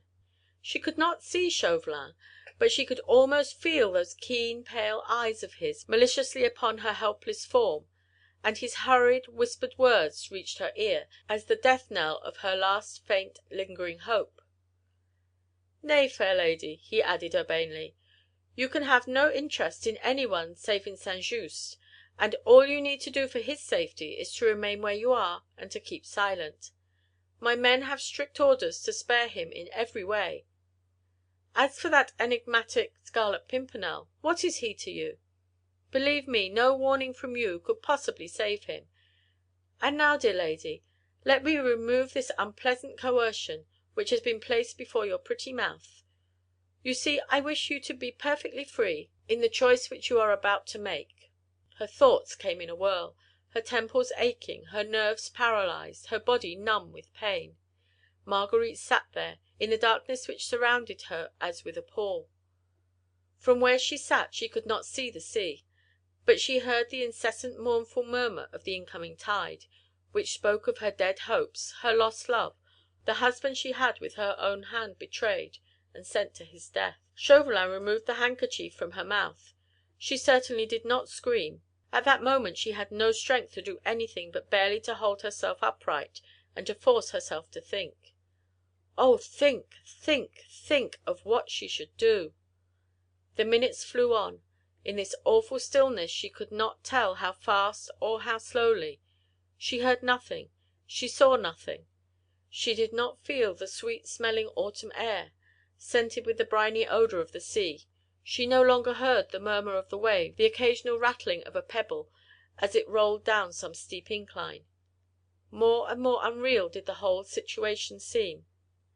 It was impossible that she, Marguerite Blakeney, the queen of London society, should actually be sitting here on this bit of lonely coast, in the middle of the night, side by side with a most bitter enemy. And oh, it was not possible that somewhere, not many 100 feet away perhaps, from where she stood, the being she had once despised, but who now, in every moment of this weird, dreamlike life, became more and more dear, it was not possible that he was unconsciously, even now, walking to his doom, while she did nothing to save him. Why did she not, with unearthly screams that would re-echo from one end of the lonely beach to the other, send out a warning to him to desist, to retrace his steps, for death lurked here whilst he advanced? Once or twice the screams rose in her throat, as if by instinct. Then, before her eyes, there stood the awful alternative. Her brother and those 3 men shot before her eyes, practically by her orders, she their murderer. Oh, that fiend in human shape next to her knew human, female, nature well. He had played upon her feelings as a skilful musician plays upon an instrument. He had gauged her very thoughts to a nicety. She could not give that signal, for she was weak and she was a woman. How could she deliberately order Armand to be shot before her eyes, to have his dear blood upon her head, he dying perhaps with a curse on her upon his lips? And little Suzanne's father too, he an old man, and the others, oh, it was all too horrible. Wait, wait, wait. How long? The early morning hours sped on, and yet it was not dawn. The sea continued its incessant mournful murmur, the autumnal breeze sighed gently in the night, the lonely beach was silent, even as the grave. Suddenly, from somewhere not very far away, a cheerful, strong voice was heard singing, "God save the King." End of chapter 29. Chapter 30. The Schooner. Marguerite's aching heart stood still. She felt, more than she heard, the men on the watch, preparing for the fight. Her senses told her that each, with sword in hand, was crouching, ready for the spring. The voice came nearer and nearer. In the vast immensity of these lonely cliffs, with the loud murmur of the sea below, it was impossible to say how near or how far, nor yet from which direction came the cheerful singer, who sang to God to save his king, whilst he himself was in such deadly danger. Faint at first, the voice grew louder and louder. From time to time a small pebble detached itself, apparently from beneath the firm tread of the singer, and went rolling down the rocky cliffs to the beach below. Marguerite, as she heard, felt that her very life was slipping away, as if when that voice drew nearer, when that singer became entrapped. She distinctly heard the click of Desgay's gun close to her. No, no, no, no! Oh, God in heaven, this cannot be! Let Armand's blood then be on her own head. Let her be branded as his murderer. Let even he whom she loved despise and loathe her for this. But God, oh God, save him at any cost. With a wild shriek she sprang to her feet and darted round the rock, against which she had been cowering. She saw the little red gleam through the clinks of the hut. She ran up to it, and fell against its wooden walls, which she began to hammer with clenched fists in an almost maniacal frenzy, while she shouted, "Armand, Armand, for God's sake, fire! Your leader is near, he is coming, he is betrayed! Armand, Armand, fire in heaven's name!" She was seized and thrown to the ground. She lay there moaning, bruised, not caring, but still half sobbing, half shrieking. "Percy, my husband, for God's sake fly! Armand, Armand, why don't you fire?" "One of you stop that woman screaming," hissed Chauvelin, who hardly could refrain from striking her. Something was thrown over her face, she could not breathe, and perforce she was silent. The bold singer, too, had become silent, warned no doubt of his impending danger by Marguerite's frantic shrieks. The men had sprung to their feet. There was no need for further silence on their part. The very cliffs echoed the poor heartbroken woman's screams. Chauvelin, with a muttered oath which boded no good to her, who had dared to upset his most cherished plans, had hastily shouted the word of command. "Into it, my men, and let no one escape from that hut alive." The moon had once more emerged from between the clouds. The darkness on the cliffs had gone, giving place once more to brilliant silvery light. Some of the soldiers had rushed to the rough wooden door of the hut, whilst one of them kept guard over Marguerite. The door was partially open. One of the soldiers pushed it further, but within all was darkness, the charcoal fire only lighting with a dim red light the furthest corner of the hut. The soldiers paused automatically at the door, like machines waiting for further orders. Chauvelin, who was prepared for a violent onslaught from within, and for a vigorous resistance from the four fugitives under the cover of darkness, was for the moment paralyzed with astonishment when he saw the soldiers standing there at attention, like sentries on guard, whilst not a sound proceeded from the hut. Filled with strange, anxious foreboding, he too went to the door of the hut, and peering into the gloom, he asked quickly, "What is the meaning of this?" "I think, citoyen, that there is no one there now," replied one of the soldiers imperturbably. "You have not let those 4 men go?" thundered Chauvelin menacingly. "I ordered you to let no man escape alive. Quick, after them, all of you, quick, in every direction." The men, obedient as machines, rushed down the rocky incline toward the beach, some going off to the right and left as fast as their feet could carry them. "You and your men will pay with your lives for this blunder, citoyen sergeant," said Chauvelin viciously to the sergeant who had been in charge of the men. "And you too, citoyen," he added, turning with a snarl to Desgas, "for disobeying my orders." "You ordered us to wait, citoyen, until the tall Englishman arrived and joined the 4 men in the hut. No one came," said the sergeant sullenly. "But I ordered you just now, when the woman screamed, to rush in and let no one escape." "But, citoyen, the 4 men who were there before had been gone some time, I think." "You think? You—" said Chauvelin, almost choking with fury, "and you let them go?" "You ordered us to wait, citoyen," protested the sergeant, "and to implicitly obey your commands on pain of death. We waited. I heard the men creep out of the hut not many minutes after we took cover, not long before the woman screamed," he added, as Chauvelin seemed still quite speechless with rage. "Hark!" said Desgas suddenly. In the distance the sound of repeated firing was heard. Chauvelin tried to peer along the beach below, but as luck would have it, the fitful moon once more hid her light behind a bank of clouds, and he could see nothing. "One of you go into the hut and strike a light," he stammered at last. Stolidly the sergeant obeyed. He went up to the charcoal fire and lit the small lantern he carried in his belt. It was evident that the hut was quite empty. "Which way did they go?" asked Chauvelin. "I could not tell, citoyen," said the sergeant. "They went straight down the cliff first, then disappeared behind some boulders." "Hush! What was that?" All 3 men listened attentively. In the far, very far distance could be heard, faintly echoing and already dying away, the quick, sharp splash of half a dozen oars. Chauvelin took out his handkerchief and wiped the perspiration from his forehead.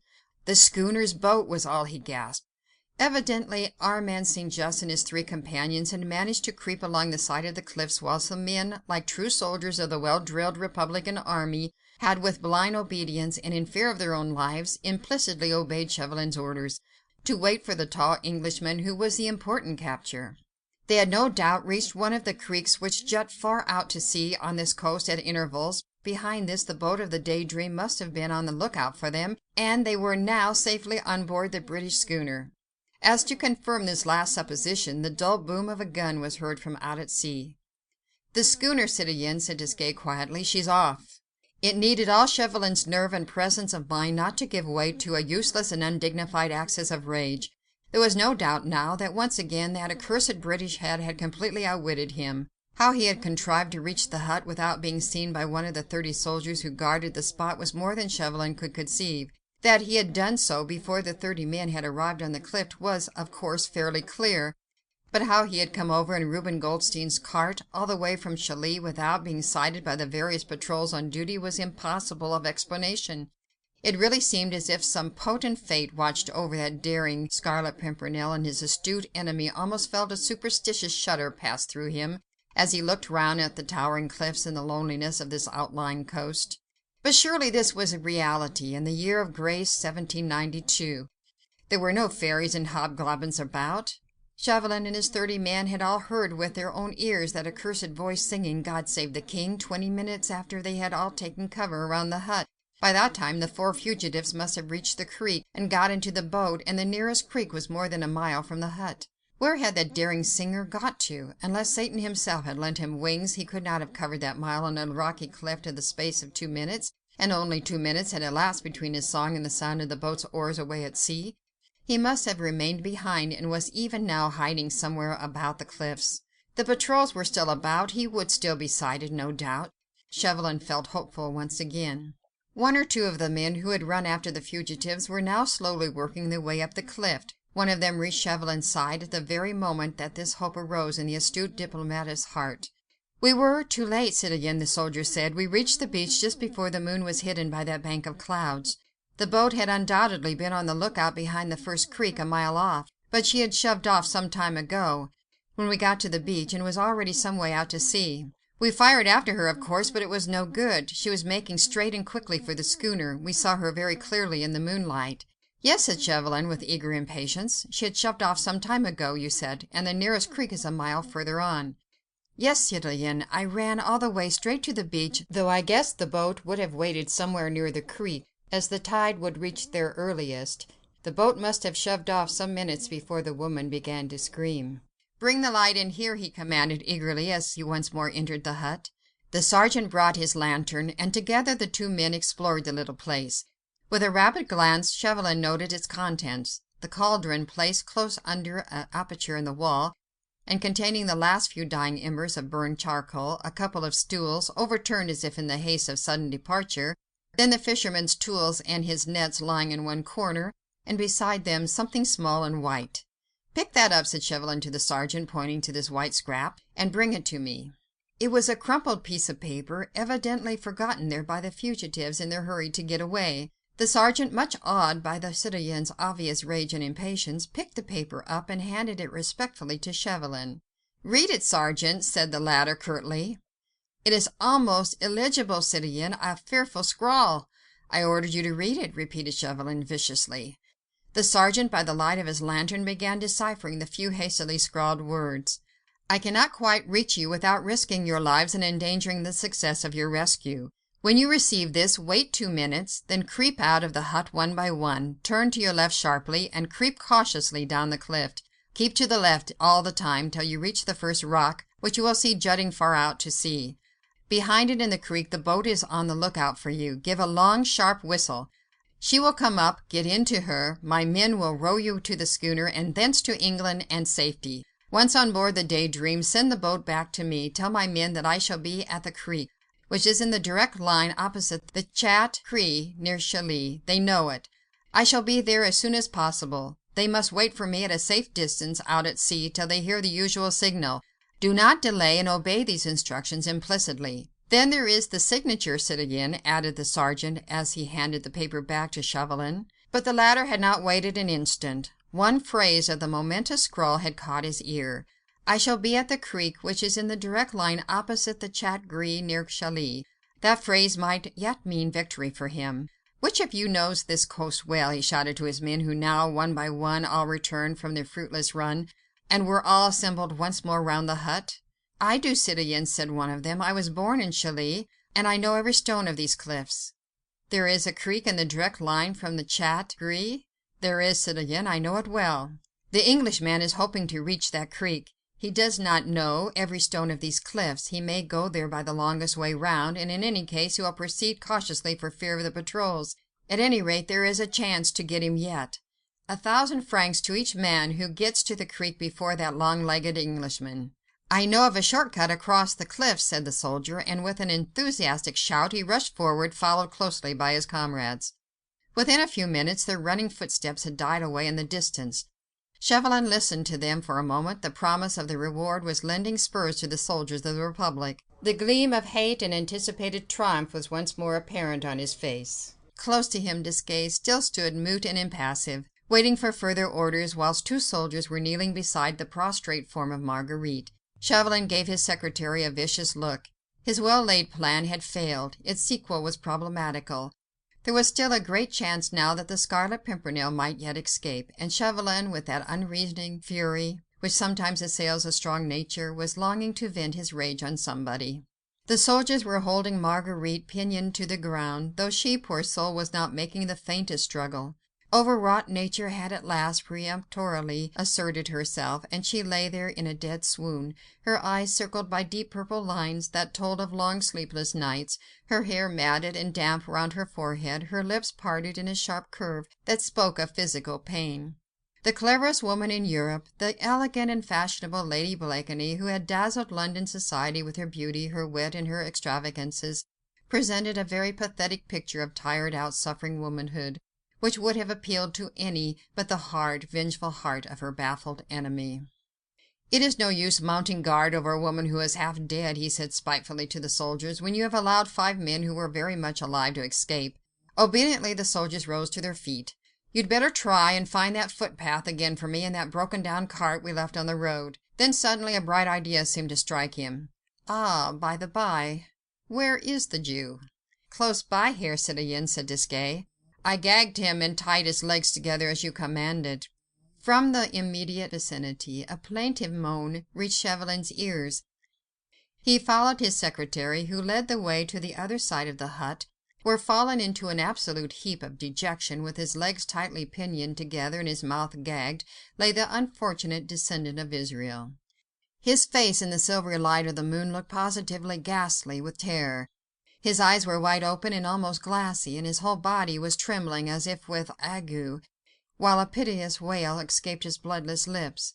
The rope which had originally been wound around his shoulders and arms had evidently given way, for it lay in a tangle about his body, but he seemed quite unconscious of this, for he had not made the slightest attempt to move from the place where Desgas had originally put him, like a terrified chicken which looks upon a line of white chalk drawn on the table as on a string which paralyses its movements. "Bring the cowardly brute here," commanded Chauvelin.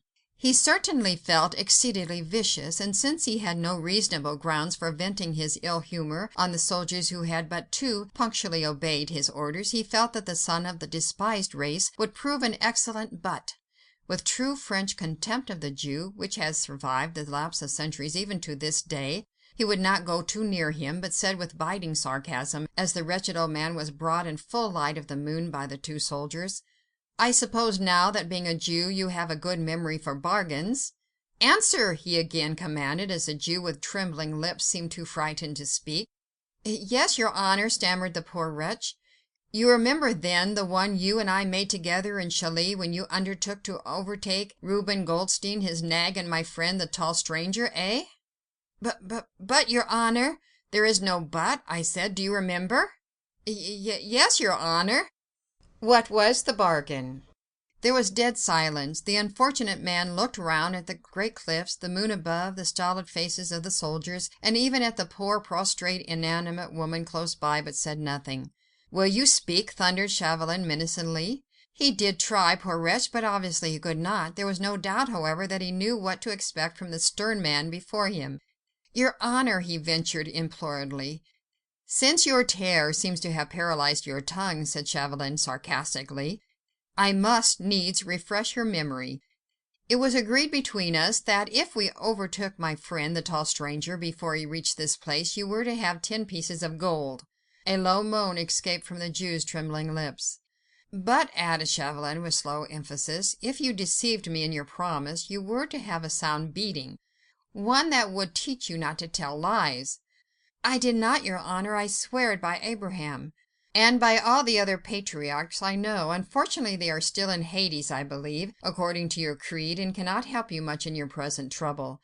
Now you did not fulfil your share of the bargain, but I am ready to fulfil mine. Here," he added, turning to the soldiers, "the buckle end of your 2 belts to this confounded Jew."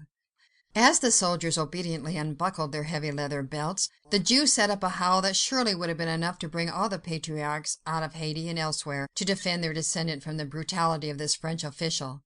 I think I can rely on you citoyen soldiers, laughed Chauvelin maliciously, to give this old liar the best and soundest beating he's ever experienced. But don't kill him, he added dryly. We will obey, citoyen, replied the soldiers as imperturbably as ever. He did not wait to see his orders carried out. He knew that he could trust these soldiers, who were still smarting under his rebuke, not to mince matters when given a free hand to belabour a third party. When that lumbering coward has had his punishment, he said to Desgas, the men can guide us as far as the cart, and one of them can drive us in it back to Calais. The Jew and the woman can look after each other, he added roughly, until we can send somebody for them in the morning. They can't run away very far in their present condition, and we cannot be troubled with them just now. Chauvelin had not given up all hope. His men, he knew, were spurred on by the hope of the reward. That enigmatic and audacious Scarlet Pimpernel, alone with his 30 men at his heels, could not reasonably be expected to escape a second time. But he felt less sure now. The Englishman's audacity had baffled him once, whilst the wooden-headed stupidity of the soldiers and the interference of a woman had turned his hand, which held all the trumps, into a losing one.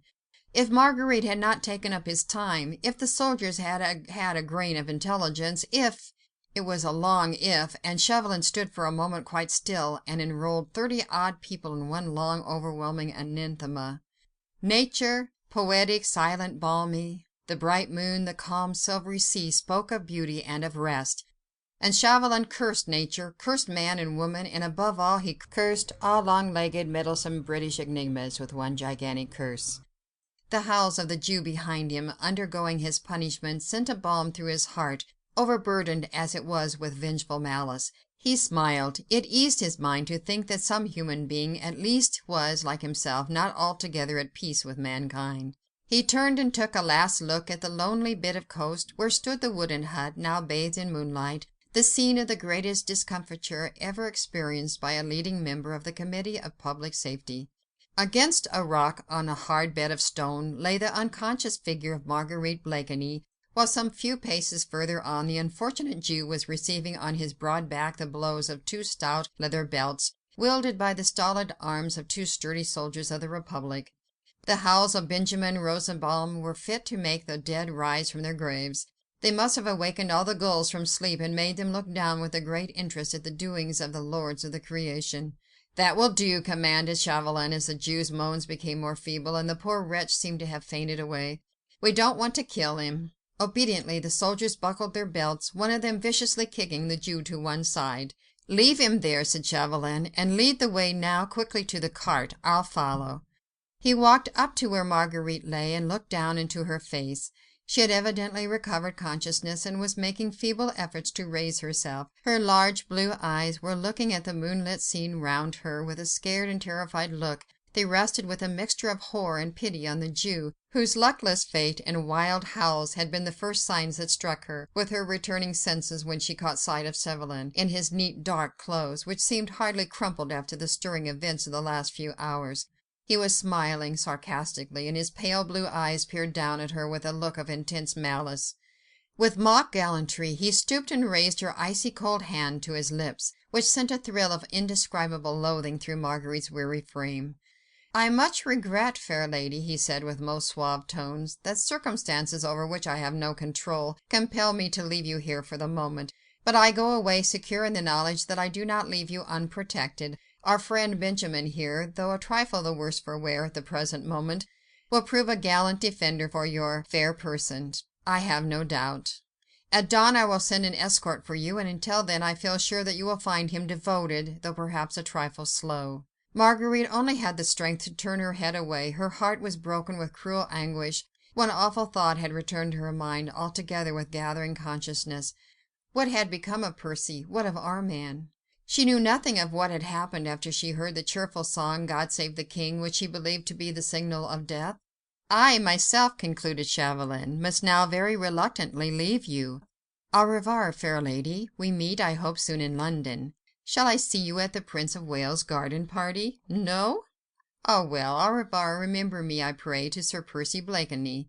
And with a last ironical smile and bow, he once more kissed her hand, and disappeared down the footpath in the wake of the soldiers, and followed by the imperturbable Desgas. Chapter 30. Chapter 31.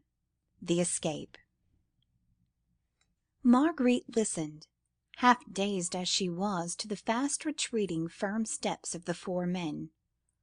All nature was so still that she, lying with her ear close to the ground, could distinctly trace the sound of their tread, as they ultimately turned into the road, and presently the faint echo of the old cart-wheels, the halting gait of the lean nag, told her that her enemy was a quarter of a league away. How long she lay there she knew not. She had lost count of time. Dreamily she looked up at the moonlit sky, and listened to the monotonous roll of the waves. The invigorating scent of the sea was nectar to her wearied body. The immensity of the lonely cliffs was silent and dreamlike. Her brain only remained conscious of its ceaseless, its intolerable torture of uncertainty. She did not know. She did not know whether Percy was even now, at this moment, in the hands of the soldiers of the Republic, enduring, as she had done herself, the gibes and jeers of his malicious enemy. She did not know, on the other hand, whether Armand's lifeless body did not lie there in the hut whilst Percy had escaped, only to hear that his wife's hands had guided the human bloodhounds to the murder of Armand and his friends. The physical pain of utter weariness was so great that she hoped confidently that her weary body could rest here forever, after all the turmoil, the passion, and the intrigues of the past few days. Here, beneath that clear sky, within sound of the sea, and with this balmy autumn breeze whispering to her as a last lullaby. All was so solitary, so silent, like unto dreamland. Even the last faint echo of the distant cart had long ago died away, afar. Suddenly, a sound, the strangest, undoubtedly, that these lonely cliffs of France had ever heard, broke the silent solemnity of the shore. So strange a sound was it that the gentle breeze ceased to murmur, the tiny pebbles to roll down the steep incline. So strange that Marguerite, wearied, overwrought as she was, thought that the beneficial unconsciousness of the approach of death was playing her half-sleeping senses a weird and elusive trick. But it was the sound of a good, solid, absolutely British "Damn!" The seagulls in their nests awoke, and looked around in astonishment. A distant and solitary owl set up a midnight hoot. The tall cliffs frowned down majestically at the strange, unheard-of sacrilege. Marguerite did not trust her ears. Half raising herself on her hands, she strained every sense to see or hear, to know the meaning of this very earthly sound. All was still again for the space of a few seconds. The same silence once more fell upon the great and lonely vastness. Then Marguerite, who had listened as in a trance, who felt she must be dreaming with that cool magnetic moonlight overhead, heard again, and this time her heart stood still. Her eyes, large and dilated, looked round her, not daring to trust her other sense. "Odd's life! But I wish those demmed fellows had not hit quite so hard." This time it was quite unmistakable. Only one particular pair of essentially British lips could have uttered those words in sleepy, drawly affected tones. "Damn!" repeated those same British lips emphatically. "Zounds, but I'm as weak as a rat." In a moment Marguerite was on her feet. Was she dreaming? Were those great stony cliffs the gates of paradise? Was the fragrant breath of the breeze suddenly caused by the flutter of angels' wings, bringing tidings of unearthly joys to her, after all her suffering? Or, faint and ill, was she the prey of delirium? She listened again, and once again she heard the same very earthly sounds of good, honest British language, not the least akin to whisperings from paradise or flutter of angels' wings. She looked round her eagerly at the tall cliffs, the lonely hut, the great stretch of rocky beach. Somewhere there, above or below her, behind a boulder or inside a crevice, but still hidden from her longing, feverish eyes must be the owner of that voice, which once used to irritate her, but now would make her the happiest woman in Europe if only she could locate it. "Percy! Percy!" she shrieked hysterically, tortured between doubt and hope. "I am here! Come to me! Where are you? Percy! Percy!" "It's all very well calling to me, my dear," said that same sleepy, drawly voice, "but odd's life, I cannot come to you. Those demmed frog-eaters have trussed me like a goose on a spit, and I'm weak as a mouse. I cannot get away." And still Marguerite did not understand. She did not realize for at least another 10 seconds whence came that voice, so drawly, so dear, but alas, with a strange accent of weakness and of suffering. There was no one within sight, except by that rock. Great God! The Jew? Was she mad or dreaming? His back was against the pale moonlight. He was half crouching, trying vainly to raise himself with his arms tied pinioned. Marguerite ran up to him, took his head in both her hands, and looked straight into a pair of blue eyes, good-natured, even a trifle amused, shining out of the weird and distorted mask of a Jew. "Percy! Percy! My husband!" she gasped, faint with the fullness of her joy. "Thank God! Thank God!" "La, my dear," he rejoined good-humouredly, "we will both do that anon. And you think you can loosen these demmed ropes and release me from my inelegant attitude?" She had no knife. Her fingers were numb and weak, but she worked away with her teeth while great welcome tears poured from her eyes onto those poor pinioned hands. "Odd's life," he said, when at last, after frantic efforts on her part, the ropes seemed at last to be giving way, "but I marvel whether it has ever happened before, that an English gentleman allowed himself to be licked by a demmed foreigner, and make no attempt to give as good as he got." It was very obvious that he was exhausted from sheer physical pain, and when at last the rope gave way, he fell in a heap against the rock. Marguerite looked helplessly round her. "Oh, for a drop of water on this awful beach!" she cried in agony, seeing that he was ready to faint again.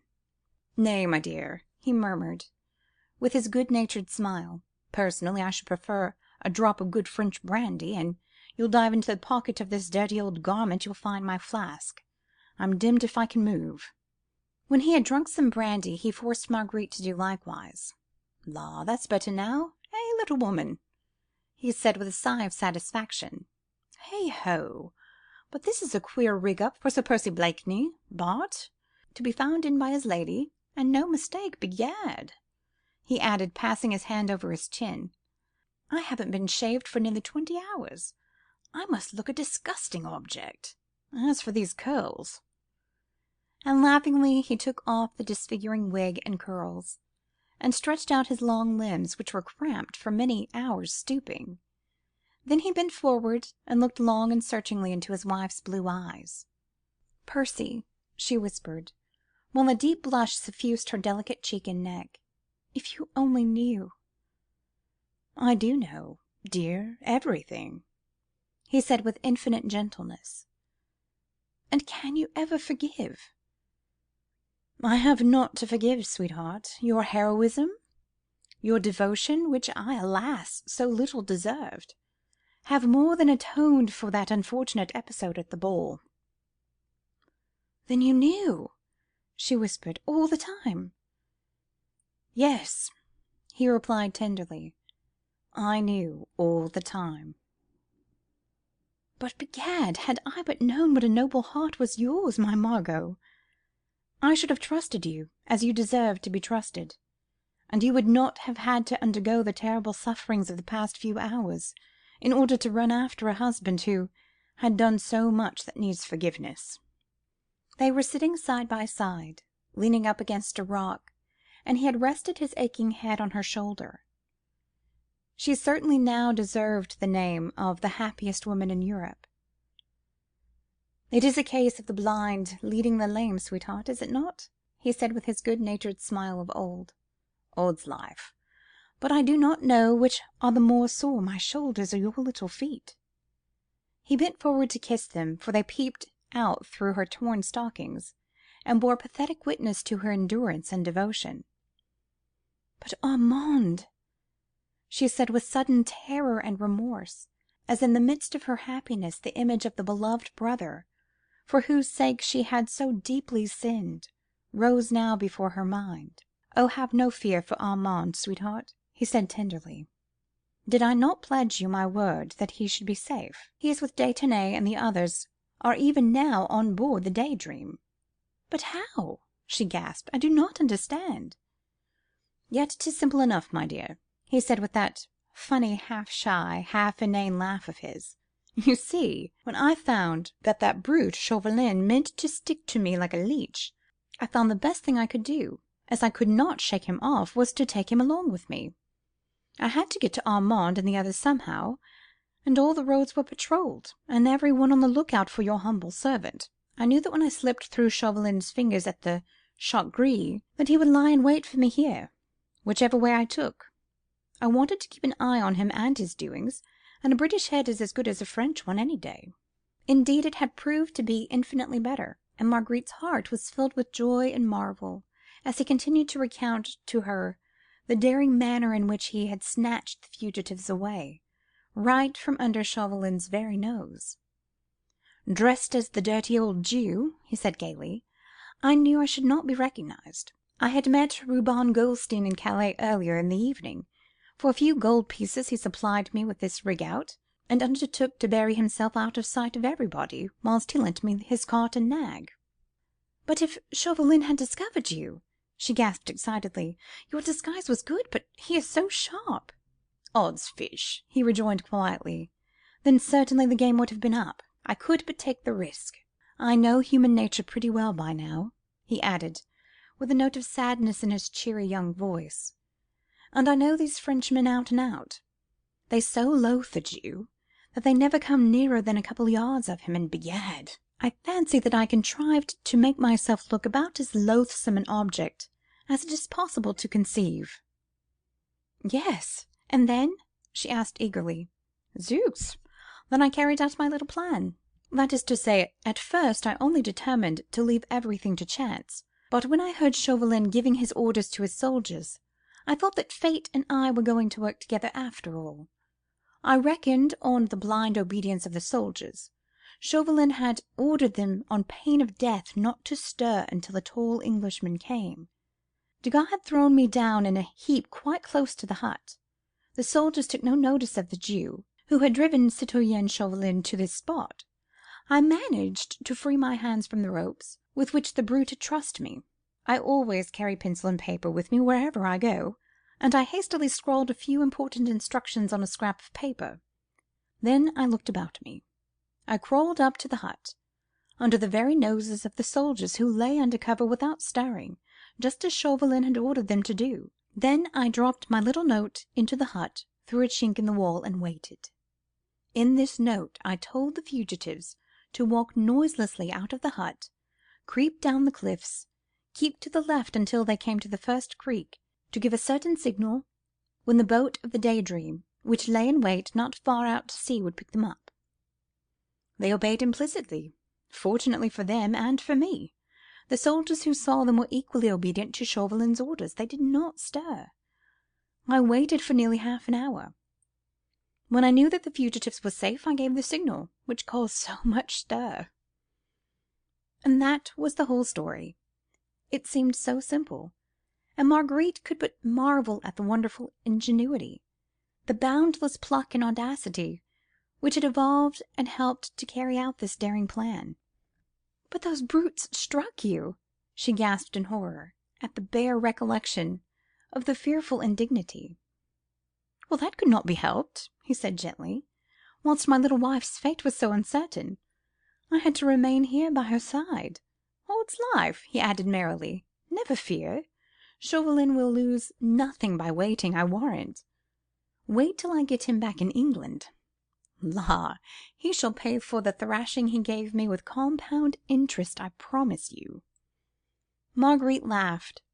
It was so good to be beside him, to hear his cheery voice, to watch that good-humoured twinkle in his blue eyes as he stretched out his strong arms, in longing for that foe and anticipation of his well-deserved punishment. Suddenly, however, she started. The happy blush left her cheek, the light of joy died out of her eyes. She had heard a stealthy footfall overhead, and a stone had rolled down from the top of the cliffs right down to the beach below. "What's that?" she whispered in horror and alarm. "Oh, nothing, my dear," he muttered with a pleasant laugh, "only a trifle you happen to have forgotten. My friend Ffoulkes." "Sir Andrew?" she gasped. Indeed, she had wholly forgotten the devoted friend and companion, who had trusted and stood by her during all these hours of anxiety and suffering. She remembered him now, tardily, and with a pang of remorse. "Ah, you had forgotten him, hadn't you, my dear?" said Sir Percy merrily. "Fortunately I met him not far from the Chat Gris, before I had that interesting supper party with my friend Chauvelin. Odd's life, but I had a score to settle with that young reprobate. But in the meantime I told him of a very long, very circuitous road which Chauvelin's men would never suspect. Just about the time when we are ready for him, eh, little woman?" "And he obeyed?" asked Marguerite in utter astonishment. "Without a word or question. See, here he comes. He was not in the way when I did not want him, and now he arrives in the nick of time. Ah, he will make pretty little Susanna a most admirable and methodical husband." In the meantime, Sir Andrew Ffoulkes had cautiously worked his way down the cliffs.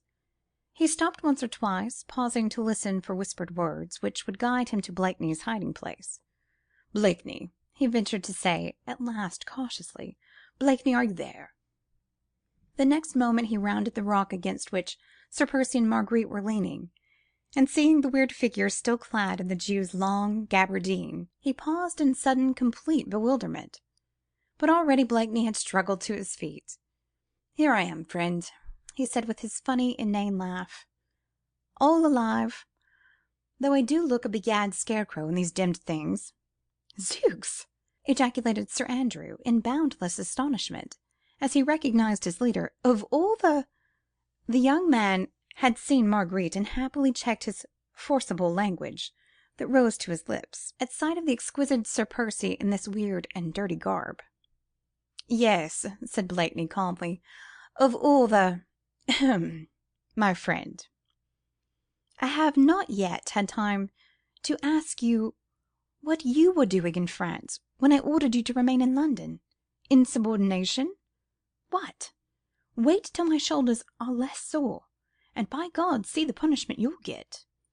"Odds fish, I'll bear it," said Sir Andrew, with a merry laugh. "Seeing that you are alive to give it, would you have had me allow Lady Blakeney to do the journey alone?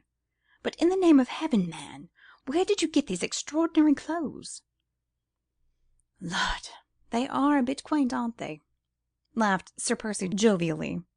"But odds fish," he added, with sudden earnestness and authority, "now you are here, Ffoulkes, you must lose no more time. That brute Chauvelin may send someone to look after us."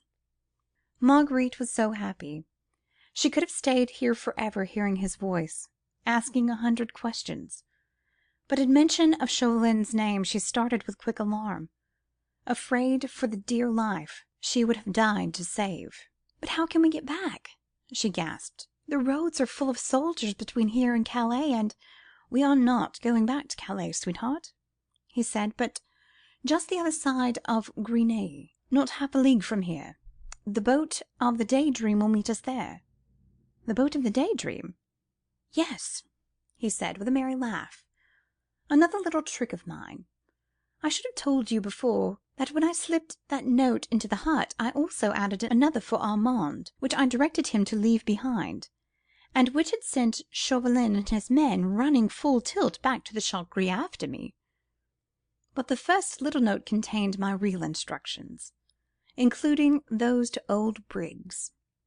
He had my orders to go out further to sea, and then towards the west. When well out of sight of Calais, he will send the galley to a little creek he and I know of, just beyond Grenay. The men will look out for me.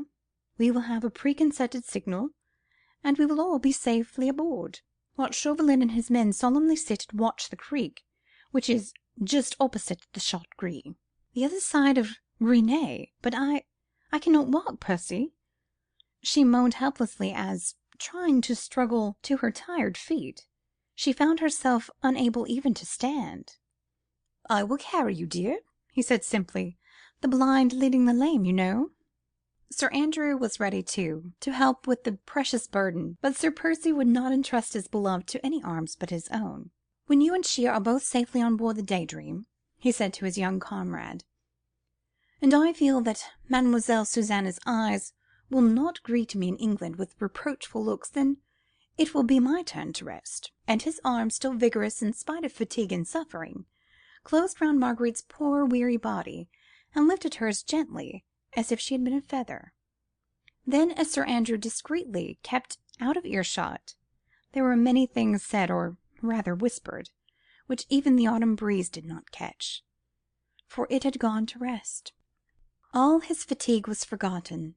His shoulders must have been very sore, for the soldiers had hit hard, but the man's muscles seemed made of steel, and his energy was almost supernatural. It was a weary tramp, half a league along the stony side of the cliffs, but never for a moment did his courage give way, or his muscles yield to fatigue.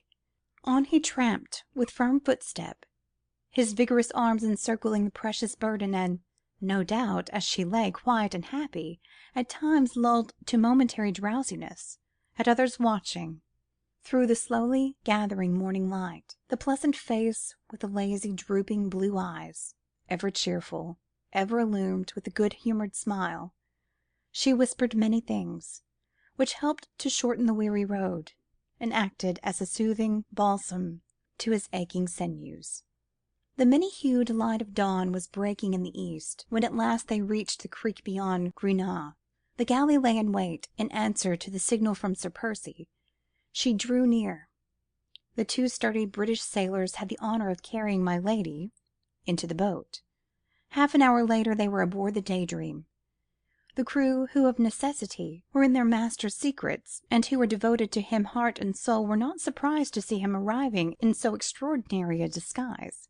Armand St. Just and the other fugitives were eagerly awaiting the advent of their brave rescuer. He would not stay to hear the expressions of their gratitude, but found the way to his private cabin as quickly as he could, leaving Marguerite quite happy in the arms of her brother. Everything on board the Day Dream was fitted with that exquisite luxury so dear to Sir Percy Blakeney's heart. By the time they all landed at Dover, he had found time to get into some of the sumptuous clothes which he loved, and of which he always kept a supply on board his yacht. The difficulty was to provide Marguerite with a pair of shoes, and great was the little middy's joy when my lady found that she could put foot on English shore in his best pair.